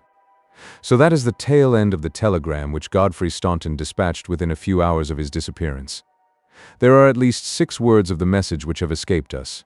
But what remains, "Stand by us for God's sake," proves that this young man saw a formidable danger which approached him and from which someone else could protect him. Us, mark you. Another person was involved. Who should it be but the pale-faced, bearded man who seemed himself in so nervous a state? What, then, is the connection between Godfrey Staunton and the bearded man? And what is the third source from which each of them sought for help against pressing danger? Our inquiry has already narrowed down to that. We have only to find to whom that telegram is addressed, I suggested. Exactly, my dear Watson. Your reflection, though profound, had already crossed my mind. But I dare say it may have come to your notice that, counterfoil of another man's message, there may be some disinclination on the part of the officials to oblige you. There is so much red tape in these matters. However, I have no doubt that with a little delicacy and finesse the end may be attained. Meanwhile, I should like in your presence, Mr. Overton, to go through these papers which have been left upon the table. There were a number of letters, bills, and notebooks which Holmes turned over and examined with quick, nervous fingers and darting, penetrating eyes. "Nothing here," he said, at last. "By the way, I suppose your friend was a healthy young fellow. Nothing amiss with him?" "Sound as a bell." "Have you ever known him ill?" "Not a day. He has been laid up with a hack, and once he slipped his kneecap, but that was nothing. Perhaps he was not so strong as you suppose. I should think he may have had some secret trouble. With your assent, I will put 1 or 2 of these papers in my pocket, in case they should bear upon our future inquiry." "One moment, cried a querulous voice, and we looked up to find a queer little old man, jerking and twitching in the doorway. He was dressed in rusty black, with a very broad-brimmed top hat and a loose white necktie, the whole effect being that of a very rustic parson or of an undertaker's mute. Yet, in spite of his shabby and even absurd appearance, his voice had a sharp crackle, and his manner a quick intensity which commanded attention. "Who are you, sir, and by what right do you touch this gentleman's papers?" he asked. "I am a private detective, and I am endeavoring to explain his disappearance." "Oh, you are you? And who instructed you, eh?" "This gentleman, Mr. Staunton's friend, was referred to me by Scotland Yard." "Who are you, sir?" "I am Cyril Overton." "Then it is you who sent me a telegram. My name is Lord Mount James. I came round as quickly as the Bayswater bus would bring me. So you have instructed a detective?" "Yes, sir." "And are you prepared to meet the cost?" "I have no doubt, sir, that my friend Godfrey, when we find him, will be prepared to do that." "But if he is never found, eh? Answer me that." "In that case, no doubt his family—" "Nothing of the sort, sir," screamed the little man. "Don't look to me for a penny, not a penny. You understand that, Mr. Detective. I am all the family that this young man has got, and I tell you that I am not responsible. If he has any expectations, it is due to the fact that I have never wasted money, and I do not propose to begin to do so now. As to those papers with which you are making so free, I may tell you that in case there should be anything of any value among them, you will be held strictly to account for what you do with them." "Very good, sir," said Sherlock Holmes. "May I ask, in the meanwhile, whether you have yourself any theory to account for this young man's disappearance?" "No, sir, I have not. He is big enough and old enough to look after himself, and if he is so foolish as to lose himself, I entirely refuse to accept the responsibility of hunting for him." "I quite understand your position," said Holmes, with a mischievous twinkle in his eyes. "Perhaps you don't quite understand mine. Godfrey Staunton appears to have been a poor man. If he has been kidnapped, it could not have been for anything which he himself possesses. The fame of your wealth has gone abroad, Lord Mount James, and it is entirely possible that a gang of thieves have secured your nephew in order to gain from him some information as to your house, your habits, and your treasure." The face of our unpleasant little visitor turned as white as his neckcloth. "Heavens, sir, what an idea! I never thought of such villainy. What inhuman rogues there are in the world! But Godfrey is a fine lad, a staunch lad. Nothing would induce him to give his old uncle away. I'll have the plate moved over to the bank this evening. In the meantime, spare no pains, Mr. Detective. I beg you to leave no stone unturned to bring him safely back. As to money, well, so far as a fiver or even a tenner goes, you can always look to me." Even in his chastened frame of mind, the noble miser could give us no information which could help us, for he knew little of the private life of his nephew. Our only clue lay in the truncated telegram, and with a copy of this in his hand, Holmes set forth to find a second link for his chain. We had shaken off Lord Mount James, and Overton had gone to consult with the other members of his team over the misfortune which had befallen them. There was a telegraph office at a short distance from the hotel. We halted outside it. "It's worth trying, Watson," said Holmes. "Of course, with a warrant we could demand to see the counterfoils, but we have not reached that stage yet. I don't suppose they remember faces in so busy a place. Let us venture it." "I am sorry to trouble you," said he in his blandest manner, to the young woman behind the grating. "There is some small mistake about a telegram I sent yesterday. I have had no answer, and I very much fear that I must have omitted to put my name at the end. Could you tell me if this was so?" The young woman turned over a sheaf of counterfoils. "What o'clock was it?" she asked. "A little after 6. Whom was it to?" Holmes put his finger to his lips and glanced at me. The last words in it were, "For God's sake," he whispered, confidentially. "I am very anxious at getting no answer." The young woman separated one of the forms. "This is it. There is no name," said she, smoothing it out upon the counter. "Then that, of course, accounts for my getting no answer," said Holmes. "Dear me, how very stupid of me, to be sure. Good morning, miss, and many thanks for having relieved my mind." He chuckled and rubbed his hands when we found ourselves in the street once more. "Well?" I asked.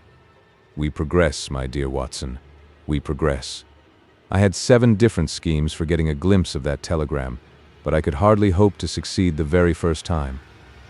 "And what have you gained?" "A starting point for our investigation." He hailed a cab. "King's Cross Station," said he. "We have a journey, then?" "Yes. I think we must run down to Cambridge together. All the indications seem to me to point in that direction." "Tell me," I asked, as we rattled up Gray's Inn Road, "have you any suspicion yet as to the cause of the disappearance? I don't think that among all our cases I have known one where the motives are more obscure. Surely you don't really imagine that he may be kidnapped in order to give information against his wealthy uncle?" "I confess, my dear Watson, that does not appeal to me as a very probable explanation. It struck me, however, as being the one which was most likely to interest that exceedingly unpleasant old person." "It certainly did that, but what are your alternatives?" "I could mention several. You must admit that it is curious and suggestive that this incident should occur on the eve of this important match, and should involve the only man whose presence seems essential to the success of the side. It may, of course, be a coincidence, but it is interesting. Amateur sport is free from betting, but a good deal of outside betting goes on among the public, and it is possible that it might be worth someone's while to get at a player as the ruffians of the turf get at a racehorse. There is one explanation. A second very obvious one is that this young man really is the heir of a great property, however modest his means may at present be, and it is not impossible that a plot to hold him for ransom might be concocted. These theories take no account of the telegram." "Quite true, Watson. The telegram still remains the only solid thing with which we have to deal, and we must not permit our attention to wander away from it. It is to gain light upon the purpose of this telegram that we are now upon our way to Cambridge.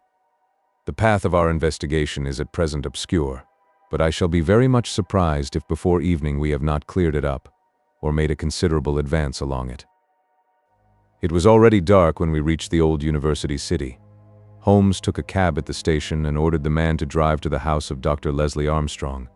A few minutes later, we had stopped at a large mansion in the busiest thoroughfare. We were shown in, and after a long wait were at last admitted into the consulting room, where we found the doctor seated behind his table.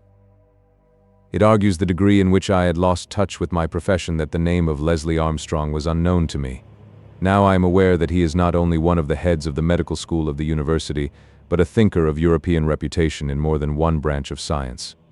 Yet even without knowing his brilliant record, one could not fail to be impressed by a mere glance at the man, the square, massive face, the brooding eyes under the thatched brows, and the granite molding of the inflexible jaw.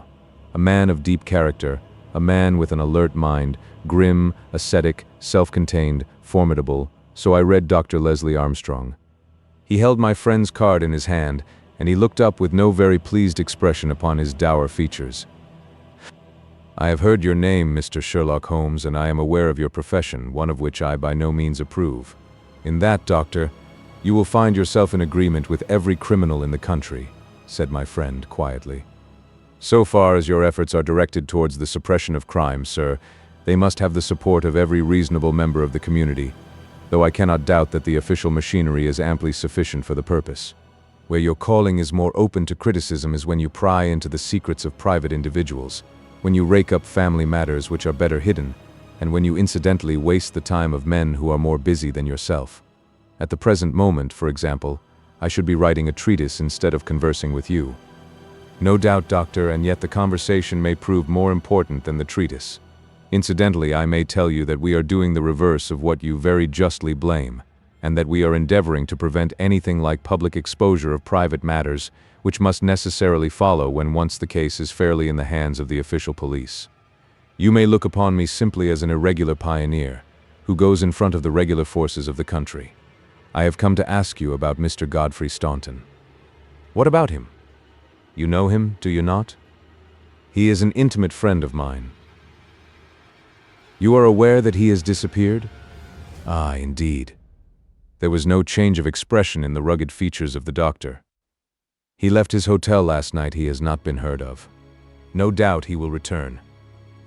Tomorrow is the varsity football match. I have no sympathy with these childish games. The young man's fate interests me deeply, since I know him and like him. The football match does not come within my horizon at all. I claim your sympathy, then, in my investigation of Mr. Staunton's fate. Do you know where he is?" "Certainly not. You have not seen him since yesterday? No, I have not. Was Mr. Staunton a healthy man? Absolutely. Did you ever know him ill? Never. Holmes popped a sheet of paper before the doctor's eyes. Then perhaps you will explain this receipted bill for 13 guineas, paid by Mr. Godfrey Staunton last month to Dr. Leslie Armstrong of Cambridge. I picked it out from among the papers upon his desk. The doctor flushed with anger. I do not feel that there is any reason why I should render an explanation to you, Mr. Holmes. Holmes replaced the bill in his notebook. If you prefer a public explanation, it must come sooner or later, said he. I have already told you that I can hush up that which others will be bound to publish, and you would really be wiser to take me into your complete confidence. I know nothing about it. Did you hear from Mr. Staunton in London? Certainly not. Dear me, the post office again. Holmes sighed wearily. A most urgent telegram was dispatched to you from London by Godfrey Staunton at 6:15 yesterday evening, a telegram which is undoubtedly associated with his disappearance, and yet you have not had it. It is most culpable. I shall certainly go down to the office here and register a complaint. Dr. Leslie Armstrong sprang up from behind his desk, and his dark face was crimson with fury. I'll trouble you to walk out of my house, sir, said he. You can tell your employer, Lord Mount James, that I do not wish to have anything to do either with him or with his agents. No, sir, not another word. He rang the bell furiously. John, show these gentlemen out. A pompous butler ushered us severely to the door, and we found ourselves in the street. Holmes burst out laughing. Dr. Leslie Armstrong is certainly a man of energy and character, said he. I have not seen a man who, if he turns his talents that way, was more calculated to fill the gap left by the illustrious Moriarty. And now, my poor Watson, here we are, stranded and friendless in this inhospitable town, which we cannot leave without abandoning our case. This little inn just opposite Armstrong's house is singularly adapted to our needs. If you would engage a front room and purchase the necessaries for the night, I may have time to make a few inquiries. These few inquiries proved, however, to be a more lengthy proceeding than Holmes had imagined, for he did not return to the inn until nearly 9 o'clock. He was pale and dejected, stained with dust, and exhausted with hunger and fatigue. A cold supper was ready upon the table, and when his needs were satisfied and his pipe alight, he was ready to take that half-comic and wholly philosophic view which was natural to him when his affairs were going awry. The sound of carriage wheels caused him to rise and glance out of the window. A brougham and pair of greys, under the glare of a gas lamp, stood before the doctor's door. It's been out 3 hours, said Holmes. Started at 6:30, and here it is back again. That gives a radius of 10 or 12 miles, and he does it once, or sometimes twice, a day. No unusual thing for a doctor in practice. But Armstrong is not really a doctor in practice. He is a lecturer and a consultant, but he does not care for general practice, which distracts him from his literary work. Why, then, does he make these long journeys which must be exceedingly irksome to him, and who is it that he visits? His coachman. My dear Watson, can you doubt that it was to him that I first applied? I do not know whether it came from his own innate depravity or from the promptings of his master, but he was rude enough to set a dog at me. Neither dog nor man liked the look of my stick, however, and the matter fell through. Relations were strained after that, and further inquiries out of the question. All that I have learned I got from a friendly native in the yard of our own inn. It was he who told me of the doctor's habits and of his daily journey. At that instant, to give point to his words, the carriage came round to the door. Could you not follow it? Excellent, Watson. You are scintillating this evening. The idea did cross my mind. There is, as you may have observed, a bicycle shop next to our inn. Into this I rushed, engaged a bicycle, and was able to get started before the carriage was quite out of sight. I rapidly overtook it, and then, keeping at a discreet distance of 100 yards or so, I followed its lights until we were clear of the town. We had got well out on the country road when a somewhat mortifying incident occurred. The carriage stopped, the doctor alighted, walked swiftly back to where I had also halted, and told me in an excellent sardonic fashion that he feared the road was narrow, and that he hoped his carriage did not impede the passage of my bicycle. Nothing could have been more admirable than his way of putting it. I at once rode past the carriage, and, keeping to the main road, I went on for a few miles, and then halted in a convenient place to see if the carriage passed. There was no sign of it, however, and so it became evident that it had turned down one of several side roads which I had observed. I rode back, but again saw nothing of the carriage, and now, as you perceive, it has returned after me. Of course, I had at the outset no particular reason to connect these journeys with the disappearance of Godfrey Staunton, and was only inclined to investigate them on the general grounds that everything which concerns Dr. Armstrong is at present of interest to us. But, now that I find he keeps so keen a lookout upon anyone who may follow him on these excursions, the affair appears more important, and I shall not be satisfied until I have made the matter clear. We can follow him tomorrow. Can we? It is not so easy as you seem to think. You are not familiar with Cambridgeshire scenery, are you? It does not lend itself to concealment. All this country that I passed over tonight is as flat and clean as the palm of your hand, and the man we are following is no fool, as he very clearly showed tonight. I have wired to Overton to let us know any fresh London developments at this address, and in the meantime we can only concentrate our attention upon Dr. Armstrong, whose name the obliging young lady at the office allowed me to read upon the counterfoil of Staunton's urgent message. He knows where the young man is, to that I'll swear, and if he knows, then it must be our own fault if we cannot manage to know also. At present it must be admitted that the odd trick is in his possession, and, as you are aware, Watson, it is not my habit to leave the game in that condition. And yet the next day brought us no nearer to the solution of the mystery. A note was handed in after breakfast, which Holmes passed across to me with a smile. Sir, I can assure you that you are wasting your time in dogging my movements. I have, as you discovered last night, a window at the back of my brougham, and if you desire a 20-mile ride which will lead you to the spot from which you started, you have only to follow me. Meanwhile, I can inform you that no spying upon me can in any way help Mr. Godfrey Staunton, and I am convinced that the best service you can do to that gentleman is to return at once to London and to report to your employer that you are unable to trace him. Your time in Cambridge will certainly be wasted. Yours faithfully, Leslie Armstrong. An outspoken, honest antagonist is the doctor, said Holmes. Well, he excites my curiosity, and I must really know before I leave him. His carriage is at his door now, said I. There he is stepping into it. I saw him glance up at our window as he did so. Suppose I try my luck upon the bicycle? No, my dear Watson. With all respect for your natural acumen, I do not think that you are quite a match for the worthy doctor.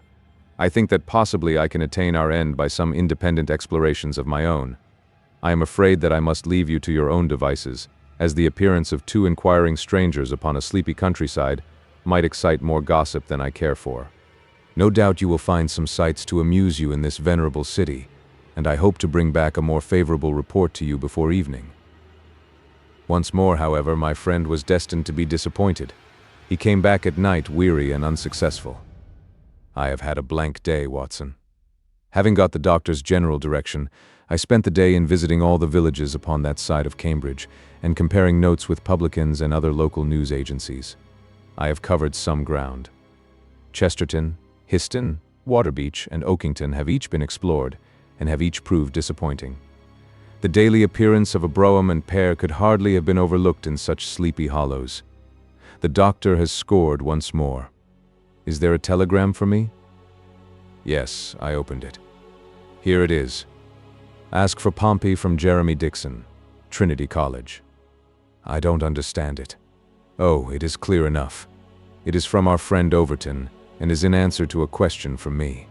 I'll just send round a note to Mr. Jeremy Dixon, and then I have no doubt that our luck will turn. By the way, is there any news of the match? Yes, the local evening paper has an excellent account in its last edition. Oxford won by a goal and 2 tries. The last sentences of the description say, "The defeat of the Light Blues may be entirely attributed to the unfortunate absence of the crack international, Godfrey Staunton, whose want was felt at every instant of the game. The lack of combination in the 3-quarter line and their weakness both in attack and defense more than neutralized the efforts of a heavy and hard-working pack." Then our friend Overton's forebodings have been justified, said Holmes. Personally, I am in agreement with Dr. Armstrong, and football does not come within my horizon. Early to bed tonight, Watson, for I foresee that tomorrow may be an eventful day. I was horrified by my first glimpse of Holmes next morning, for he sat by the fire holding his tiny hypodermic syringe. I associated that instrument with the single weakness of his nature, and I feared the worst when I saw it glittering in his hand. He laughed at my expression of dismay and laid it upon the table. "No, no, my dear fellow, there is no cause for alarm. It is not upon this occasion the instrument of evil, but it will rather prove to be the key which will unlock our mystery. On this syringe I base all my hopes. I have just returned from a small scouting expedition, and everything is favorable. Eat a good breakfast, Watson, for I propose to get upon Dr. Armstrong's trail today, and once on it I will not stop for rest or food until I run him to his burrow." "In that case," said I, "we had best carry our breakfast with us, for he is making an early start. His carriage is at the door." "Never mind. Let him go. He will be clever if he can drive where I cannot follow him. When you have finished, come downstairs with me, and I will introduce you to a detective who is a very eminent specialist in the work that lies before us." When we descended, I followed Holmes into the stable yard, where he opened the door of a loose box and let out a squat, lop-eared, white and tan dog, something between a beagle and a foxhound. "Let me introduce you to Pompey," said he. "Pompey is the pride of the local draghounds, no very great flyer, as his build will show, but a staunch hound on a scent. Well, Pompey, you may not be fast, but I expect you will be too fast for a couple of middle-aged London gentlemen, so I will take the liberty of fastening this leather leash to your collar. Now, boy, come along and show what you can do." He led him across to the doctor's door. The dog sniffed round for an instant, and then with a shrill whine of excitement started off down the street, tugging at his leash in his efforts to go faster. In half an hour we were clear of the town and hastening down a country road. "What have you done, Holmes?" I asked. A threadbare and venerable device, but useful upon occasion. "I walked into the doctor's yard this morning and shot my syringe full of aniseed over the hind wheel. A draghound will follow aniseed from here to John O'Groats, and our friend, Armstrong, would have to drive through the cam before he would shake Pompey off his trail. Oh, the cunning rascal. This is how he gave me the slip the other night." The dog had suddenly turned out of the main road into a grass-grown lane. Half a mile farther this opened into another broad road, and the trail turned hard to the right in the direction of the town, which we had just quitted. The road took a sweep to the south of the town, and continued in the opposite direction to that in which we started. "This detour has been entirely for our benefit, then," said Holmes. "No wonder that my inquiries among those villagers led to nothing. The doctor has certainly played the game for all it is worth, and one would like to know the reason for such elaborate deception. This should be the village of Trumpington to the right of us. And by Jove, here is the brougham coming round the corner. Quick, Watson, quick, or we are done." He sprang through a gate into a field, dragging the reluctant Pompey after him. We had hardly got under the shelter of the hedge when the carriage rattled past. I caught a glimpse of Dr. Armstrong within, his shoulders bowed, his head sunk on his hands, the very image of distress. I could tell by my companion's graver face that he also had seen. "I fear there is some dark ending to our quest," said he. "It cannot be long before we know it. Come, Pompey. Ah, it is the cottage in the field." There could be no doubt that we had reached the end of our journey.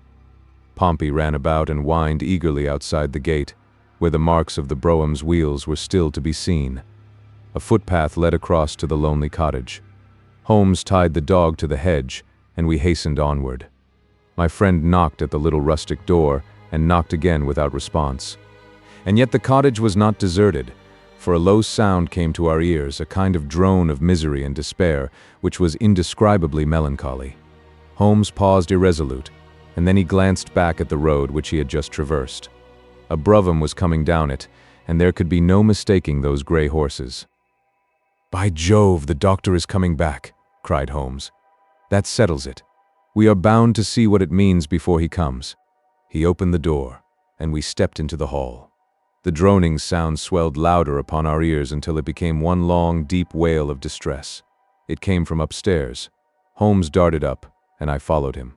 He pushed open a half-closed door, and we both stood appalled at the sight before us. A woman, young and beautiful, was lying dead upon the bed. Her calm, pale face, with dim, wide-open blue eyes, looked upward from amid a great tangle of golden hair.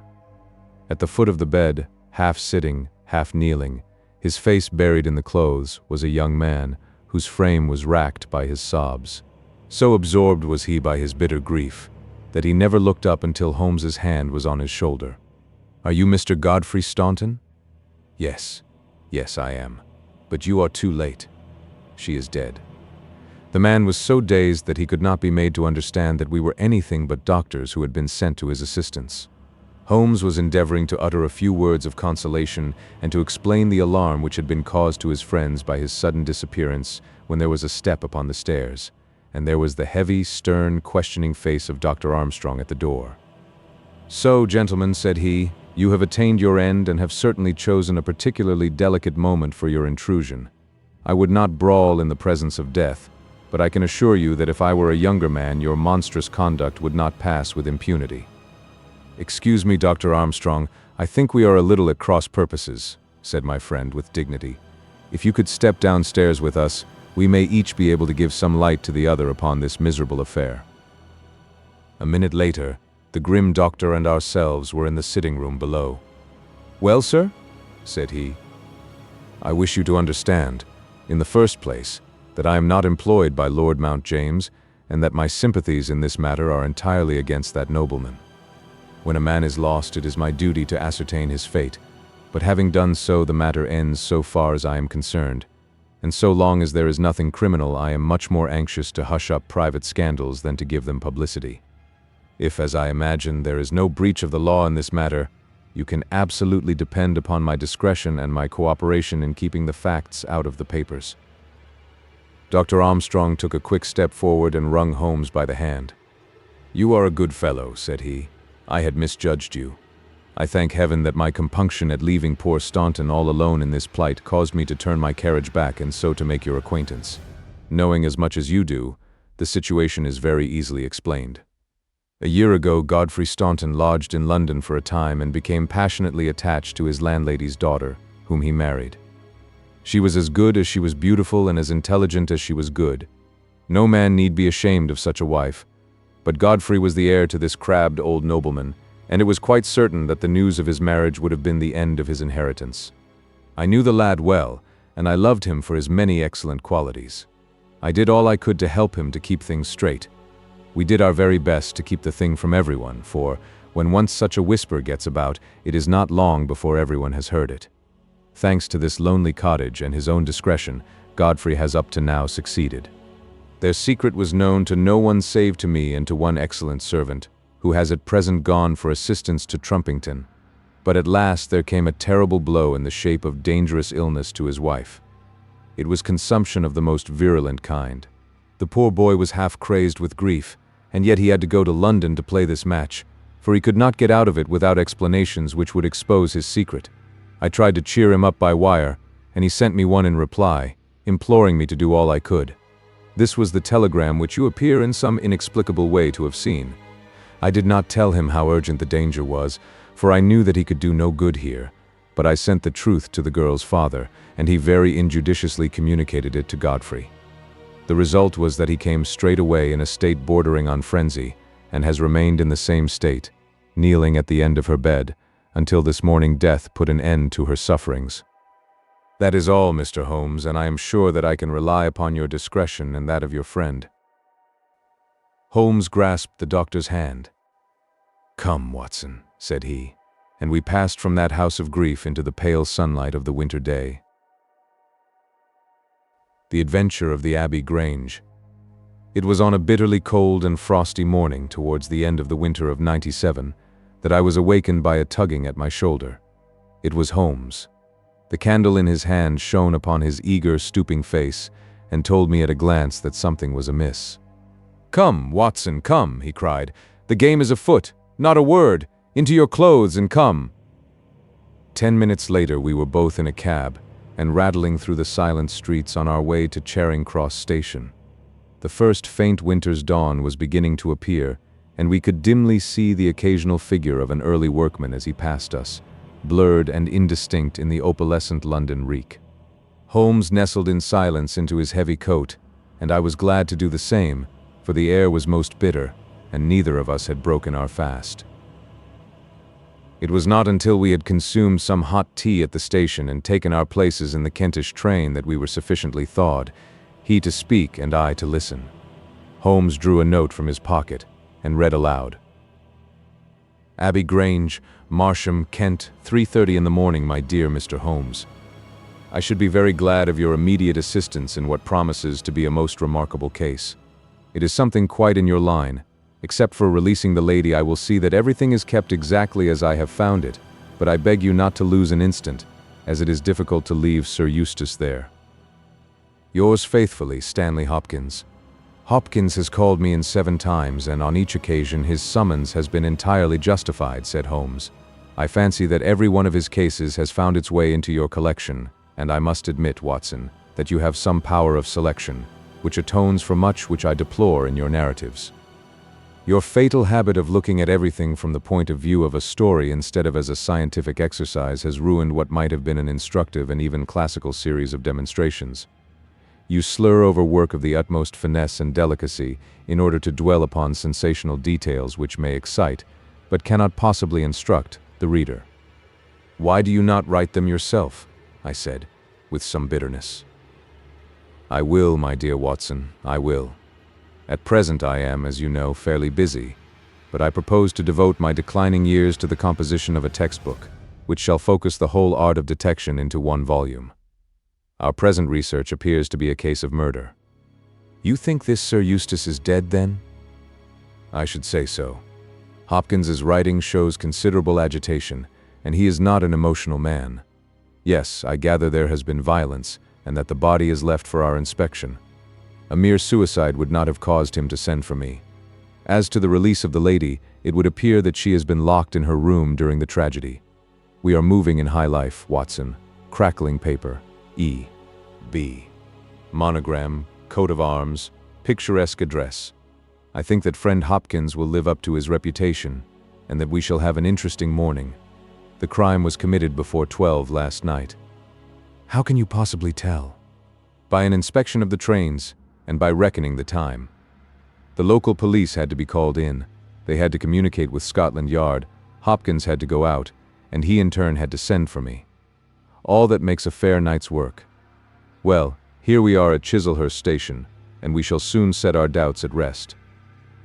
A drive of a couple of miles through narrow country lanes brought us to a park gate, which was opened for us by an old lodge-keeper, whose haggard face bore the reflection of some great disaster. The avenue ran through a noble park, between lines of ancient elms, and ended in a low, widespread house, pillared in front after the fashion of Palladio. The central part was evidently of a great age and shrouded in ivy, but the large windows showed that modern changes had been carried out, and one wing of the house appeared to be entirely new. The youthful figure and alert, eager face of Inspector Stanley Hopkins confronted us in the open doorway. I'm very glad you have come, Mr. Holmes. And you too, Dr. Watson. But, indeed, if I had my time over again, I should not have troubled you, for since the lady has come to herself, she has given so clear an account of the affair that there is not much left for us to do. You remember that Lewisham gang of burglars? What? The 3 Randalls? Exactly. The father and 2 sons. It's their work. I have not a doubt of it. They did a job at Sydenham a fortnight ago and were seen and described. Rather cool to do another so soon and so near. But it is they, beyond all doubt. It's a hanging matter this time. Sir Eustace is dead, then? Yes. His head was knocked in with his own poker. Sir Eustace Brackenstall, the driver tells me. Exactly. One of the richest men in Kent, Lady Brackenstall, is in the morning room. Poor lady, she has had a most dreadful experience. She seemed half dead when I saw her first. I think you had best see her and hear her account of the facts. Then we will examine the dining room together. Lady Brackenstall was no ordinary person. Seldom have I seen so graceful a figure, so womanly a presence, and so beautiful a face. She was a blonde, golden-haired, blue-eyed, and would no doubt have had the perfect complexion which goes with such coloring, had not her recent experience left her drawn and haggard. Her sufferings were physical as well as mental, for over one eye rose a hideous plum-colored swelling, which her maid, a tall, austere woman, was bathing assiduously with vinegar and water. The lady lay back exhausted upon a couch, but her quick, observant gaze as we entered the room, and the alert expression of her beautiful features, showed that neither her wits nor her courage had been shaken by her terrible experience. She was enveloped in a loose dressing gown of blue and silver, but a black sequin-covered dinner dress lay upon the couch beside her. "I have told you all that happened, Mr. Hopkins," she said wearily. "Could you not repeat it for me? Well, if you think it necessary, I will tell these gentlemen what occurred. Have they been in the dining room yet? I thought they had better hear your ladyship's story first. I shall be glad when you can arrange matters. It is horrible to me to think of him still lying there." She shuddered and buried her face in her hands. As she did so, the loose gown fell back from her forearms. Holmes uttered an exclamation. "You have other injuries, madam. What is this?" 2 vivid red spots stood out on one of the white, round limbs. She hastily covered it. "It is nothing. It has no connection with this hideous business tonight. If you and your friend will sit down, I will tell you all I can. I am the wife of Sir Eustace Brackenstall. I have been married about a year. I suppose that it is no use my attempting to conceal that our marriage has not been a happy one. I fear that all our neighbors would tell you that, even if I were to attempt to deny it. Perhaps the fault may be partly mine. I was brought up in the freer, less conventional atmosphere of South Australia, and this English life, with its proprieties and its primness, is not congenial to me. But the main reason lies in the one fact, which is notorious to everyone, and that is that Sir Eustace was a confirmed drunkard. To be with such a man for an hour is unpleasant. Can you imagine what it means for a sensitive and high-spirited woman to be tied to him for day and night? It is a sacrilege, a crime, a villainy to hold that such a marriage is binding. I say that these monstrous laws of yours will bring a curse upon the land. God will not let such wickedness endure." For an instant she sat up, her cheeks flushed, and her eyes blazing from under the terrible mark upon her brow. Then the strong, soothing hand of the austere maid drew her head down onto the cushion, and the wild anger died away into passionate sobbing. At last she continued, "I will tell you about last night. You are aware, perhaps, that in this house all the servants sleep in the modern wing. This central block is made up of the dwelling rooms, with the kitchen behind and our bedroom above. My maid Teresa sleeps above my room. There is no one else, and no sound could alarm those who are in the farther wing. This must have been well known to the robbers, or they would not have acted as they did. Sir Eustace retired about 10:30. The servants had already gone to their quarters. Only my maid was up, and she had remained in her room at the top of the house until I needed her services. I sat until after 11 in this room, absorbed in a book. Then I walked round to see that all was right before I went upstairs. It was my custom to do this myself, for, as I have explained, Sir Eustace was not always to be trusted. I went into the kitchen, the butler's pantry, the gun room, the billiard room, the drawing room, and finally the dining room. As I approached the window, which is covered with thick curtains, I suddenly felt the wind blow upon my face and realized that it was open. I flung the curtain aside and found myself face to face with a broad-shouldered elderly man who had just stepped into the room. The window is a long French one, which really forms a door leading to the lawn.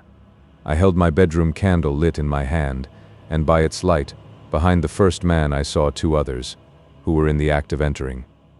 I stepped back, but the fellow was on me in an instant.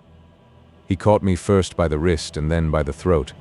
I opened my mouth to scream, but he struck me a savage blow with his fist over the eye and felled me to the ground. I must have been unconscious for a few minutes, for when I came to myself, I found that they had torn down the bell rope and had secured me tightly to the oaken chair which stands at the head of the dining table. I was so firmly bound that I could not move, and a handkerchief round my mouth prevented me from uttering a sound. It was at this instant that my unfortunate husband entered the room. He had evidently heard some suspicious sounds, and he came prepared for such a scene as he found. He was dressed in nightshirt and trousers, with his favorite blackthorn cudgel in his hand. He rushed at the burglars, but another, it was an elderly man, stooped, picked the poker out of the grate, and struck him a horrible blow as he passed. He fell with a groan and never moved again. I fainted once more, but again it could only have been for a very few minutes, during which I was insensible. When I opened my eyes, I found that they had collected the silver from the sideboard, and they had drawn a bottle of wine which stood there. Each of them had a glass in his hand. I have already told you, have I not? That one was elderly with a beard, and the others young, hairless lads. They might have been a father with his two sons. They talked together in whispers. Then they came over and made sure that I was securely bound. Finally, they withdrew, closing the window after them. It was quite a quarter of an hour before I got my mouth free. When I did so, my screams brought the maid to my assistance. The other servants were soon alarmed, and we sent for the local police, who instantly communicated with London. That is really all that I can tell you, gentlemen, and I trust that it will not be necessary for me to go over so painful a story again. Any questions, Mr. Holmes? Asked Hopkins. I will not impose any further tax upon Lady Brackenstall's patience and time, said Holmes. Before I go into the dining room, I should like to hear your experience. He looked at the maid. I saw the men before ever they came into the house, said she. As I sat by my bedroom window, I saw 3 men in the moonlight down by the lodge gate yonder, but I thought nothing of it at the time. It was more than an hour after that I heard my mistress scream, and down I ran, to find her, poor lamb, just as she says, and him on the floor, with his blood and brains over the room. It was enough to drive a woman out of her wits, tied there, and her very dress spotted with him, but she never wanted courage. Did Miss Mary Fraser of Adelaide and Lady Brackenstall of Abbey Grange hasn't learned new ways. You've questioned her long enough, you gentlemen, and now she is coming to her own room, just with her old Teresa, to get the rest that she badly needs. With a motherly tenderness, the gaunt woman put her arm round her mistress and led her from the room. She has been with her all her life, said Hopkins. Nursed her as a baby, and came with her to England when they first left Australia 18 months ago. Teresa Wright is her name, and the kind of maid you don't pick up nowadays. This way, Mr. Holmes, if you please. The keen interest had passed out of Holmes's expressive face, and I knew that with the mystery all the charm of the case had departed. There still remained an arrest to be effected. But what were these commonplace rogues that he should soil his hands with them? An abstruse and learned specialist who finds that he has been called in for a case of measles would experience something of the annoyance which I read in my friend's eyes. Yet the scene in the dining room of the Abbey Grange was sufficiently strange to arrest his attention and to recall his waning interest. It was a very large and high chamber, with carved oak ceiling, oaken paneling, and a fine array of deer's heads and ancient weapons around the walls. At the further end from the door was the high French window of which we had heard. 3 smaller windows on the right-hand side filled the apartment with cold winter sunshine. On the left was a large, deep fireplace with a massive, overhanging oak mantelpiece. Beside the fireplace was a heavy oaken chair with arms and crossbars at the bottom. In and out through the open woodwork was woven a crimson cord, which was secured at each side to the crosspiece below.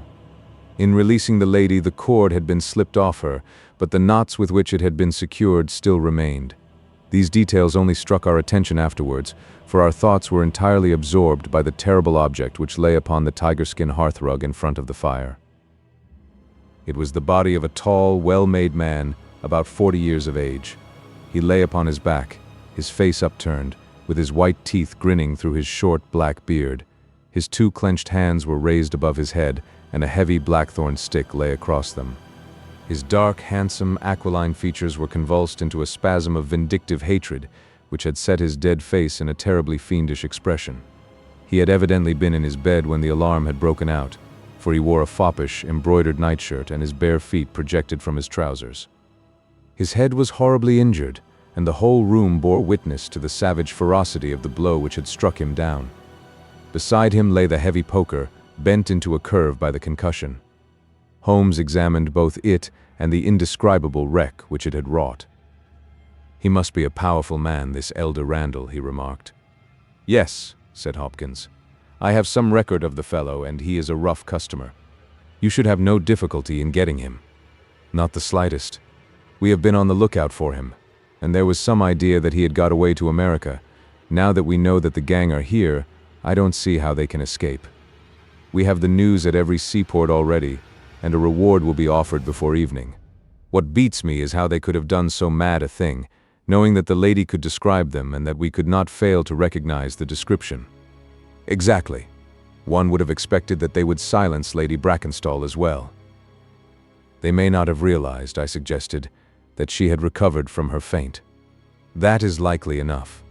If she seemed to be senseless, they would not take her life. What about this poor fellow, Hopkins? I seem to have heard some queer stories about him. He was a good-hearted man when he was sober, but a perfect fiend when he was drunk, or rather when he was half-drunk, for he seldom really went the whole way. The devil seemed to be in him at such times, and he was capable of anything. From what I hear, in spite of all his wealth and his title, he very nearly came our way once or twice. There was a scandal about his drenching a dog with petroleum and setting it on fire, her ladyship's dog, to make the matter worse, and that was only hushed up with difficulty. Then he threw a decanter at that maid, Teresa Wright. There was trouble about that. On the whole, and between ourselves, it will be a brighter house without him. What are you looking at now? Holmes was down on his knees, examining with great attention the knots upon the red cord with which the lady had been secured. Then he carefully scrutinized the broken and frayed end where it had snapped off when the burglar had dragged it down. When this was pulled down, the bell in the kitchen must have rung loudly, he remarked. No one could hear it. The kitchen stands right at the back of the house. How did the burglar know no one would hear it? How dared he pull at a bell rope in that reckless fashion? Exactly, Mr. Holmes, exactly. You put the very question which I have asked myself again and again. There can be no doubt that this fellow must have known the house and its habits. He must have perfectly understood that the servants would all be in bed at that comparatively early hour, and that no one could possibly hear a bell ring in the kitchen. Therefore, he must have been in close league with one of the servants. Surely that is evident. But there are 8 servants, and all of good character. Other things being equal, said Holmes, one would suspect the one at whose head the master threw a decanter, and yet that would involve treachery towards the mistress to whom this woman seems devoted. Well, the point is a minor one, and when you have Randall you will probably find no difficulty in securing his accomplice. The lady's story certainly seems to be corroborated, if it needed corroboration, by every detail which we see before us. He walked to the French window and threw it open. There are no signs here, but the ground is iron hard, and one would not expect them. I see that these candles in the mantelpiece have been lighted. Yes, it was by their light and that of the lady's bedroom candle that the burglars saw their way about. And what did they take? Well, they did not take much, only half a dozen articles of plate off the sideboard. Lady Brackenstall thinks that they were themselves so disturbed by the death of Sir Eustace that they did not ransack the house, as they would otherwise have done. No doubt that is true, and yet they drank some wine, I understand, to steady their nerves. Exactly. These 3 glasses upon the sideboard have been untouched, I suppose? Yes, and the bottle stands as they left it. Let us look at it. Halloa! What is this? The 3 glasses were grouped together, all of them tinged with wine, and one of them containing some dregs of beeswing. The bottle stood near them, 2/3 full, and beside it lay a long, deeply stained cork. Its appearance and the dust upon the bottle showed that it was no common vintage which the murderers had enjoyed. A change had come over Holmes's manner. He had lost his listless expression, and again I saw an alert light of interest in his keen, deep-set eyes. He raised the cork and examined it minutely. "How did they draw it?" he asked. Hopkins pointed to a half-open drawer. In it lay some table linen and a large corkscrew. Did Lady Brackenstall say that screw was used? No, you remember that she was senseless at the moment when the bottle was opened. Quite so. As a matter of fact, that screw was not used. This bottle was opened by a pocket screw, probably contained in a knife, and not more than 1.5 inches long. If you will examine the top of the cork, you will observe that the screw was driven in 3 times before the cork was extracted. It has never been transfixed. This long screw would have transfixed it and drawn it up with a single pull. When you catch this fellow, you will find that he has one of these multiplex knives in his possession. Excellent, said Hopkins. But these glasses do puzzle me, I confess. Lady Brackenstall actually saw the 3 men drinking, did she not? Yes, she was clear about that. Then there is an end of it. What more is to be said?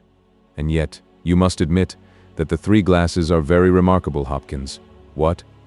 You see nothing remarkable? Well, let it pass.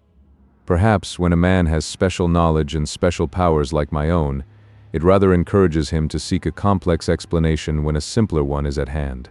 Of course, it must be a mere chance about the glasses. Well, good morning, Hopkins. I don't see that I can be of any use to you, and you appear to have your case very clear. You will let me know when Randall is arrested, and any further developments which may occur. I trust that I shall soon have to congratulate you upon a successful conclusion. Come, Watson, I fancy that we may employ ourselves more profitably at home. During our return journey, I could see by Holmes's face that he was much puzzled by something which he had observed.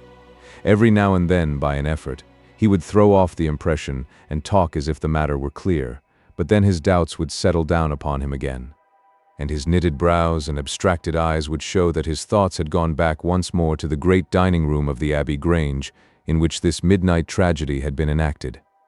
At last, by a sudden impulse, just as our train was crawling out of a suburban station, he sprang onto the platform and pulled me out after him. "Excuse me, my dear fellow," said he, as we watched the rear carriages of our train disappearing round a curve. "I am sorry to make you the victim of what may seem a mere whim, but on my life, Watson, I simply can't leave that case in this condition. Every instinct that I possess cries out against it. It's wrong. It's all wrong. I'll swear that it's wrong. And yet the lady's story was complete. The maid's corroboration was sufficient. The detail was fairly exact. What have I to put up against that? 3 wine glasses, that is all. But if I had not taken things for granted, if I had examined everything with the care which I should have shown had we approached the case de novo and had no cut-and-dried story to warp my mind, should I not then have found something more definite to go upon? Of course I should. Sit down on this bench, Watson, until a train for Chislehurst arrives, and allow me to lay the evidence before you, imploring you in the first instance to dismiss from your mind the idea that anything which the maid or her mistress may have said must necessarily be true. The lady's charming personality must not be permitted to warp our judgment. Surely there are details in her story which, if we looked at in cold blood, would excite our suspicion. These burglars made a considerable haul at Sydenham a fortnight ago. Some account of them and of their appearance was in the papers, and would naturally occur to anyone who wished to invent a story in which imaginary robbers should play a part. As a matter of fact, burglars who have done a good stroke of business are, as a rule, only too glad to enjoy the proceeds in peace and quiet without embarking on another perilous undertaking. Again, it is unusual for burglars to operate at so early an hour. It is unusual for burglars to strike a lady to prevent her screaming, since one would imagine that was the sure way to make her scream. It is unusual for them to commit murder when their numbers are sufficient to overpower one man. It is unusual for them to be content with a limited plunder when there was much more within their reach. And finally, I should say, that it was very unusual for such men to leave a bottle half empty. How do all these unusuals strike you, Watson? Their cumulative effect is certainly considerable, and yet each of them is quite possible in itself. The most unusual thing of all, as it seems to me, is that the lady should be tied to the chair.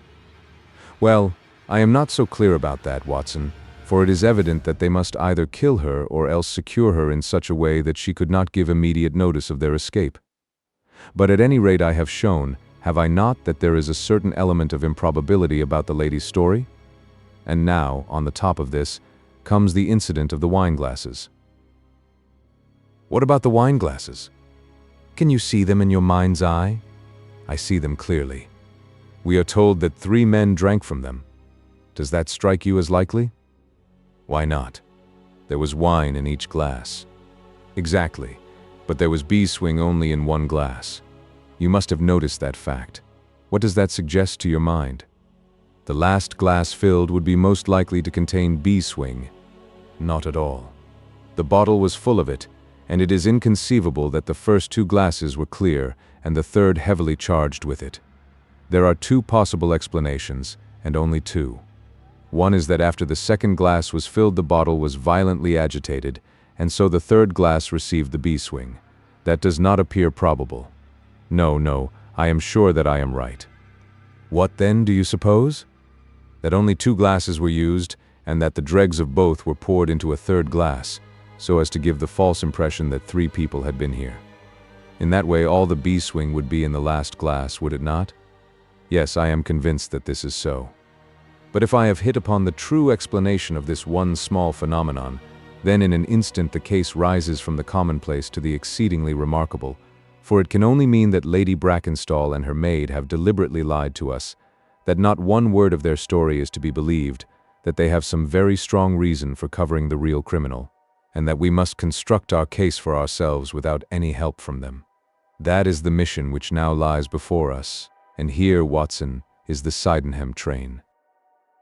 The household at the Abbey Grange were much surprised at our return, but Sherlock Holmes, finding that Stanley Hopkins had gone off to report to headquarters, took possession of the dining room, locked the door upon the inside, and devoted himself for 2 hours to one of those minute and laborious investigations which form the solid basis on which his brilliant edifices of deduction were reared.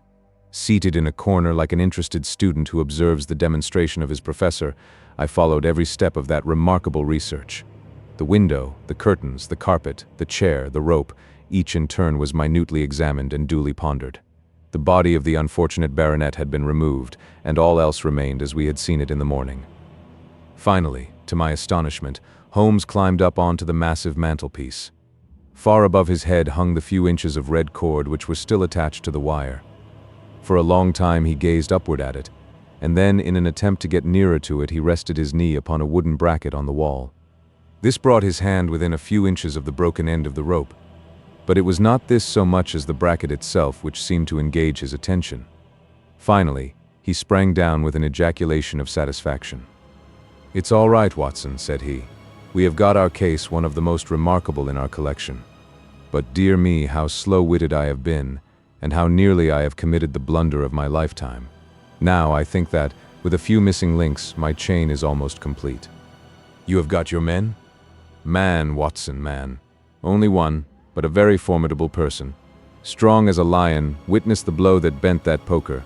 6'3" in height, active as a squirrel, dexterous with his fingers, finally, remarkably quick-witted, for this whole ingenious story is of his concoction. Yes, Watson, we have come upon the handiwork of a very remarkable individual. And yet, in that bell rope, he has given us a clue which should not have left us a doubt." "Where was the clue?" "Well, if you were to pull down a bell rope, Watson, where would you expect it to break? Surely at the spot where it is attached to the wire. Why should it break 3 inches from the top as this one has done? Because it is frayed there? Exactly. This end, which we can examine, is frayed. He was cunning enough to do that with his knife, but the other end is not frayed. You could not observe that from here, but if you were on the mantelpiece you would see that it is cut clean off without any mark of fraying whatever.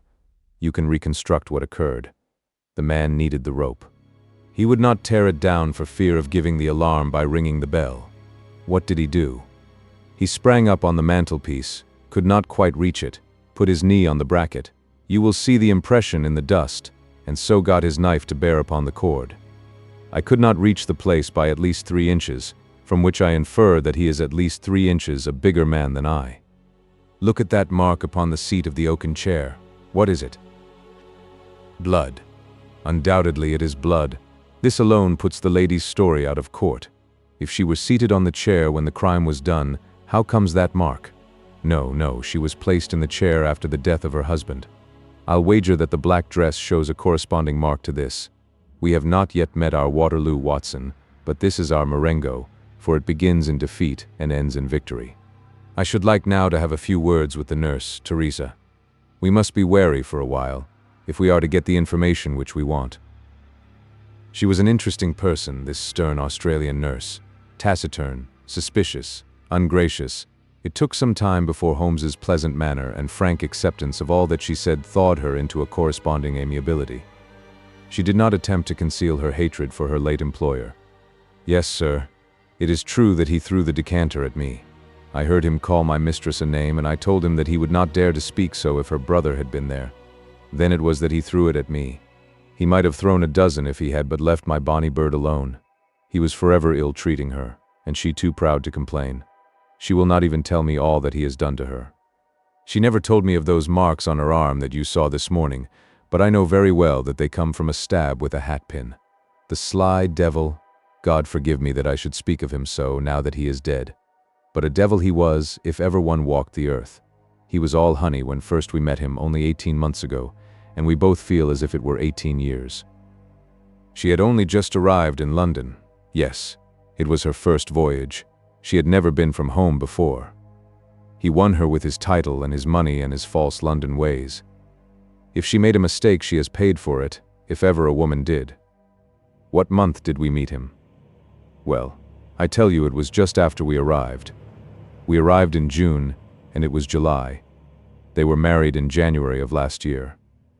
Yes, she is down in the morning room again, and I have no doubt she will see you, but you must not ask too much of her, for she has gone through all that flesh and blood will stand. Lady Brackenstall was reclining on the same couch, but looked brighter than before. The maid had entered with us, and began once more to foment the bruise upon her mistress's brow.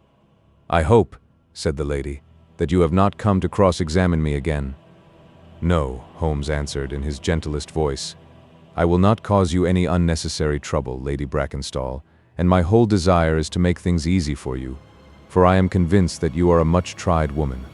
If you will treat me as a friend and trust me, you may find that I will justify your trust. What do you want me to do? To tell me the truth, Mr. Holmes?" "No, no, Lady Brackenstall, it is no use. You may have heard of any little reputation which I possess.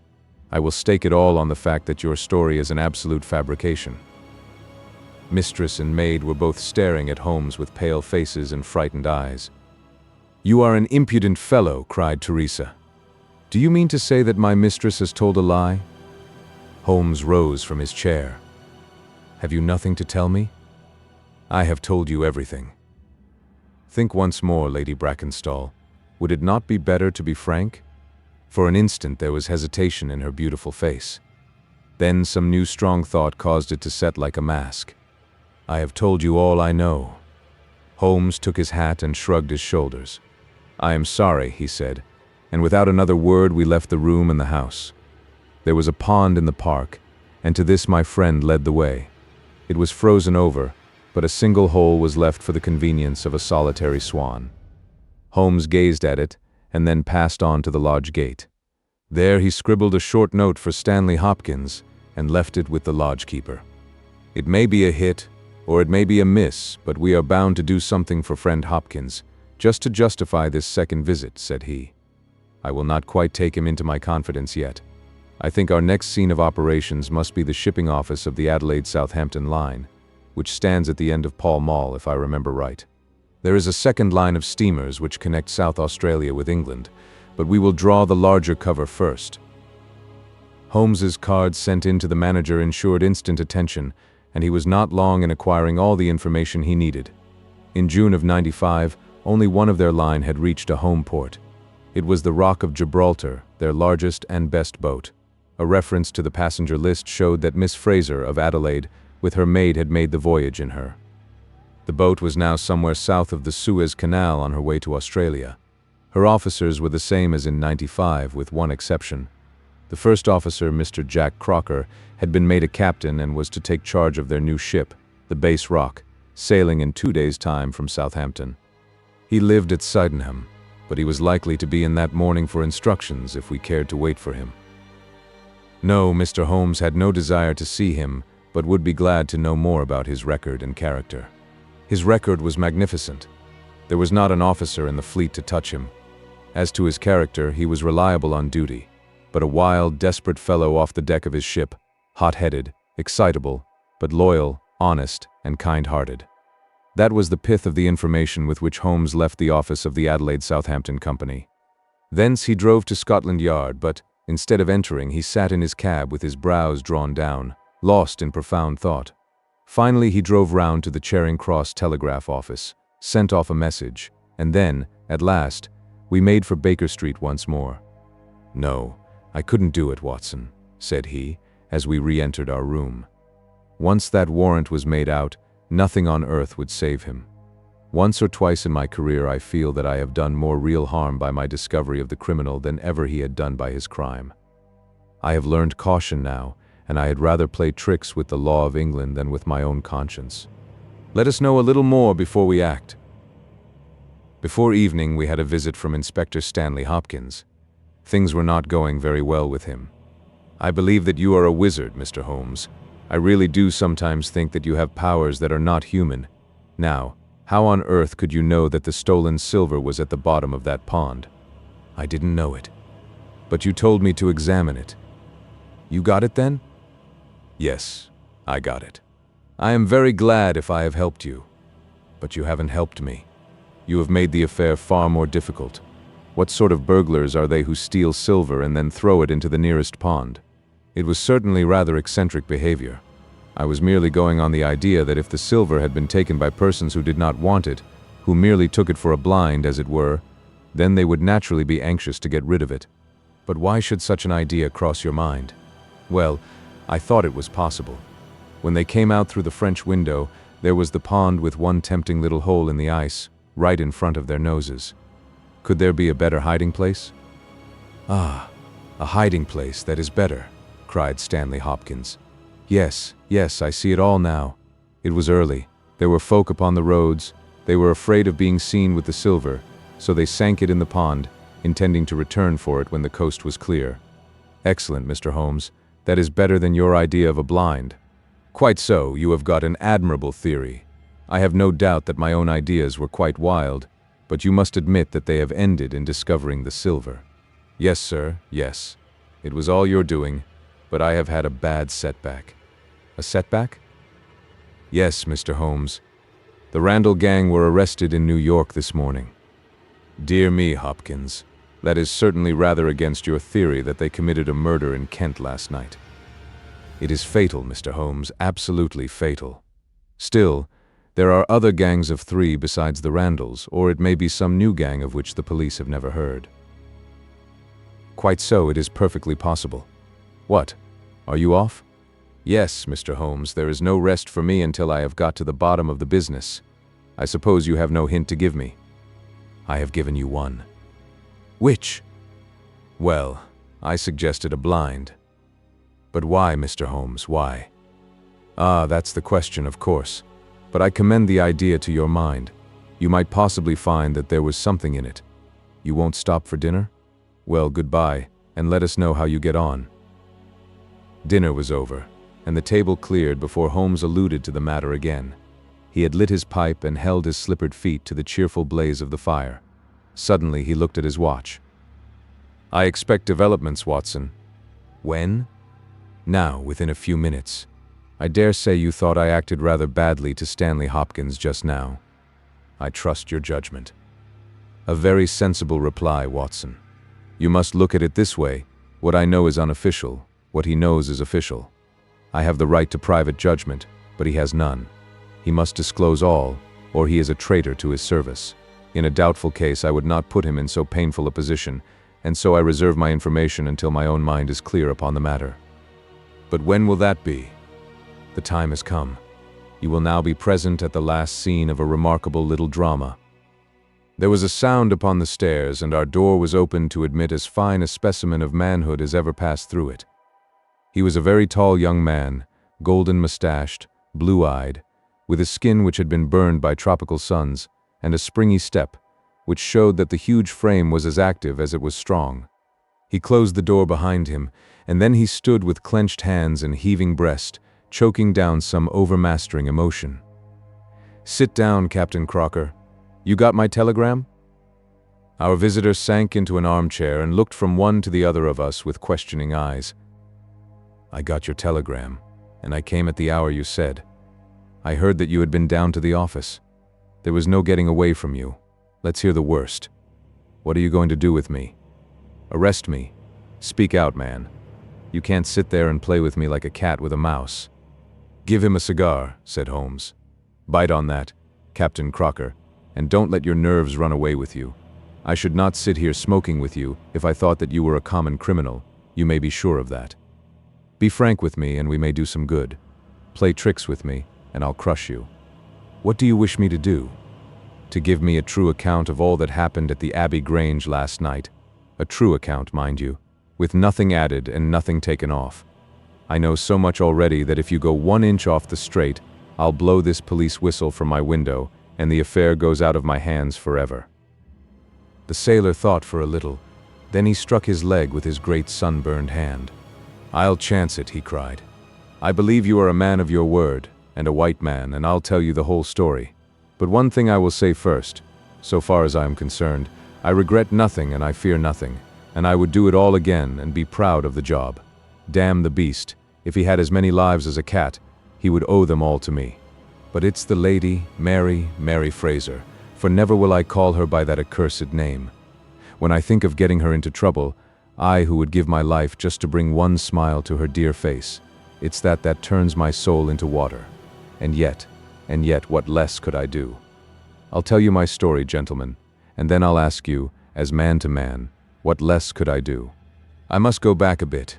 You seem to know everything, so I expect that you know that I met her when she was a passenger and I was first officer of the Rock of Gibraltar. From the first day I met her, she was the only woman to me. Every day of that voyage I loved her more, and many a time since have I kneeled down in the darkness of the night watch and kissed the deck of that ship because I knew her dear feet had trod it. She was never engaged to me. She treated me as fairly as ever a woman treated a man. I have no complaint to make. It was all love on my side, and all good comradeship and friendship on hers. When we parted, she was a free woman, but I could never again be a free man. Next time I came back from sea, I heard of her marriage. Well, why shouldn't she marry whom she liked? Title and money, who could carry them better than she? She was born for all that is beautiful and dainty. I didn't grieve over her marriage. I was not such a selfish hound as that. I just rejoiced that good luck had come her way, and that she had not thrown herself away on a penniless sailor. That's how I loved Mary Fraser. Well, I never thought to see her again, but last voyage I was promoted, and the new boat was not yet launched, so I had to wait for a couple of months with my people at Sydenham. One day out in a country lane I met Teresa Wright, her old maid. She told me all about her, about him, about everything. I tell you, gentlemen, it nearly drove me mad. This drunken hound, that he should dare to raise his hand to her, whose boots he was not worthy to lick. I met Teresa again. Then I met Mary herself, and met her again. Then she would meet me no more. But the other day I had a notice that I was to start on my voyage within a week, and I determined that I would see her once before I left. Teresa was always my friend, for she loved Mary and hated this villain almost as much as I did. From her I learned the ways of the house. Mary used to sit up reading in her own little room downstairs. I crept round there last night and scratched at the window. At first she would not open to me, but in her heart I know that now she loves me, and she could not leave me in the frosty night. She whispered to me to come round to the big front window, and I found it open before me, so as to let me into the dining room. Again I heard from her own lips things that made my blood boil, and again I cursed this brute who mishandled the woman I loved. Well, gentlemen, I was standing with her just inside the window, in all innocence, as God is my judge, when he rushed like a madman into the room, called her the vilest name that a man could use to a woman, and velted her across the face with the stick he had in his hand. I had sprung for the poker, and it was a fair fight between us. See here, on my arm, where his first blow fell. Then it was my turn, and I went through him as if he had been a rotten pumpkin. Do you think I was sorry? Not I. It was his life or mine, but far more than that, it was his life or hers, for how could I leave her in the power of this madman? That was how I killed him. Was I wrong? Well, then, what would either of you gentlemen have done if you had been in my position? She had screamed when he struck her, and that brought old Teresa down from the room above. There was a bottle of wine on the sideboard, and I opened it and poured a little between Mary's lips, for she was half dead with shock. Then I took a drop myself. Teresa was as cool as ice, and it was her plot as much as mine. We must make it appear that burglars had done the thing. Teresa kept on repeating our story to her mistress, while I swarmed up and cut the rope of the bell. Then I lashed her in her chair, and frayed out the end of the rope to make it look natural, else they would wonder how in the world a burglar could have got up there to cut it. Then I gathered up a few plates and pots of silver, to carry out the idea of the robbery, and there I left them, with orders to give the alarm when I had a quarter of an hour's start. I dropped the silver into the pond, and made off for Sydenham, feeling that for once in my life I had done a real good night's work. And that's the truth and the whole truth, Mr. Holmes, if it costs me my neck. Holmes smoked for some time in silence. Then he crossed the room and shook our visitor by the hand. "That's what I think," said he. "I know that every word is true, for you have hardly said a word which I did not know. No one but an acrobat or a sailor could have got up to that bell rope from the bracket, and no one but a sailor could have made the knots with which the cord was fastened to the chair. Only once had this lady been brought into contact with sailors, and that was on her voyage, and it was someone of her own class of life, since she was trying hard to shield him, and so showing that she loved him. You see how easy it was for me to lay my hands upon you when once I had started upon the right trail. I thought the police never could have seen through our dodge, and the police haven't, nor will they, to the best of my belief. Now, look here, Captain Crocker. This is a very serious matter, though I am willing to admit that you acted under the most extreme provocation to which any man could be subjected. I am not sure that in defense of your own life your action will not be pronounced legitimate. However, that is for a British jury to decide. Meanwhile, I have so much sympathy for you that, if you choose to disappear in the next 24 hours, I will promise you that no one will hinder you. And then it will all come out? Certainly it will come out. The sailor flushed with anger. What sort of proposal is that to make a man? I know enough of law to understand that Mary would be held as accomplice. Do you think I would leave her alone to face the music while I slunk away? No, sir. Let them do their worst upon me, but for heaven's sake, Mr. Holmes, find some way of keeping my poor Mary out of the courts. Holmes for a second time held out his hand to the sailor. I was only testing you, and you ring true every time. Well, it is a great responsibility that I take upon myself, but I have given Hopkins an excellent hint, and if he can't avail himself of it, I can do no more. See here, Captain Crocker, we'll do this in due form of law. You are the prisoner. Watson, you are a British jury, and I never met a man who was more eminently fitted to represent one. I am the judge. Now, gentlemen of the jury, you have heard the evidence. Do you find the prisoner guilty or not guilty? Not guilty, my lord, said I. Vox populi, vox Dei. You are acquitted, Captain Crocker. So long as the law does not find some other victim, you are safe from me. Come back to this lady in a year, and may her future and yours justify us in the judgment which we have pronounced this night. The Adventure of the Second Stain. I had intended the adventure of the Abbey Grange to be the last of those exploits of my friend, Mr. Sherlock Holmes, which I should ever communicate to the public. This resolution of mine was not due to any lack of material, since I have notes of many hundreds of cases to which I have never alluded, nor was it caused by any waning interest on the part of my readers in the singular personality and unique methods of this remarkable man. The real reason lay in the reluctance which Mr. Holmes has shown to the continued publication of his experiences. So long as he was in actual professional practice, the records of his successes were of some practical value to him, but since he has definitely retired from London and betaken himself to study and bee farming on the Sussex Downs, notoriety has become hateful to him, and he has peremptorily requested that his wishes in this matter should be strictly observed. It was only upon my representing to him that I had given a promise that The Adventure of the Second Stain should be published when the times were ripe, and pointing out to him that it is only appropriate that this long series of episodes should culminate in the most important international case which he has ever been called upon to handle, that I at last succeeded in obtaining his consent that a carefully guarded account of the incident should at last be laid before the public. If in telling the story I seem to be somewhat vague in certain details, the public will readily understand that there is an excellent reason for my reticence. It was then in a year, and even in a decade, that shall be nameless, that upon one Tuesday morning in autumn we found two visitors of European fame within the walls of our humble room in Baker Street. The one, austere, high-nosed, eagle-eyed, and dominant, was none other than the illustrious Lord Bellinger, twice Premier of Britain.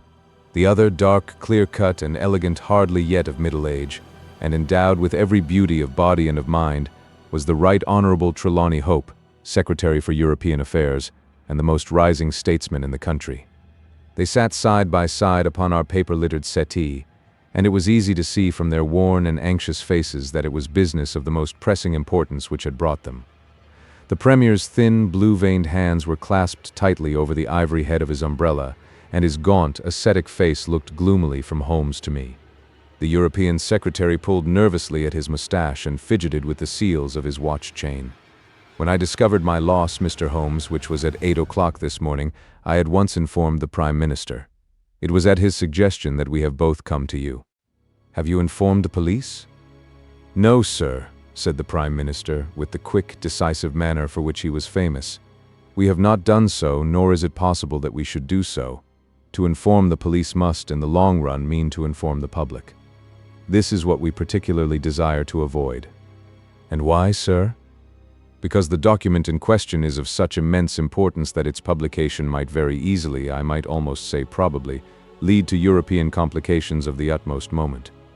It is not too much to say that peace or war may hang upon the issue.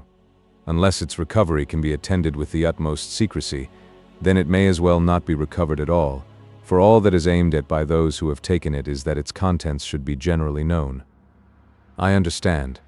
Now, Mr. Trelawney Hope, I should be much obliged if you would tell me exactly the circumstances under which this document disappeared.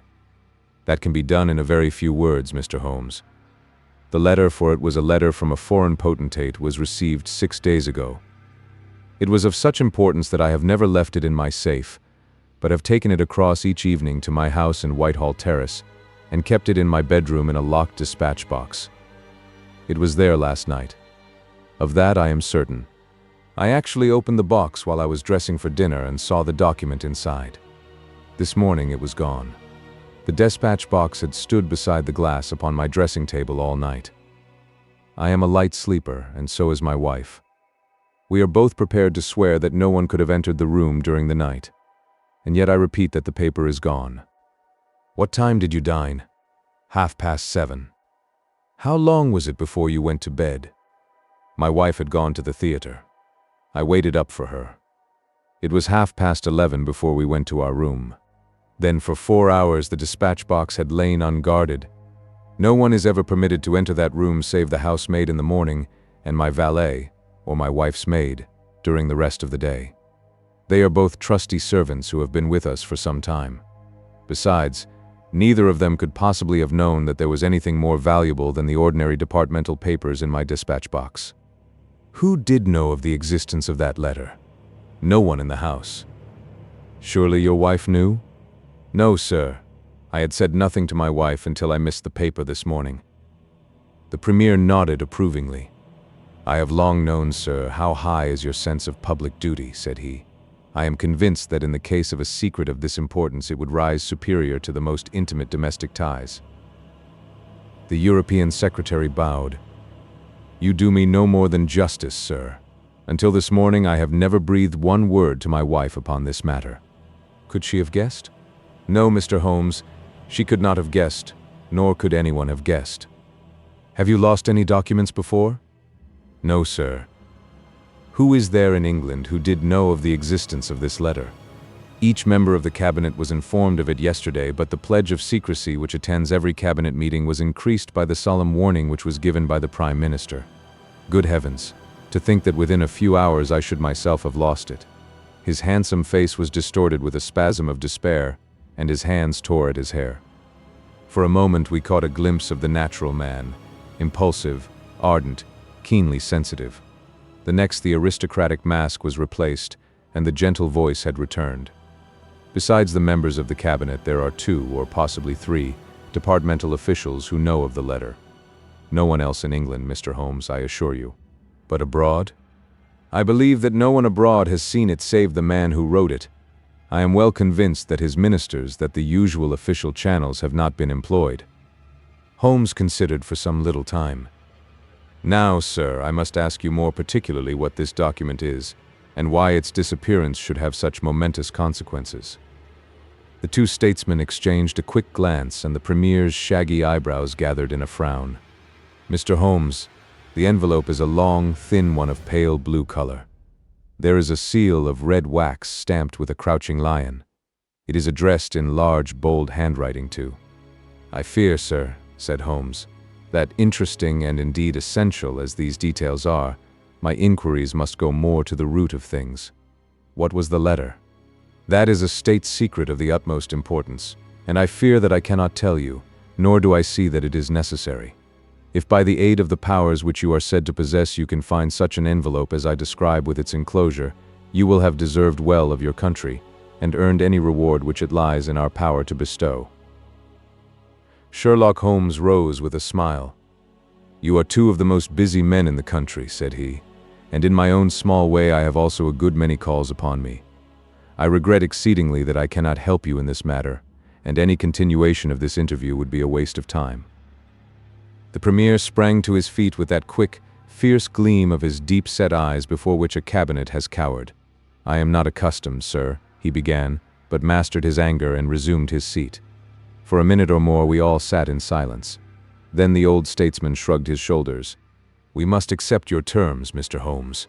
No doubt you are right, and it is unreasonable for us to expect you to act unless we give you our entire confidence."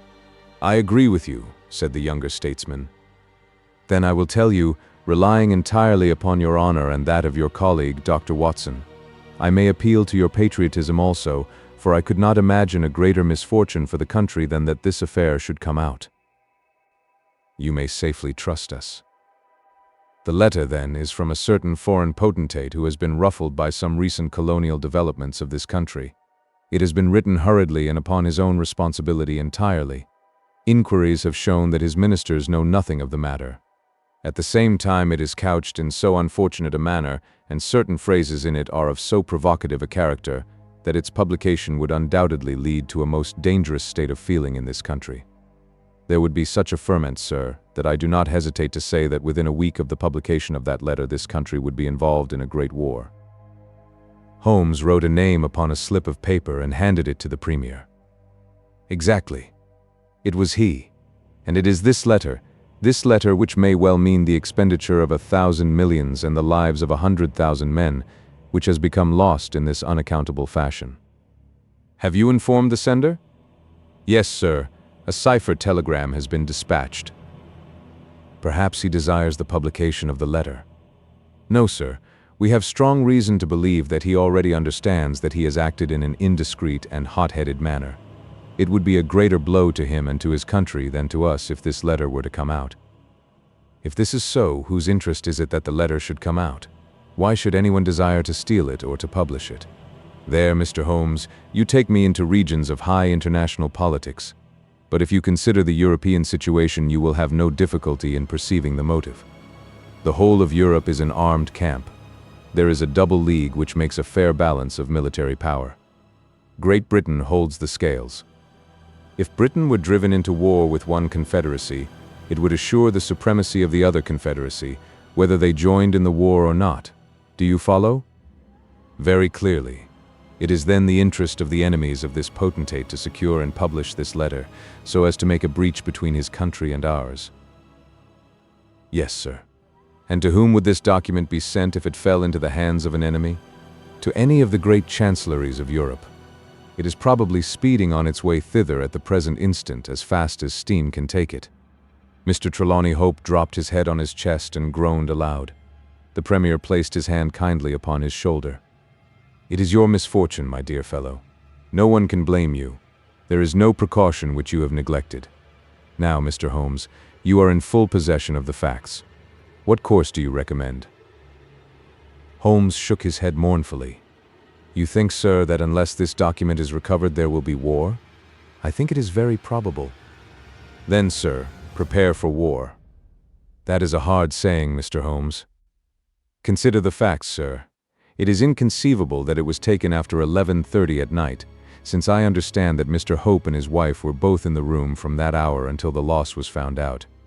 It was taken, then, yesterday evening between 7:30 and 11:30, probably near the earlier hour, since whoever took it evidently knew that it was there and would naturally secure it as early as possible. Now, sir, if a document of this importance were taken at that hour, where can it be now? No one has any reason to retain it. It has been passed rapidly on to those who need it. What chance have we now to overtake or even to trace it? It is beyond our reach." The Prime Minister rose from the settee. "What you say is perfectly logical, Mr. Holmes. I feel that the matter is indeed out of our hands. Let us presume, for argument's sake, that the document was taken by the maid or by the valet. They are both old and tried servants. I understand you to say that your room is on the second floor, that there is no entrance from without, and that from within no one could go up unobserved. It must, then, be somebody in the house who has taken it. To whom would the thief take it?" to one of several international spies and secret agents, whose names are tolerably familiar to me. There are 3 who may be said to be the heads of their profession. I will begin my research by going round and finding if each of them is at his post. If one is missing, especially if he has disappeared since last night, we will have some indication as to where the document has gone.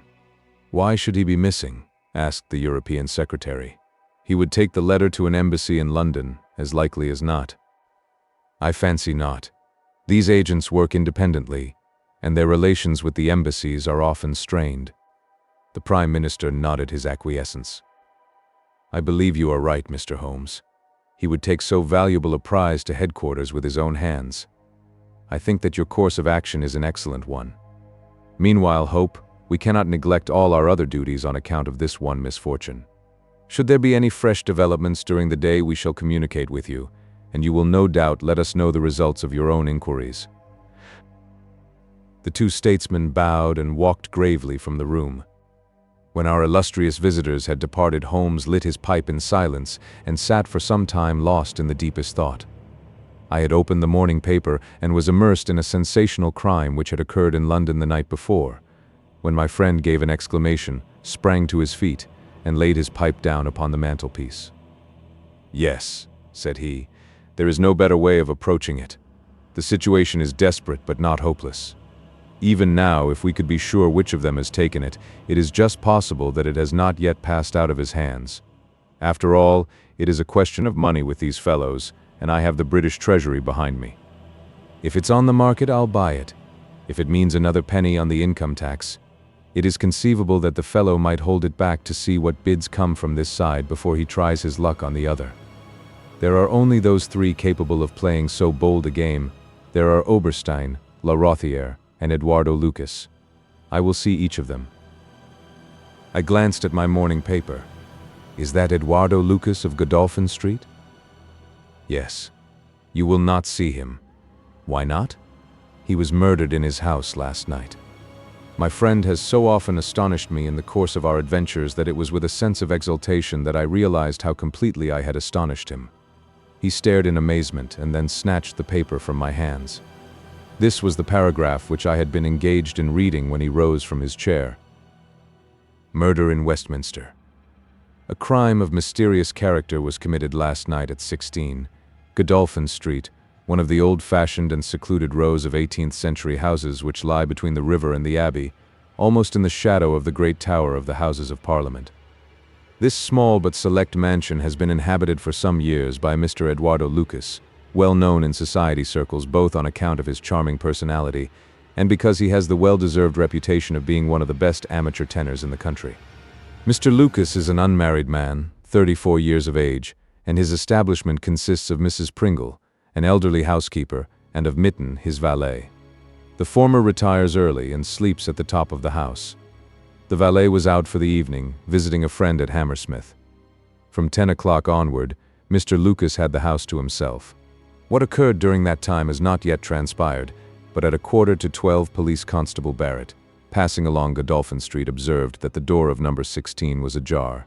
He knocked, but received no answer. Perceiving a light in the front room, he advanced into the passage and again knocked, but without reply. He then pushed open the door and entered. The room was in a state of wild disorder, the furniture being all swept to one side, and one chair lying on its back in the center. Beside this chair, and still grasping one of its legs, lay the unfortunate tenant of the house. He had been stabbed to the heart, and must have died instantly. The knife with which the crime had been committed was a curved Indian dagger, plucked down from a trophy of Oriental arms which adorned one of the walls. Robbery does not appear to have been the motive of the crime, for there had been no attempt to remove the valuable contents of the room. Mr. Eduardo Lucas was so well known and popular that his violent and mysterious fate will arouse painful interest and intense sympathy in a widespread circle of friends. "Well, Watson, what do you make of this?" asked Holmes after a long pause. "It is an amazing coincidence." "A coincidence. Here is one of the 3 men whom we had named as possible actors in this drama, and he meets a violent death during the very hours when we know that that drama was being enacted. The odds are enormous against its being coincidence. No figures could express them. No, my dear Watson, the 2 events are connected, must be connected. It is for us to find the connection. But now the official police must know all. Not at all. They know all they see at Godolphin Street. They know and shall know nothing of Whitehall Terrace. Only we know of both events and can trace the relation between them. There is one obvious point which would, in any case, have turned my suspicions against Lucas. Godolphin Street, Westminster, is only a few minutes' walk from Whitehall Terrace. The other secret agents whom I have named live in the extreme West End. It was easier, therefore, for Lucas than for the others to establish a connection or receive a message from the European secretary's household, a small thing, and yet where events are compressed into a few hours it may prove essential. Halloa, what have we here? Mrs. Hudson had appeared with a lady's card upon her salver. Holmes glanced at it, raised his eyebrows, and handed it over to me. "Ask Lady Hilda Trelawney Hope if she will be kind enough to step up," said he. A moment later our modest apartment, already so distinguished that morning, was further honored by the entrance of the most lovely woman in London. I had often heard of the beauty of the youngest daughter of the Duke of Belminster, but no description of it, and no contemplation of colorless photographs, had prepared me for the subtle, delicate charm and the beautiful coloring of that exquisite head. And yet, as we saw it that autumn morning, it was not its beauty which would be the first thing to impress the observer. The cheek was lovely, but it was paled with emotion. The eyes were bright, but it was the brightness of fever. The sensitive mouth was tight and drawn in an effort after self-command. Terror, not beauty, was what sprang first to the eye as our fair visitor stood framed for an instant in the open door. "Has my husband been here, Mr. Holmes?" "Yes, madam, he has been here." "Mr. Holmes, I implore you not to tell him that I came here." Holmes bowed coldly and motioned the lady to a chair. "Your ladyship places me in a very delicate position. I beg that you will sit down and tell me what you desire, but I fear that I cannot make any unconditional promise." She swept across the room and seated herself with her back to the window. It was a queenly presence, tall, graceful, and intensely womanly. "Mr. Holmes," she said, and her white-gloved hands clasped and unclasped as she spoke, "I will speak frankly to you in the hopes that it may induce you to speak frankly in return. There is complete confidence between my husband and me on all matters save one. That one is politics. On this his lips are sealed. He tells me nothing. Now, I am aware that there was a most deplorable occurrence in our house last night. I know that a paper has disappeared, but because the matter is political, my husband refuses to take me into his complete confidence. Now, it is essential, I say, that I should thoroughly understand it. You are the only other person, save only these politicians, who knows the true facts. I beg you then, Mr. Holmes, to tell me exactly what has happened and what it will lead to. Tell me all, Mr. Holmes. Let no regard for your client's interests keep you silent, for I assure you that his interests, if he would only see it, would be best served by taking me into his complete confidence. What was this paper which was stolen? Madam, what you ask me is really impossible." She groaned and sank her face in her hands. "You must see that this is so, madam. If your husband thinks fit to keep you in the dark over this matter, is it for me, who has only learned the true facts under the pledge of professional secrecy, to tell what he has withheld? It is not fair to ask it. It is him whom you must ask. I have asked him. I come to you as a last resource. But without your telling me anything definite, Mr. Holmes, you may do a great service if you would enlighten me on one point." "What is it, madam?" "Is my husband's political career likely to suffer through this incident?" "Well, madam, unless it is set right, it may certainly have a very unfortunate effect." "Ah." She drew in her breath sharply as one whose doubts are resolved. "One more question, Mr. Holmes. From an expression which my husband dropped in the first shock of this disaster, I understood that terrible public consequences might arise from the loss of this document. If he said so, I certainly cannot deny it. Of what nature are they?" "Nay, madam, there again you ask me more than I can possibly answer." "Then I will take up no more of your time. I cannot blame you, Mr. Holmes, for having refused to speak more freely, and you on your side will not, I am sure, think the worse of me because I desire, even against his will, to share my husband's anxieties. Once more I beg that you will say nothing of my visit." She looked back at us from the door, and I had a last impression of that beautiful haunted face, the startled eyes and the drawn mouth. Then she was gone. "Now, Watson, the fair sex is your department," said Holmes with a smile. when the dwindling frou-frou of skirts had ended in the slam of the front door. What was the fair lady's game? What did she really want? Surely her own statement is clear and her anxiety very natural. Think of her appearance, Watson. Her manner, her suppressed excitement, her restlessness, her tenacity in asking questions. Remember that she comes of a caste who do not lightly show emotion. She was certainly much moved. Remember also the curious earnestness with which she assured us that it was best for her husband that she should know all. What did she mean by that? And you must have observed, Watson, how she maneuvered to have the light at her back. She did not wish us to read her expression. Yes, she chose the one chair in the room. And yet the motives of women are so inscrutable. You remember the woman at Margate whom I suspected for the same reason. No powder on her nose that proved to be the correct solution. How can you build on such a quicksand? Their most trivial action may mean volumes, or their most extraordinary conduct may depend upon a hairpin or a curling tongs. Good morning, Watson. You are off? Yes. I will while away the morning at Godolphin Street with our friends of the regular establishment. With Eduardo Lucas lies the solution of our problem, though I must admit that I have not an inkling as to what form it may take. It is a capital mistake to theorize in advance of the facts. Do you stay on guard, my good Watson, and receive any fresh visitors. I'll join you at lunch if I am able. All that day and the next Holmes was in a mood which his friends would call taciturn, and others morose. He ran out and ran in, smoked incessantly, played snatches on his violin, sank into reveries, devoured sandwiches at irregular hours, and hardly answered the casual questions which I put to him. It was evident to me that things were not going well with him or his quest.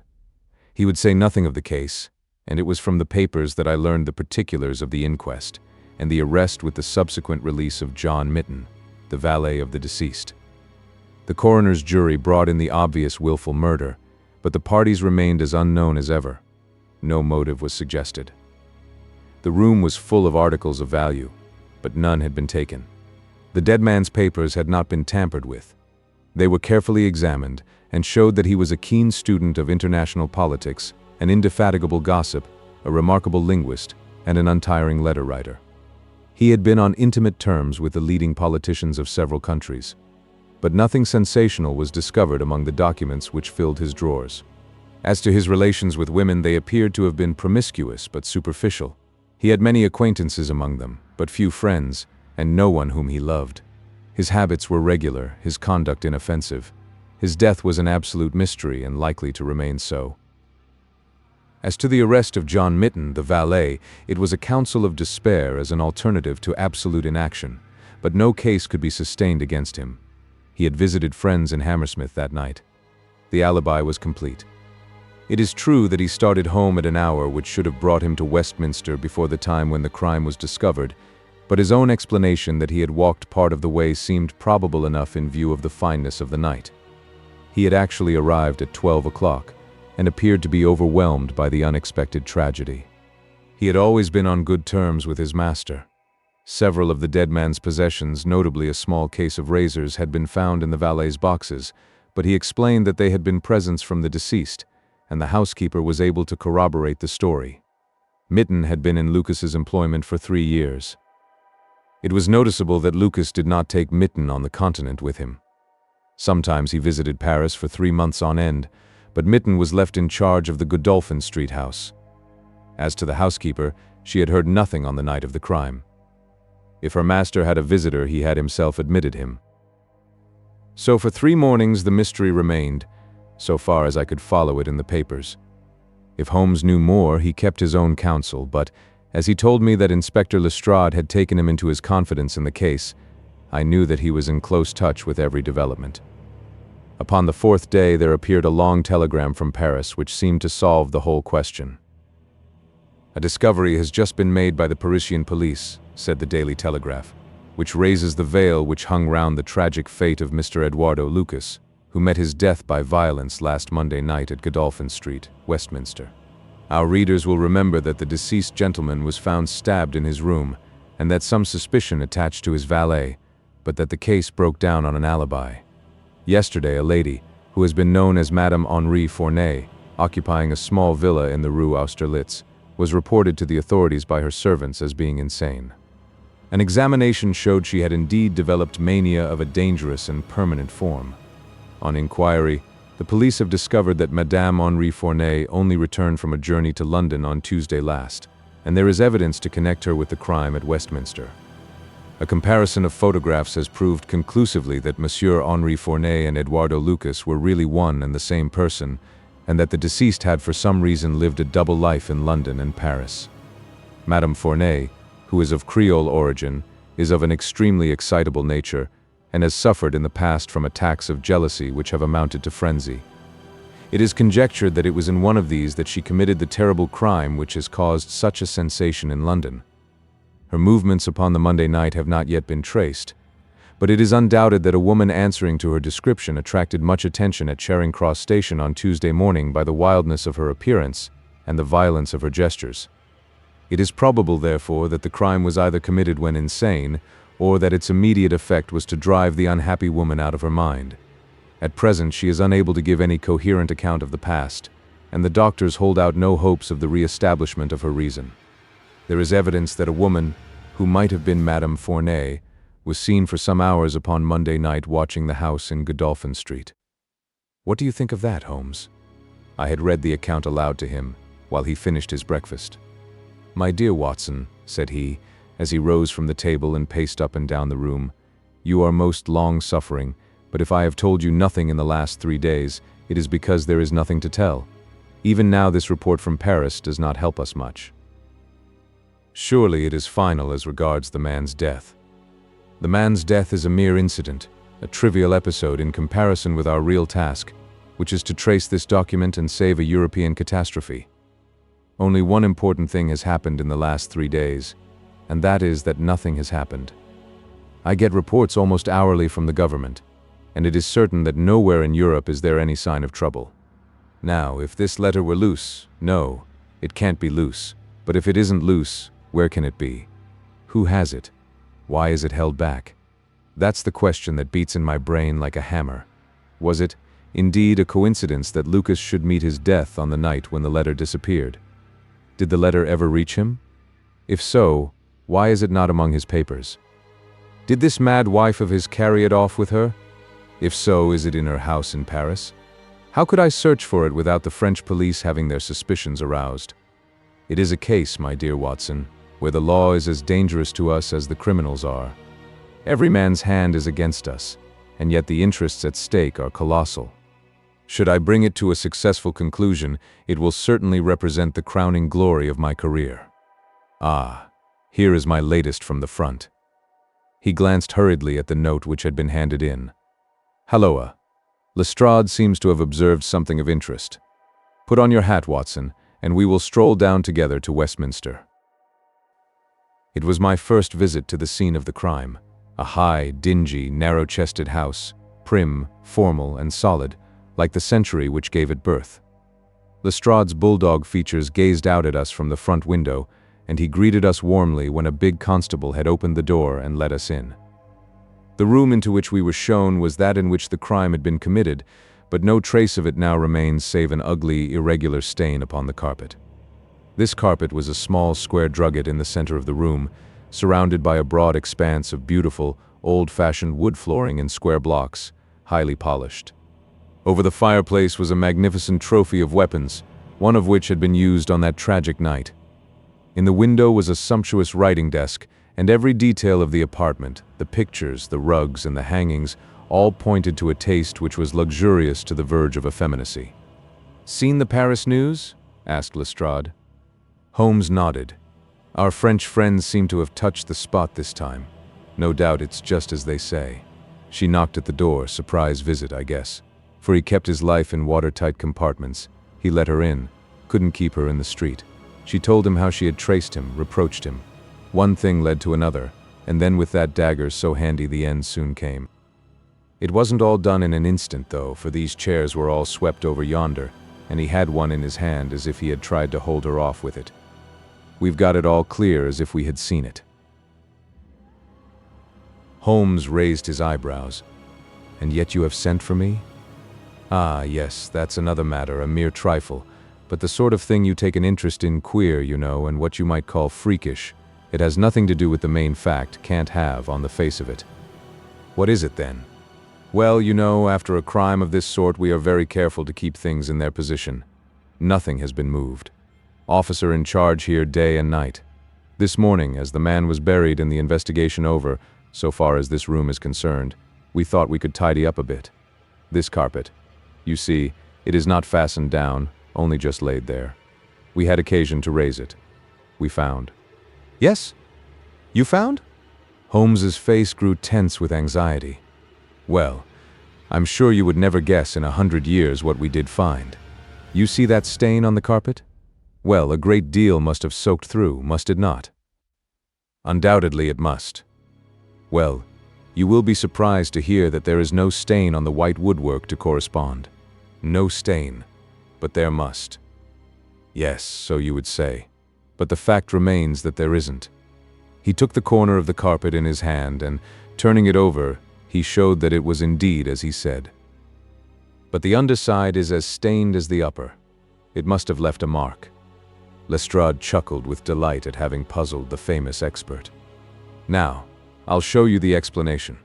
There is a second stain, but it does not correspond with the other. See for yourself. As he spoke, he turned over another portion of the carpet, and there, sure enough, was a great crimson spill upon the square white facing of the old-fashioned floor. What do you make of that, Mr. Holmes? Why, it is simple enough.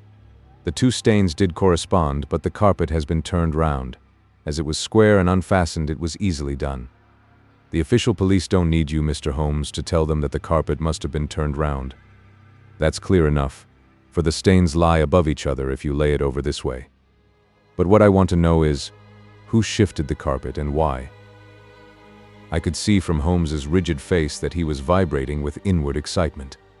Look here, Lestrade, said he, has that constable in the passage been in charge of the place all the time? Yes, he has. Well, take my advice. Examine him carefully. Don't do it before us. We'll wait here. You take him into the back room. You'll be more likely to get a confession out of him alone. Ask him how he dared to admit people and leave them alone in this room. Don't ask him if he has done it. Take it for granted.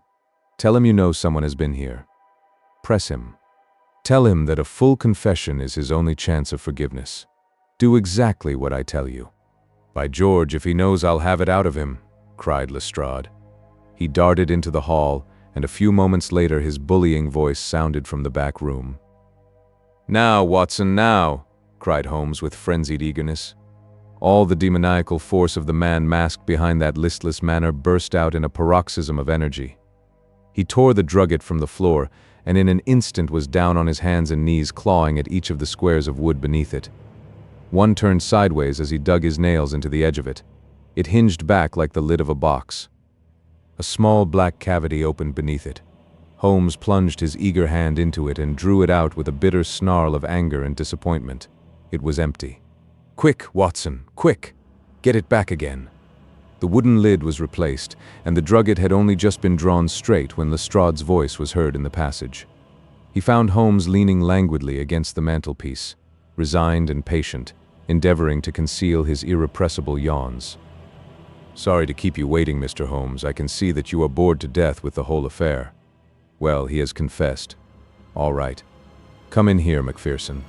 Let these gentlemen hear of your most inexcusable conduct. The big constable, very hot and penitent, sidled into the room. I meant no harm, sir, I'm sure. The young woman came to the door last evening, mistook the house, she did. And then we got talking. It's lonesome when you're on duty here all day. Well, what happened then? She wanted to see where the crime was done, had read about it in the papers, she said. She was a very respectable, well-spoken young woman, sir, and I saw no harm in letting her have a peep.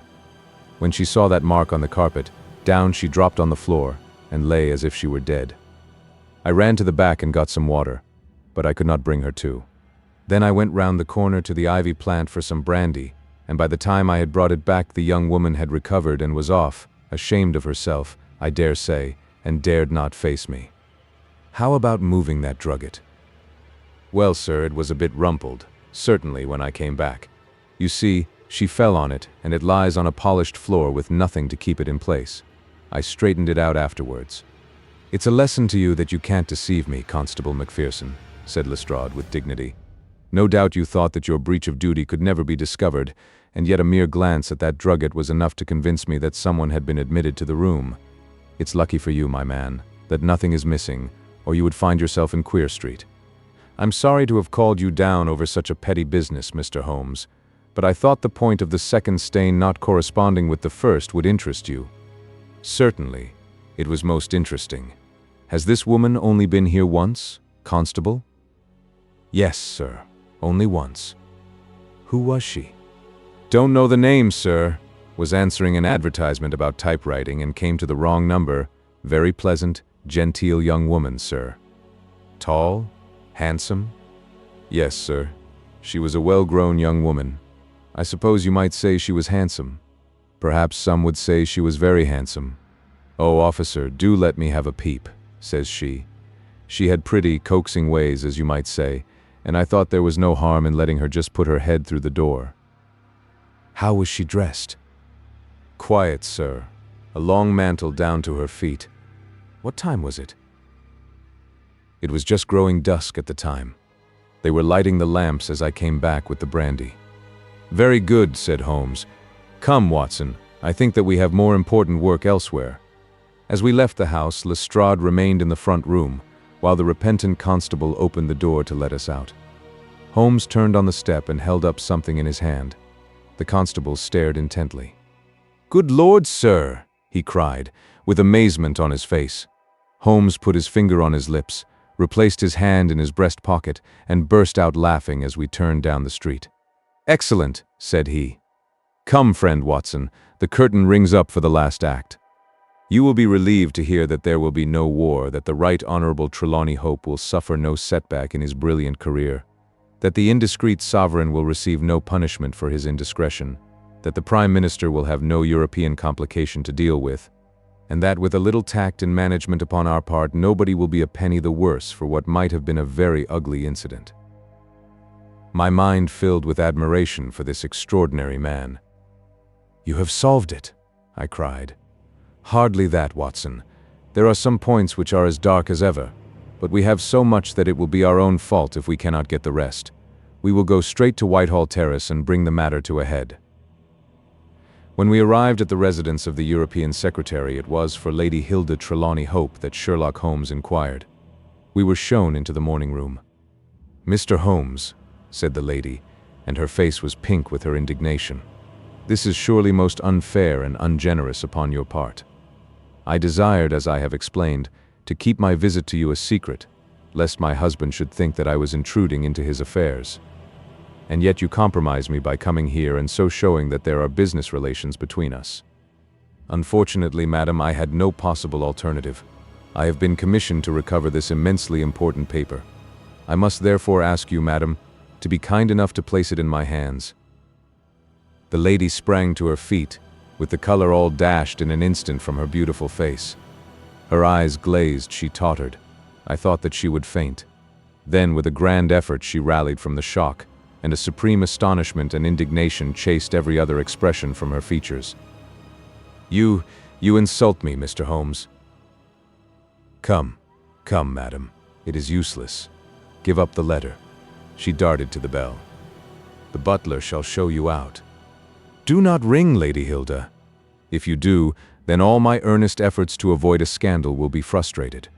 Give up the letter and all will be set right. If you work with me, I can arrange everything. If you work against me, I must expose you." She stood grandly defiant, a queenly figure, her eyes fixed upon his as if she would read his very soul. Her hand was on the bell, but she had forborne to ring it. "You are trying to frighten me. It is not a very manly thing, Mr. Holmes, to come here and browbeat a woman. You say that you know something. What is it that you know? Pray sit down, madam. You will hurt yourself there if you fall. I will not speak until you sit down. Thank you. I give you 5 minutes, Mr. Holmes." "One is enough, Lady Hilda. I know of your visit to Eduardo Lucas, of your giving him this document, of your ingenious return to the room last night, and of the manner in which you took the letter from the hiding place under the carpet."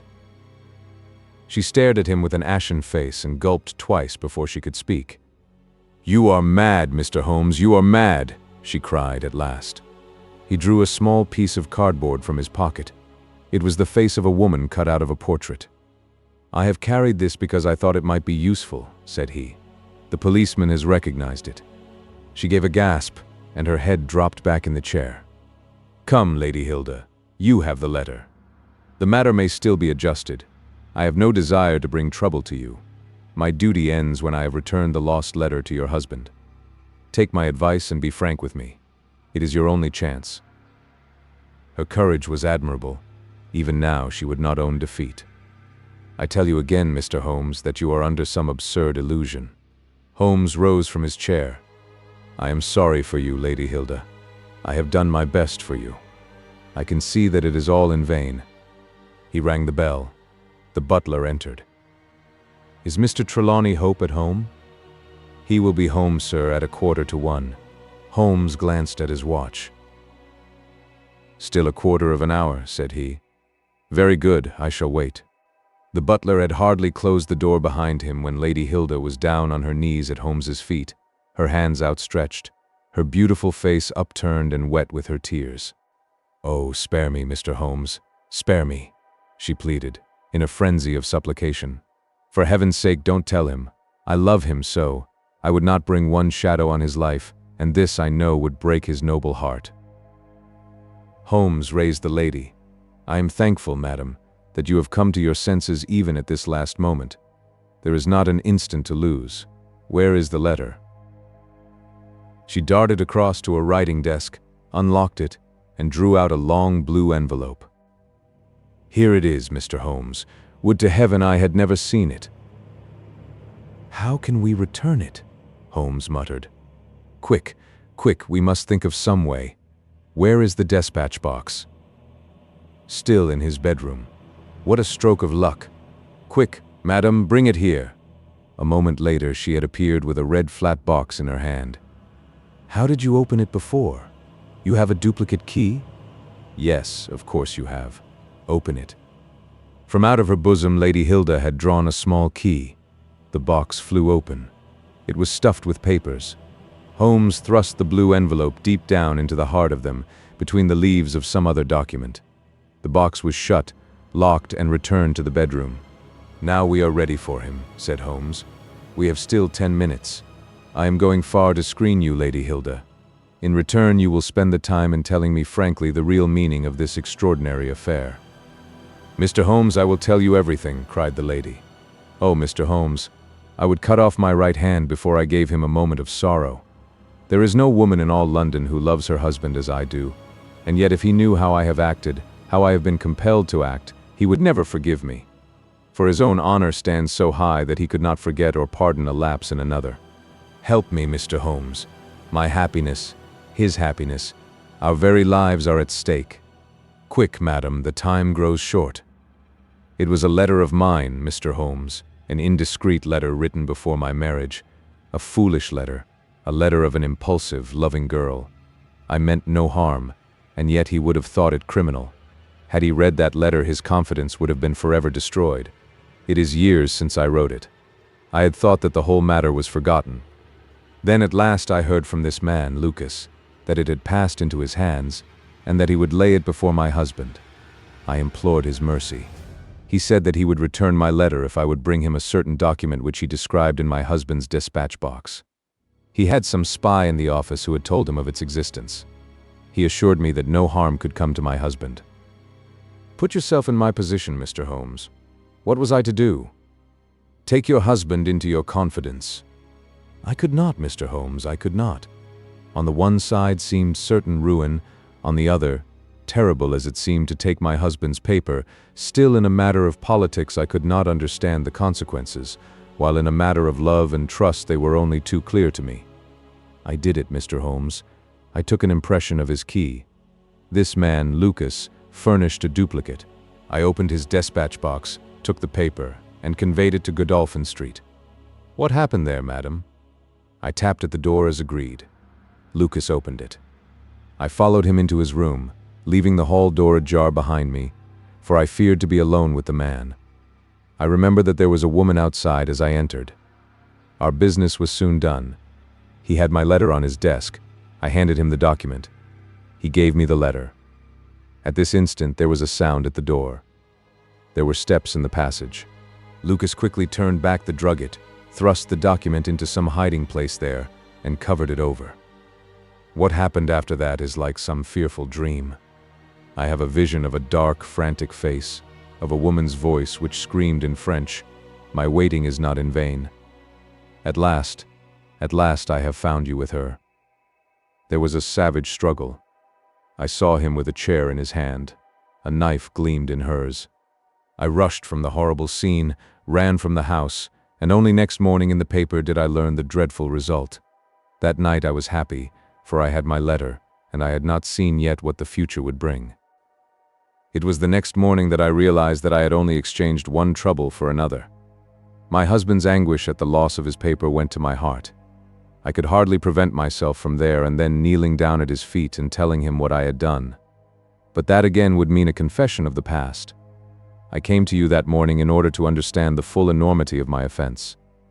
From the instant that I grasped it, my whole mind was turned to the one thought of getting back my husband's paper.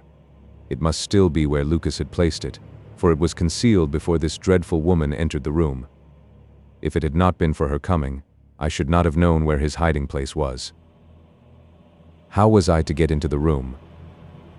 For 2 days I watched the place, but the door was never left open. Last night I made a last attempt. What I did and how I succeeded, you have already learned. I brought the paper back with me and thought of destroying it, since I could see no way of returning it without confessing my guilt to my husband. Heavens, I hear his step upon the stair. The European secretary burst excitedly into the room. "Any news, Mr. Holmes? Any news?" he cried. "I have some hopes." "Ah, thank heaven." His face became radiant. "The Prime Minister is lunching with me. May he share your hopes? He has nerves of steel, and yet I know that he has hardly slept since this terrible event. Jacobs, will you ask the Prime Minister to come up? As to you, dear, I fear that this is a matter of politics. We will join you in a few minutes in the dining room." The Prime Minister's manner was subdued, but I could see by the gleam of his eyes and the twitchings of his bony hands that he shared the excitement of his young colleague. "I understand that you have something to report, Mr. Holmes?" "Purely negative as yet," my friend answered. "I have inquired at every point where it might be, and I am sure that there is no danger to be apprehended. But that is not enough, Mr. Holmes. We cannot live forever on such a volcano. We must have something definite. I am in hopes of getting it. That is why I am here. The more I think of the matter, the more convinced I am that the letter has never left this house. Mr. Holmes, if it had, it would certainly have been public by now. But why should anyone take it in order to keep it in his house? I am not convinced that anyone did take it. Then how could it leave the dispatch box? I am not convinced that it ever did leave the dispatch box. Mr. Holmes, this joking is very ill-timed. You have my assurance that it left the box. Have you examined the box since Tuesday morning? No, it was not necessary. You may conceivably have overlooked it. Impossible, I say. But I am not convinced of it. I have known such things to happen. I presume there are other papers there. Well, it may have got mixed with them. It was on the top. Someone may have shaken the box and displaced it. No, I had everything out. Surely it is easily decided, Hope, said the Premier. Let us have the dispatch box brought in. The secretary rang the bell. Jacobs, bring down my dispatch box. This is a farcical waste of time, but still, if nothing else will satisfy you, it shall be done. Thank you, Jacobs. Put it here. I have always had the key on my watch chain. Here are the papers, you see. Letter from Lord Marrow, report from Sir Charles Hardy, memorandum from Belgrade, note on the Russo-German grain taxes, letter from Madrid, note from Lord Flowers. Good heavens, what is this? Lord Bellinger. Lord Bellinger. The Premier snatched the blue envelope from his hand. Yes, it is it, and the letter is intact. Hope, I congratulate you. Thank you. Thank you.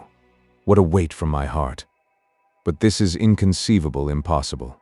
Mr. Holmes, you are a wizard, a sorcerer. How did you know it was there? Because I knew it was nowhere else. I cannot believe my eyes. He ran wildly to the door. Where is my wife? I must tell her that all is well. Hilda, Hilda, we heard his voice on the stairs. The Premier looked at Holmes with twinkling eyes. Come, sir, said he. There is more in this than meets the eye. How came the letter back in the box? Holmes turned away smiling from the keen scrutiny of those wonderful eyes. We also have our diplomatic secrets, said he, and picking up his hat, he turned to the door.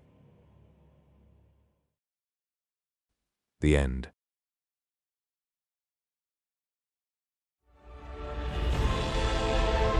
A whole galaxy to go.